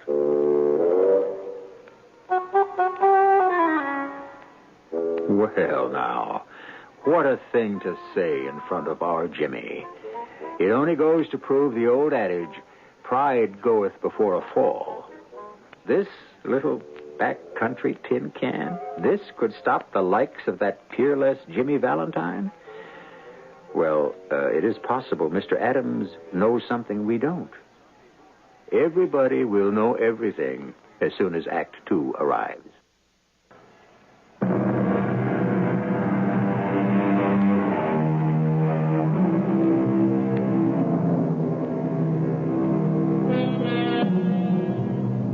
Dandy dapper Jimmy Valentine, the most celebrated safecracker of the age, is, as we say, casing a bank in Elmore, Arkansas. What Jimmy has no way of knowing at this point is that this will be his last job. He's telling the story in a letter to an old friend, a man he met while both were in prison, a fellow he knew as Billy Porter, and who the rest of the world came to know as O. Henry. Well, Jimmy's letter went on, the rube couldn't show me enough. Cracking this vault would be like taking candy from a very small baby. Billy, I was almost ashamed to do it, but it'd be painless and fast. Anyhow, we go back to his office, and he's got a look on his face like the cat that just ate the canary. Poor sucker. Doesn't he know he's the canary? Mr. Adams, I am impressed. I knew you would be. I have such a feeling of safety. Yes. Well, then, you will open an account with us? I won't rest easy till my money's deposited inside your vault. No, sir, it's the only place for me. You won't regret it. I'll telegraph my bank in Little Rock to transfer my money here first thing in the morning. Oh, Papa, I didn't know you were busy. Oh, come in, my dear. Mr. Spencer, I'd like to present my daughter, Annabelle. Annabelle, this gentleman's but to become one of our major depositors, Mr. Ralph D. Spencer. How do you do, Mr. Spencer? How do you do? And here's how he describes her in the letter. She was about 5'2", with wavy black hair, and sparkling black eyes, and the cutest, trimmest figure you'd ever want to see. But that's only what she looked like. You know what she was, Billy? She was destiny. You remember how we used to talk about destiny back there in Columbus? Well, one look was enough, and I knew she was my destiny. Nothing else mattered. Nothing else existed. She was my destiny. How long you planning to stay in town, Mr. Spencer? How long? Oh, indefinitely. Eternally. Why, Mr. Spencer, you didn't say you'd plan to settle down here. Well, I don't see why not. It's a fine little place. Don't you think so, Miss Adams? Oh, I love it. Yes, as a matter of fact, I've come down here to look for a location to go into business. Really? Yes, this looks like a progressive community, wouldn't you say, Miss Adams? Oh, yes. I just decided to scout some sort of business opportunity. Well, business does well here, Mr. Spencer. Do you know what we don't have and could use? Oh, now, my dear, this is a business discussion. What sort of business do you suggest, Miss Adams? Well, do you know what we need in this town? No. A shoe store. A shoe store? Yes, a shoe store. There's not a single exclusive shoe store for miles around. I simply cannot believe my ears. You did say a shoe store, huh? How did you know? How did I know what? How did you know I was in the shoe business? You're in the shoe business, Mr. Spencer? Born and raised in it.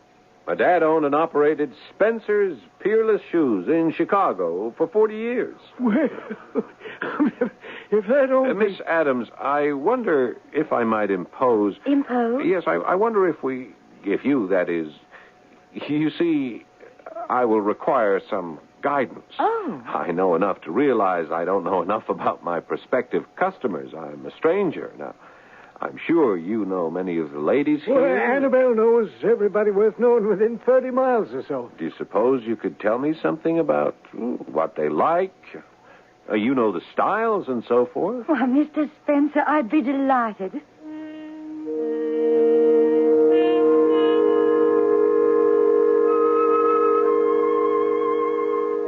Now, let me see if I remember. Miss Brown likes a high heel. Mrs. Dawson is partial to... Mr. Spencer. Yes? There's no need to carry this charade further. Charade? You, Mr. Spencer, are a fraud. Why do you say that? A cheerful fraud and a charming fraud, but a fraud. How can you say that? You don't know anything about the shoe business, do you? No. Then why did you say so? I wanted an excuse to get you alone. For what purpose? Miss Adams, I intend to marry you. We just met. Well, that's a good answer. What do you mean? It's better than a lot of other answers, like impossible, or I happen to be engaged, or I wouldn't marry you if you were the last man on earth. Nothing's impossible, and I happen not to be engaged. And if you were the last man on earth, I'd be a fool to turn you down. Then there's hope.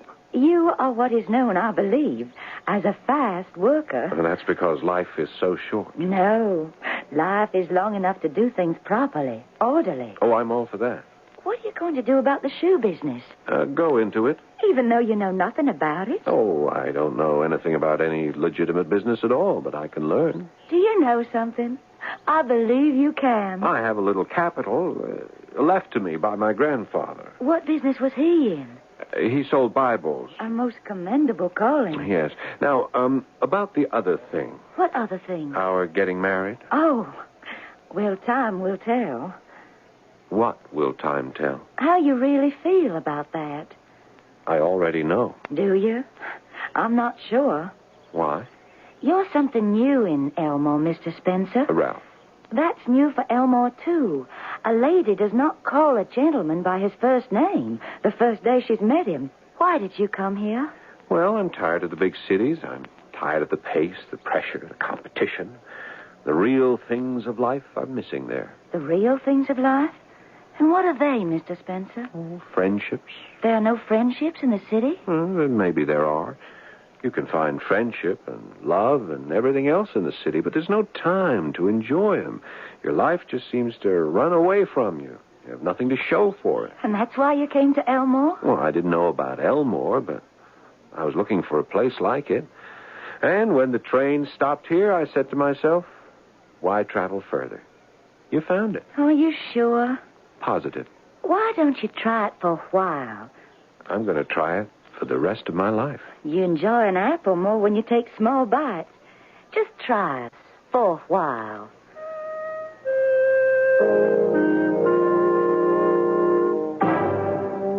Well, Billy, his letter continued, I did have the $5,000, and the next day I put it in the bank.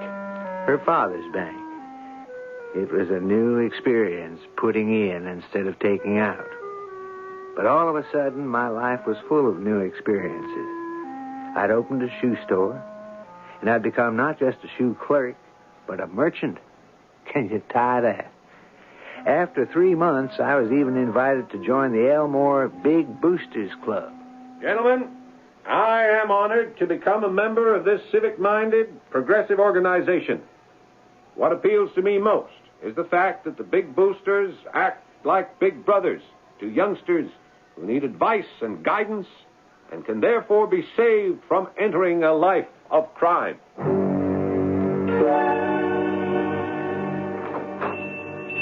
Ah, yes, ma'am.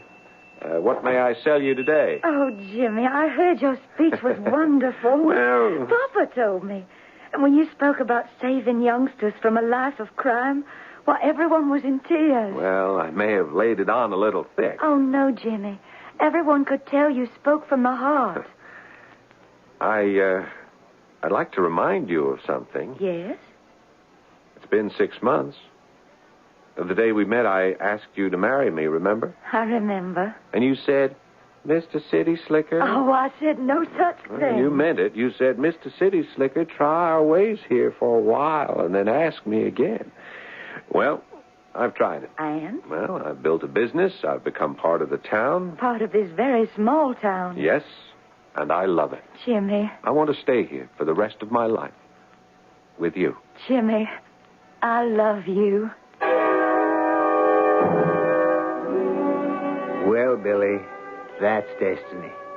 And you should take my advice and try it for yourself. We decided to get married right away.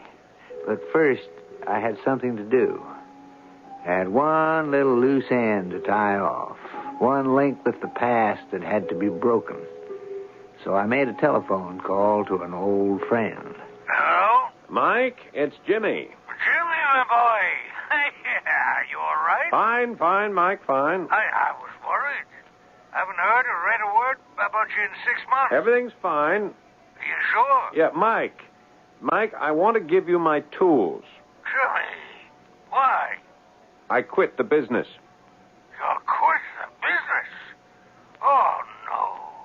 Tell me the sun quit shining, the rain quit falling, but don't tell me... Mike, I got a nice little store. You got a store? A little shoe store. Oh, no, Jimmy. And next week I'm going to marry the finest girl on earth. She's an angel, Mike. She loves me. Jimmy Valentine. Married? The only life, Mike, is the straight one. I wouldn't touch $1 of another man's money for $1 million. Jimmy, is this you? Mike, you're the only real friend in the whole world.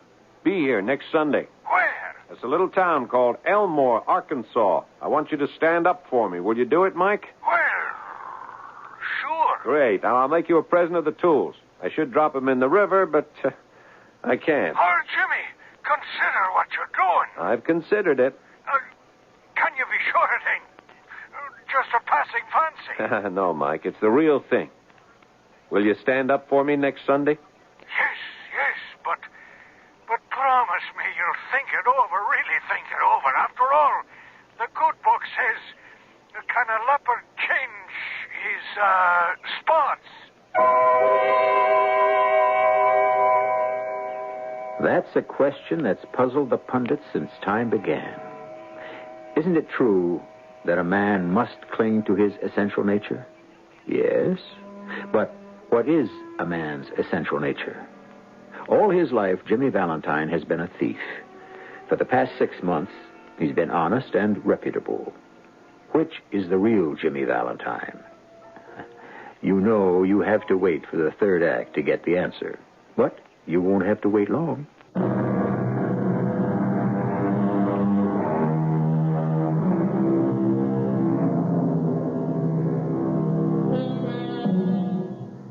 Change of heart, change of plan, change of life. In midstream, in mid-career, a man suddenly reverses course. He sees a light. Once there was a man named Saul who lived in Tarsus who saw a light. A staid Parisian businessman named Gauguin saw another light. Now, a young man named Jimmy Valentine has also seen a light. We know what that light is. It shines from the eyes of Miss Annabelle Adams. He's telling it all in a letter to an old friend, Bill Porter. Billy, could any man be happier? Did any man have the right to be so happy? My wedding day was less than a week off. Soon it'd be Sunday. I'd marry the finest girl in the world. And my best friend would be there to stand up for me. A man who'd been almost like a father to me. I was walking on air. Let's see. It was Thursday morning, and I was about to leave my boarding house for the store. Good morning, Mrs. Mercy. Well, you look happy enough for a man who's about to take the deep plunge into the unknown. I'm so happy even you can't spoil it for me. Morning, Ralph. Oh, Mr. Adams, good morning. Morning, Mr. Adams. Mrs. Mercy, what a weekend is going to be for the Adams family. Sunday, my beautiful Annabelle gets married to the finest gentleman in the state of Arkansas, Mr. Ralph D. Spencer here. And Saturday, go ahead. Somebody asked me what happens on Saturday. What happens on Saturday? Only the best kept secret in town. That's what happens on Saturday. Ah. Well, what is the best kept secret in town, Mr. Adams? The only fitting and proper that you should ask, Ralph, my boy, since you're the man responsible. Me? Think back, Ralph. Think back. The very first day you walked into the bank, you said you wanted to inspect the vault. Yes, I remember. Well, sir, then and there, I could have died of shame. Why? Looked like a good, strong vault. Oh, to you, because you knew nothing about them. But I sold you a bill of goods. You did? Yeah, Ralph, my boy, that vault, that little sardine can of a vault. Oh, now, Mr. Adams. I even bragged about how to keep out Jimmy Valentine himself. Well, it could. You're saying it to make me feel good. Well, I realize that you and all my customers deserve something better. Oh, really, Mr. Adams? And it's being installed right now. A new vault. A brand new vault. The latest, the strongest, the most burglar-proof vault in the whole world. We'll be ready on Saturday. and the whole town's invited to inspect it. We'll serve punch and cookies. Will you come, Mrs. Mercy? And perhaps it'll inspire you to open an account with us. Say you'll come. Well, I'll come for the punch and cookies. I can't promise anything else. I never read a letter that was so filled with sunshine. And I was so happy for Jimmy. But that was Thursday. Something was going on that night that Jimmy was completely unaware of. Something that threatened to destroy the beautiful picture he saw as the rest of his life. Jimmy didn't know about it till much later, but at that moment, some 500 miles away, a friend of his best friend who owned a saloon, was behind his bar as usual. Hello, Mike. Hey, do I know you? Yeah, but that's not the question. Well, what's the question? Do you want to get to know me better? Where's all this going? The penitentiary. You're headed there now. Oh, I am. What have I done? What have you done? Well, let's see. You're a receiver of stolen goods. Who says so? A lot of people. Mostly a friend of yours, Sully. Sully? We have evidence. Testimony. Enough to fill a whole encyclopedia. Well, what if you do? I think it'll add up to 20 years.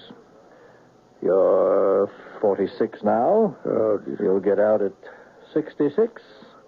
Old, broken, good for nothing. On the other hand, I may not be going anywhere. All I have to do is make a telephone call. Why don't you? I think I will. You deserve to be put in your place. And I'll treat you to a drink or kick you out of here. Would you like to bet? On what? Give me 2627.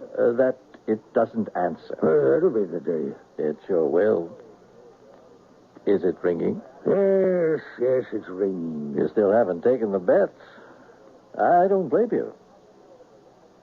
Well, Mike, why don't you hang up? He's not there. Who's not there? Big John, your connection into the governor's office. What are you talking about? He's just been arrested. Big John. We've got him. Cold. You can't arrest Big John. Why not? The governor'd never stand for it. Ordinarily. But the governor's been told he'll be allowed to finish his term if he keeps his hands off and retires from public life after his term is over. Next month. The governor... It was decided to avoid a scandal. Well, Mike... What do you want?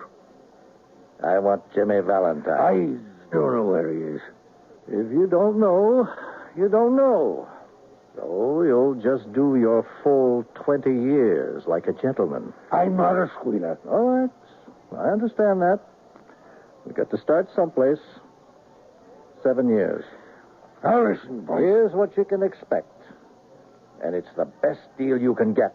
And only because everybody wants Jimmy so bad. 5 years. Not a minute less. 5. That's a dirty business. Sure.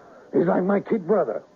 Abel was Cain's kid brother. Now, look. He'll never know. Well, that's life, I guess. So where do I find him, Mike? Saturday was a beautiful day, and the whole town was in a festive mood. Everybody was crowded into the bank, laughing and talking and marveling at the great new fantastic bank vault. And so, ladies and gentlemen, there's nothing like it this side of Little Rock. This massive stainless steel door is fastened into place by 3, now count them, 1, 2, 3 solid steel bolts, which are thrown into place by this single handle. The crowning feature is this lock, this patented time lock, Only time can unlock this door once it's shut. You set her, and I'm going to now set her for 9 o'clock Monday morning. And a half hour from now, we close the bank for the day. We'll close the door. And no one, I repeat, absolutely no one will be able to open her again till 9 o'clock Monday morning. That's wonderful. Oh, Ralph. Ralph, I'm so happy. And look at Papa. It's such a wonderful day for him. Yes, there are going to be wonderful days for everybody. Hello, Mr. Spencer. Do I know you? Of course. Don't you remember me? I'm the fellow with the missing front tooth. Could we talk in private? Would you excuse us, Miss? Of course. Well, Jimmy, how do you want to do it? I don't know what you're talking about. Big John's out of the picture. The governor's in a straitjacket. This time, you'll get a fair trial. Now, listen, Price. And the burglar tools. That'll be the icing on the cake. You'll have to find them. We'll find them, Jimmy. We'll turn the town upside down. Never. Not where I hit him. You're not grinning so strong now, are you, Price? Okay, go ahead, arrest me. But you don't have a thing to take to trial, and you know it. I'll find those tools. Ah, come on, Price. I know the law as well as you do. You just can't find them. You have to prove they're mine. You have to find them in my possession. I didn't wait this long and come this far to fail now. Okay, Price. If you'll excuse me. What is it? What happened? Open the vault. What happened? Agatha, she pushed little May Ellen into the vault and turned the handle. No. Oh, my baby is inside. Agatha pushed her in. Open it. No, wait a minute, everybody. I can't open it. It can't be open till 9 o'clock Monday morning. Oh, she'll die, my precious darling. She'll die. Oh, do something. There isn't anyone who can do anything. The lock, it won't open till 9 o'clock Monday morning. It won't open. There isn't enough air in there. She'll die. Please, I don't know what to do. Ralph? Oh, Ralph, is there anything that can be done? If anyone can think of something, you can. I don't know. Oh, Ralph, think of something. You're not like anyone else. You're smarter. But how can Oh, darling, if someone doesn't think of something, that little girl will die. She will, won't she? Yes, she will. No one can save her. I see that now. No one. Mr. Adams, ask everyone to leave the bank. We're having a celebration. Oh, Papa. Ralph, it's affected his mind. It'll be all right. The little girl will be all right. Now, I want to borrow your buckboard, and I shall be right back.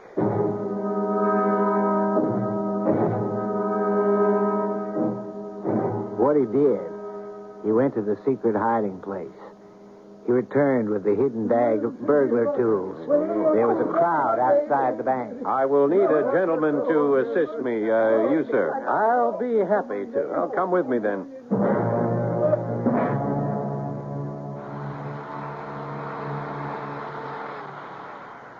So, that's how it's done. On a slight angle, which is why it needs only the one hole. And now? Now, we turn the knob and feel for the clicking. See? And now, we just swing the door open. I wouldn't have believed it possible. The little girl. She's all right. She just fainted. I'll carry her out to her mother. Do me a favor. Take the tools and wait for me in the buckboard outside. I want to say goodbye to someone. Of course. He's got my little girl. Here you are, Mrs. Mercy. Agatha, my precious little Agatha. Ralph, you went and done it. Ralph, you're a great man. Oh, Ralph, darling, you're wonderful. And I have to go away for just a little while. What are you saying? I have to go with that gentleman. Go? Where? For how long? Tomorrow's Sunday. Please, darling, you'll understand after a while. Understand? What will I understand? Sir? Sir, would you come over here, please? I'll get to the bottom of this. Where are you taking my fiancé? All right, Price, let's just get this over with. Huh? I'm sorry. Sorry? About what? Well, I carry a pretty good line of shoes, but old Ralph Spencer here, he's tough to sell. And I had my trip for nothing, looks like. Price, what are you talking about? Looks like I was mistaken all along. Giddy up! Darling, who's that man? I never saw him before in my life. And I don't think I ever will again.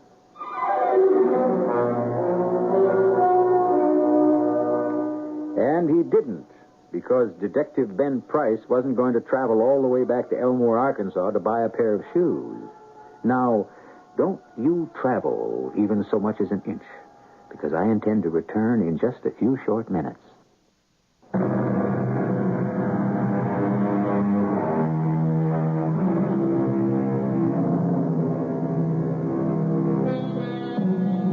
To some people, it comes as a surprise that William S. Porter, or O. Henry, served a term in prison. Well, actually, he didn't really deserve it. He was working in a bank that was run in a very relaxed manner, and the missing sum was under $1,000. It was never definitely established that he was the one responsible, but nevertheless, he went to prison. Our cast included Robert Dryden, Paul Hecht, Catherine Byers, Court Benson, and Ken Harvey. The entire production was under the direction of Hyman Brown. And now, a preview of our next tale. It's a homunculus. A what? A homunculus? Don't you know what a homunculus is? No, should I? A homunculus, my dear old friend, is a small, artificial man. Like a dwarf. A mannequin. But made by man. The creation of a homunculus is as old as alchemy. It's an ancient art. And this is what you're working on? Creating a homunculus? Of course. Only my homunculus will be possessed of magic powers. This little man, I think he will be no more than 2 feet tall, perhaps less. But he will have the power to rule the world, which is precisely what I intend he should do. This is E.G. Marshall inviting you to return to our Mystery Theater for another adventure in the macabre. Until next time, pleasant dreams.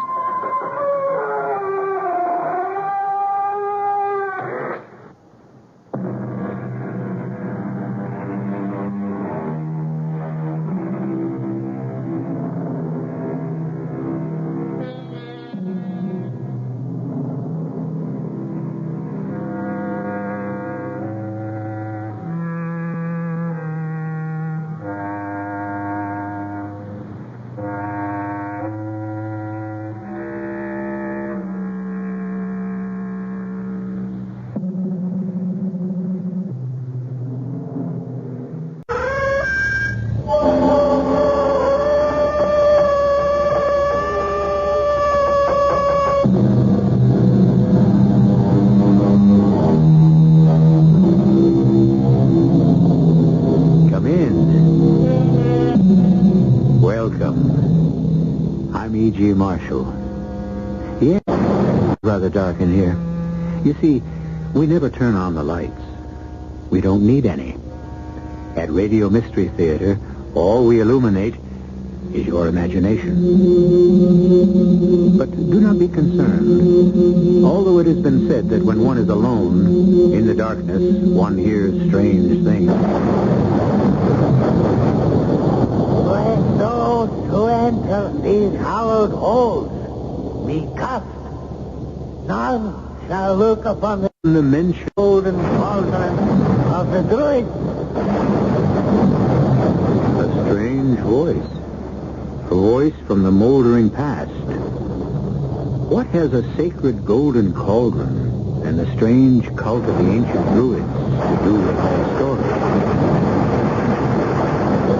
Even the mention of the word druid evokes a frightening display of pyrotechnics from the atmosphere. Why does contemporary man still fear prehistoric rituals? Brad, please don't ask the old man any more questions. Look at his face. It's beginning to turn darker than the storm outside. Forgive me if my questions are in bad taste, sir. My interest in crime is a hobby, as is my interest in the occult. I would not make light of the power of the druids, Mr. Spencer. It reaches out beyond the confines of this castle, beyond Stonehenge. Paul, the grave.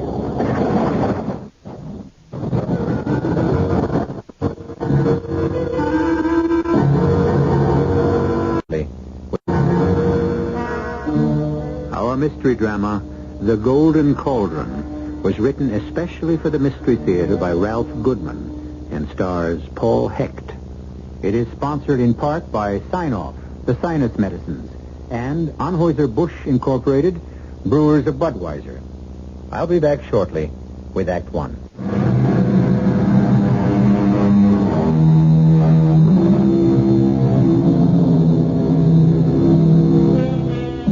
American Golden Cauldron, the power of the Druids reaching out beyond the grave, in this, the 20th century? Come with me to Albion Castle, a crumbling remnant of the past as it exists today. A storm rages outside, but safe for the moment are two American tourists who have come here for a skeptical look into the legend of the Druids. In the great hall of the castle, above the fireplace, there is a graven image of the castle. There is something hypnotic about this strange carved deity that is being examined by Brad Spencer, a young man who does not frighten easily. And yet, the statue is holding Brad in its spell. Well, Brad, I see you've met the lord of the castle.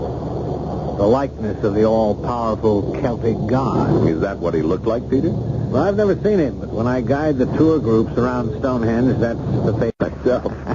Looks rather frightening, doesn't he? The tourists love it. Fits the moody climate. Let's change the subject, Peter. Maybe the weather will improve. Don't tell me this druid nonsense is getting to you. No, of course not. And my worry, Dennis. You don't know how his childish mind functions. Come to think of it, I'm not too sure how it functions myself.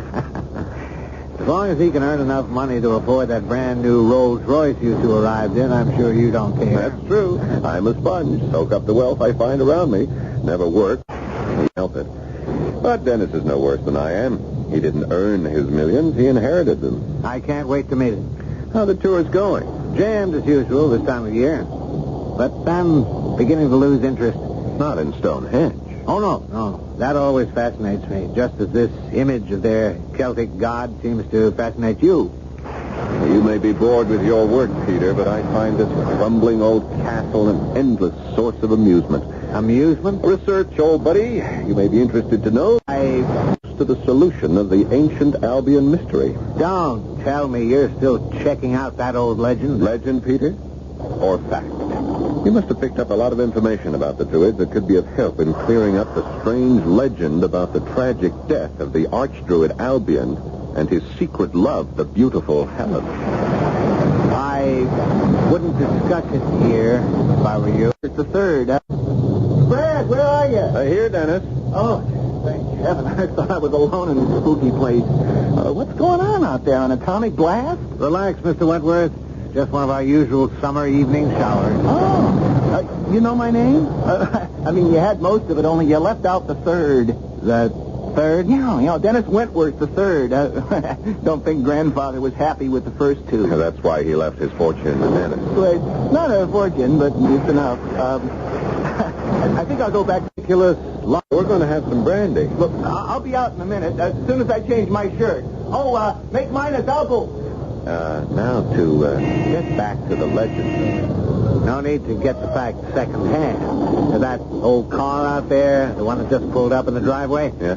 It belongs to Siculus. Who? Siculus. Siculus Lothbridge, one of the oldest residents of this area. Some believe he was once an archdruid Druid himself. You don't say. I'd like to meet him. You will. He haunts him. Now, haunts him. Nice old guy, but he's sort of fanatic. Knew the Albion clan personally, they say. He keeps coming up here in search of the lost cauldron. Lost cauldron? Yeah, the golden cauldron engraved with the head of a Celtic god. He believes it's buried with the skeletons of Albion and the witch Helen. Now I know I want to meet him. The housekeeper will make the introductions. We're very formal around here. Basil, we have guests. Please attend to the front door. Yes. Ah, Siculus, so good of you to give this young lady a lift to the end. Oh, yes, and all this downpour. You have no idea how I appreciate this. Oh, it has been my pleasure. Youth and beauty has always brightened the eyes of the ancients. You mean like the beautiful Helen affected those who looked upon her? Who is this stranger? Don't be angry, Siculus. He's a guest, a visitor from America. He meant no insult. None at all. Peter, Miss... Chilled to the marrow. Just discussing an old Druid legend, and I was... Oh, this is Mr. Brad Spencer. You, of course, know Peter. Yes. We have spoken on occasion. Off the great Spencer, this is Siculus Lockbridge, a respected elder of our community. Most happy to meet you. See to the young girl, Margaret. She is chilled to the marrow. Yes, Siculus. Basil, take the young lady's bags to the upper floor. Oh, just a moment, please. I don't mean to cause any trouble, but my letter specified a room off the Great Hall. We didn't receive any letter. Well, then, how did you know that I was arriving today? Siculus foretold of a third visitor. A young woman, tall... An unexpected... with blonde hair. The man's amazing. All we have is a room on the upper floor. Wait a minute. Would you like my room, Miss... Julie Chandler. Yes, I would, Mr. Spencer. Oh, then it's done. Basil, you may show the lady to my room and place my bags on the upper floor. You're sure, sir, that this is not an inconvenience? Ordinarily, yes, but an unexpected third visitor, tall, slender, with long blonde hair. Who am I to tempt the wrath of fate? Thank you again, Mr. Spencer. Oh, Brad, please. Brad. And I will hang on to this small bag, Basil. You may carry these others to Mr. Spencer's... Oh, I'm sorry. I didn't mean to bump into you like this. My name's Dennis. Mine is Julie. You dropped your purse, Julie. Here it is. Thank you, Brad. Oh, I see you two are already acquainted. I was just coming out of my room. And I was going into mine. It looks like you and I are going to be neighbors, Dennis. Mr. Spencer was nice enough to trade rooms with me. Oh, terrific. See you later, Jenny. Yeah. Wow. Beautiful blonde in a room next to mine. Thanks, Brad. Things are looking up. Try looking in this direction, toward the fire. We have another visitor who's not so pretty. Oh, the old man? Yeah, just arrived with Miss Chandler. You're right. He isn't pretty. Wow, what a weird face.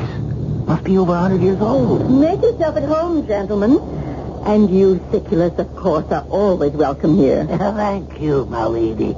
I'm merely the housekeeper here. With the soul, your friend, nonetheless.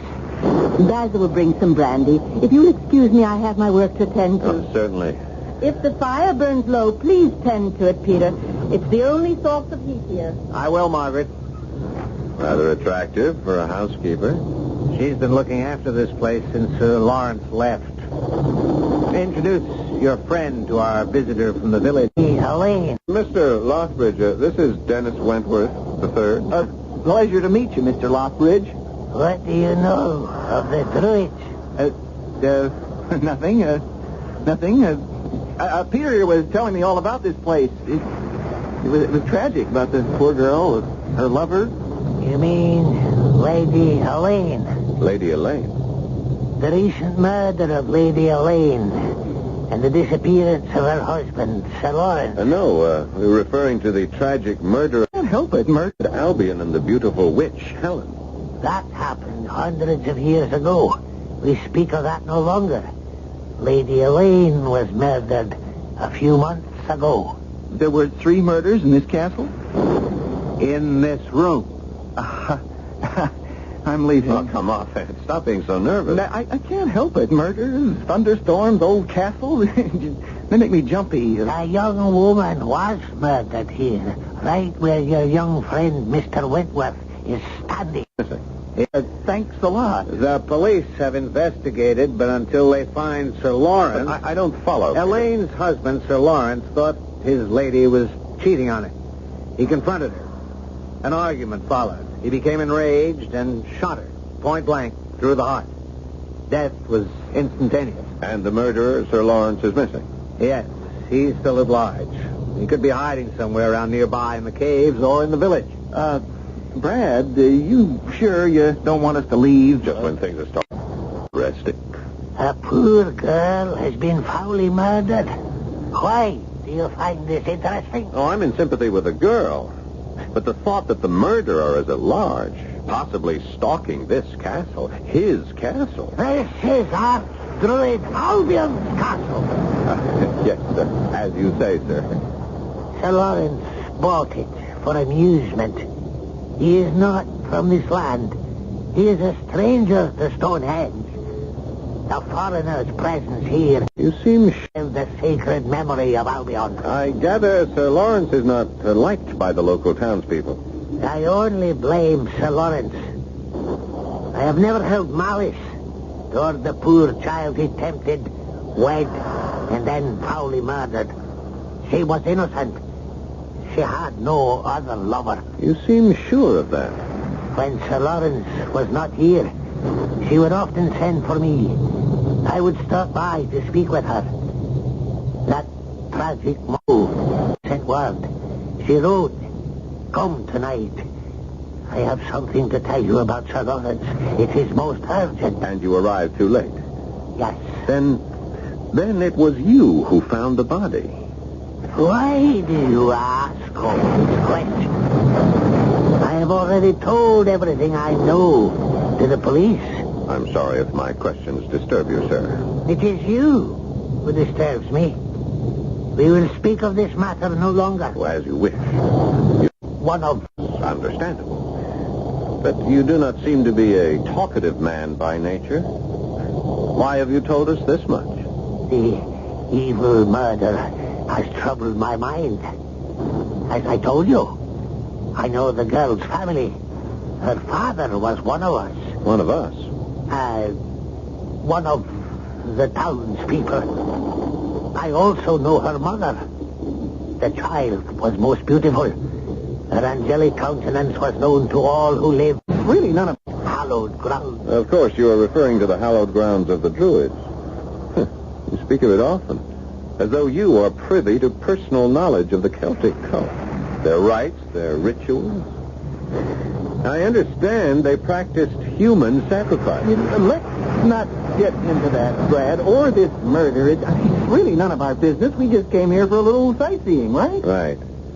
Oh, tell me, Mr. Lothbridge, you say this murder took place a few months ago and that you arrived the night when the... Daddy'd like to take my leave now. I would not be here at all if I had not come to bring the unexpected visitor, Miss Chandler. Whom you somehow expected. Who is she, Mr. Lothbridge, this Julie Chandler? Has she been to Stonehenge before? Brad, please. Mr. Lothbridge is tired, Brad. He'd like to be on his way back to the village. And so would I. Would you give me a lift down the mountain, Siculus? Oh, yes, come. But we will speak of no... Good night, Mr. Lothbridge. Forgive me if my questions were in bad taste. My interest in crime is a hobby, as is my interest in the occult. I would not make light of the occult, Mr. Spencer. The power of the Druids dates back to the Stone Age. It reaches out beyond this castle, beyond Stonehenge, beyond the grave.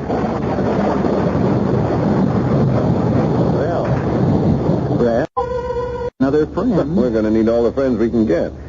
What are you talking about? Dennis, we are not leaving. Not until we check out this murder of Lady Elaine and the disappearance of her husband, the mysterious Sir Lawrence Cumberland.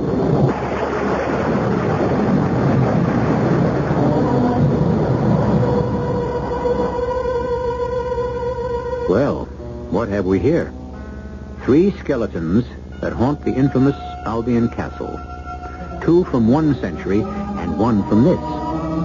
Perhaps the inquisitive Brad Spencer will enlighten us as to the reason for this recent crime of violence. I, for one, hope he hurries before the trio of Den turns into a quartet, or a quintet, or a... Well, one thing we know for sure. In a moment, we will be back with Act Two.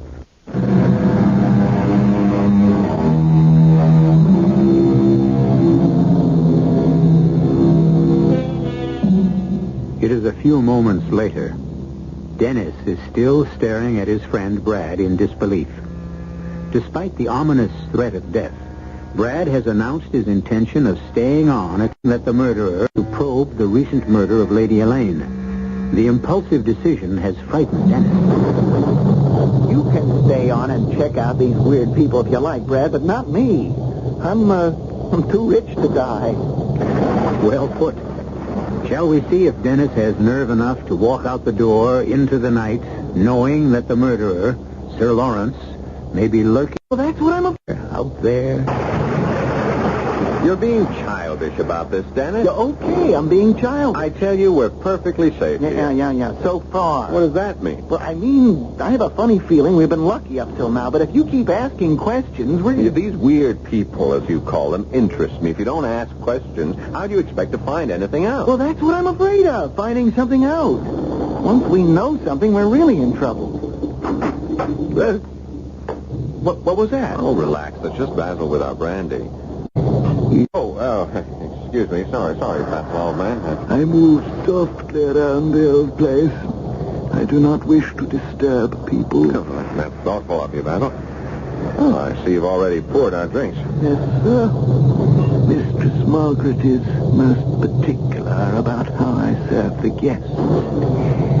Yours, sir? Oh. And one for you. I do hope you'll find this to your liking. Thank you. What happened to the dog? The dog, sir? What dog? Well, I noticed an empty enclosure near the driveway when we arrived yesterday. A dog run. The name Bruno engraved on a metal plate on the wire fence. Oh, the dog. I'd forgotten for a moment. Poor Bruno. It was Sir Lawrence's dog. Oh, what happened to poor Bruno? He died. A lot of poor things seem to die around here. How did Bruno die? We had Lawrence ran him. After Sir Lawrence ran off, the animal howled all day long, refused food and drink, acted strangely. You mean acted strangely? Which would no longer enter the castle. Used to sleep there, by the fire. But after Sir Lawrence ran away, it would no longer sleep there. Oh, where did he sleep?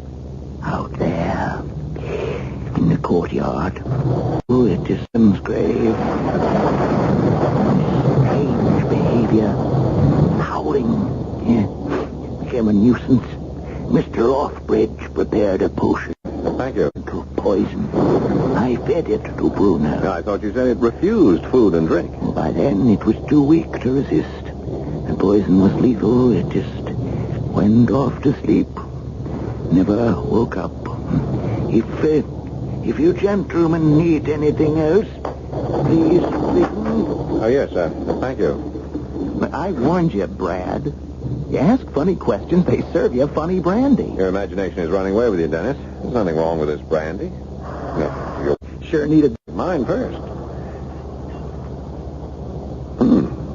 Yeah, this is delicious. You're sure it's okay? Fine. Go on, take a sip. It won't kill you.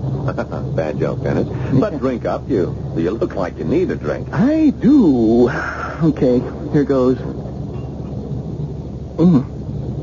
Sure needed that. This place gives me the creeps. Yeah, so I've noticed, particularly when I was asking old Siculus a few questions. There's only one person I'd like to ask a few questions. Julie Chandler. Did you get a look at that chassis? I'm dying to ask her 3 questions. Address, phone number, and if she's married or single. Have another brandy. Yeah, I think I will. The stuff is great. Better make it a double. Why? Here she comes. Yeah. She slipped into something more comfortable. For her, not for me. Good evening, Miss Chandler. Hello. I must say, you look rather nice tonight. Thanks. Good to you. Yeah. Oh, allow me to introduce myself. My name is Dennis, Dennis Wentworth III. I know. We were introduced when I arrived. Oh, yeah, of course. And your friend's name is... that doesn't matter. He's a bore. A complete bore. Oh. May I pour you some brandy? Yes, thank you. It's okay. We just tasted it. I mean, it's a fine brandy. Brandy. Excuse us, the young lady and I... Brad, that's it. Brad Spencer. There's something wrong with her? No, just restless. May I sit down? Oh, please. Oh, thank you. You were saying, Julie, may I call you Julie? Certainly, Dennis. About this being restless. That's why I decided to travel. See new places. I've read about Stonehenge and heard about this old castle that's been... As you call it. ...in by Sir Lawrence. And I decided to come here while I was traveling abroad for, the novelty of it. Now, Julie, you know that's not true. Isn't it, Brad? No. You've been here before. You knew of the rooms off the Great Hall, and the name Sir Lawrence isn't mentioned in the travel folder that suggests this inn, as you call it. You haven't been traveling abroad, Miss Chandler. You live abroad. In Ireland. Dublin, as a matter of fact. Well, how would you know that, Brad? Miss Chandler dropped her purse. She was. Rooms, I swiped her wallet. Oh, here you are, Miss Chandler. And I thought you were honest. I had hoped you were, too. It's seldom I meet a man who is interested in more than he sees. Thank you. But tell me, Brad, what do you do for a living? Oh, live. Don't you work? At living, yes. How do you feel about me at this very minute? Fascinated. That's encouraging. I'm glad I took the extra time to put my face on just right. Well, it's not the face I find fascinating. Not that it isn't a very pretty face. It's what's behind that beautiful mask. What's going on inside that lovely head of yours. Still the analytical male. Haven't you ever made a decision that was impulsive? Yes, once. I discovered it was a foolish one. Would you like to kiss me? Impulsively or analytically? Any way you choose. Wait a minute. You two just met. You're not gonna... You're outside. I found that exciting. I find this depressing. Did it do anything for you, Brad? I don't know. Let's try it again. All right. Now, that's what I call a kiss. That was a shot, you fool. The window is shattered. Yeah, it came from outside the castle. Okay, get down, both of you. Whoever that is lurking outside. Sir Lawrence. Perhaps, but how did you know about Sir Lawrence? Well, they told us when... They didn't tell her. The front door. It's opening. Peter. The link, but... Is everyone all right? Well, I thought you left. We did. Siculus had a strange premonition. Said he felt the presence of Sir Lawrence in the wooded area beyond the castle grounds, so we returned. I could feel the evil nature of the man. Remain silent. The link between the living and the dead is still here, just outside this room. Mr. Spencer, Peter, what is happening? That noise I heard. Well, that was a head of the druid at a distance of, I would say 100 yards or so from ground level. Ground level? Wow, but you would know that. Simple.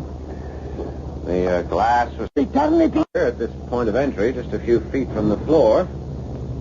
And the bullet spent itself here above the fireplace, just over the head of the druid god. Just took off one of his ears.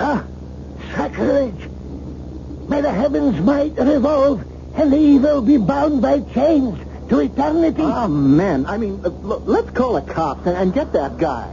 We have no telephone. This is an isolated area. The castle was renovated, but it has been impossible to string phone wires up to that implication of contact with the outside world. Oh, great. That means we're on our own, sitting ducks for Sir Lawrence. If that was Sir Lawrence out there. What does that mean, Mr. Sherlock Holmes? Well, simply this. We aren't sure just who fired that shot as yet. Are we, Basil? I beg your pardon, sir. Now, where were you and Mistress Margaret when the shot was fired? I resent that implication, Mr. Spencer. I'm not implying anything, just sifting through the facts. In that case, I suppose I'm a suspect, too. Well, I didn't say that, Peter. Well, I was out there with Siculus. If we continue along this line of reasoning, both Siculus and I could... No, perhaps one of you, but... Mr. Lockbridge, did you let Mr. Brooke out of the car before you reached the driveway? Yes. I felt a presence. I could sense something was out there. Mr. Brooke asked to be let out so he could look around. And you two separated? Yes. And then you heard the shot? Yes. I see. Well, then you... What? It could have been them. No, I never said that, Kenneth. Nor did I say it could have been Basil or Mistress Margaret. Mr. Spencer, we are not amused. I am. Intrigued. And innocent, of course. Can you prove it? I was standing right here next to you when the shot was fired. What about the gun you carry in your purse? You'll find it's not there anymore, Miss Chandler. What? You're right. It's missing. How did you know I had a gun in my purse? If you recall, when we exchanged, dropped your purse, I picked it up. As I handed it back to you, I noticed it was rather heavy and felt a slight bulge, the outline of a snub-nosed .38 revolver. You are observant. And, this spent bullet, embedded here in the wood paneling above the fireplace, came from a .38. Quite possibly your gun, Julie Chandler. I must say I'm impressed, Mr. Spencer. Well, then, He who had... it's just two of us who aren't suspects. You and me, Brad. Unless you suspect me. No, Dennis, you're safe. Then you are saying that one of us may somehow be involved in this, incident. I'm sure the man is joking. I, for one, care not for a man's jokes. And I say to you again, beware, ye who enter Albion's castle.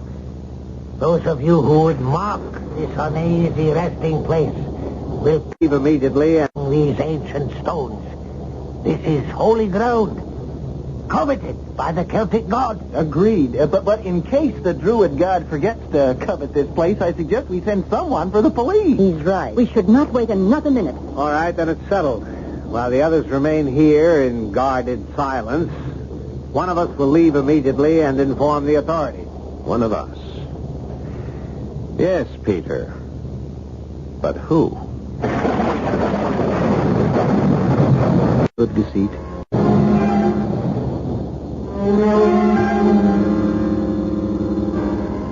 An interesting dilemma. 6 souls trapped in the remains of a crumbling Druid castle, held prisoner by their fears and suspicions of one another. Can Brad Spencer unravel this web of deceit? He and his reluctant traveling companion, Dennis, seem to have stumbled upon an unusual and terrifying vacation spot. They'll have an exciting story to tell nature and if they get back home. I'll be back shortly with Act 3.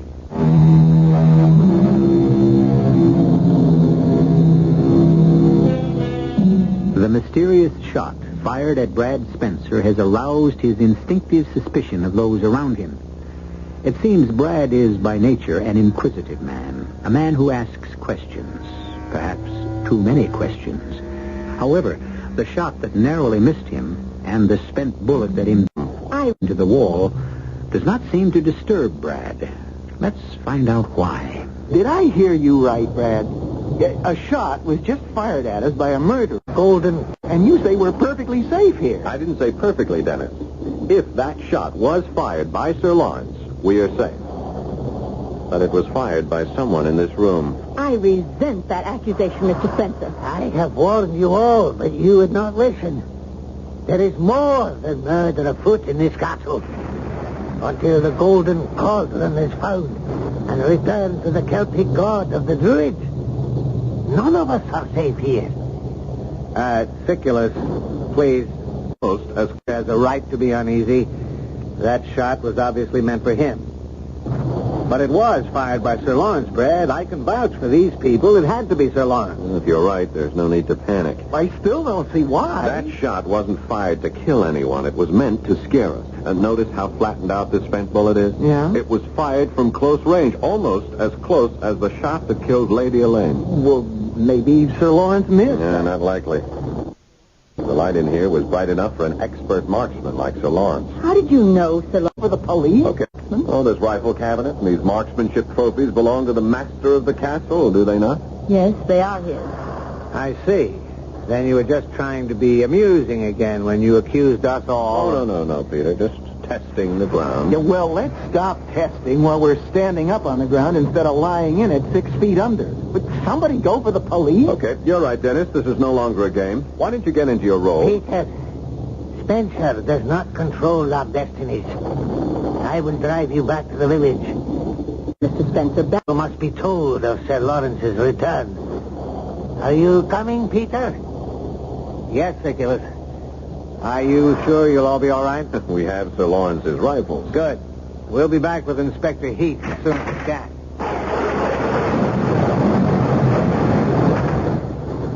if we have your permission, Mr. Spencer, Basil and I will secure all doors and windows from the inside. Come, Basil. Yes, Miss.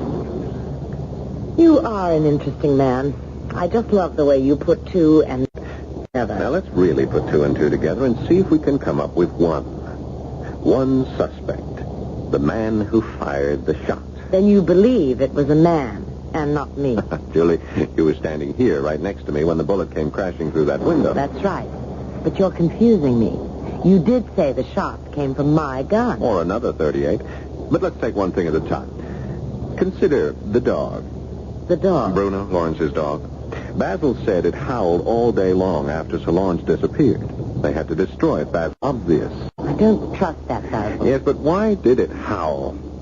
It was Sir Lawrence's dog. Why didn't it run off, go searching for its master? Well, maybe they had it chained up. No, Dennis.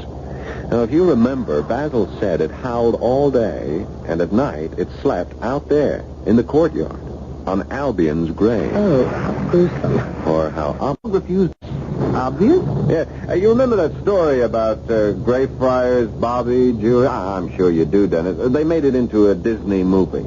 Oh, yeah, I saw time to think. Dog whose master died. Yeah. Now, we'll go on, Dennis. Oh, good Lord. What's the matter? Yeah, they buried his master, and the dog refused food or drink, howled all day, and at night slept on its master's grave. Exactly. You don't think That's been our problem up until now. We've been kept so busy we haven't had time to think. Come on, Dennis. Where are we going? Out there in the courtyard to dig up Albion's grave. And what am I supposed to do while you boys are gone? Wait here. Then you found...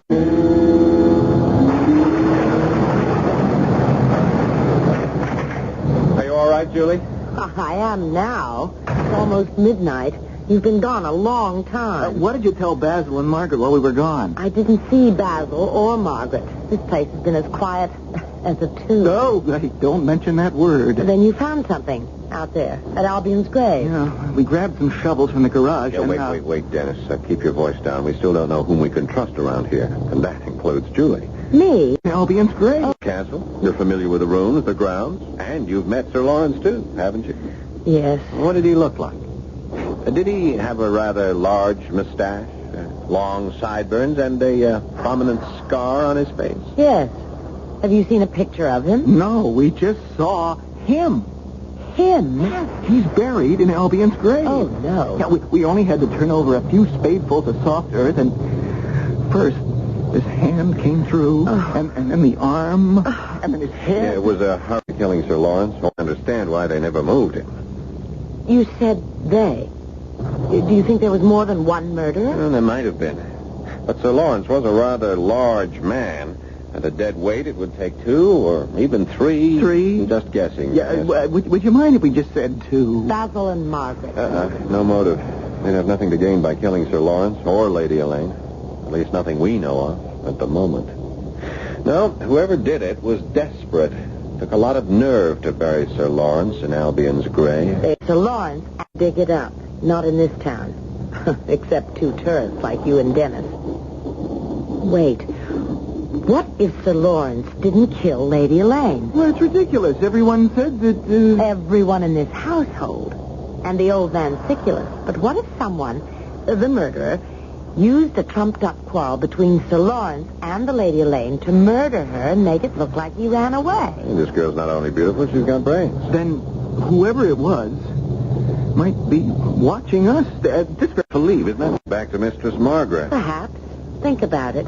She doesn't seem too unhappy about the death of the lady of the house. With Lady Elaine and Sir Lawrence both out of the way, this house can be run the way she wants it to be run. Yes, temporarily, perhaps, but eventually she'd have to give it up. And you own her. She'd have no rights. Both she and Basil could be asked to leave. Isn't that so, Julie? Well, don't confuse me, please. I'm new at this. Well, keep on thinking or we won't be old at it. No. There's something else going on here. Something we haven't thought of. You're right, Brad. May I fill in the empty pieces of the puzzle? Peter. How did you get in?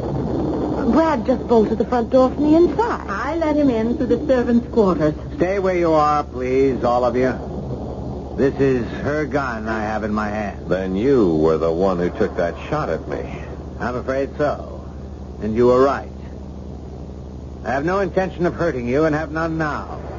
If you cooperate. Well, we'll cooperate. And you were the one who... There's no need for further... You're not, Brad.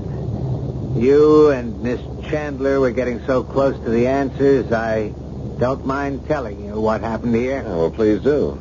It's hard to believe a good friend of mine has turned into a murderer. We don't have to tell them anything, Peter. That's all right, Margaret. We'll be on our way in a minute. There'll be no witnesses. You're not going to kill us, too. Quiet, Dennis. I would like to hear the answers to these questions that have been bothering me. I hate to die an ignorant man. It makes more surprise to you to know that we didn't kill Lady Elaine. Sir Lawrence did. They'd been quarreling when Peter and I rushed in about his infidelities, not hers.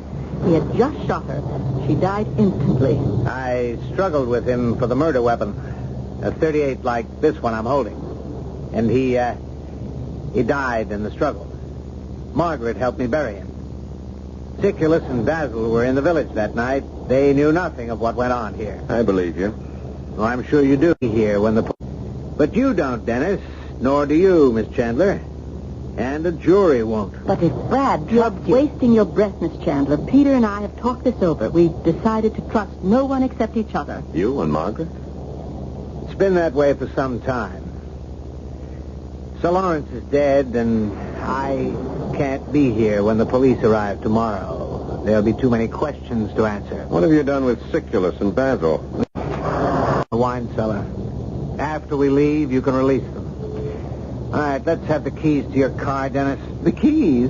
To my brand new Rolls? Siculus' car broke down as we reached the driveway. It can't be driven any further. Yeah, but if you take my car, how do we get out of here? That's the idea. Give them the keys, Dennis. Okay, if you say so. Here, but drive carefully. I love that car. Let's get out of here, Margaret. It'll soon be daylight. I'll be happy to be rid of this awful place. I want him to look. Quick, Julie. Bolt that door from the inside. And Dennis, Yeah? Run to the servants' quarters and bolt that door shut again, too. Right. Good thinking, Brad. And while you're there, Dennis, release Siculus and Basil from the wine cellar. Castle is secured, Master. But why all the precautions? And why do you have that I've got him where I want him look on your face? Just come to the window and listen. It sounds like our culprits are having trouble starting Dennis's car. Is the engine missing? Yeah, sounds... But this is. What is that? The coil wire to the distributor. I removed it when Dennis and I were in the garage. The car won't start without it. You knew Peter and Margaret would not be able to get away all along. But I had to give them a chance to make it their decision. None shall escape this castle of eternal death.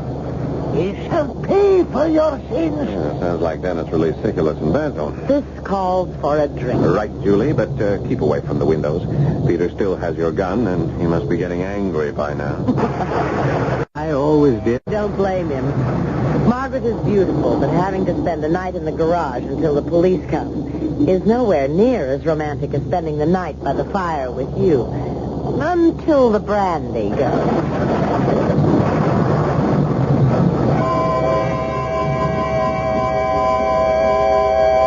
I always did like a detective story with a happy ending.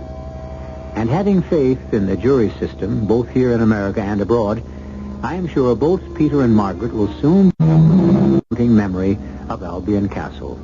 As for the Druids, there is a great deal to be said for the fascination Stonehenge has for the archaeologists and astronomers of today. The message of the Druids is still with us. I'll be back shortly.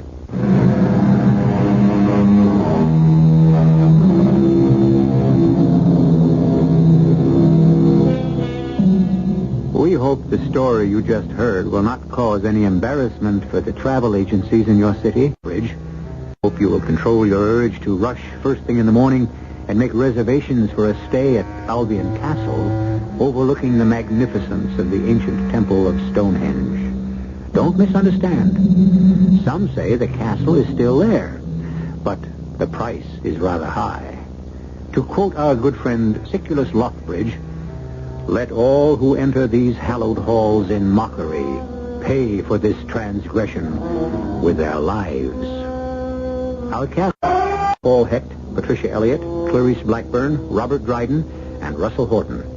The entire production was under the direction of CBS Radio Mystery Theater presents...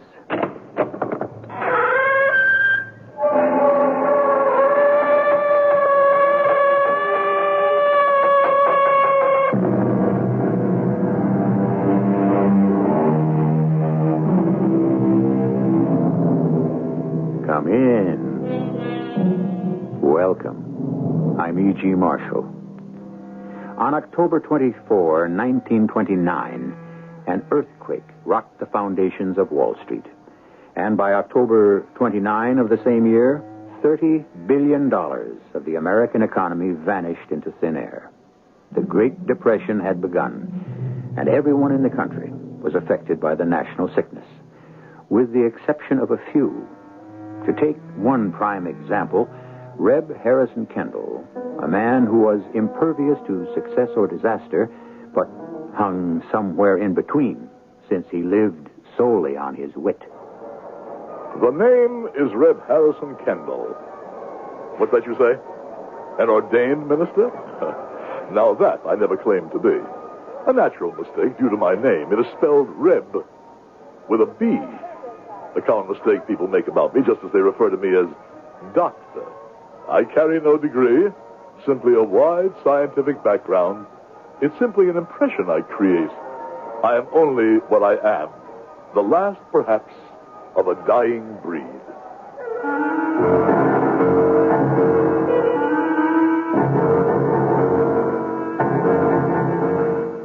Our mystery drama, This Breed is Doomed, was written especially for the Mystery Theater by Ian Martin and stars Howard Da Silva.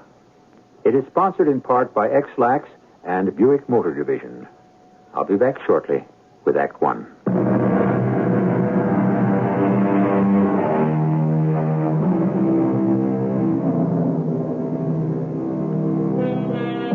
One of the most depressing things about the Great Depression was the extra burden of the 17th Amendment, known as the Volstead Act.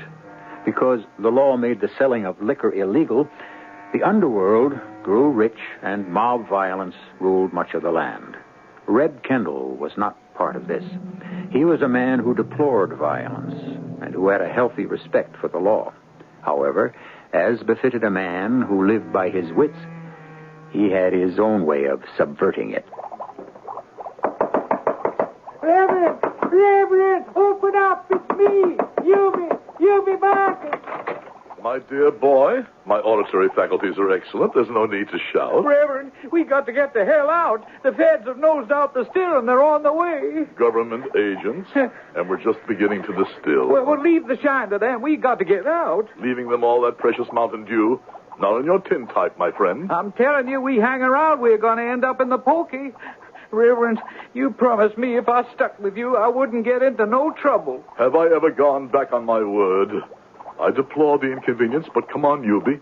Let's scram. I left Lizzie on the old logging road. We can make her get away that way. Splendid. Give me a moment only, and I shall join you. Now, it ain't going to pay to hang around. I have no intention of leaving this beautiful brood to federal agents who deny a man the right to make a, if not totally honest, at least an honorable living. Do you have to talk so much? A point well taken, Yubi. No further talk, only action.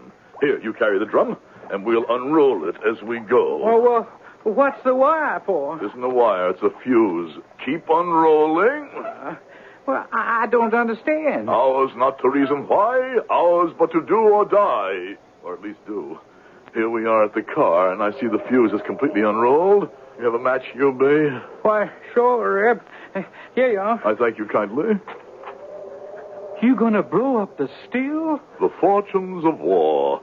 Now we better get in the car and move on for safer climes.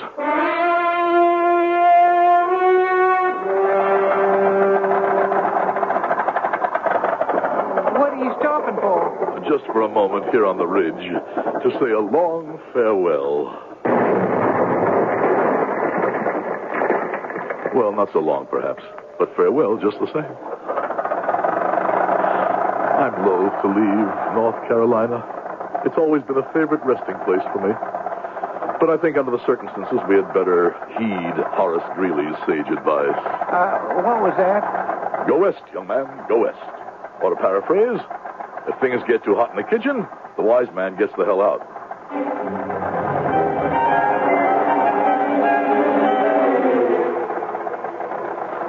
Reverend, where are we headed for? Who knows? Where fate or the dame with a cornucopia may direct us. What then? Lady Luck, my friend. The bountiful and the beautiful. For the present, let us abandon ourselves to the lure of the open road, the summons to high adventure, the challenge of the unknown. Well, just forgetting the unknown, Reverend. We got enough known challenges to knock us for a loop. Such as? We're practically out of gas, and this old Model T is out of style. She's on her last legs. When Lizzie fails to stand the test of time, then maybe I will despair. But there's life in the old girl yet. Oh, ye of little faith, onward and ever upward. In the bright lexicon of the youthful heart, there is no such word as fail. No such word as fail. I'm sorry, Harrison. I honestly am, but it just wouldn't work for us. But, Sarah, I mean, everyone has always known about us. They expect us to be married. You can't back out on me. Oh, you don't want marriage, Reb. It would tie you down. You don't want to share and settle here in Hiram's Corners with me and have babies and love and a long, slow, lovely future. Oh, I don't mean to say you're selfish, except, well, that's plain what you are. You don't want to adjust yourself to living. You want it to make it adjust itself to you. That's the longest speech I ever heard you make. Oh, well, you don't know how many hours I've agonized and practiced to make it to you. But why? Because you don't really want to marry me. That isn't true. You don't want to marry anyone, really, until you've proved yourself out. But I can't wait for that. So, I'm marrying Ben Hall. You mean you love him better than you do me? Oh, I love him different, is all I can say. But I do love you. I always have. And if any time at all I can help you, please ask me to. Any way I can. I will.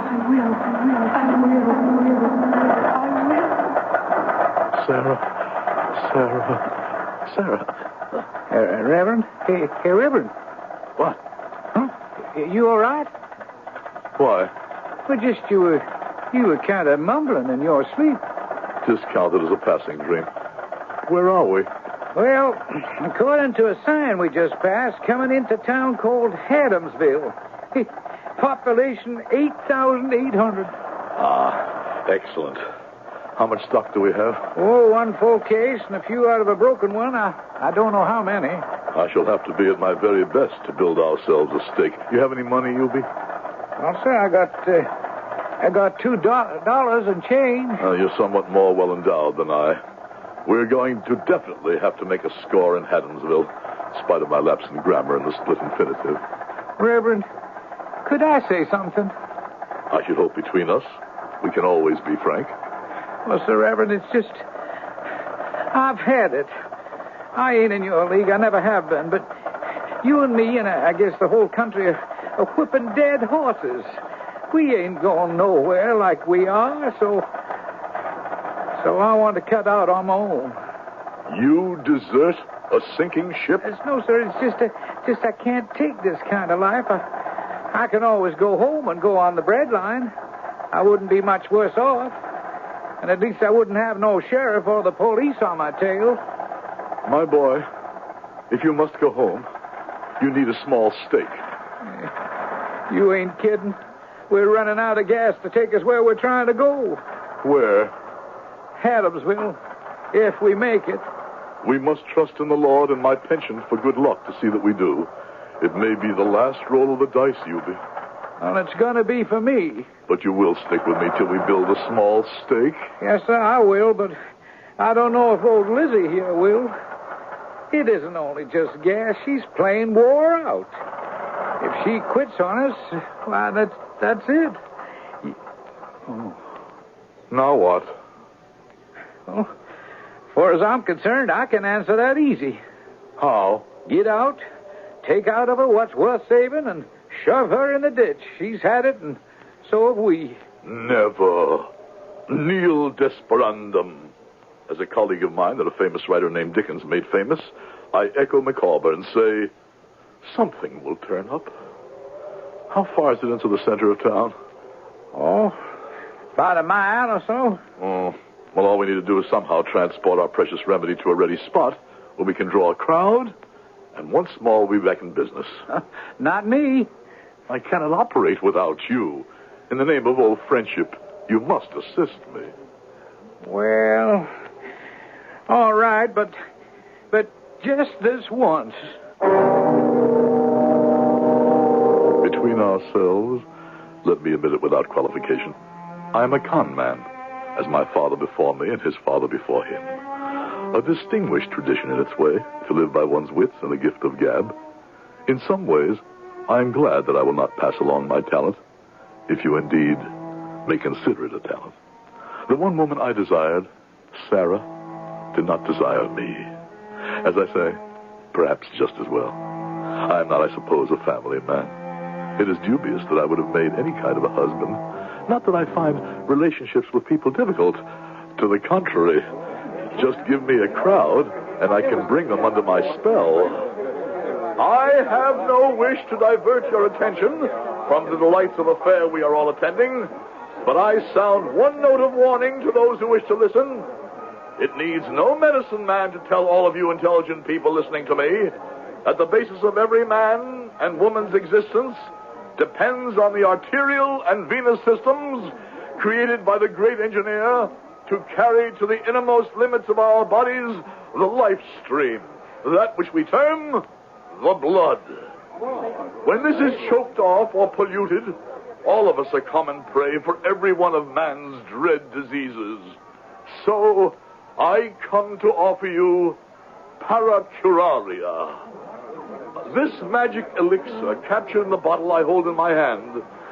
Why do I say magic? Let me cite my own example. This crystal liquid brought me back from the very threshold of death. 4 years ago, a massive and deadly infection held my wasted body in its irreversible thrall. My medical colleagues had given me up for lost. Then, one day, in my laboratory, experimenting with that magic extract from a rare South African plant, I stumbled, by the mercy of God, on the greatest boon to mankind since the discovery of bread. What is it, sir? What is it? It's my heart. Permit me to pass through, please. If you please. Thank you. Excuse me, madam. Sir, let me through. The man needs me, please. My dear sir, what seems to be the trouble? It's an arterial contraspasm, chronic condition that's beyond medical help. Oh, there's nothing you can do. As one with a physician's background, will you permit me to try? Oh, what's the use? No doctor has been able to. This is not my first attack. I just wonder only each time which will be my last. Not this one, if I have anything to say about it. May I suggest you drink this?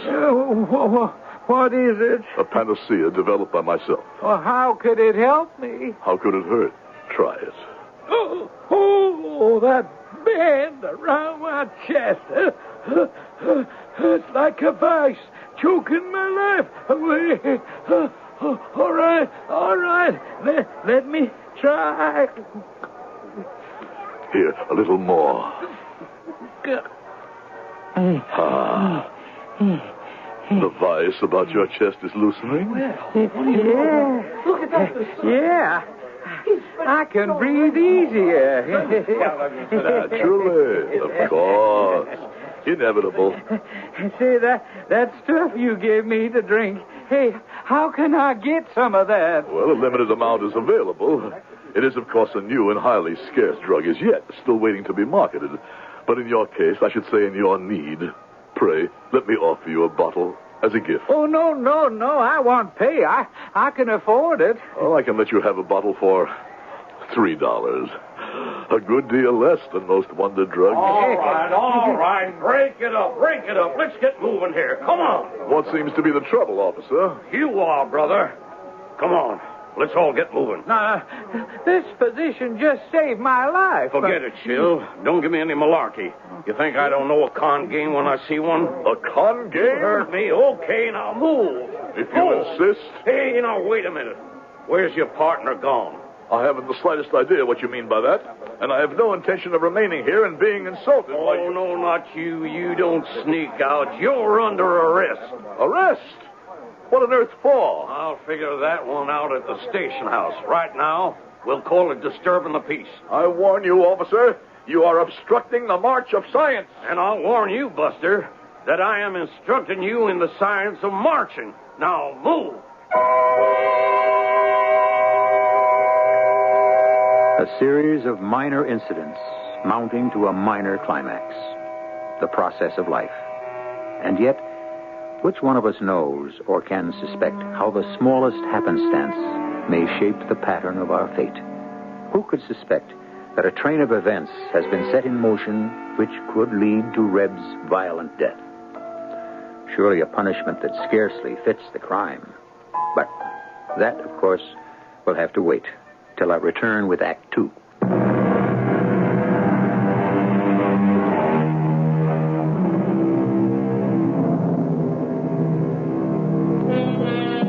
Hard times, those Depression years, and no American who lived through them will ever forget them. Selling pencils or apples was little solution since the competition was so thick, a man couldn't find a corner to himself. Defeat was the norm. Men simply gave up hoping or trying, except as irrepressible an individual as Reb Kendall, who could manage the loss of anything, face, liberty, capital, but who was never at a loss for words. And neither this good officer nor yourself, Sergeant, seems to recognize that I am not philanderer, but philanthropist. Not charlatan, but Samaritan. My mission in life is to do good. Turn it off, Mac. I'm drowning already. Why is it, Cooperman, every time I'm on the desk, I collect all the cons, kooks, drifters, and deadbeats? I resent the tenor of your remarks, Sergeant. Will you button up, Buster, before I book you? You cannot book me. I stand on my rights under the Fourth Amendment as a private citizen. Look, all you are is a public menace. I'd drop you right in the pokey if it wasn't standing room only already. On what charge, pray? Well, vagrancy would do for openers. Vagrancy? You know you ain't got a red cent to your name. A temporary embarrassment. My cash reserve happens at the moment to be tied up in my inventory. Had you given me the opportunity to distribute my panacea... You mean to bilk the public. I dislike that word, bilk. Would you prefer milk? My dear Sergeant, you totally misunderstand my motives. Believe me, altruism is my middle name, and I pride myself on the ability... Cooperman, will you? I got the lumbago to begin with, and it's killing me. He's all I need to finish me off. Okay, Bunko, let's float. If you insist. But may I suggest, as a man well-versed in the Hippocratesian art... The what? The mysteries of Galen, Mechnikov, and their great brothers, the art of healing, the practice of a physician... May I suggest that I could ease your problem? You will ease my problem by buttoning that lip and taking a powder.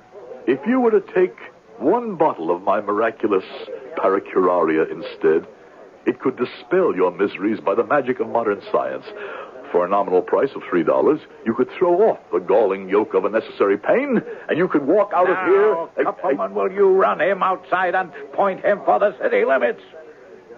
As for you, Dr. Reverend Indian Chief, or whatever you want to call yourself, if you're not out of my town within a half an hour, I will clap you in the can. But without funds, how can I travel? That's your problem. But half an hour... If you walk as fast as you talk, you'll make it. It's a small town. And take the sugar water or whatever it is with you. And the rest of your junk. Take the... Wait a minute. What's this? A pocket Bible. My daily reading. It will behoove you, good sergeant, to peruse its lambent pages and allow its heavenly message to start the deep wellspring of the milk of human kindness flowing through your veins. Brother, all I got in my veins is blood, and you're bringing it right to the boil. Well, Yes, Sergeant. Come on. Move it, Doc, or whatever you are. The title may be essentially a courtesy one, but I can say as a medical missionary, I am profoundly sorry for your superior, Officer Kupperman. Sure. I'll tell him when he's in a better mood. That stuff you got in the bottles there, is that any good for bunions? My dear boy, the pedis, as the ancient Romans referred to it, the foot, is at the root of all the problems of Homo sapiens. Who? The technical term we use for man himself. You see, he never was intended to walk erect. As a result, improper circulation of the blood through the nether limbs creates in its train a whole family of disease, phlebitis, arthritis, jurisprudence, and bunions. But expand the arteries, free the blood to bring its nourishment to the affected part, as my paracuraria does, and pain, pain becomes only a word, not a cross we have to bear. I'll tell you what. There's a bus at the next corner. Give me one of your bottles there, and you can ride out of town. By all means. You're a wise man. You may have the one I hold in my hand here. Okay. That'll be $3, please. You kidding? I'll give you a dime for the bus and help you on with your stuff. A dime? Look, officer, why not take the whole case and... A dime for one bottle. That's a deal. Take it or leave it. I'll take it. I'll also give you some advice. Free. I'm always receptive to suggestion. When you get to the end of the lines, you'll see Mary's Diner. It's where all the truckies stop. Maybe you can pick up a hitch out of town. Here's your carton. You sure you wouldn't like to make a bulk deal? Forget it. Okay, driver. Haul it out of here. So be it. And as Buddha himself would have said, Alamendab, Hada, Undra, Ranji Espa. What does that mean? Roughly translated, it's always darkest before the dawn.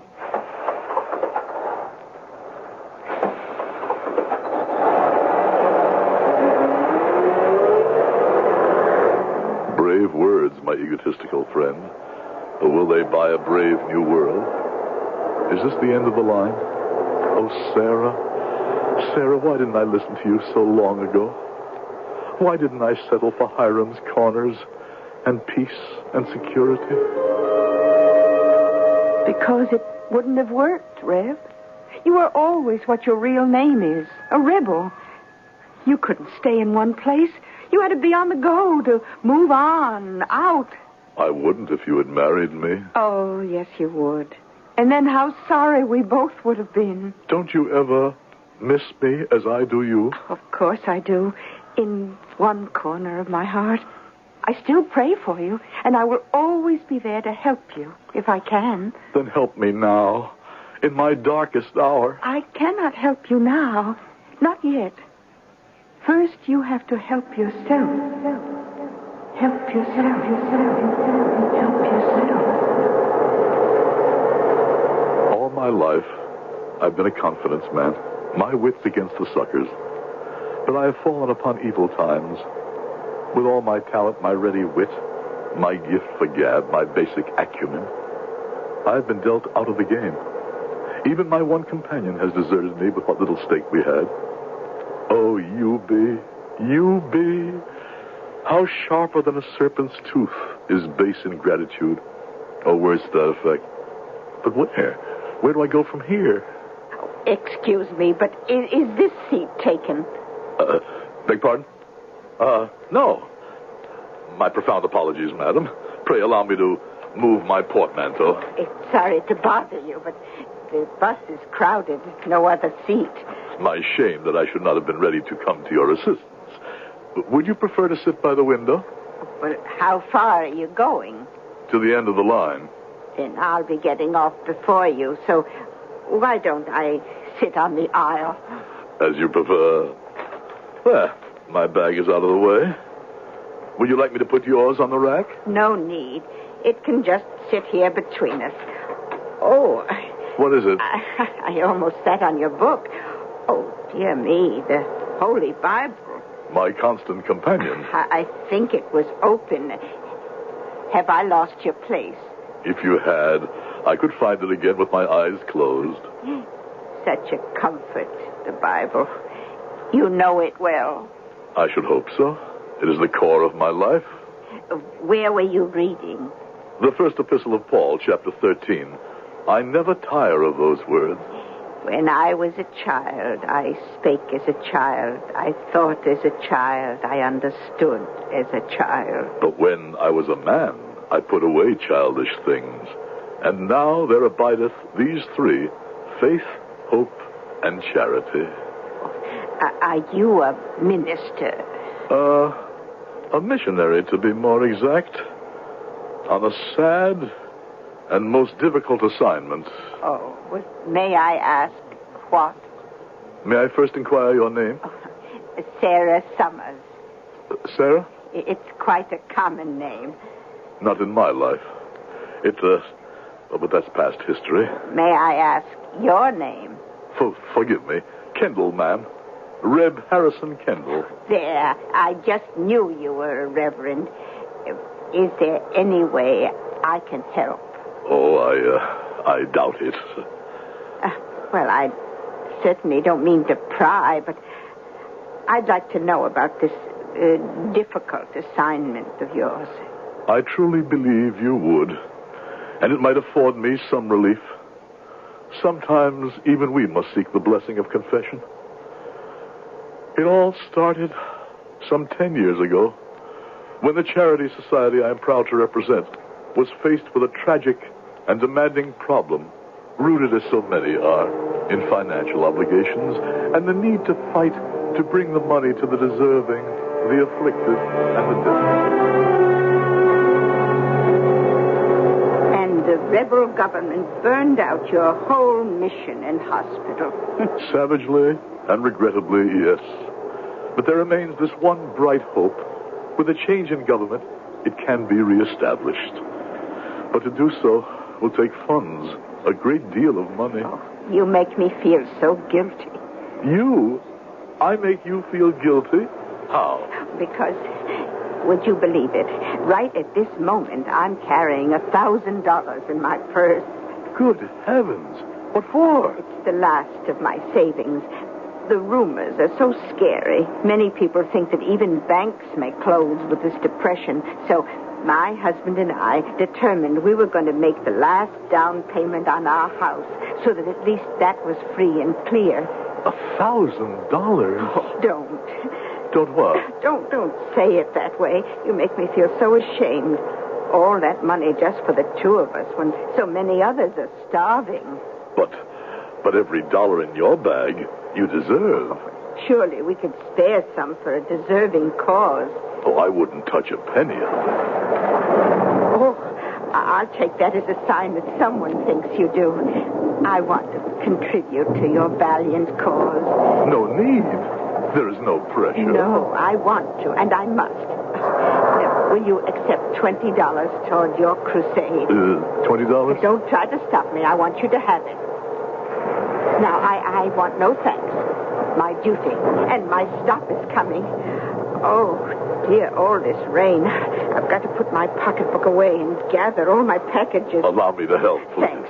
Now, here's the money. If you'll just hold my pocketbook while I gather my shopping bag. A pleasure. Mrs. Summers, where can I write to thank you? 15 Pleasant Drive, right here in town. Oh, hold it, driver. I'm getting off. Here's your pocketbook. Oh, thank you. You're sure you have everything? Oh, yes, thanks to you. So glad. Because I only have a second to dump everything at home and rush away to bring my husband back from the hospital. Oh, you've been so much help. And all my hopes go with you in your good fight. Yes, I'm coming, driver. I wish I could have done more. You have done far more than you dreamed. Goodbye, Mrs. Summers. A nice old lady. The perfect mark.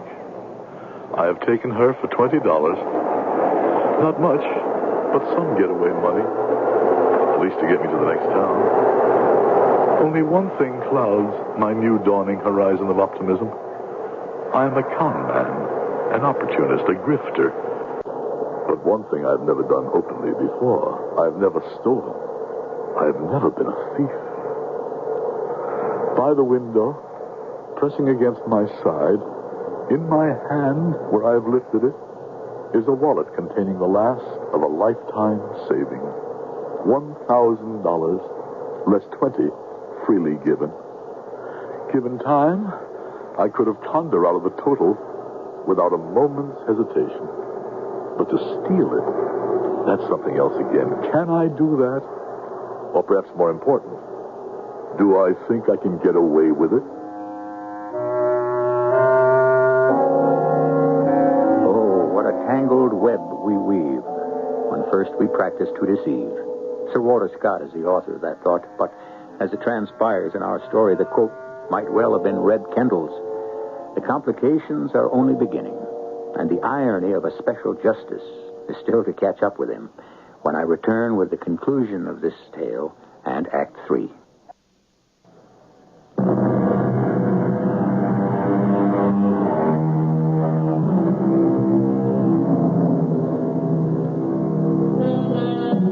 A driving, blinding storm has broken, making the roads all but impassable. A wallet with nearly $1,000 is burning a hole in his inside pocket. And burning a deeper hole is the terror and the knowledge that he has made the mistake of committing, for the first time in his life, a crime rather than a misdemeanor. I am desperate. How long can it be before Mrs. Summers discovers her money is gone? And what way out of this miserable town is available to me? There is no train. The last bus is gone. I have no car. I can't ever make it on foot in a storm like this. I have my second Sarah to thank for my stake. But where is my first Sarah, whom I can always reach in my mind in desperation? I rub at the steam inside the window of the men's room, and suddenly, my luck is in again. Right outside my window, a heavy trailer truck pulls to a stop. Even in a driving rain, I can read the legend along its side. Ferry Trucking Company, and the slogan, "Leave it to the good ferry to deliver." An abominable conceit, but an omen of escape. Big rig, one driver, plenty of room for a passenger. With luck, I'm going to get away with it after all.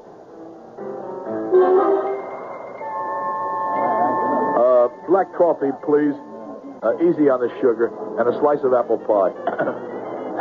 Foul weather out, huh? Yeah, you can say that again, Mac. Are you the driver with the interesting slogan? Any cracks about that, Mac? You bought yourself a knuckle sandwich. Oh, no offense, mate. Forget it. No I just got a sore head tonight. I got to haul right through to the coast. I got no relief. And how am I going to stay awake? I'm lucky I don't total somewhere along the line. You mean you could use a companion? You can handle a rig? No, but I can talk a blue streak. I'd keep you awake if you want. A hitch, huh? Well, there's no other transportation available. You're in on one condition. What? Think you can talk for 12 hours straight? Brother, you have picked the one man who is absolutely guaranteed to. So, I'll take a chance. You bought a ride. You got 5 minutes while I gas up and check out the rig. And let me warn you, you're going to have to hold your hat. We're going to be rolling, because I got time to make up. Oh, miss, you can cancel a pie. I won't have time for it. The die is cast, and I start my new career. From con man to thief in one easy move. And how easy it can be to make this score. Just 5 minutes more, and I'll be away clean. What's to stop me? Oh, there you are. Just the man I've been looking for. Officer Kupperman. I'm sure glad you didn't get away. I guess I never expected to, really. I want to make a little deal with you. A deal? I don't know what it is you got in them there bottles of yours, but it sure fixed up my bunions. So, you need a stake to get out of town. I want some long-term relief. That case of bottles you got, I'll offer you $10 for the lot. You got to be kidding. That's all you want? It's all I got, all I can afford. All you want is my elixir? What else? Just so it fixes up them bunions of mine. It will, my son, it will. Take them with my blessing and believe in the mighty curative powers of paracuraria. Well, maybe I'm a sucker. But this way, we both get something out of it. Me, a cure, you, a stake. What have we got to lose? My kind of mark. The bottles contain water, a sugar substitute, and a reasonable amount of alcohol. Between that and the moving power of words, I sucker him into believing that relief for his aching feet is a cure. I feel a warm glow as I finger his $10 in my hands and think of 1,000 others in my inside pocket. But thinking of my ill-gotten money, my conscience troubles me. I have committed an unpardonable sin. I have 30 honest dollars, by my standard. 10 con from Officer Kupperman and 20 from Mrs. Summers. Honest, well, let's say 30 I don't need to feel uneasy about. The other 980, now that's a different matter. They will put me on the lam for the rest of my life. Are they worth it? This is the moment of decision, and I have few moments left. Where do I seek help to make up my mind? Do it, Reb. Return that money. How can I? A man of your accomplishments? There's a way, and you will find it. Must I?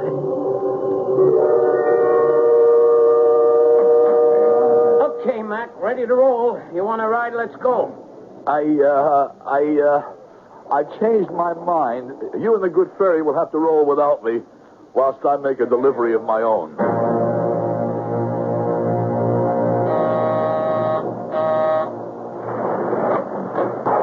Yes? Mrs. Summers. Why, it's the Reverend Kendall. Oh, what are you doing here? Throwing myself on your mercy? Well, I wouldn't want you to do that in all this rain. Oh, please, come in. Thank you. What do you mean, throw yourself on my mercy? Don't you know? No, but you can explain as soon as you take off that wet coat and come warm by the fire. How did you find me? Well, you remember you mentioned your address for me to write to you? Oh, that's right. Of course I did. Now, give me that wet coat and let me hang it up, and I'll get my husband. I thought he was just back from the hospital. Oh, that's where he works as security guard. I'd like you to meet the sheriff. The sheriff? Oh, retired, of course, but we still use the old title. Oh, you look a little strange. What's wrong, Reverend? Why, nothing, except I just discovered...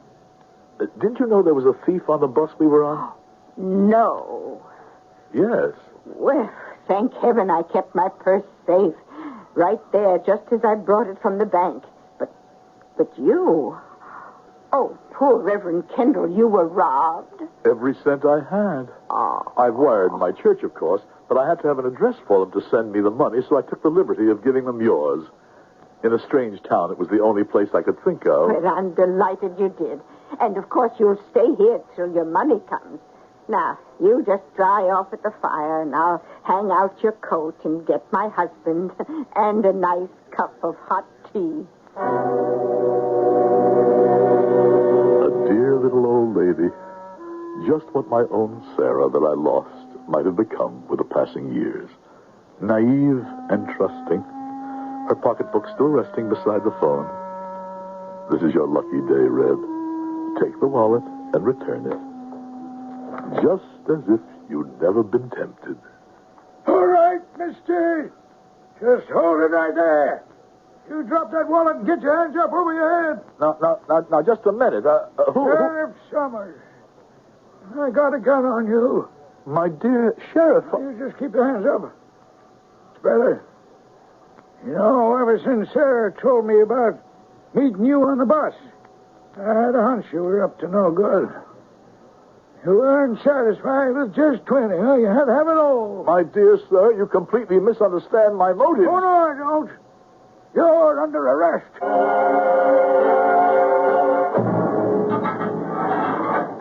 Okay, Grifter, chow time. I should have known you would end up a guest of the city. Sergeant, will no one listen to me?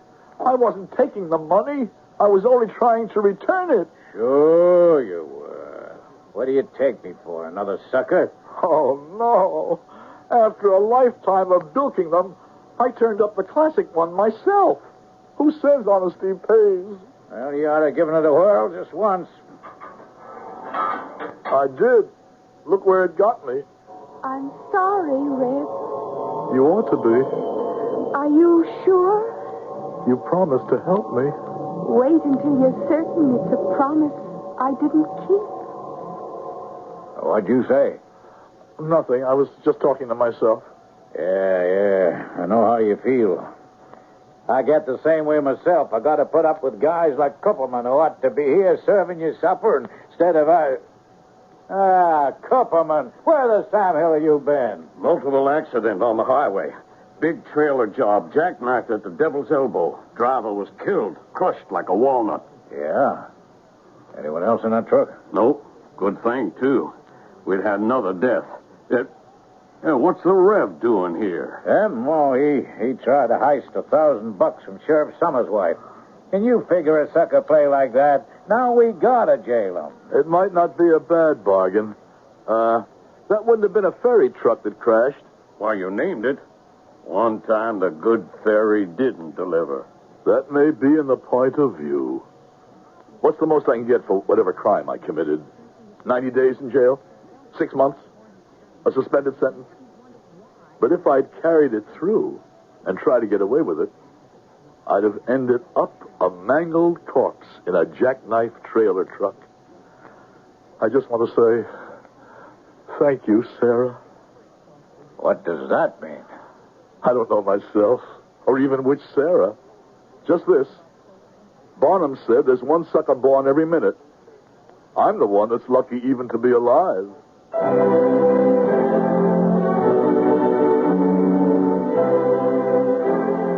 Harrison Kendall received a 6-month suspended sentence, and history doesn't record what happened to him after that. Perhaps just as well. He was one of a vanishing breed, and one can suppose that time itself caught up with him just as surely as events. The medicine man and the con man have vanished from our civilization, as extinct in today's corporate living as the bison almost became. I'll be back shortly.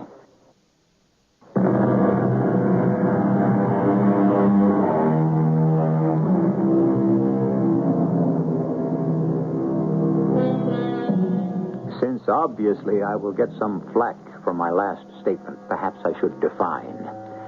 The spieler, the bunco artist, are in a sense a vanishing breed. It can be argued that in all communication fields, in the political arena, they are as alive as ever, with one difference. Today, they do not seek the individual. The contact is indirect. It is mass appeal. Men like Harrison Kendall are one with the indigenous population of our country. Individuals, a breed of men that a plastic society seems determined to wipe out. Our cast included Howard Da Silva, Bronner Rayburn, Ian Martin, and Gilbert Mack. The entire production was under the direction of Hyman Brown. This is E.G. Marshall inviting you to return to our Mystery Theater for another adventure in the macabre. Until next time, pleasant dreams.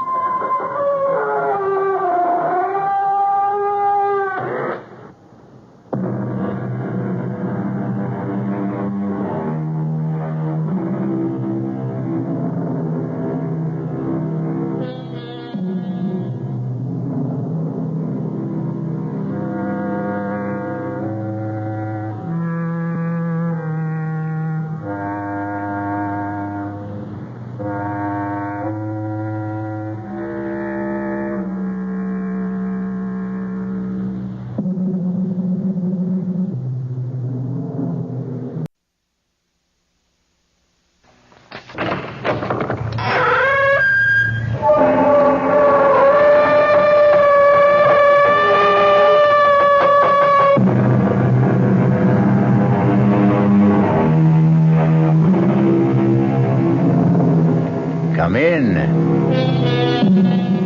Welcome. I'm E.G. Marshall. The fates, they say, weave the pattern of our lives. Some there are who believe that whatever happens to us is destined so to be, while others talk of free will. However it may be, certainly there is one element that touches all our lives, the element of the unexpected. How often have you asked, why did this happen to me? Rarely, if ever, have you found a satisfactory answer. So it was one fatal night with Nell Pearson, Mrs. Nell Pearson, widow, whose life was about to be shattered by unimaginable, unexpected horror.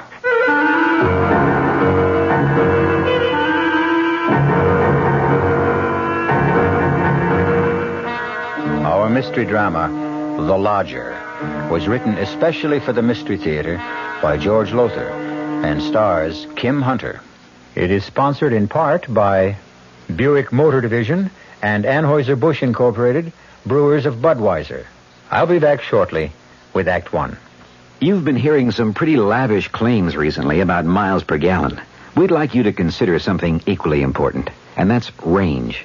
Range is the miles per gallon multiplied by the number of gallons your car's tank holds. Range is what makes the Buick Apollo such a special small car. It comes from coupling the Apollo's economical 6-cylinder engine with a standard 21-gallon tank. It holds a lot, but it doesn't use a lot. Look into the Apollo. It's the Buick of small cars. Hello, this is Goldilocks. It seems like only yesterday that I was a little girl tasting porridge. You know, this one's too hot. This one's too cold. And now I conduct taste tests on diet drinks. And there's one I must tell you about. Sugar-free Diet 7-Up. It has a fresh, natural, delicious taste. It drives my taste-o-meter crazy. Sugar-free Diet 7-Up. This one's just right.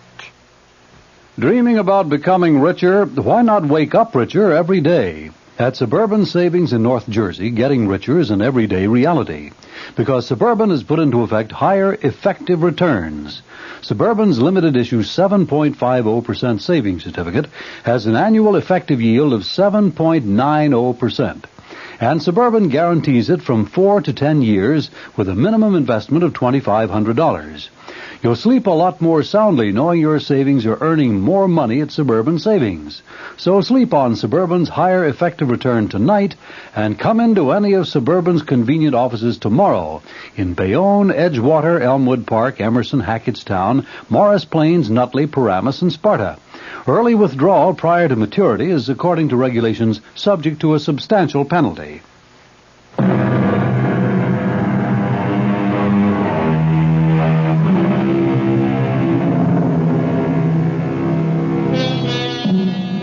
The fates brought unexpected horror that night to Nell Pearson's house on 9th Street, where she rented rooms. Yet one wonders, was it altogether unexpected? Could the frightful things that happened have been avoided had she been more alert, say, more sensitive to warnings of impending tragedy? No matter now. What matters is that earlier that day, in the afternoon, she had no idea that death, in its most grisly form, was shortly to enter her house. Oh, my goodness, Mrs. Pearson. Oh, my goodness. What is it, Miss May? The headlines, look. Ripper strikes again. Oh, good heavens, that's awful, perfectly awful. Read it, Mrs. Pearson, read it. I am. No, out loud. I mean, I want to hear. But you just finished reading. Well, all right. The Ripper claimed another victim last night. Thursday night. He always kills on a Thursday. This time, another attractive widow, Mrs. Henry Dodd. Always a widow, always a widow. Miss Mapes, please. The body, gruesomely slashed and mutilated, was discovered by a neighbor who, hearing Mrs. Dodd's hysterical screams, rushed to her apartment. There she found the comely young widow lying in a pool of blood. And a message scrawled in red lipstick across one wall. Stop me. Please stop me. Excuse me, Miss Pearson. Which windows you want washed first? I don't know, Charlie. You want to get to that today? Well, it's kind of warm out. I thought it'd be a good time to get started on them. Well, you decide, Charlie. Suit yourself. There's been another one, Charlie. Another what, Miss Mapes? Murder by the Ripper.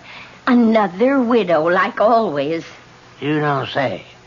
That makes the 5th, don't it? The 5th in 5 weeks. One a week for the past 5 weeks. And always on a Thursday night between 11 and 12. And always a widow. Oh, I better change my night out. What do you mean, Charlie? Yeah, well, Thursday's my night out, and you're a widow, Miss Pearson. You never know. The police might start putting 2 and 2 together. Oh, Charlie, you and your jokes. I don't think that one's particularly funny. I'm sorry, Miss Pearson. I was just funning, that's all. Well, take your fun out on those windows. All right, getting right to it, Miss Pearson. I'm getting right to it. Maybe he wasn't joking, Charlie. Not joking? Well, Thursday is his night out, and you are a widow, and, well, who knows? Oh, Miss Mapes, if I had your imagination... excuse me. Yes? How do you do? My name is Tony Adams. I saw your sign rooms, wondered if you had a vacancy, maybe. Oh, yes, I do. Won't you come in? Thank you. I have a room on the 2nd floor front. It's very spacious, light, and airy, too. Fine, I'll take it. You haven't even seen it. I've seen you. I don't go with the room, Mr. Adams. Oh, sorry, I meant it as a compliment, not a proposition. I'll show you the room. This way. May I ask your name? Pearson. Mrs. Eleanor Pearson. Nell. You've been in town long, Mr. Adams? Oh, no, a few weeks. I've been staying at a hotel, but, well, I never did like hotel living. Oh, what do you do? Reporter. I'm a reporter on the City Sentinel. Oh, that must be interesting. My husband always said newspaper work must be fascinating. What did he do? The room's this way. Why, he was a riveter. Putting in beams on new skyscrapers. Dangerous work. You been a widow very long? Oh, it's close to 3 years now that... How do you know I'm a widow? Don't look so surprised. For one thing, you talk about your husband in the past tense, and for another, you're not wearing a wedding ring, and, well, rooming houses are run by widows more often than not. Oh, you're very observant. I'm a reporter, and that's my job. Yes, I suppose it is. Here's the room.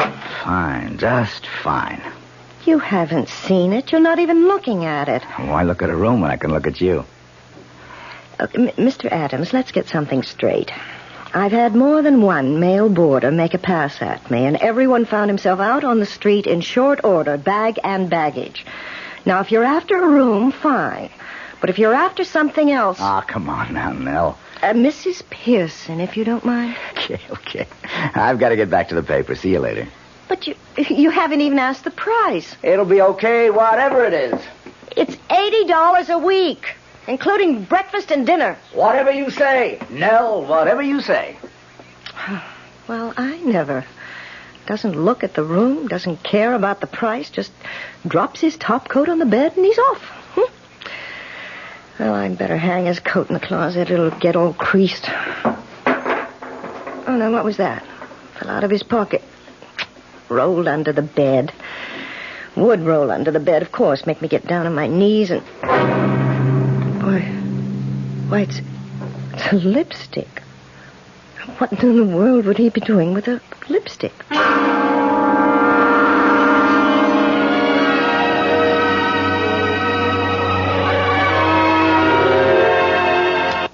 Oh, now why did you go and turn the TV set off, Charlie? You know I like to see who played what. Oh, I'm sorry, Miss Mapes. I forgot. Pretty good movie, huh? Oh, it was all right. You like it, Miss Pearson? What? What'd you say, Charlie? Well, I just asked if you liked the movie. How could she? She didn't even see it. Of course I did. Well, you may have been looking at it for 2 hours, Mrs. Pearson, but you certainly weren't seeing it. You were thinking of something else. Well, I saw it, and I liked it. Oh, 10:30. Well, I'm off to bed. Oh, by the way, I finished the window washing today, Miss Pearson. Oh, good. I'm glad they only got to be washed twice a year. It's a big job. It took a whole week. Well, good night. Night. Good night, Charlie. Mrs. Pearson, now I'm not one to pry, but why don't you tell me what's bothering you? Bothering me? Now, you know something is been bothering you since that Mr. Adams arrived. Now, when was it now? This is Thursday, and he took the second floor front Friday it was. Mm-hmm. Now, I'll tell you something. You haven't been the same since. Oh, it's nothing, Miss Mapes. Nothing at all. Now, you don't fool me. Something's worrying you. I know it is. Oh, I might as well tell you. It's this. Why? Well, it's a lipstick. Why should a lipstick upset you? Well, it was in his pocket the day he arrived. His topcoat pocket. It fell out when I picked the coat up. So? It's the same color. Mandarin scarlet. The Ripper uses to scrawl those awful messages with. Oh, and you think... Oh, you don't think he's the Ripper? Oh, no. Of course not. Well, then why the worry? I don't know. It just bothers me a little, that's all. And now, if you're all that worried, you could... maybe you did check on him? Check on him? Well, find out if he really does work for the City Sentinel and like that. You could call the paper. Oh, I'm just being silly, that's all. Of course you are. Mountains out of molehills. Well, I'm off for bed. Oh, are you sleeping better since we exchanged rooms? You've no idea. The traffic isn't anywhere near so loud. But what about you? Oh, I don't mind it. I told you that months ago. I know, and I thank you.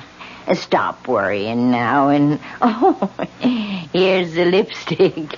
I certainly don't want it. Oh, good night. Good night, my dear. Sleep well.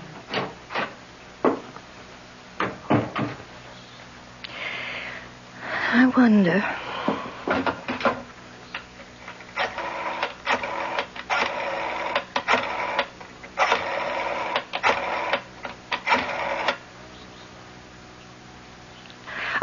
Hello? City Sentinel? I'd like to speak to Mr. Tony Adams, please. Oh, I see. I wonder if you could tell me, has he been with the Sentinel long? 6 weeks? Thank you very much. 6 weeks. It was just 6 weeks ago on a Thursday. Just 6 weeks ago today that the Ripper... Miss Mapes! Oh, my God! Charlie!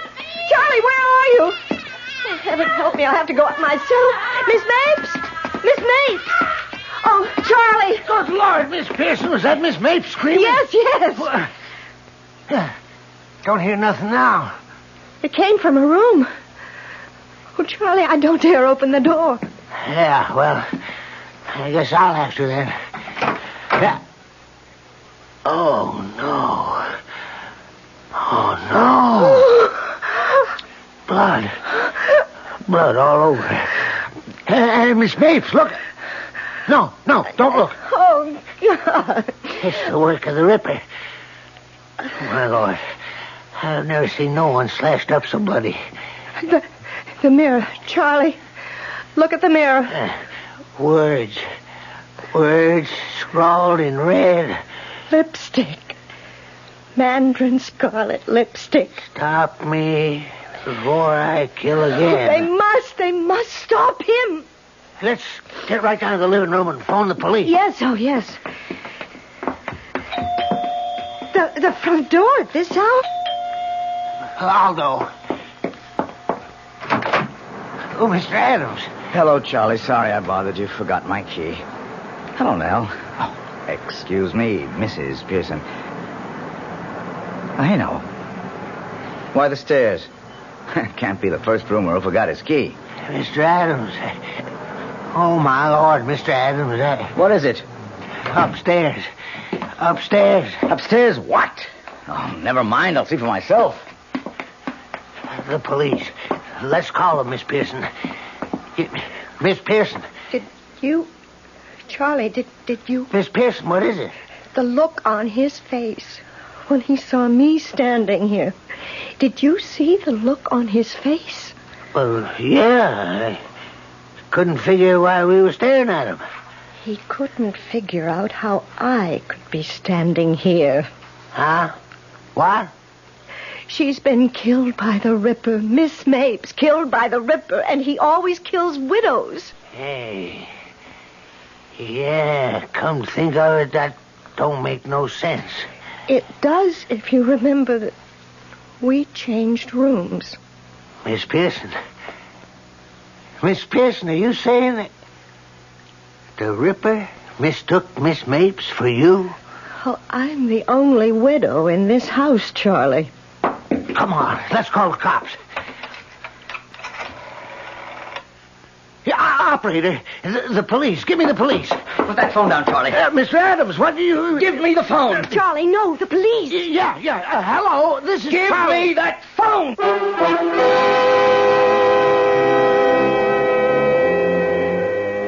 So, weaving their pattern of the unexpected, the fates bring together on this fearsome night an innocent spinster named Miss Mapes and the Ripper, who mistook her for Nell Pearson. I'll be back shortly with Act 2.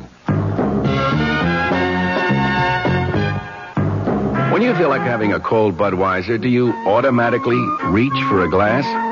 Well, sure, Bud's a great beer any way you drink it. But without a glass, you're really missing something. Now, take that wonderful Budweiser head of foam, for instance.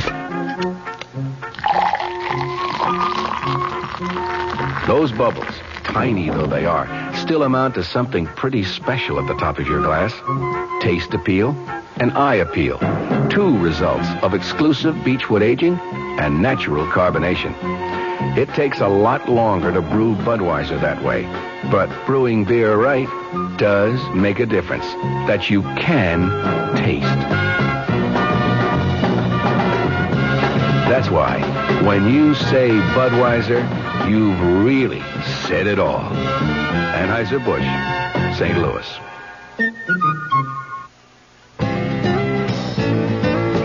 Hey, Mom, what's for dinner?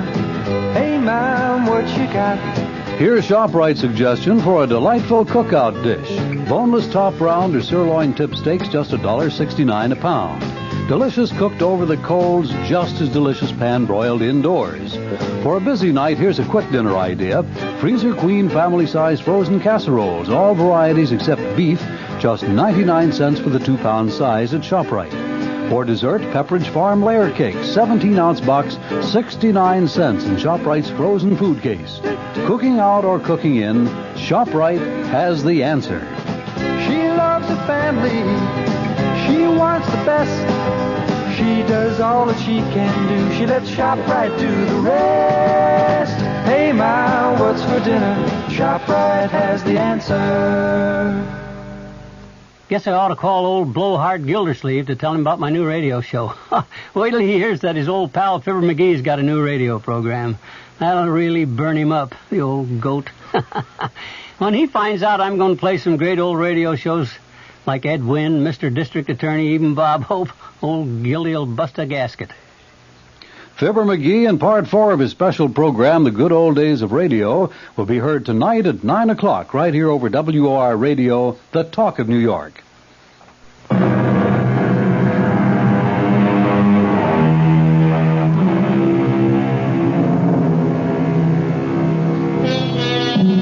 Mrs. Nell Pearson feels that she's about to faint as she sees her new boarder, Tony Adams, grab the telephone away from Charlie, the handyman, break the connection with police headquarters, and then begin to dial another number furiously.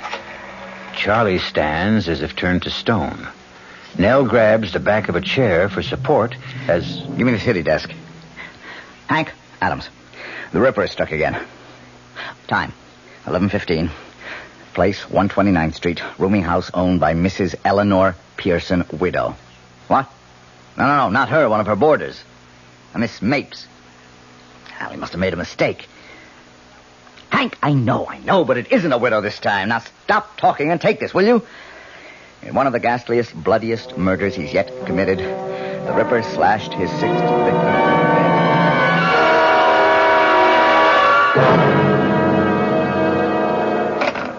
Sorry, I had to grab the phone out of your hand, Charlie, but a scoop's a scoop. Yeah, sure. Now, give me your stories.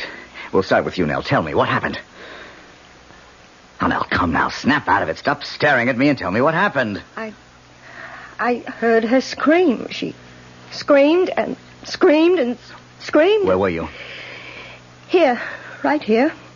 She'd just gone up to bed. What were you doing? I had just telephoned someone. Then the screams began, and I ran upstairs, and Charlie was there on the landing, and we went into her room, and there she was. I've got to sit down. Nell, what's the matter? Let me help you. Don't touch me. Okay. All right, Charlie, let's have it from you.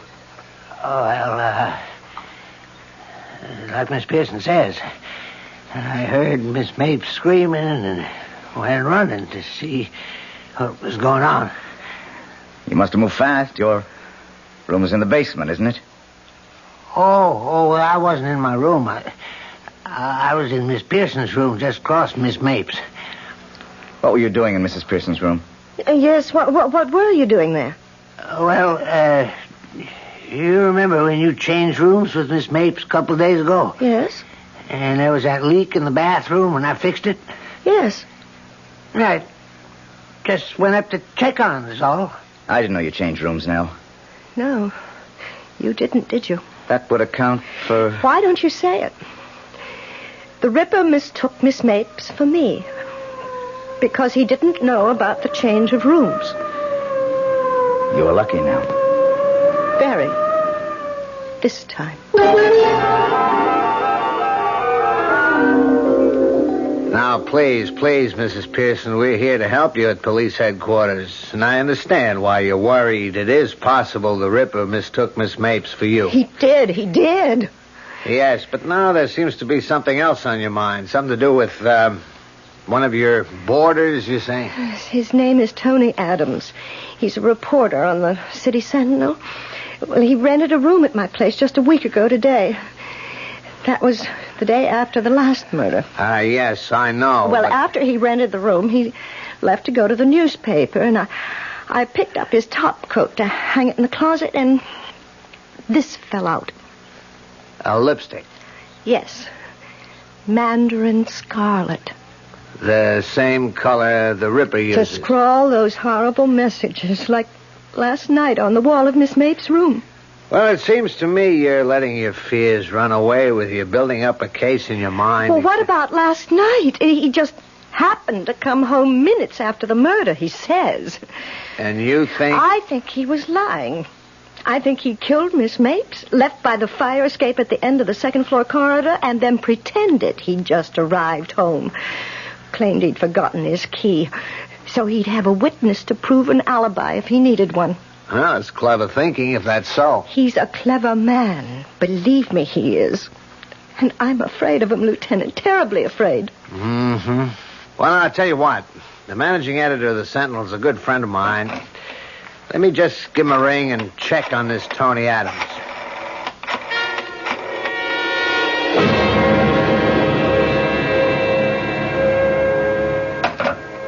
Mm-hmm. What? It's interesting. Your friend, Mr. Adams, was hired away from another paper, a metropolitan daily, because of the record of scoops he'd built up in a little more than a year. Scoops? Oh, that means... He always managed somehow to be on the scene of the crime first. An unusual record. A most unusual record. You think... Oh, I know what you think. He committed the crime so he could get the scoop. No, I didn't say that, Mrs. Pearson. But that's what you're thinking. Well, either he's a remarkable police reporter or he's the Ripper. Lieutenant, I want protection. You've got to protect me. I want a policeman in my house night and day until that Ripper is caught. Tell me, do you have a room available in your house? Well, there's Miss Mapes' room. Why? Well, look, don't hold me to this. What with one thing and another, we're short-handed right now, but if I sent one of my men to act like he was a boarder... Oh, I'd make room for him. You can be sure of that.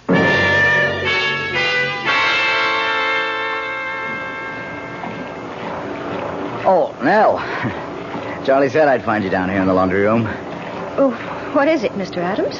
What do you want? One thing I want is for you to call me Tony. One thing I want for you is to stop calling me Nell. Oh, come on. What have you got against me? Look, Mr. Adams, I've got a lot of work to do. Well, not much sense asking you now. What is it? Why, well, I was going to ask if you'd like to go to the movies with me. I figured that'd be your answer. What other answer would you expect? There was a murder in this house last night, a gruesome murder. Not only that, but the victim was a friend of mine. And you have the indecency to ask me to go to a movie with you? Yeah, I guess you could look at it that way, only... Look, I wish we could be friendlier, that's all. I'll level with you now. Excuse me, Mrs. Pearson. I've been thinking of settling down for some time now. So I've been looking around, keeping my eyes open. And the minute they fell on you, Mrs. Pearson. Oh, no, damn it, Nell, listen to me. Take your hands off me. I don't call laying my hands on your arm exactly putting my hands on you. Don't touch me. Don't even touch me. What is it with you? Well, don't just stand there looking at me. What is it? I just want to be left alone. You just want to be left alone, or you just want to be left alone by me? Answer me. By you. Sorry. I won't trouble you again. Good night. What are you doing there? Charlie.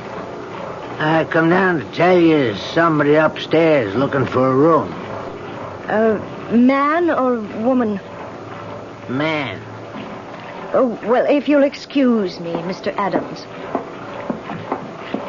How long were you standing there, Charlie? Me? I just come down. Why? Nothing, Charlie. Nothing.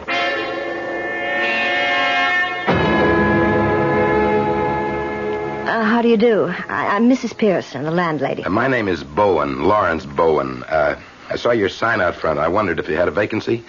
Yes, I do. A bed sitting room. Would you care to see it? If it's not too much trouble. No trouble at all, if you follow me. Did anyone recommend you here, Mr. Bowen? Well, no. I couldn't say I was recommended, although... Yes? Well, you might say I heard what happened here last night, and well, that's why I'm here. Well, here we are. This is the room. So this is where it happened? Yes. Huh. What a shame to die like that. Maybe you could fill me in on some things. I got a lot from Lieutenant Golan, but I'd like to hear your side of things. Well, it's like this, Mr. Bowen. Is Mr. all right? Or should I call you Sergeant or something like that? Oh, better keep it Mister. Oh, I understand. Did Lieutenant Goldman tell you about my finding the lipstick? Yes.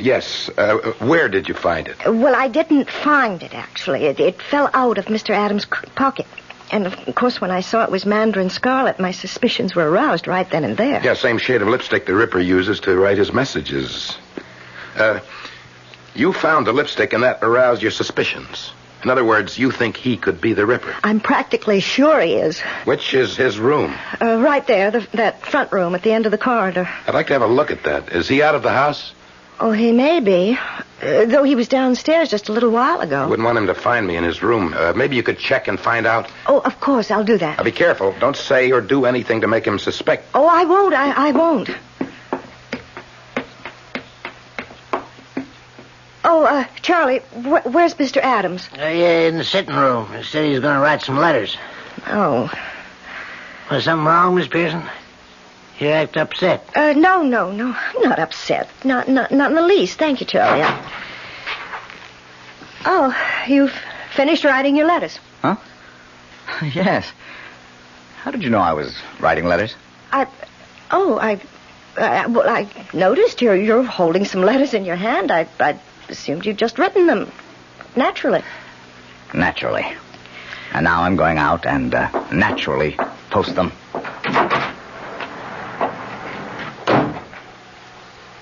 Say, what's, that's none of my business, I guess, but you two at each other's throats or something? As you say, Charlie, none of your business. He's gone. He just went out to mail some letters. How long will it take him? Well, the nearest box is 2 blocks away, at least 5 minutes. Have you got a key to his room? Master key, yes. Have it right here. Have to move fast, but go ahead. Open his door. Now, while I'm looking around, you better go to the head of the stairs and keep an eye out for him. Yes. Let's see. Suitcase. It's open. Good. That does it. Mrs. Pearson. Come here a moment. Yes? Have a look inside his suitcase. What? Lipsticks.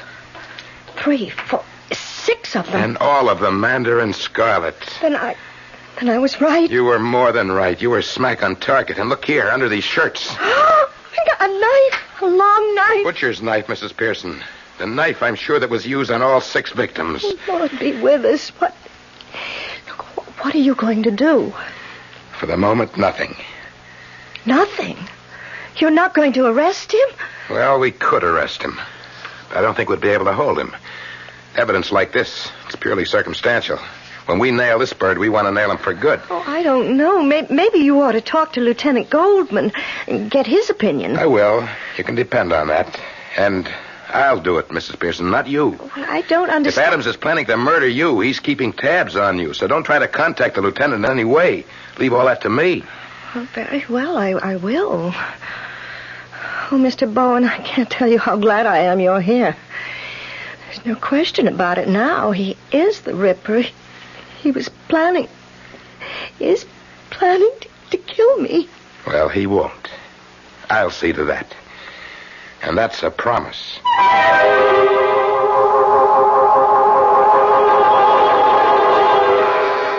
Protected by Mr. Bowen, Nell Pearson feels safe. Well, safer than she did. But all too often, the fates are at work, weaving, ever weaving, the unexpected. I'll be back shortly with Act 3. Give your hand to a friend. Give your heart to your love. But give your allergy to contact. Now listen carefully, because this message may surprise you. There is an ingredient that can effectively help block pollen's bad effect on your system. Sneezing, sniffling, drips, itchy, red, watery eyes. It's the antihistamine most prescribed by allergy specialists, and it's an ingredient in Contact. Surprising, yes, but the true wonder of Contact is how our tiny time pills keep this antihistamine working, helping up to 12 hours per capsule, all day, all night. Allergy is our business, too. Give your hand to a friend. Give your heart to your love. But give your allergy to Contact. Take Contact only when needed, only as directed. Introducing the greatest taste to come out of your toaster since Samuel Bath Thomas baked his original English muffins in 1880. Thomas's new onion English muffins. Little bits of real onion blended into Thomas's original English muffin recipe create a tangy taste that makes everything fantastic, like burgers and cream cheese and cold cuts. Even butter tastes better. Thomas's new onion English muffins. The greatest new taste since 1880. Thomas's promises. Hey, Pat, how tall do you think she is? 300 feet if she's an inch, Luigi, and a fine lady she is. The year 1886. While most New Yorkers were enjoying their first look at the Statue of Liberty, a few were enjoying their first taste of Thomas's bread and discovering it was every bit as delicious as Thomas's English muffins. Today, there's still never been a lady to equal the lady, or a bread to equal Thomas's protein, whole wheat, and white bread. Thomas's promises. It's bitter. It's sweet. It's bitter. It's sweet. It's bitter. It's sweet, Marcello. Well, maybe it's a bit sweet, Sophia. On second thought, I love its bitterness. Punte Mez. Is it bitter? Is it sweet? People have been arguing about it since 1786. Punte Mez, a lovely before lunch or dinner drink from Italy. On the rocks or with soda and a slice of orange. Punte Mez, capital P-U-N-T, little e, capital M-E-S. It's bitter. It's sweet. It's bitter. It's sweet. It's bitter. It's sweet. All right, Sophia, it's bitter. No, my darling, let's just say it's bittersweet. Like life, like love, like marriage, Italian style. Punte Mez. Punte Mez. Reported by Caroline Importers Limited, New York, New York.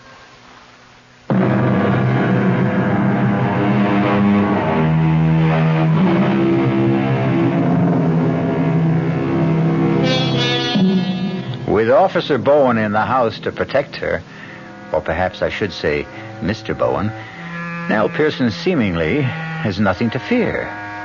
But note that I say seemingly. And having noticed it, let's move on, you and I, to the dining room in Mrs. Pearson's rooming house some days later.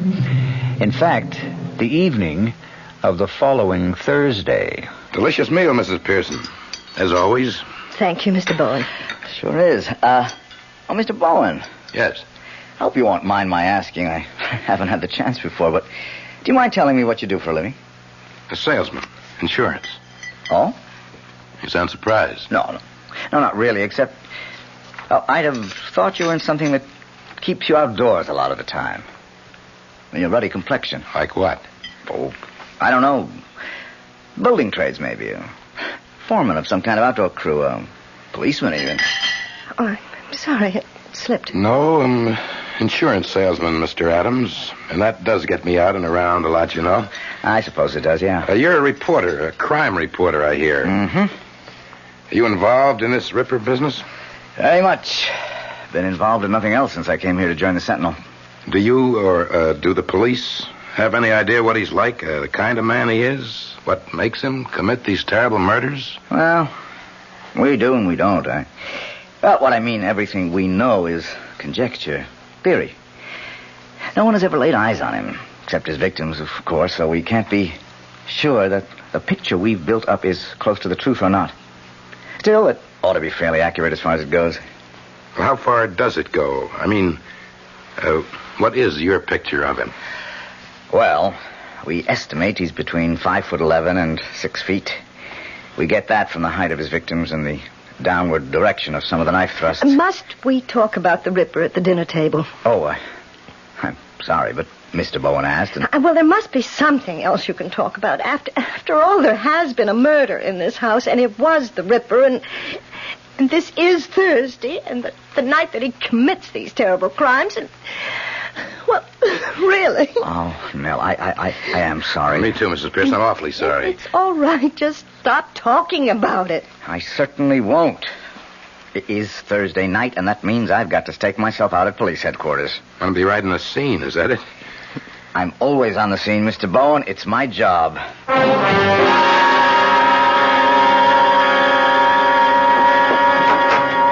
Well, here we are, Mr. Bowen. Come in. Well, now, this is very nice. Very comfortable, Mrs. Pearson. I can't understand why Miss Mapes, poor woman, wanted to change rooms with you. Well, the noise of the traffic bothered her. Well, no traffic noise that I can hear. Well, that's because it's so late. It's nearly 11, but Miss Mapes usually went to bed quite early. I see. Better lock the door, Mrs. Pearson. Oh, but with you here to protect me... Well, the fewer chances we take, the better. Oh, well, I'll lock it. Good. Now, all we have to do is just sit and wait. Till midnight, that is. After midnight, you'll be safe. At least till next Thursday. You mind if I turn on the TV? Oh, of course not. Why should I? Well, you'll want to read your newspaper you brought, won't you? No, not necessarily. I thought I might kill time while waiting, but... No, go ahead. Go ahead, turn it on. We can catch the 11 o'clock news when it... Oh, excuse me. Hello? Mrs. Pearson? Yes. This is Lieutenant Goldman, police headquarters. Oh, yes. I just wanted to let you know you have nothing to worry about tonight. Oh, I'm sure I don't. I feel perfectly safe. You'll feel even safer when Officer Randolph gets there. Did you hear me, Mrs. Pearson? Why, Why, no. What did you say? I've sent one of my men, Officer Randolph, over to your place. He ought to be with you in about 5 or 10 minutes. I'm very sorry I couldn't send anyone to stay with you through the week, but as I told you, we're short-handed. You understand? Mrs. Pearson? Yes, I understand. Good. Don't worry now. Goodbye. Friend? What? Friend calling to see if you're okay? Yes. Yes. Well, you are. All your worries will be over by midnight. Would you like something to drink? Oh, no. I'd like a cup of coffee myself. I'll just run down to the kitchen. No. I can't take a chance of letting you out of my sight, Mrs. Pearson. Not now. It's 11 o'clock. Time when the Ripper does his killing. Even though he doesn't want to. Doesn't want to? No, he doesn't want to kill. He has to. How do you know? Why else would he scrawl those messages? Please stop me. Don't let me kill again. Always with the same kind of lipstick, Mandarin Scarlet. And why a lipstick? One of these. Why one of these? You're... Yes? You're the Ripper? I'm sorry to say that I am, Mrs. Pearson. I wish I weren't. Look, you don't have to be. I do. I can't help myself. I just can't. Right now, this minute, I know what I'm going to do. And I don't want to do it. But I know I won't be able to help myself. They must catch me, Mrs. Pearson. They must catch me. They must stop me. They are going to catch you tonight. There's a police officer on his way here now. He'll be at the front door any minute. But you won't be able to admit him. Someone will. Charlie will. I don't see how. What do you mean you don't see how? He'll ring the front doorbell and keep ringing until someone answers. No one will hear the doorbell, Mrs. Pearson. I disconnected it. The newspaper you brought. Not to read. To carry this. The knife. The butcher knife. Oh, heaven help me. Heaven help me.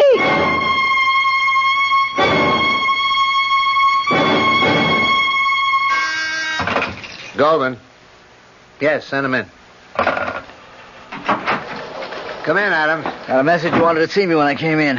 Yeah. Coffee? Never turn it down. I just wanted to let you know I assigned a man to stay with Mrs. Pearson between 11 and midnight, and another hour or so after that, just to be sure. Thanks a heap, Lieutenant. I appreciate that. I think you're more worried about her than she was about herself. Well, to tell you the truth, I'd have stayed with her myself if I didn't have to cover headquarters. And if she'd have let me. Let you? For some reason or other, she won't have anything to do with me. Me, I go for her. She turns me on, you know what I mean? But I can't get to first base with her. You ready for a shock? What? I didn't tell you this before because I didn't get the chance. Too damn busy with one thing and another, including putting a check on you. I don't get you. I had you checked out up and down and sideways because, well, you're not going to believe this. Mrs. Pearson was convinced you were the Ripper. Nell Pearson thought I... Excuse me. Goldman. No one answers. Well, that doesn't make any sense. She's there. I talked with her on the phone 10 minutes ago. Tell him to try again. And tell him to make sure he's got the right house. These rookies. What? The guy I sent over to stay with Mrs. Pearson says nobody answers the doorbell. Not out of order, is it? Oh, well, I know. I've got a key. Maybe he went to the wrong house. Yeah, maybe. Look, you don't know what you're saying. I never tricked you. Oh, yes, you did. You say you changed rooms with that Miss Mace because she wanted to. But what you were doing was tricking me, that's what. You're all alike, you widows. Vile, vile, vile. Please believe me. Believe you? Believe a widow? Never again, never again. I believed one. I married her, but never again. You know what the Chinese say? Fool me once, shame on you. Fool me twice, shame on me. I learned that from her. She was nuts about everything Chinese.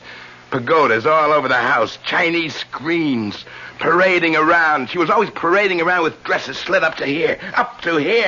Even her lipstick. This mandarin scarlet. Listen to me. But I paid her back for what she did to me. I paid her back that night. That Thursday night, when I came home unexpectedly and found her and him. He ran. He got away, but she didn't. Oh, she didn't. I got a knife from the kitchen, a butcher's knife, and I came into the bedroom and I slashed and stabbed and stabbed. And I ripped and I tore. I killed her once, and then again, and then again, and again. Kill her as I'm going to kill you now. Please, oh, please. What do you want first, huh? A slash across the face, a slash across your beautiful lying face. It'll do you no good to run. They all tried that and they failed. No! Help me! Please help me! No one can help you now. Stand back, Adams. I'll kill you. I'll kill you. Nell, are you all right? Thank God you're here. Thank God. But how? The cop Lieutenant Goldman sent over said no one answered the doorbell. Seemed odd to me, so I decided to come over and check. Lieutenant Goldman came too. Oh, Tony. Now, take it easy now. Here. Sit down. That's it. Oh, can you ever forgive me? I misjudged you so terribly. That's for sure. What about him, Lieutenant? He's gone. I hated to kill him, but I had no choice. Not the way he came at you, swinging that butcher knife. Hey, what are you doing? Calling the Sentinel. What else? I've got another scoop. If you don't mind. Hey, what? Operator, give me police headquarters. Well, that's gratitude. I lead you to the Ripper, and you swindle me out of my scoop. You'll get your scoop. And the way Mrs. Pearson is looking at you, I'll say you get another. Hello, this is Goldman. Give me homicide. Will I know? What? Chief. Tony? This is Lieutenant You Goldman. know I've been crazy about you since I laid eyes on you. Yeah. You do know that. Yes. No, he's dead. Yes, I guess I do. Had to kill him. Well, look, that movie I asked you to go to, they've held it over another week. Okay. Will you go with me some night? I'd love to. Anytime. Any night. But Thursday.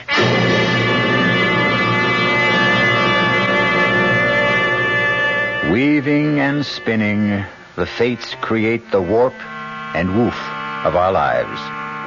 And always through the pattern runs the scarlet thread of the unexpected.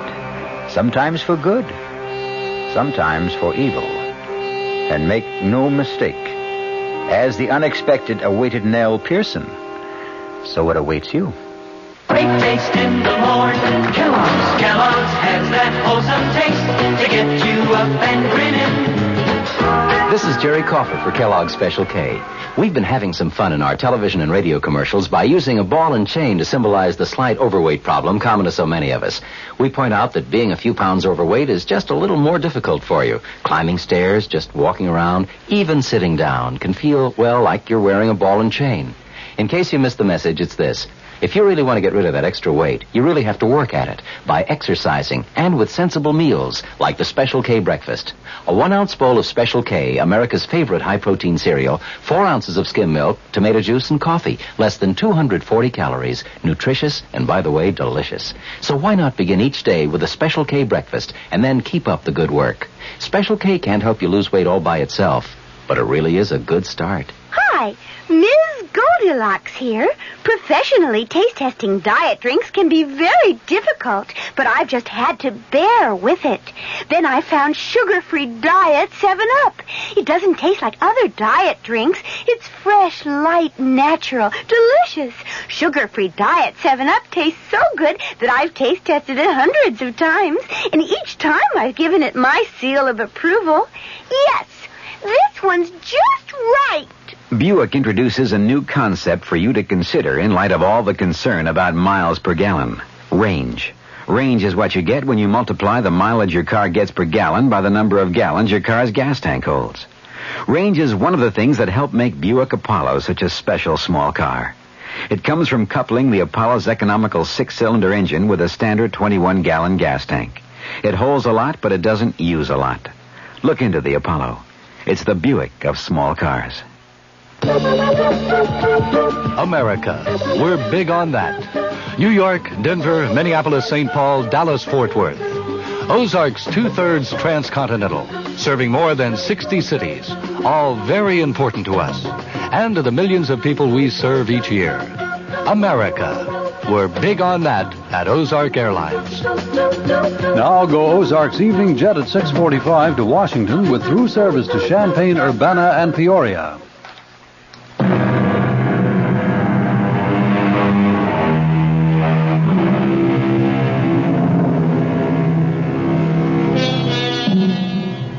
I'm sure you'll want to know that Nell and Tony are married now.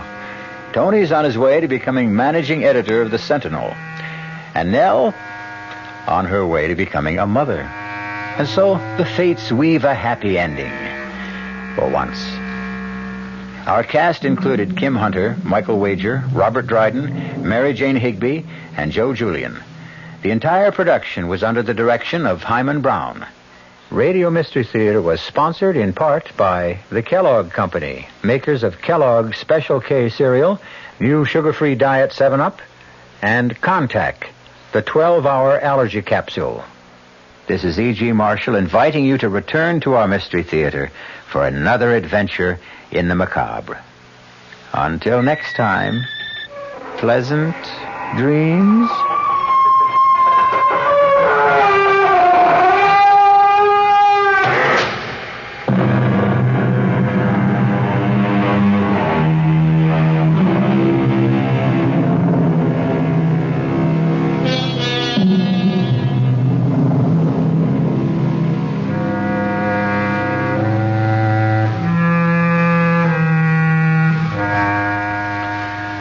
WR Mystery Theater has been brought to you by ShopRite Supermarkets, where you get a lot more for a little less, and by Suburban Savings, with offices throughout North Jersey.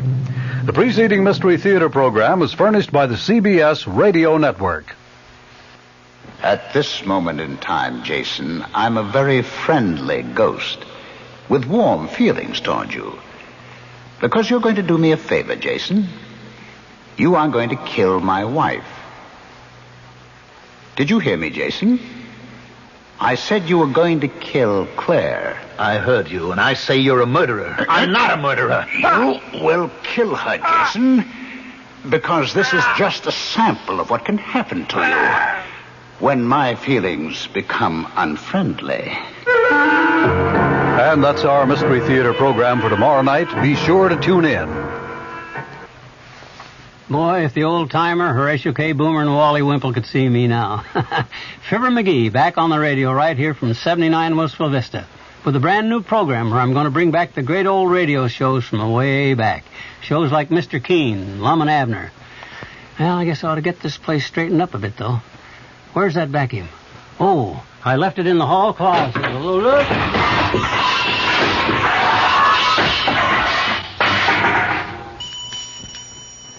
Gangbusters, Duffy's Tavern, Mr. District Attorney are just some of the highlights of Fibber McGee's special program, The Good Old Days of Radio, tonight at 9:05 right here on WOR. I'm Fulton Lewis in the Mutual Broadcasting System studios in Washington, D.C. Now, my commentary.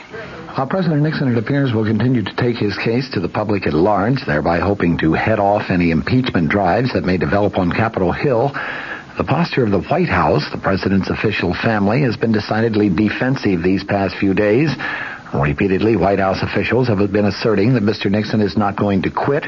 Those assertions being, of course, in response to calls from a growing number of congressional Republicans for the president's resignation.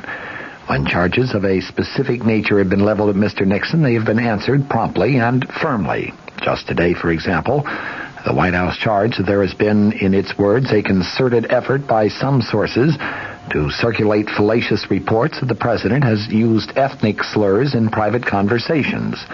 Deputy Press Secretary Gerald Warren agreed with White House lawyer J. Fred Buzhardt's assertion yesterday that attempts are being made to try to poison the public's minds by charging that the slurs were deleted from the recently released Watergate transcripts. Warren today commented, We have been aware for some time of a concerted effort by some sources, whoever they are, to get this fallacious story into print. He added that several newsmen have received reports on the alleged slurs, and that it was, in Warren's words, clear to us that there was a concerted effort to get this into print, and it finally succeeded. He was referring to a story that was published Sunday in the New York Times. Publication of the charges, Warren contended, demonstrates the vindictiveness of some people that we have seen developing over the past few months, trying to discredit the president in any way possible. When asked why the White House did not release the actual sections of the tapes to support their denial that the president made ethnic slurs, Warren said that pressure for such a release of tapes is precisely what the purveyors of this sad story wanted to happen. Incidentally, my own White House sources, people who have been very, very close to the president for many years, insist that it is not only unlikely but almost inconceivable that Mr. Nixon would be guilty of making the comments which have been assessed to him by the New York Times. As one White House aide put it, the words, the references, I don't believe are even part of the president's vocabulary. His choice of language might get a little rough at times, but ethnic or religious or racial references are never incorporated into that roughness. That assessment, I might add, is very much in line with my own knowledge of Mr. Nixon, which dates back also many years.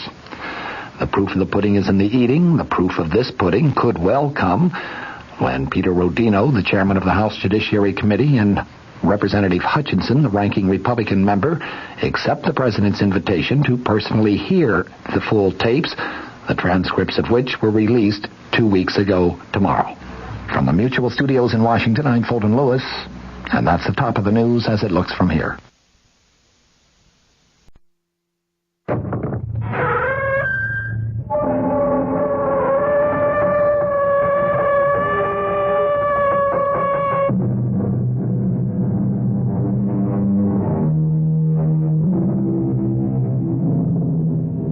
Come in. Welcome. I'm E.G. Marshall, and I invite you to join me as we journey through a forbidding landscape, peopled with the most demoniacal furies in or out of this world. There is that moment, that imperceptible, unmarked, uncertain moment, when we pass from day to night, and from life to death. And try as we may, we can never isolate that moment. We can never grasp it, hold it, keep it. And somewhere during that moment, only the length of the shortest fraction of a second, the living are separated from the dead.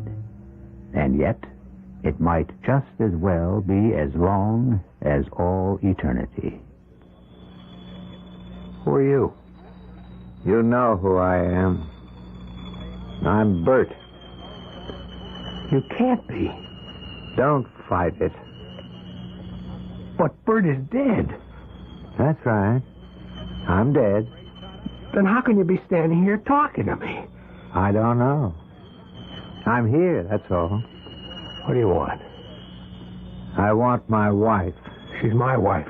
But first, she had taken a vow to be mine. I know that vow. It says, till death do us part. You're dead. You're parted. I've come for her. I won't let you take her. How can you stop me? I'll kill you. How can you kill me? I'm dead.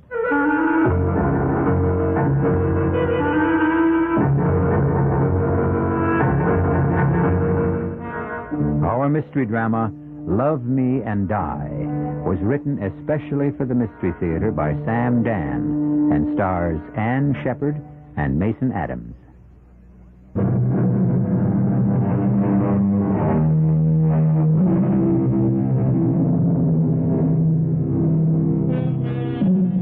The most important decisions of our lives are usually not based upon careful reasoned study or even on common sense.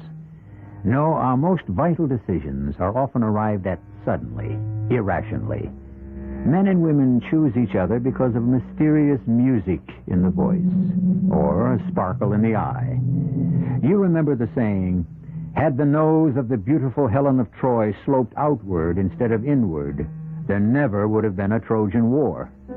So, Stephen Barrow wanted Emily Phillips for the same reason Paris wanted Helen. she was the most beautiful woman he ever saw. These things never change. Happy, darling? Yes. It doesn't sound very enthusiastic. I'm sorry. Sorry? What a word to use on a wedding night. What I mean, I'm so afraid. Afraid? Afraid of what? I'm so afraid this is all a dream. Oh, no. No, dear, it's real enough. Oh, Steve, I want to be happy, darling. And you will be, Emily. You and I, we are going to be the two happiest people in all the world. Do you mean that, Steve? Of course I mean it. Now, what's troubling you? Bert. Say it. What? I'm thinking of Bert. I shouldn't be, I know, but I was married to Bert once. Yes, dear, you were. You were. Bert is dead. He's gone. Forgotten. Will you listen to me? What kind of talk is this on our honeymoon? Steve, you really are so wonderful. Oh, of course I am. And you just have to put up with me sometimes when I get into these moods. Now, you're not going to have time for moods. We spend the night here at the motel. Tomorrow the plane for New York. 3 days in the big town, and then we fly to London. Is it true? Are we really going? Why do you keep asking if these things are true? I find it so hard to believe that good things are going to happen to me at last. Only good things from now on. Oh, I love you. I love you so much. Let me tell you why you're going to have a deliriously happy married life. Why? Because you're one woman in a million. Oh. You're not actually of this world. Oh, come on, that isn't true. You're so, what is the word? You're so ethereal. Yeah, that's probably the word. And you're so fragile, just like the delicate and beautiful things that you write poetry about. When's the last time I told you you were wonderful? Oh, about 45 seconds ago. Oh, darling. I feel now that I can write again. I know I can write again. Hey, where are you going? I want to look out the window. It's as if I just saw the moon and the stars for the very first time. Well, now. Let me tell you something, dearest. Every time you see the moon, the stars, the sun, the sky, it should be as if it were for the first time. Each time there should always be the thrill of discovery. This feeling is how I know I can write again. That's great. It's gone. All the misery, the suffering, everything I knew with Bert. His cruelty, his violence, buried with him. He'll never be able to hurt me again. No, Emily, he's gone. Finally. I'm free. What's wrong? Emily, what is it? Steve, look out the window. At what? There, near the swimming pool. All right, I'm looking. There. There's a man. Where? There, that man standing there. Darling, there isn't anyone standing. He's looking up this way. I don't see anyone. He's looking up at our window. Oh, it has to be your imagination. No, Steve. There's a man. No, darling, it's just a shadow cast by the edge. What? See? He's moving his hand. I tell you, there's no one there. He's beckoning for me to come. Darling, it's only your imagination. Now, come away from the window. I can't move. Emily, there's no one out there. There's no one at all. Come with me, and I'll prove it. No. I won't go to him. He'll take me away. Emily, darling, get hold of yourself. Oh, look at him. He's so much bigger than you are. Where are you going? Don't take your arms away. I only want to pick up the telephone. Why? I have to prove something to you, darling. Nobody's there. Oh, Steve. Hello, desk. Yeah, look, this is Mr. Barrow in room 118. Listen, the swimming pool and the patio area, it has floodlights, those big lights. Steve, he's coming closer. Yeah, could you turn them on, please? No, I know what time it is. This is an emergency. Look, just don't ask questions. Do it, please. Emily, look, the lights. Thanks very much.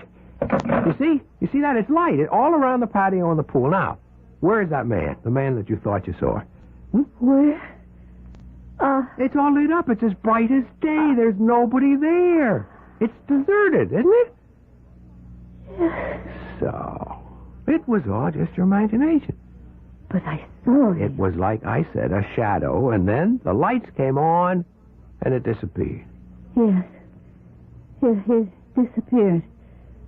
But just before he did, I saw his face. It was Bert. It couldn't be. Darling, I saw him. Darling, Bert is dead. I saw him. It was Bert. With that wide-brimmed floppy hat of his, the khaki trench coat, the boots. Emily. Cowboy boots. And you didn't see... No, dear.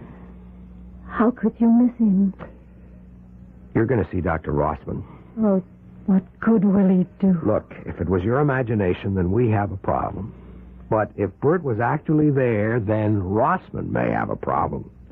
After all, it was Dr. Rossman who pronounced him dead.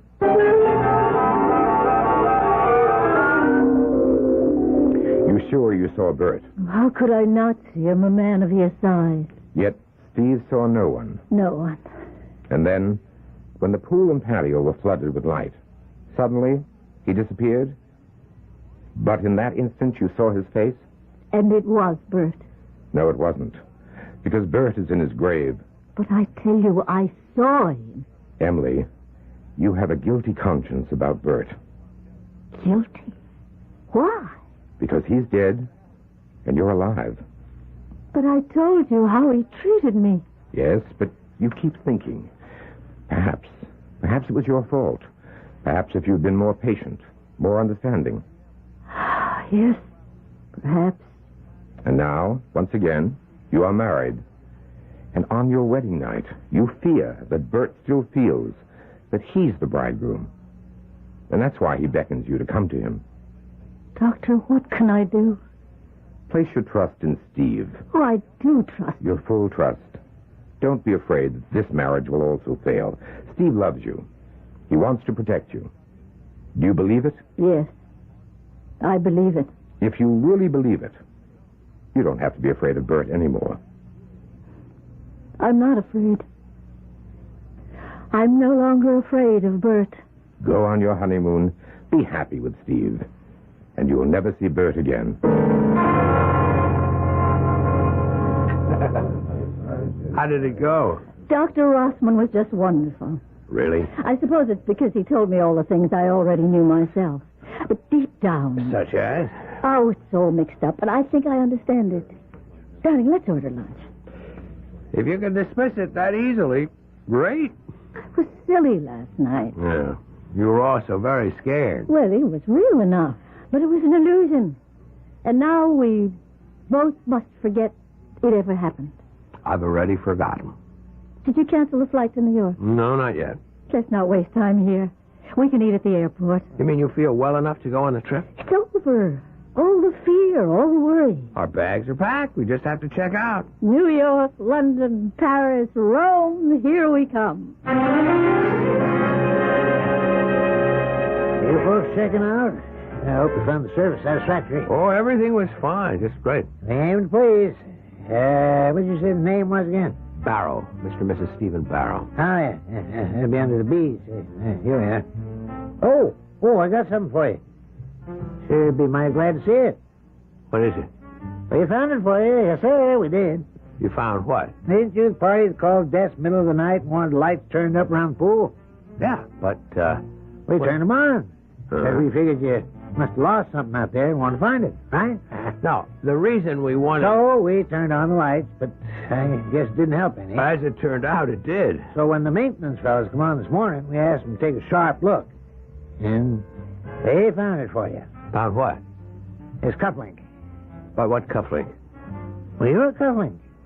No wonder you were so concerned. It's made out of solid gold. That's not my cufflink. Right there, plain as day. It's your initial, Mr. Barrow. That big, bold B. Well, there must be some mistake. Well, how could there be a mistake? Steve, let me see the cufflink. Emily, it isn't mine. Steve, let me see...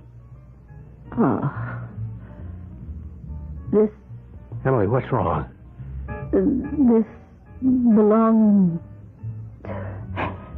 It was Bert's cufflink.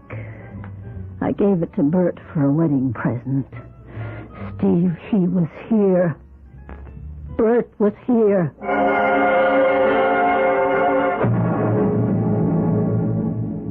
It's all very well for the doctor to say it's Emily's imagination which is being fired by things like guilt and remorse and fear. Sure, we can all say that. But how about that gold cufflink with Bert's initial on it? I'll be back shortly with Act 2.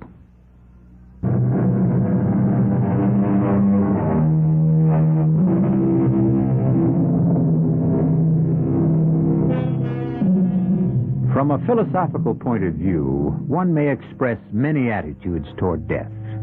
But from a practical perspective, it is difficult, if not impossible, to deny that death is, at the very least, final.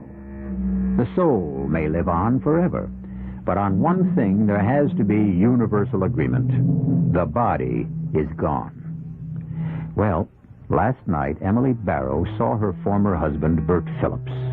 And Bert has been dead for over 3 years. A ghost? Do ghosts wear gold cufflinks?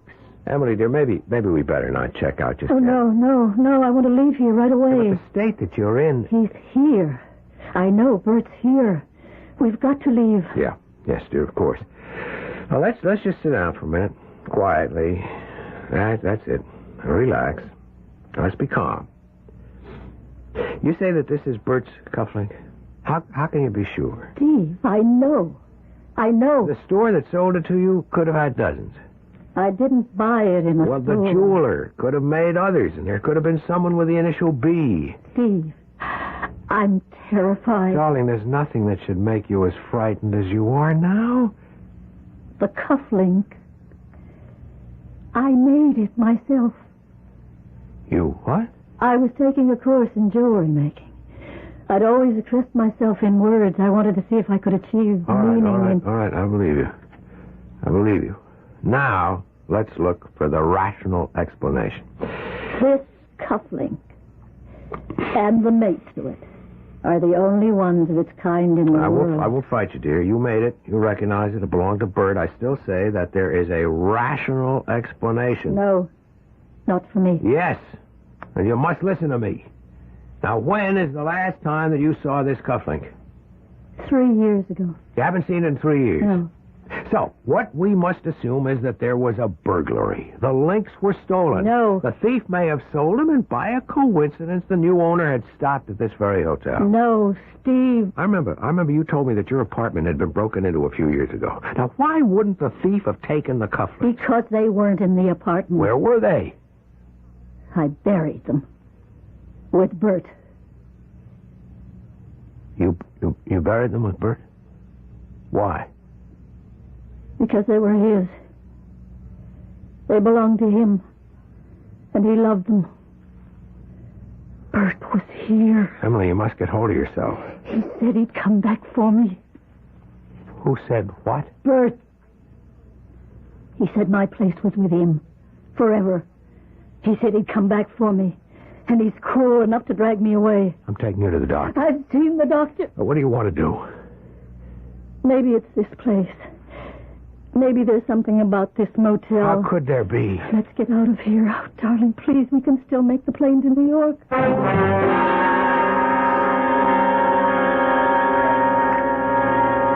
How much time do we have? Plenty of time to finish your coffee. Feeling better? Much. It must have been the motel. I remember now, I once spent a night there with Bert. The place has been remodeled, has a new name. Place can be haunted. Sometimes by a memory. I think this whole town is haunted for me. It's where Bert and I spent most of our marriage. Oh, you look so much better now. I feel so much better. I must have worried you horribly last night. Yes? Well, it should teach you a lesson. Don't ever fall in love with a girl at first sight and marry her 2 weeks later without knowing anything about her. I know everything I need to know. How do you predict these things anyhow? I had a friend who married the girl next door. They knew everything about each other. The marriage lasted 6 months. Transnational Airlines, flight number 1 for New York. That's us. Flight number 1 to New York. Let's go. Yeah. At gate 16. Your attention, please. Will Mrs. Bert Phillips please report to the airline service desk in the main lobby? What? Mrs. Bert Phillips. Mrs. Bert Phillips. That's me. No, you are not Mrs. Bert Phillips. You are Mrs. Steve Barrow. That's how he would page me. He's here. No, darling. You said you'd believe me. And I do, but there can be another Mrs. Bert Phillips. He's paging me. Darling, look, if you claim to see him, that's one thing, and I'll cross that bridge with you when we get there. But you simply can't jump at every sound. Now, wait here a minute. But... No, but nothing. Here, at this phone booth. Why? Why are we... Now, I want to help you. Emily, pick up that directory. Come on. All right. Open it. All right, find the name Phillips. Phillips. All right, now, under B. Look, he wasn't the only Bert Phillips. See, there are 3 Bert Phillipses, 2 Bertrams, and 6 B Phillips. Some of them could be Berts also. See what I mean? I think so. Now, come on, we'll miss that plane. Okay. Mrs. Bert Phillips, please report to the service desk in the main lobby. That is not you. 2 hours from now, we'll be in New York. Things will be different. All right, here we are. Gate 6. Guess we'll have to stand online and have our tickets checked. Why don't you sit down? I'll take care of it. What is it? Over there. By the gate. A very tall man. Where? See? No, I don't see. There, Steve. He's pointing to me. He's motioning me to come to Emily. him. Just the way he did last night. Emily. I won't go. Emily. I've got to get away from him. Emily, come back. No. Emily. No. Emily, stop. Faster up. Faster. Emily. Faster. Stop for a minute. No, he'll take me away. I won't let him. You can't stop him. Look out for the door. No, Emily, look out. Emily, where are we going? Taxi! Taxi! Get in quickly. Hurry. Slam the door. Driver, get away from here. As fast as you can, please.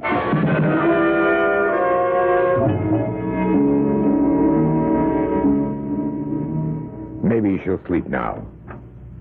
Dr. Rossman, what am I going to do about it? I wish I could tell you. Isn't there any treatment, any medicine? It all adds up to time, patience, luck. And if this delusion continues, I would suggest she be placed in a sanitarium. Why? Because she'll be unable to function in normal surroundings. Why do you call it a delusion? What else can I call it? Well, suppose it's true. Suppose she really did see him. No, Steve, don't.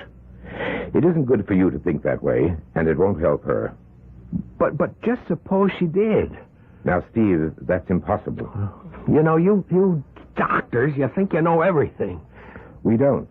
We know very little. And that very little has to go a long, long way. But what we know, we know. I'm sorry. It's all right. Listen, this Bert, you knew him. What kind of a guy was he? She never told me very much about him, except that he treated her terribly. I never met him. You never? I thought that you had known him all. Emily came to see me about a year or so ago, quite distressed. She said she was having trouble with him. She said he would even beat her. What she needed was to build up enough nerve to leave him. Emily happened to mention that you were the doctor who pronounced him dead.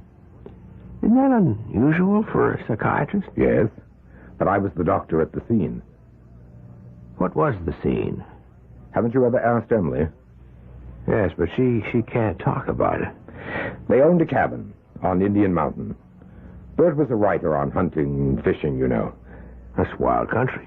The back of their property led to a cliff, a drop of a couple of 100 feet. She was out there one morning, doing some watercolors. He was drunk. They got into an argument. He started towards her, and somehow he lost his footing and fell. Well, now, why would you be called? She went to pieces. All she could think of was to telephone me. I came, and I did what I could. He was killed, wasn't he? Instantly. It's a sheer drop right onto the rocks. Well, call me in the morning. Yeah. And remember, if this persists, you will have to think about a definite course of action. Good night. Night, Doctor. And thank you. Steve? Darling, you should be trying to get some sleep. Where are we? We're at a hotel. What happened? We were at the airport. I remember. And you thought that you saw Bert. I did see Bert. And you became panicky and you ran away, and I took you to this hotel and called Dr. Rossman. Oh. And he gave you a shot. He doesn't believe I saw Bert. That's right. Neither do you. Darling. Last night you said you could understand me.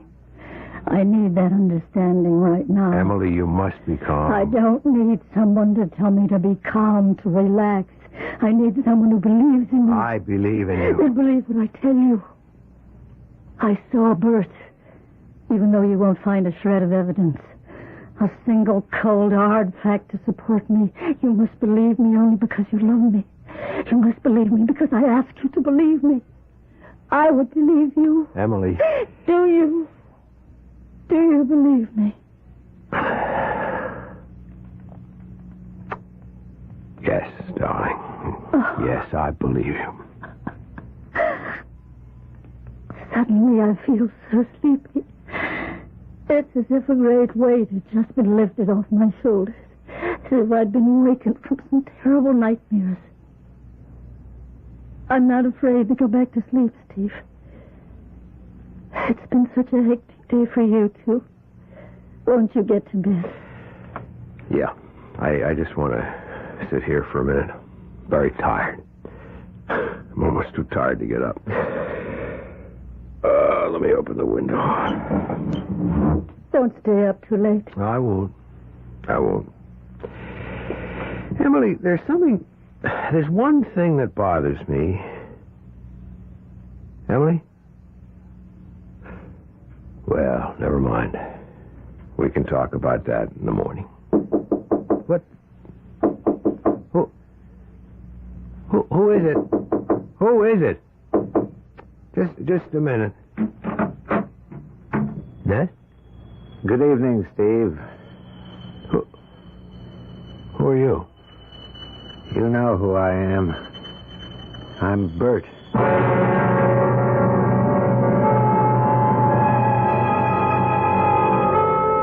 It was Dr. Rossman who officially pronounced Bert dead. So, what's this? The good doctor has an entire array of medical and scientific fact to confirm his findings. Stephen Barrow has only the testimony of his eyes and ears. In the final analysis, you, of course, will have to decide. And I shall present additional evidence for both sides when I return shortly with Act 3.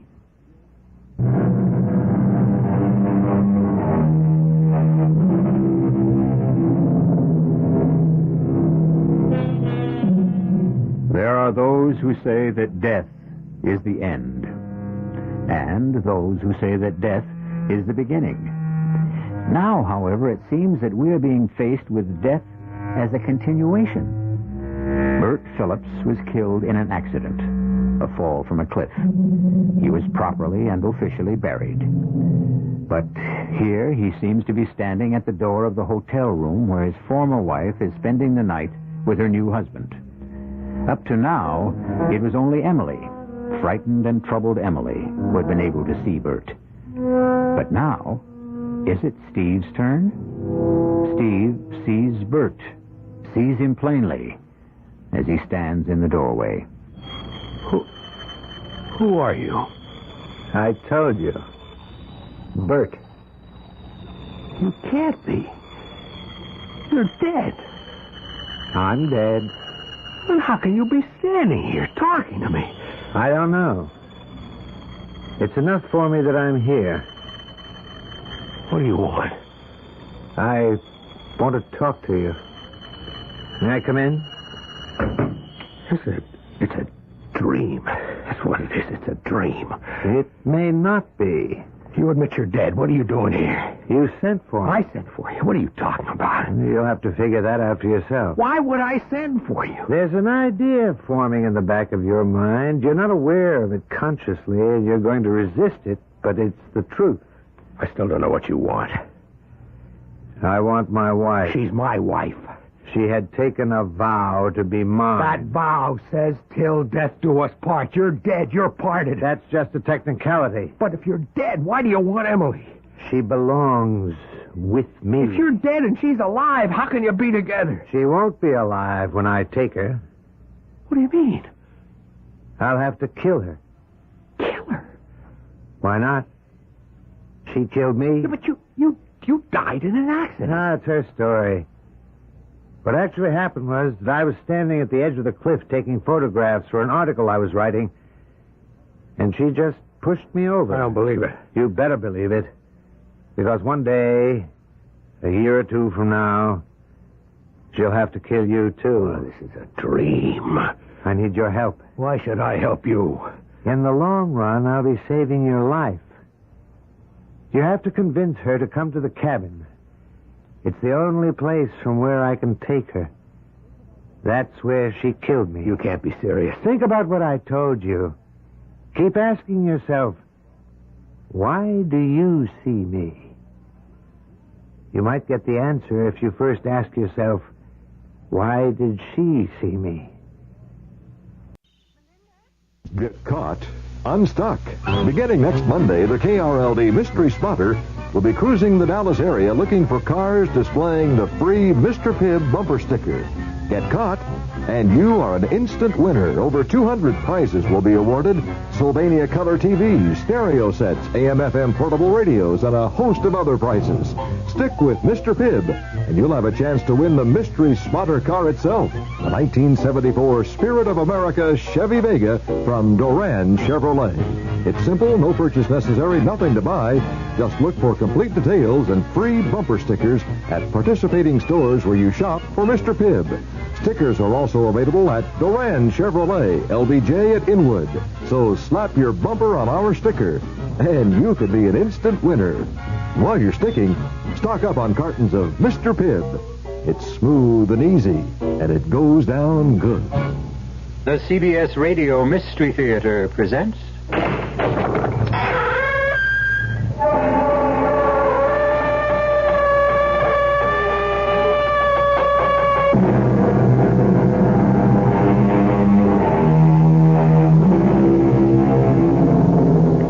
Come in.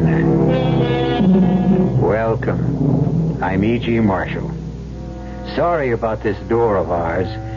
We've tried oiling it 100 times, but it doesn't do the least bit of good. You see, this is the door to the Radio Mystery Theater, and its hinges have a mind of its own. And speaking of the mind, that's the subject of the story you're about to hear. We're going to take you deep into the recesses of a human mind. But you won't be alone on your journey. You'll be accompanied by 3 people. One of them is a psychiatrist, a man whose purpose it is to heal and cure. But the other 2, well, I'm sorry to say that their intentions are not nearly so benevolent.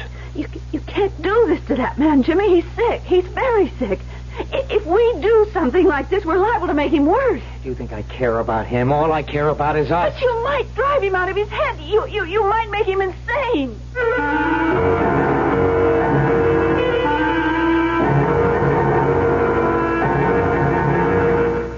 Our mystery drama, The Case of Mjh, was written especially for the Mystery Theater by Henry Slessor and stars Augusta Dabney.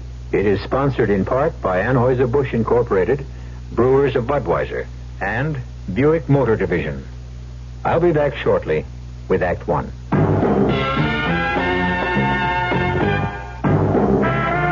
You don't see many people putting salt in their beer nowadays. Not that there's anything wrong with salt on radishes or French fries, but man, not in the king of beers. Truth is, the only thing salt can do for Budweiser is make it salty. An unwise thing to do to the only beer in America that's Beechwood aged. Unsalted Budweiser has become the most popular beer in the world. That's because in brewing Bud, the Budweiser brewmaster goes all the way for a taste, a smoothness, a drinkability you'll find in no other beer at any price.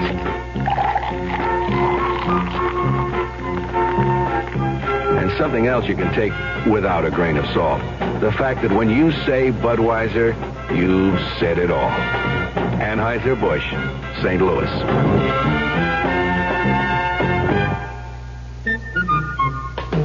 You're doing more. We're doing more. The Dallas Times Herald announces the winning team for the football season. Veterans Blackie Sherrod, Frank Luxor, Bob Galt, Jim Woodruff, Harry Gage, James Walker, rookies Randy Harvey, Kenny Hand. So if you want another reason why the hare finally beat the tortoise, these are the columns to read this fall. Sherrod, Luxor, Galt, Woodruff, Gage, Walker, Harvey, Hand, Sherrod.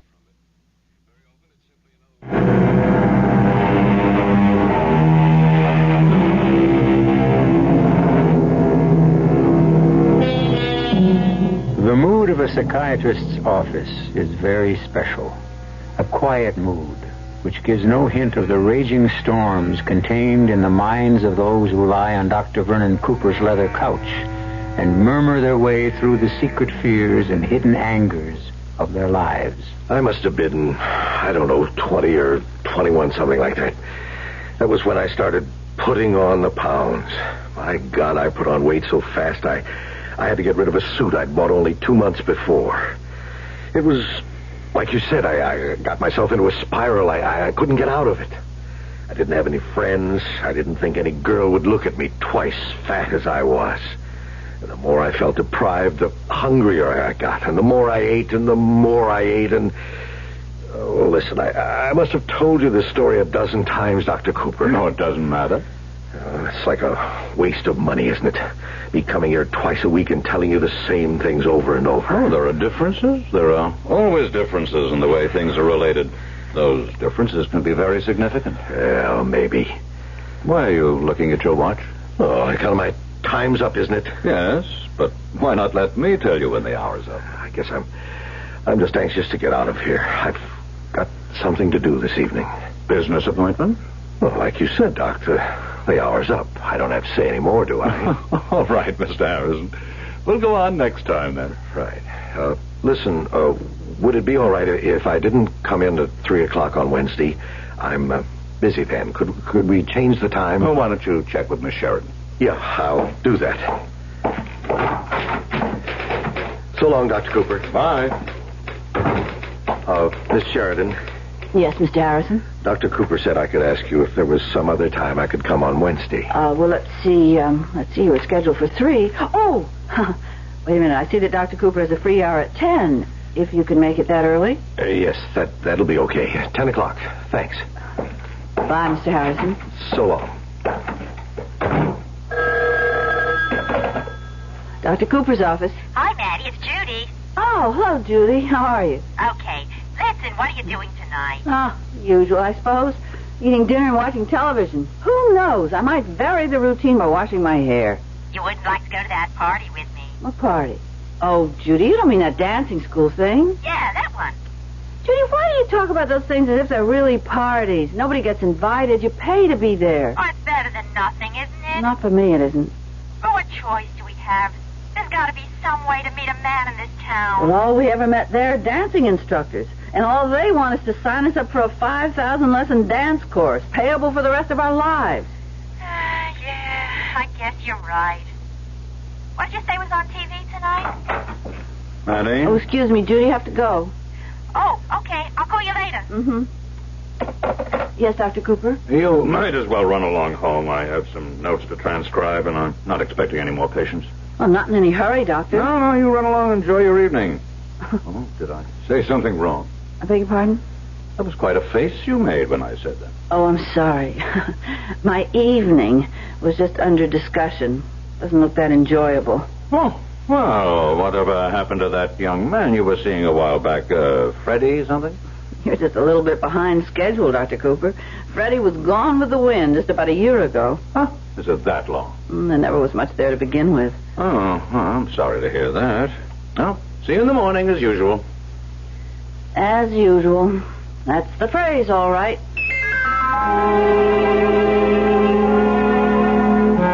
Mr. Radaman says to Mr. Clark, who's supposed to be handling the money around here, you or me? So Mr. Clark says, why have we got adding machines in the office if you're not going to use them? So Mr. Radaman says, hey, Maddie, are you still there? Yes, Judy, I'm here. You haven't said said a word for 5 minutes. I wonder why. Listen, am I keeping you from something? Only from my dinner. I thought I had some macaroni and cheese left over from last night, but it had green mold all over it. Well, what are you going to do then? Go out the cafeteria, I suppose. I thought you hated that place. You said it was full of nothing but tired old men. Yeah, old men, but fresh macaroni and cheese. I'll talk to you tomorrow, Judy, okay? Yeah, all right. Hey, you know something? What? Right about now, I'd even settle for a tired old man. Excuse me, miss. Yes? Maybe I better give you a hand with that tray. It looks like you're about to drop the whole thing. Oh, this darn book of mine has made the whole thing unbalanced. Well, here, maybe if I grab the book. Oh, thanks. That helps. Hey, this is some book, all right. Must weigh 10 pounds. It reads that way, too. Well, thanks again. Why not sit down here at my table? Well, okay. I guess it's just as good a table as any. Of course, maybe you'd rather be by yourself to read your book. No. I don't think I really feel like reading tonight. Hey, what's the name of it, anyway? Hey, you know something? I can't even pronounce the name of it. It's called The Psychopathology of Everyday Life. Sigmund Freud. I'm sure you've heard of him. Yeah, he's a shrink or something like that.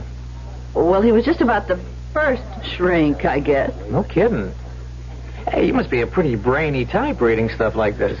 Well, I'm afraid I only read it because I think I should. Not much of it really penetrates. Well, that's the way I feel about most books. Only I never cracked one with a title like that. Well, you see, I work for a doctor. Oh, hey, you a nurse? No, not really. I'm just a receptionist, a secretary. But I did have some training, and I thought it would be necessary in order to work for that sort of person. Oh, what sort? A psychiatrist. Oh, you mean he's a shrink, too? Well, I suppose you could call him that. Well, what do you know? You know, all my life I wondered about those guys. I mean, what they do, how that psychoanalysis stuff works. It does work, doesn't it? Oh, yes. There's no doubt of that. Oh, Dr. Cooper's done wonderful things for his patients. You mean he makes crazy people well? Oh, well, you can't oversimplify it that way. His patients aren't, crazy, as you say. They're disturbed, and they have problems and neuroses, and, an awful lot of people do. Only, not all of them seek professional help. Yeah, well, that's for sure. They're more nuts walking the street. Psychopathology? Yeah. I don't know. This kind of stuff is too much for me. Hey, you're not eating your dinner. No. Yeah, that's right. Well, then, you're not eating yours either. Well, I'm not too hungry tonight. I'm just having coffee. That's all? Well, that's all I came in for. Only I guess I'm getting a little more than I bargained for. I mean, this nice conversation. Do you live around here? Well, not too far away. In fact, I was thinking of looking for a room in this neighborhood. Just a room? Well, yeah, what else does a guy like me need? I mean, a guy without a family. Oh, I see. You know, I really can't get over it. Over what? The combination. What do you mean? I mean, a girl like you, a nice-looking girl like you, with brains, too. Listen, my name is Jimmy French. How do you do? Oh, hey, come on. Fair is fair. I told you my name, the least you can do. Okay, my name's Mattie Sheridan. Mattie? Yeah, well, the truth is my name is Matilda, but I don't care for it very much, so my friends call me Mattie. Well, fine, that's okay with me. My name is James. I guess I should be running along. I gotta meet a guy downtown, talk about a job. Oh, you're not working right now? No, well, I'm kind of between things, but it'll be okay, I guess, if I just keep trying. That's the old American spirit, right? Yes, of course. It was sure nice talking to you, Mattie. It was nice talking to you. Maybe I'll see you around. Who knows, right? Yeah, who knows?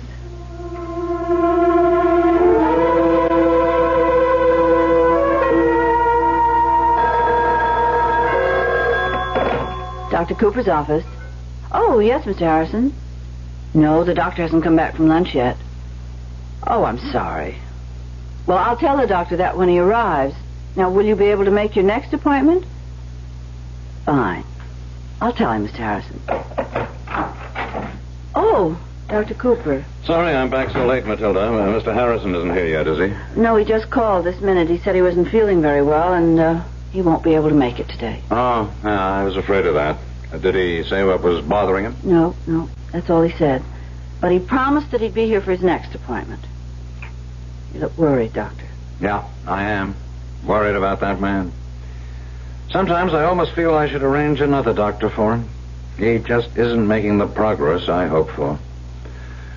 Oh, well, if he calls again, put him through directly to me. Tell him I could fit him in tomorrow if he wants. Yes, Doctor.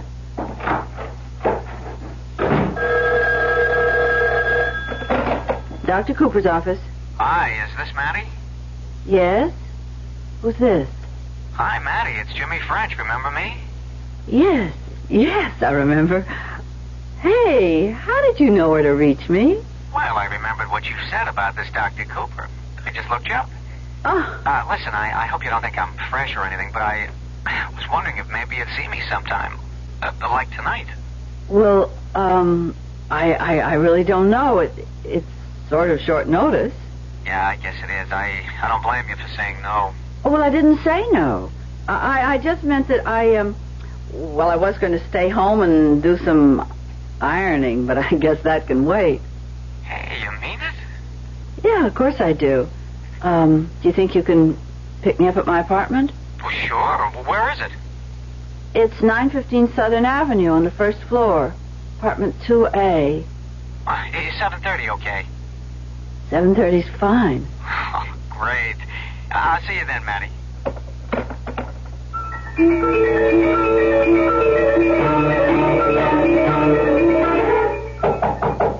1 second. Who is it? It's Mike. Yeah, that figures. I knew you'd be coming around again. That's right, Jimmy boy. I'm coming around every night until we get our business finished. Now, what do you say? Got a little installment for me? Mike, listen, I got something better than an installment. Come on, buddy. Don't tell me you got the whole thing. I'd keel over and die. You never had 2 bills in your pocket at the same time. Mike, I got something going. I got something that's going to take a little time, but it'll be just what I need. What we both need. You know what I need, Jimmy boy. I need my bread. All of it. And I need it now. You'll get it. Every nickel, Mike. I'm going to start putting it all together tonight. 7:30 tonight.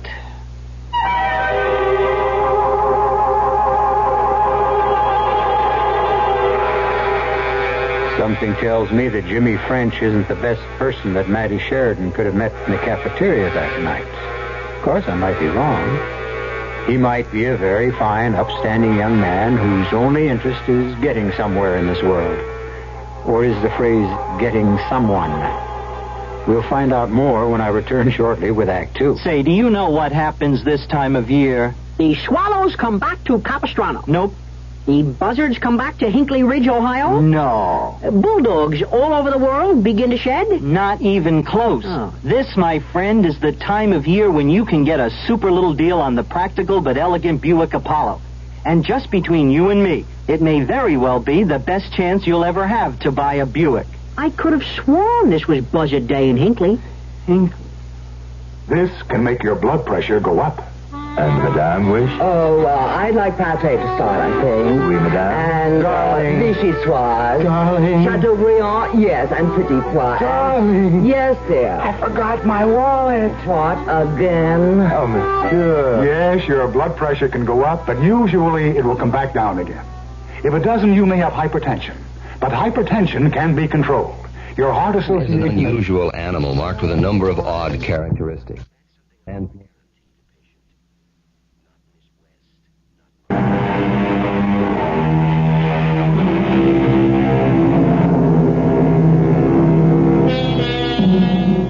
Matty Sheridan has had a remarkable evening. Remarkable simply because a man, young, attractive, and unmarried, has sought her out, treated her to dinner, taken her to a movie, and is now walking her back home. Not a very noteworthy event for many women, but for Matty Sheridan, after a year of loneliness, a most significant evening indeed. I don't think you really liked the movie, Jimmy. Yeah, it was okay. You seemed awfully fidgety.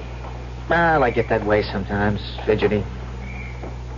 I don't know, maybe it wasn't the best way to, well, you know, get to know somebody just by sitting in a movie house watching a picture. I see. Oh, what happened about that job? What job? I meant to ask you at dinner. About that job interview you went on the night we met. Oh, that. Well, that didn't work out, but I'll get something. Don't worry about me. What sort of work do you do, Jimmy? Well, all kinds of things. Listen, what time do you have? I don't have a watch. I mean, I do, but it's broken. It's in the shop. 10 minutes after 11. Oh, is that late? I mean, as far as you're concerned. No, not very. Well, maybe I could come in for a few minutes, huh? Yeah, of course. If you want to. I could make some coffee, maybe. Well, that'd be great. Or maybe you'd like some hot chocolate. I still love hot chocolate late at night. Oh, I suppose I'll always be a child, even though I'm not a child. Tell you the truth, what I'd really like is a beer, if you have one. Yes, sure, I think I do. Swell. You like living alone, Matty? Oh, I don't think anybody really likes being alone. No, that's for sure. Hey, you skipped the glass. I'll drink it right out of the can. Okay. Thanks. Oh, that's good. Jimmy? Hmm? Can I ask you something? Well, sure. Why are you having trouble finding work? Oh, I don't know. It's just the times, I guess. Well, when you say you do all kinds of things, what would some of them be? Well, I guess anything that doesn't require brains. Oh, come on. I don't believe that. You're very intelligent, seems to me. Well, thanks, but you know better, Matty. I mean, you know I'm not so good in the education department. I quit high school in my second term. Ooh, that was a big mistake. Well, mistakes can be corrected. Look, Matty, you might as well know the worst about me. When I was a kid, I was in trouble all the time. Stealing cars, stuff like that. I was even arrested a couple of times. But you were young. You didn't know any better then. Yeah, I guess. It doesn't do any good to blame yourself for what you've done in the past. That just gives you guilt feelings. Yeah, Doc. Guilt feelings, right? Hey, how much do you charge for an hour? I'm serious, Jimmy. Yeah, I was afraid you might ask me something serious. Would you rather I didn't? No, the truth is I want you to be serious with me. I haven't met anybody like you in a long, long time. Then tell me about yourself, Jimmy. Okay. Why, you want to hear the rough part? I'm in nothing. Oh, I don't believe that. Oh, you can believe it, Matty. I'm a nothing. I don't have a trade. I can't do anything that'll make me a decent living. I've had 6 jobs this year, none of them worth $100 a week. I'm not the kind of a guy who can, well, take a girl to fancy places, stuff like that. I don't like fancy places myself. Yeah, but you deserve something a lot better than cafeterias. I mean, you're really something special, Matty. Didn't you know that? Me? Listen, I never thought a girl like you would look at me twice. But why? Oh, come on, you know, you're a million times smarter than me. Look, maybe I'd better be going. We haven't even finished your beer. I'd better go. I'm just getting you all depressed, and me too. Jimmy? Huh? Will you be calling me again? Why do you want to hear from a guy like me? What for?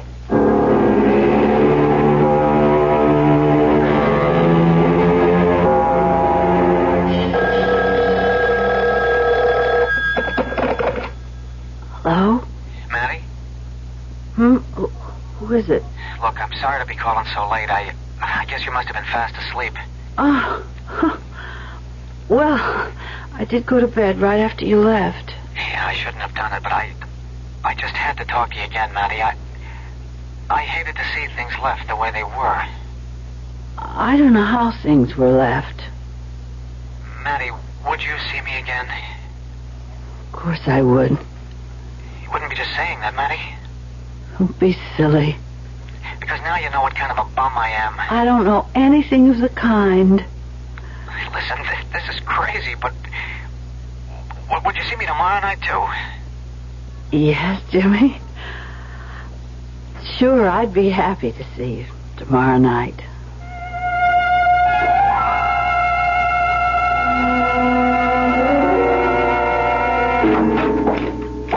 Mr. Harrison not here yet? No, Doctor. I should have guessed that he'd be late. He always is recently. Dr. Cooper. Yes, Matty. About tonight. I know we usually work a bit late on Fridays, but I was just wondering if I could leave at 5:30. Well, yes, of course. Huh. Something special about tonight? Yes, sort of. I've been meaning to tell you how well you've been looking these days. Doing your hair differently, aren't you? Yes. Yeah. I got sort of tired of that old maid look. Now, if I had to give a professional opinion, I might diagnose a condition of the heart. All right. I'm here. I suppose you're all upset because I'm late. Oh, no, Mr. Harrison, not at all. Please come in.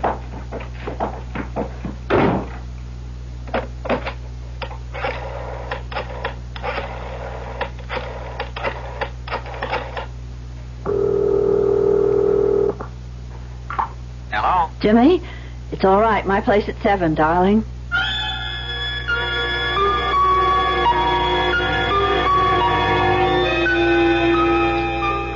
Here we are. Roast beef, specialty of the house. Yeah, looks good. Did you pour the wine, darling? Uh-huh. You do like roast beef, don't you, Jimmy? Yeah, sure. Not too well done, is it? Oh, my oven heats up like Vesuvius sometimes. No. It's just right. Hey, Jimmy, what is it? Now, look, I can see that something is the matter. Well, nothing's the matter. The roast beef is great. The table looks terrific. You look sensational. The only thing wrong with this whole thing is me. What are you talking about? I'm talking about me, Matty, about me and you and all the talk about, the future. I don't know what made me start that junk. Talking about marrying when I can't even get a job that lasts more than 1 week. Jimmy, did you say marrying? What? Sure. What else? That's what I want for us, Matty, more than anything. But you've never mentioned that before. How could I? What right did I have? I've been thinking about it so much I'm sick. You know how that is. You can think about something and get sick. Head aches right now. Oh, darling, poor boy. Why didn't you say something? No, it's not a case for an aspirin. It needs another kind of pill. A money pill. That's what it needs. Oh, Jimmy. Matty, I told you a lie. I told you that I was a wild kid, a bad kid. That was a lie. I was just an ordinary kid. The guy I described, the crook, the punk who stole cars, the guy who got himself arrested twice. That's me now, Matty. Right now. You don't mean that. I'm telling you the truth about myself. I'm not just a crook. I'm a cheap crook at that. Oh, I just don't believe that. Well, you better, for your sake. It's even worse than you know. I'm not just broke. I'm in debt. I've been living on borrowed bread. If I don't pay it back, I'll either go to jail or get my head busted in. Oh, Jimmy, no. Well, that's what they do to guys like me. Jimmy, listen. Listen, I have some money saved. I have a little over $300. I owe $8,000, Matty. What? I owe $8,000. How do you like them apples? Oh, Jimmy. Yeah, I'd be some husband for you, wouldn't I? Best thing for you is to lose me, honey. Lose me. But I don't want to lose you. There has to be something that can be done, Jimmy. Well, yeah, maybe. I've been thinking about it a lot. What have you thought? I thought that... What? I can't even tell you Oh, about please, come on, you have to. it. Okay. It's the only time I'll ever ask you to do something like this because I'm going to change right after it's over. I'll change, Maddie, so help me. After what's over? One more job. Only one, I mean it. But it's got to be something worthwhile. Now, Maddie, I want you to bring me the files from the doctor's office. What? I want you to bring me his files, as many as you can carry, only the current cases, the people he's had recently. But, Jimmy, Now, let me finish. I want to borrow those files just overnight. I'll go through them real quick, so fast you can have them back in the drawers by morning. Who knows? Maybe I'll find what I'm looking for right away. Well, what are you looking for? What good will Dr. Cooper's files do you? It's just an idea I got. I mean, this analyst stuff is pretty personal, isn't it? I mean, they have to tell the doctor everything, don't they? Yes, of course. There can't be any secrets from an analyst. That would defeat the whole purpose. Right. No secrets. So if I could see the doc's notes, if I could read through them, well, there's bound to be plenty of stuff they'd like to hide, stuff they'd pay money to keep quiet. Jimmy, you're talking about blackmailing. Your boss has a lot of rich patients, hasn't he?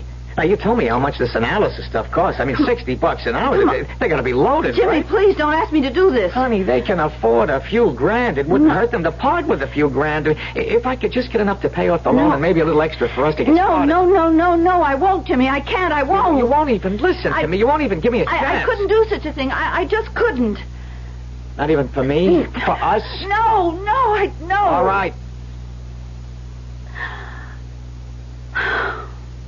That tells me what I want to know. And I guess you want me to beat it out of here right now, don't you? No, I didn't say that either. It just can't be both ways. It isn't fair. It just isn't fair to ask me to do such a thing. It just... So long, man. I'm sorry about the dinner. You went to a lot of trouble, but I just don't have any appetite. Jimmy?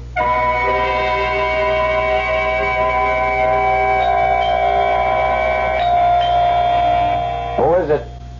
It's me, Jimmy. Who? It's Maddie. Maddie, what are you doing here? I just wanted to see you. I've been calling you for days. I've been out. Why didn't you call me? You know why. Jimmy, I missed you terribly. I missed you too, Maddie. What's the use? What's the good of us seeing each other? It doesn't go nowhere, honey, don't you see? Jimmy, can't you see what I have here? What's that? It's the files. It's not all of them. It's just his current patients. Patients? Yes, it's Dr. Cooper's files. I've brought them.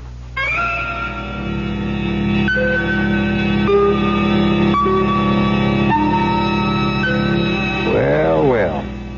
They say that love is blind. But in this case, you might also say that love is just a little bit larcenous, too. No, we won't pass judgment on Maddie Sheridan. We know the pressures that she faces. But who knows who else is going to be pressured as a result of this night's work? We'll find out very soon when I return with Act 3. The Veterans Administration helps people in little ways. A veteran, let's say, is trying to get an apartment.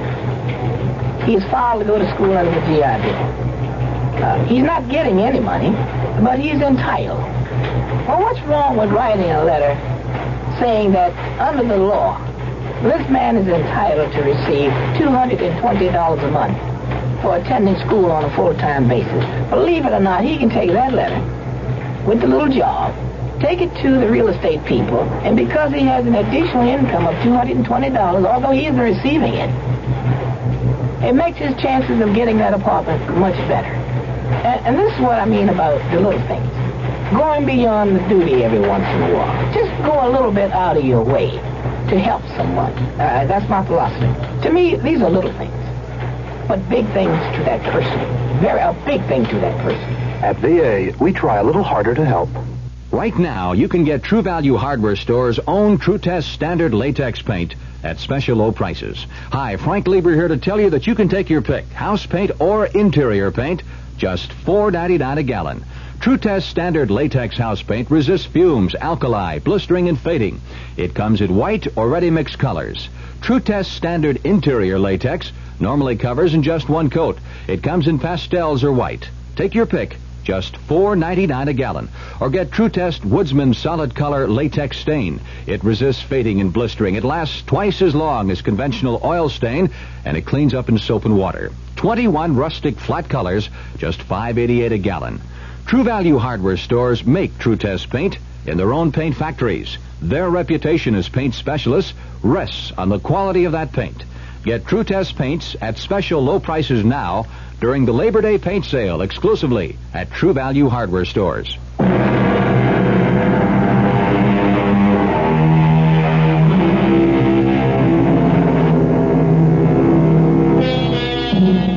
There is frantic activity in the one-room apartment rented by Jimmy French. A steady period which has lasted for many long hours. Folder after folder has been perused. Long, copious notes full of psychiatric jargon have been studied. And if Jimmy French is getting what he expected from the notes of Dr. Vernon Cooper, he certainly doesn't seem to be pleased with the results. Nothing. I can't make heads or tails out of this Please, stuff. Jimmy, try just to keep them in some kind of order. If you mix up the pages, I'll never get them back correctly in the files. Why can't I figure out what he's talking about half the time? I told you it wouldn't be easy, that they wouldn't make sense to you. It's like reading a foreign language. Wait a minute. What are those type pages? Well, they're transcripts of conversations. They're taken from a tape recorder. Well, Dr. Cooper doesn't always tape what his patients are telling him unless he thinks it's important. Oh, boy, this looks like a long night. I haven't even eaten yet, have you? No, I came right from the office. I got some hamburger meat in the refrigerator. You want me to fix it? That'd be great. All right. Maddie? Yes? Look, I know how you feel about this, but you're not doing your boss any harm. These files will be back where they belong tomorrow morning. All right, Jimmy.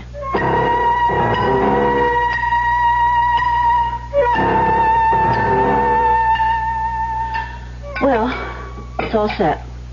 I couldn't find any hamburger rolls, so I hope white bread will do. Maddie, I think I got it. I think I found the one. You did? He doesn't mention the guy's name, just his initials.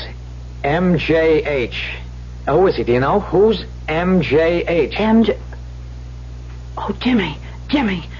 No, not that one. Well, why not? Who is he? Because his name is Harrison. It's Martin J. Harrison, and he's in Wall Street, and...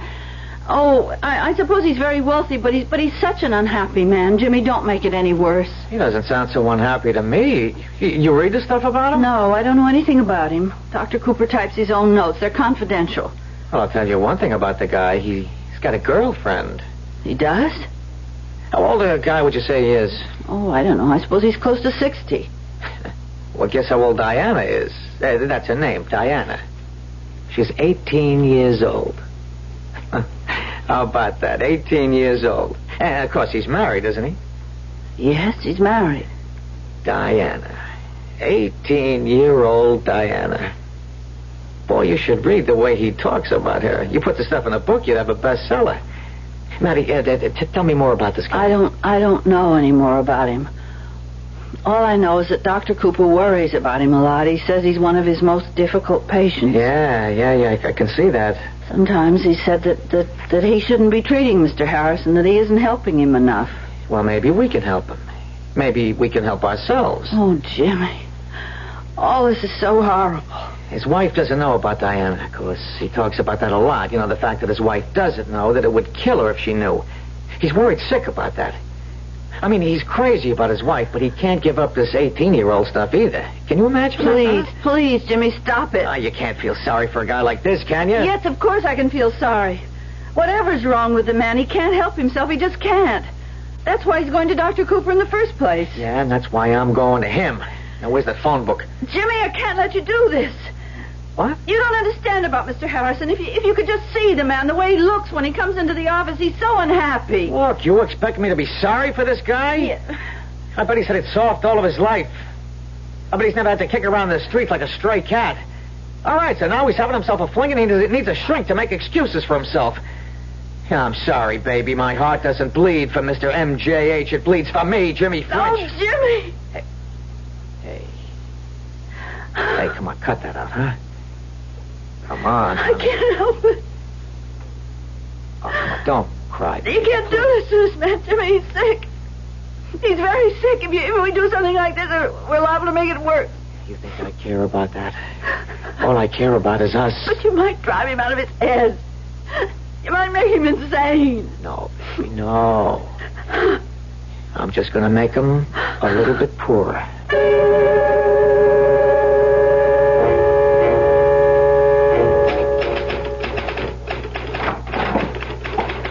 Oh.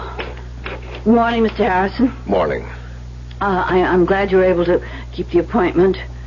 Is the doctor in? Yes, I'll tell him you're here. Dr. Cooper, Mr. Harrison's arrived. Yes, I will. You can go right in, Mr. Harrison. Thanks. Please come in, Mr. Harrison.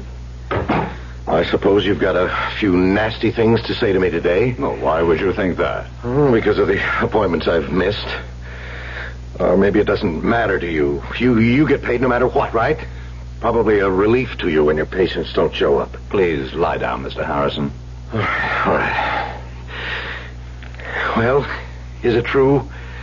You're glad when we screwballs don't show up to bother you, aren't you? Yeah, you happen to be wrong about that. I'm not glad to miss a session. I lose something by it. And more important, so do you. $60, that's what I lose. Can you give me any particular reason why you didn't show up last time? You know the reason. Do I? You know very well. I needed a different kind of therapy, Doctor. Go on. Well, you know what I'm going to say next. Well, I'd rather you did the talking. I went to see her, of course. Diana.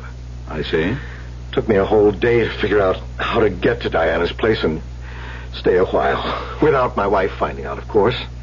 And did you succeed? Yes, I succeeded. I told her I was coming to see you.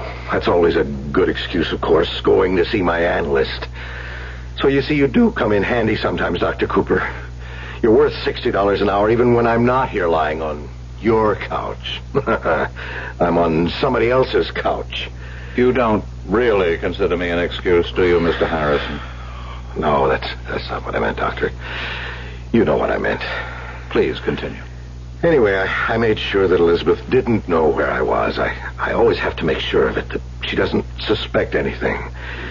I told you what it would do to her. She's a sick woman. That heart of hers is held together with tissue paper. Did I ever tell you how sick she is? Yes, you've told me. It would kill her if she found out about Diana. She'd just lay down and die. I can't have that happen, Doctor. She's everything to me. She's my whole world. Well, I know what you're thinking. If she's my whole world, what am I doing with Diana? That's what you want to know, isn't it?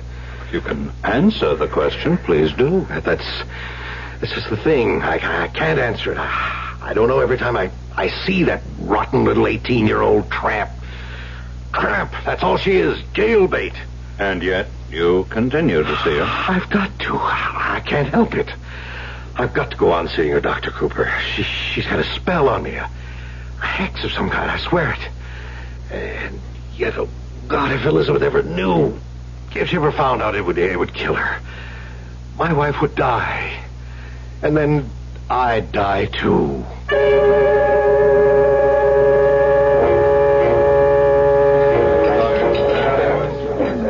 Jimmy, over here. Oh, hi, honey. How are you? I'm scared. I'm terribly scared. Oh, now, forget that stuff. You got nothing to be scared about. Why didn't you call me all day? Don't you realize what I was going through? Well, I was too busy. Jimmy, please tell me what's happening. Okay, I'll tell you exactly. I called Mr. Harrison. You really did? I called him in his office. I told him I know all about his little 18-year-old and that if he didn't want his wife to find out... Oh, dear Lord. Now listen, tell me about Dr. Cooper. Everything's okay there, isn't it? If you mean the files... No, he doesn't realize they were disturbed. Now, what about his prize patient, MJH? Well, he didn't come in today. He broke his appointment today. He always does that when something's really bothering him. Maddie, listen, this will all be over soon. When? Please tell me when. This weekend.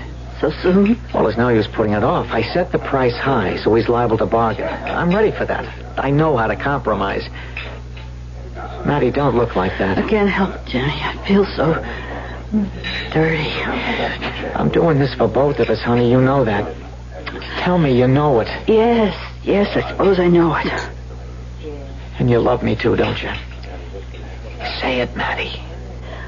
I love you, Jimmy.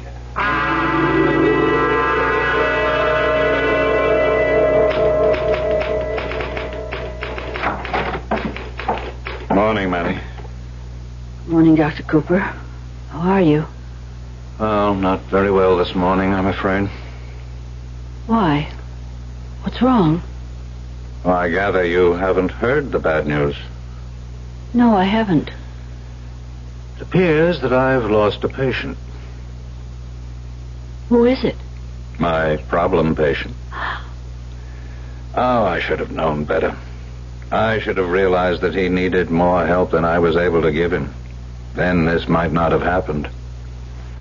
You don't mean Mr. Harrison? Yes, Mr. Harrison. I knew there was a dark and dangerous force within him, that it was getting closer to the surface every day, but I never expected anything like this. What happened? He killed a man, Maddie. He what? I saw the violence in him, but I didn't foresee this. Who did he kill? A blackmailer.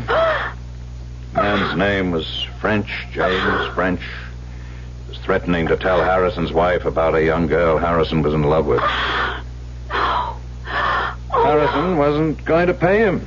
Harrison went to see the man, and he brought a gun with him. He shot him dead, and now the police have arrested him. Dear God. A blackmailer. I can't understand it. I can't understand where he could have learned such a thing. How he could have made such a terrible mistake. A mistake? What do you mean? Well, I mean, there was no cause for blackmail, Maddie. No real cause, only the dark fantasies in his own soul. Fantasies? There was no girl named Diana. It was only Harrison's delusion, only a creation of his own guilt-ridden mind. She wasn't real? He was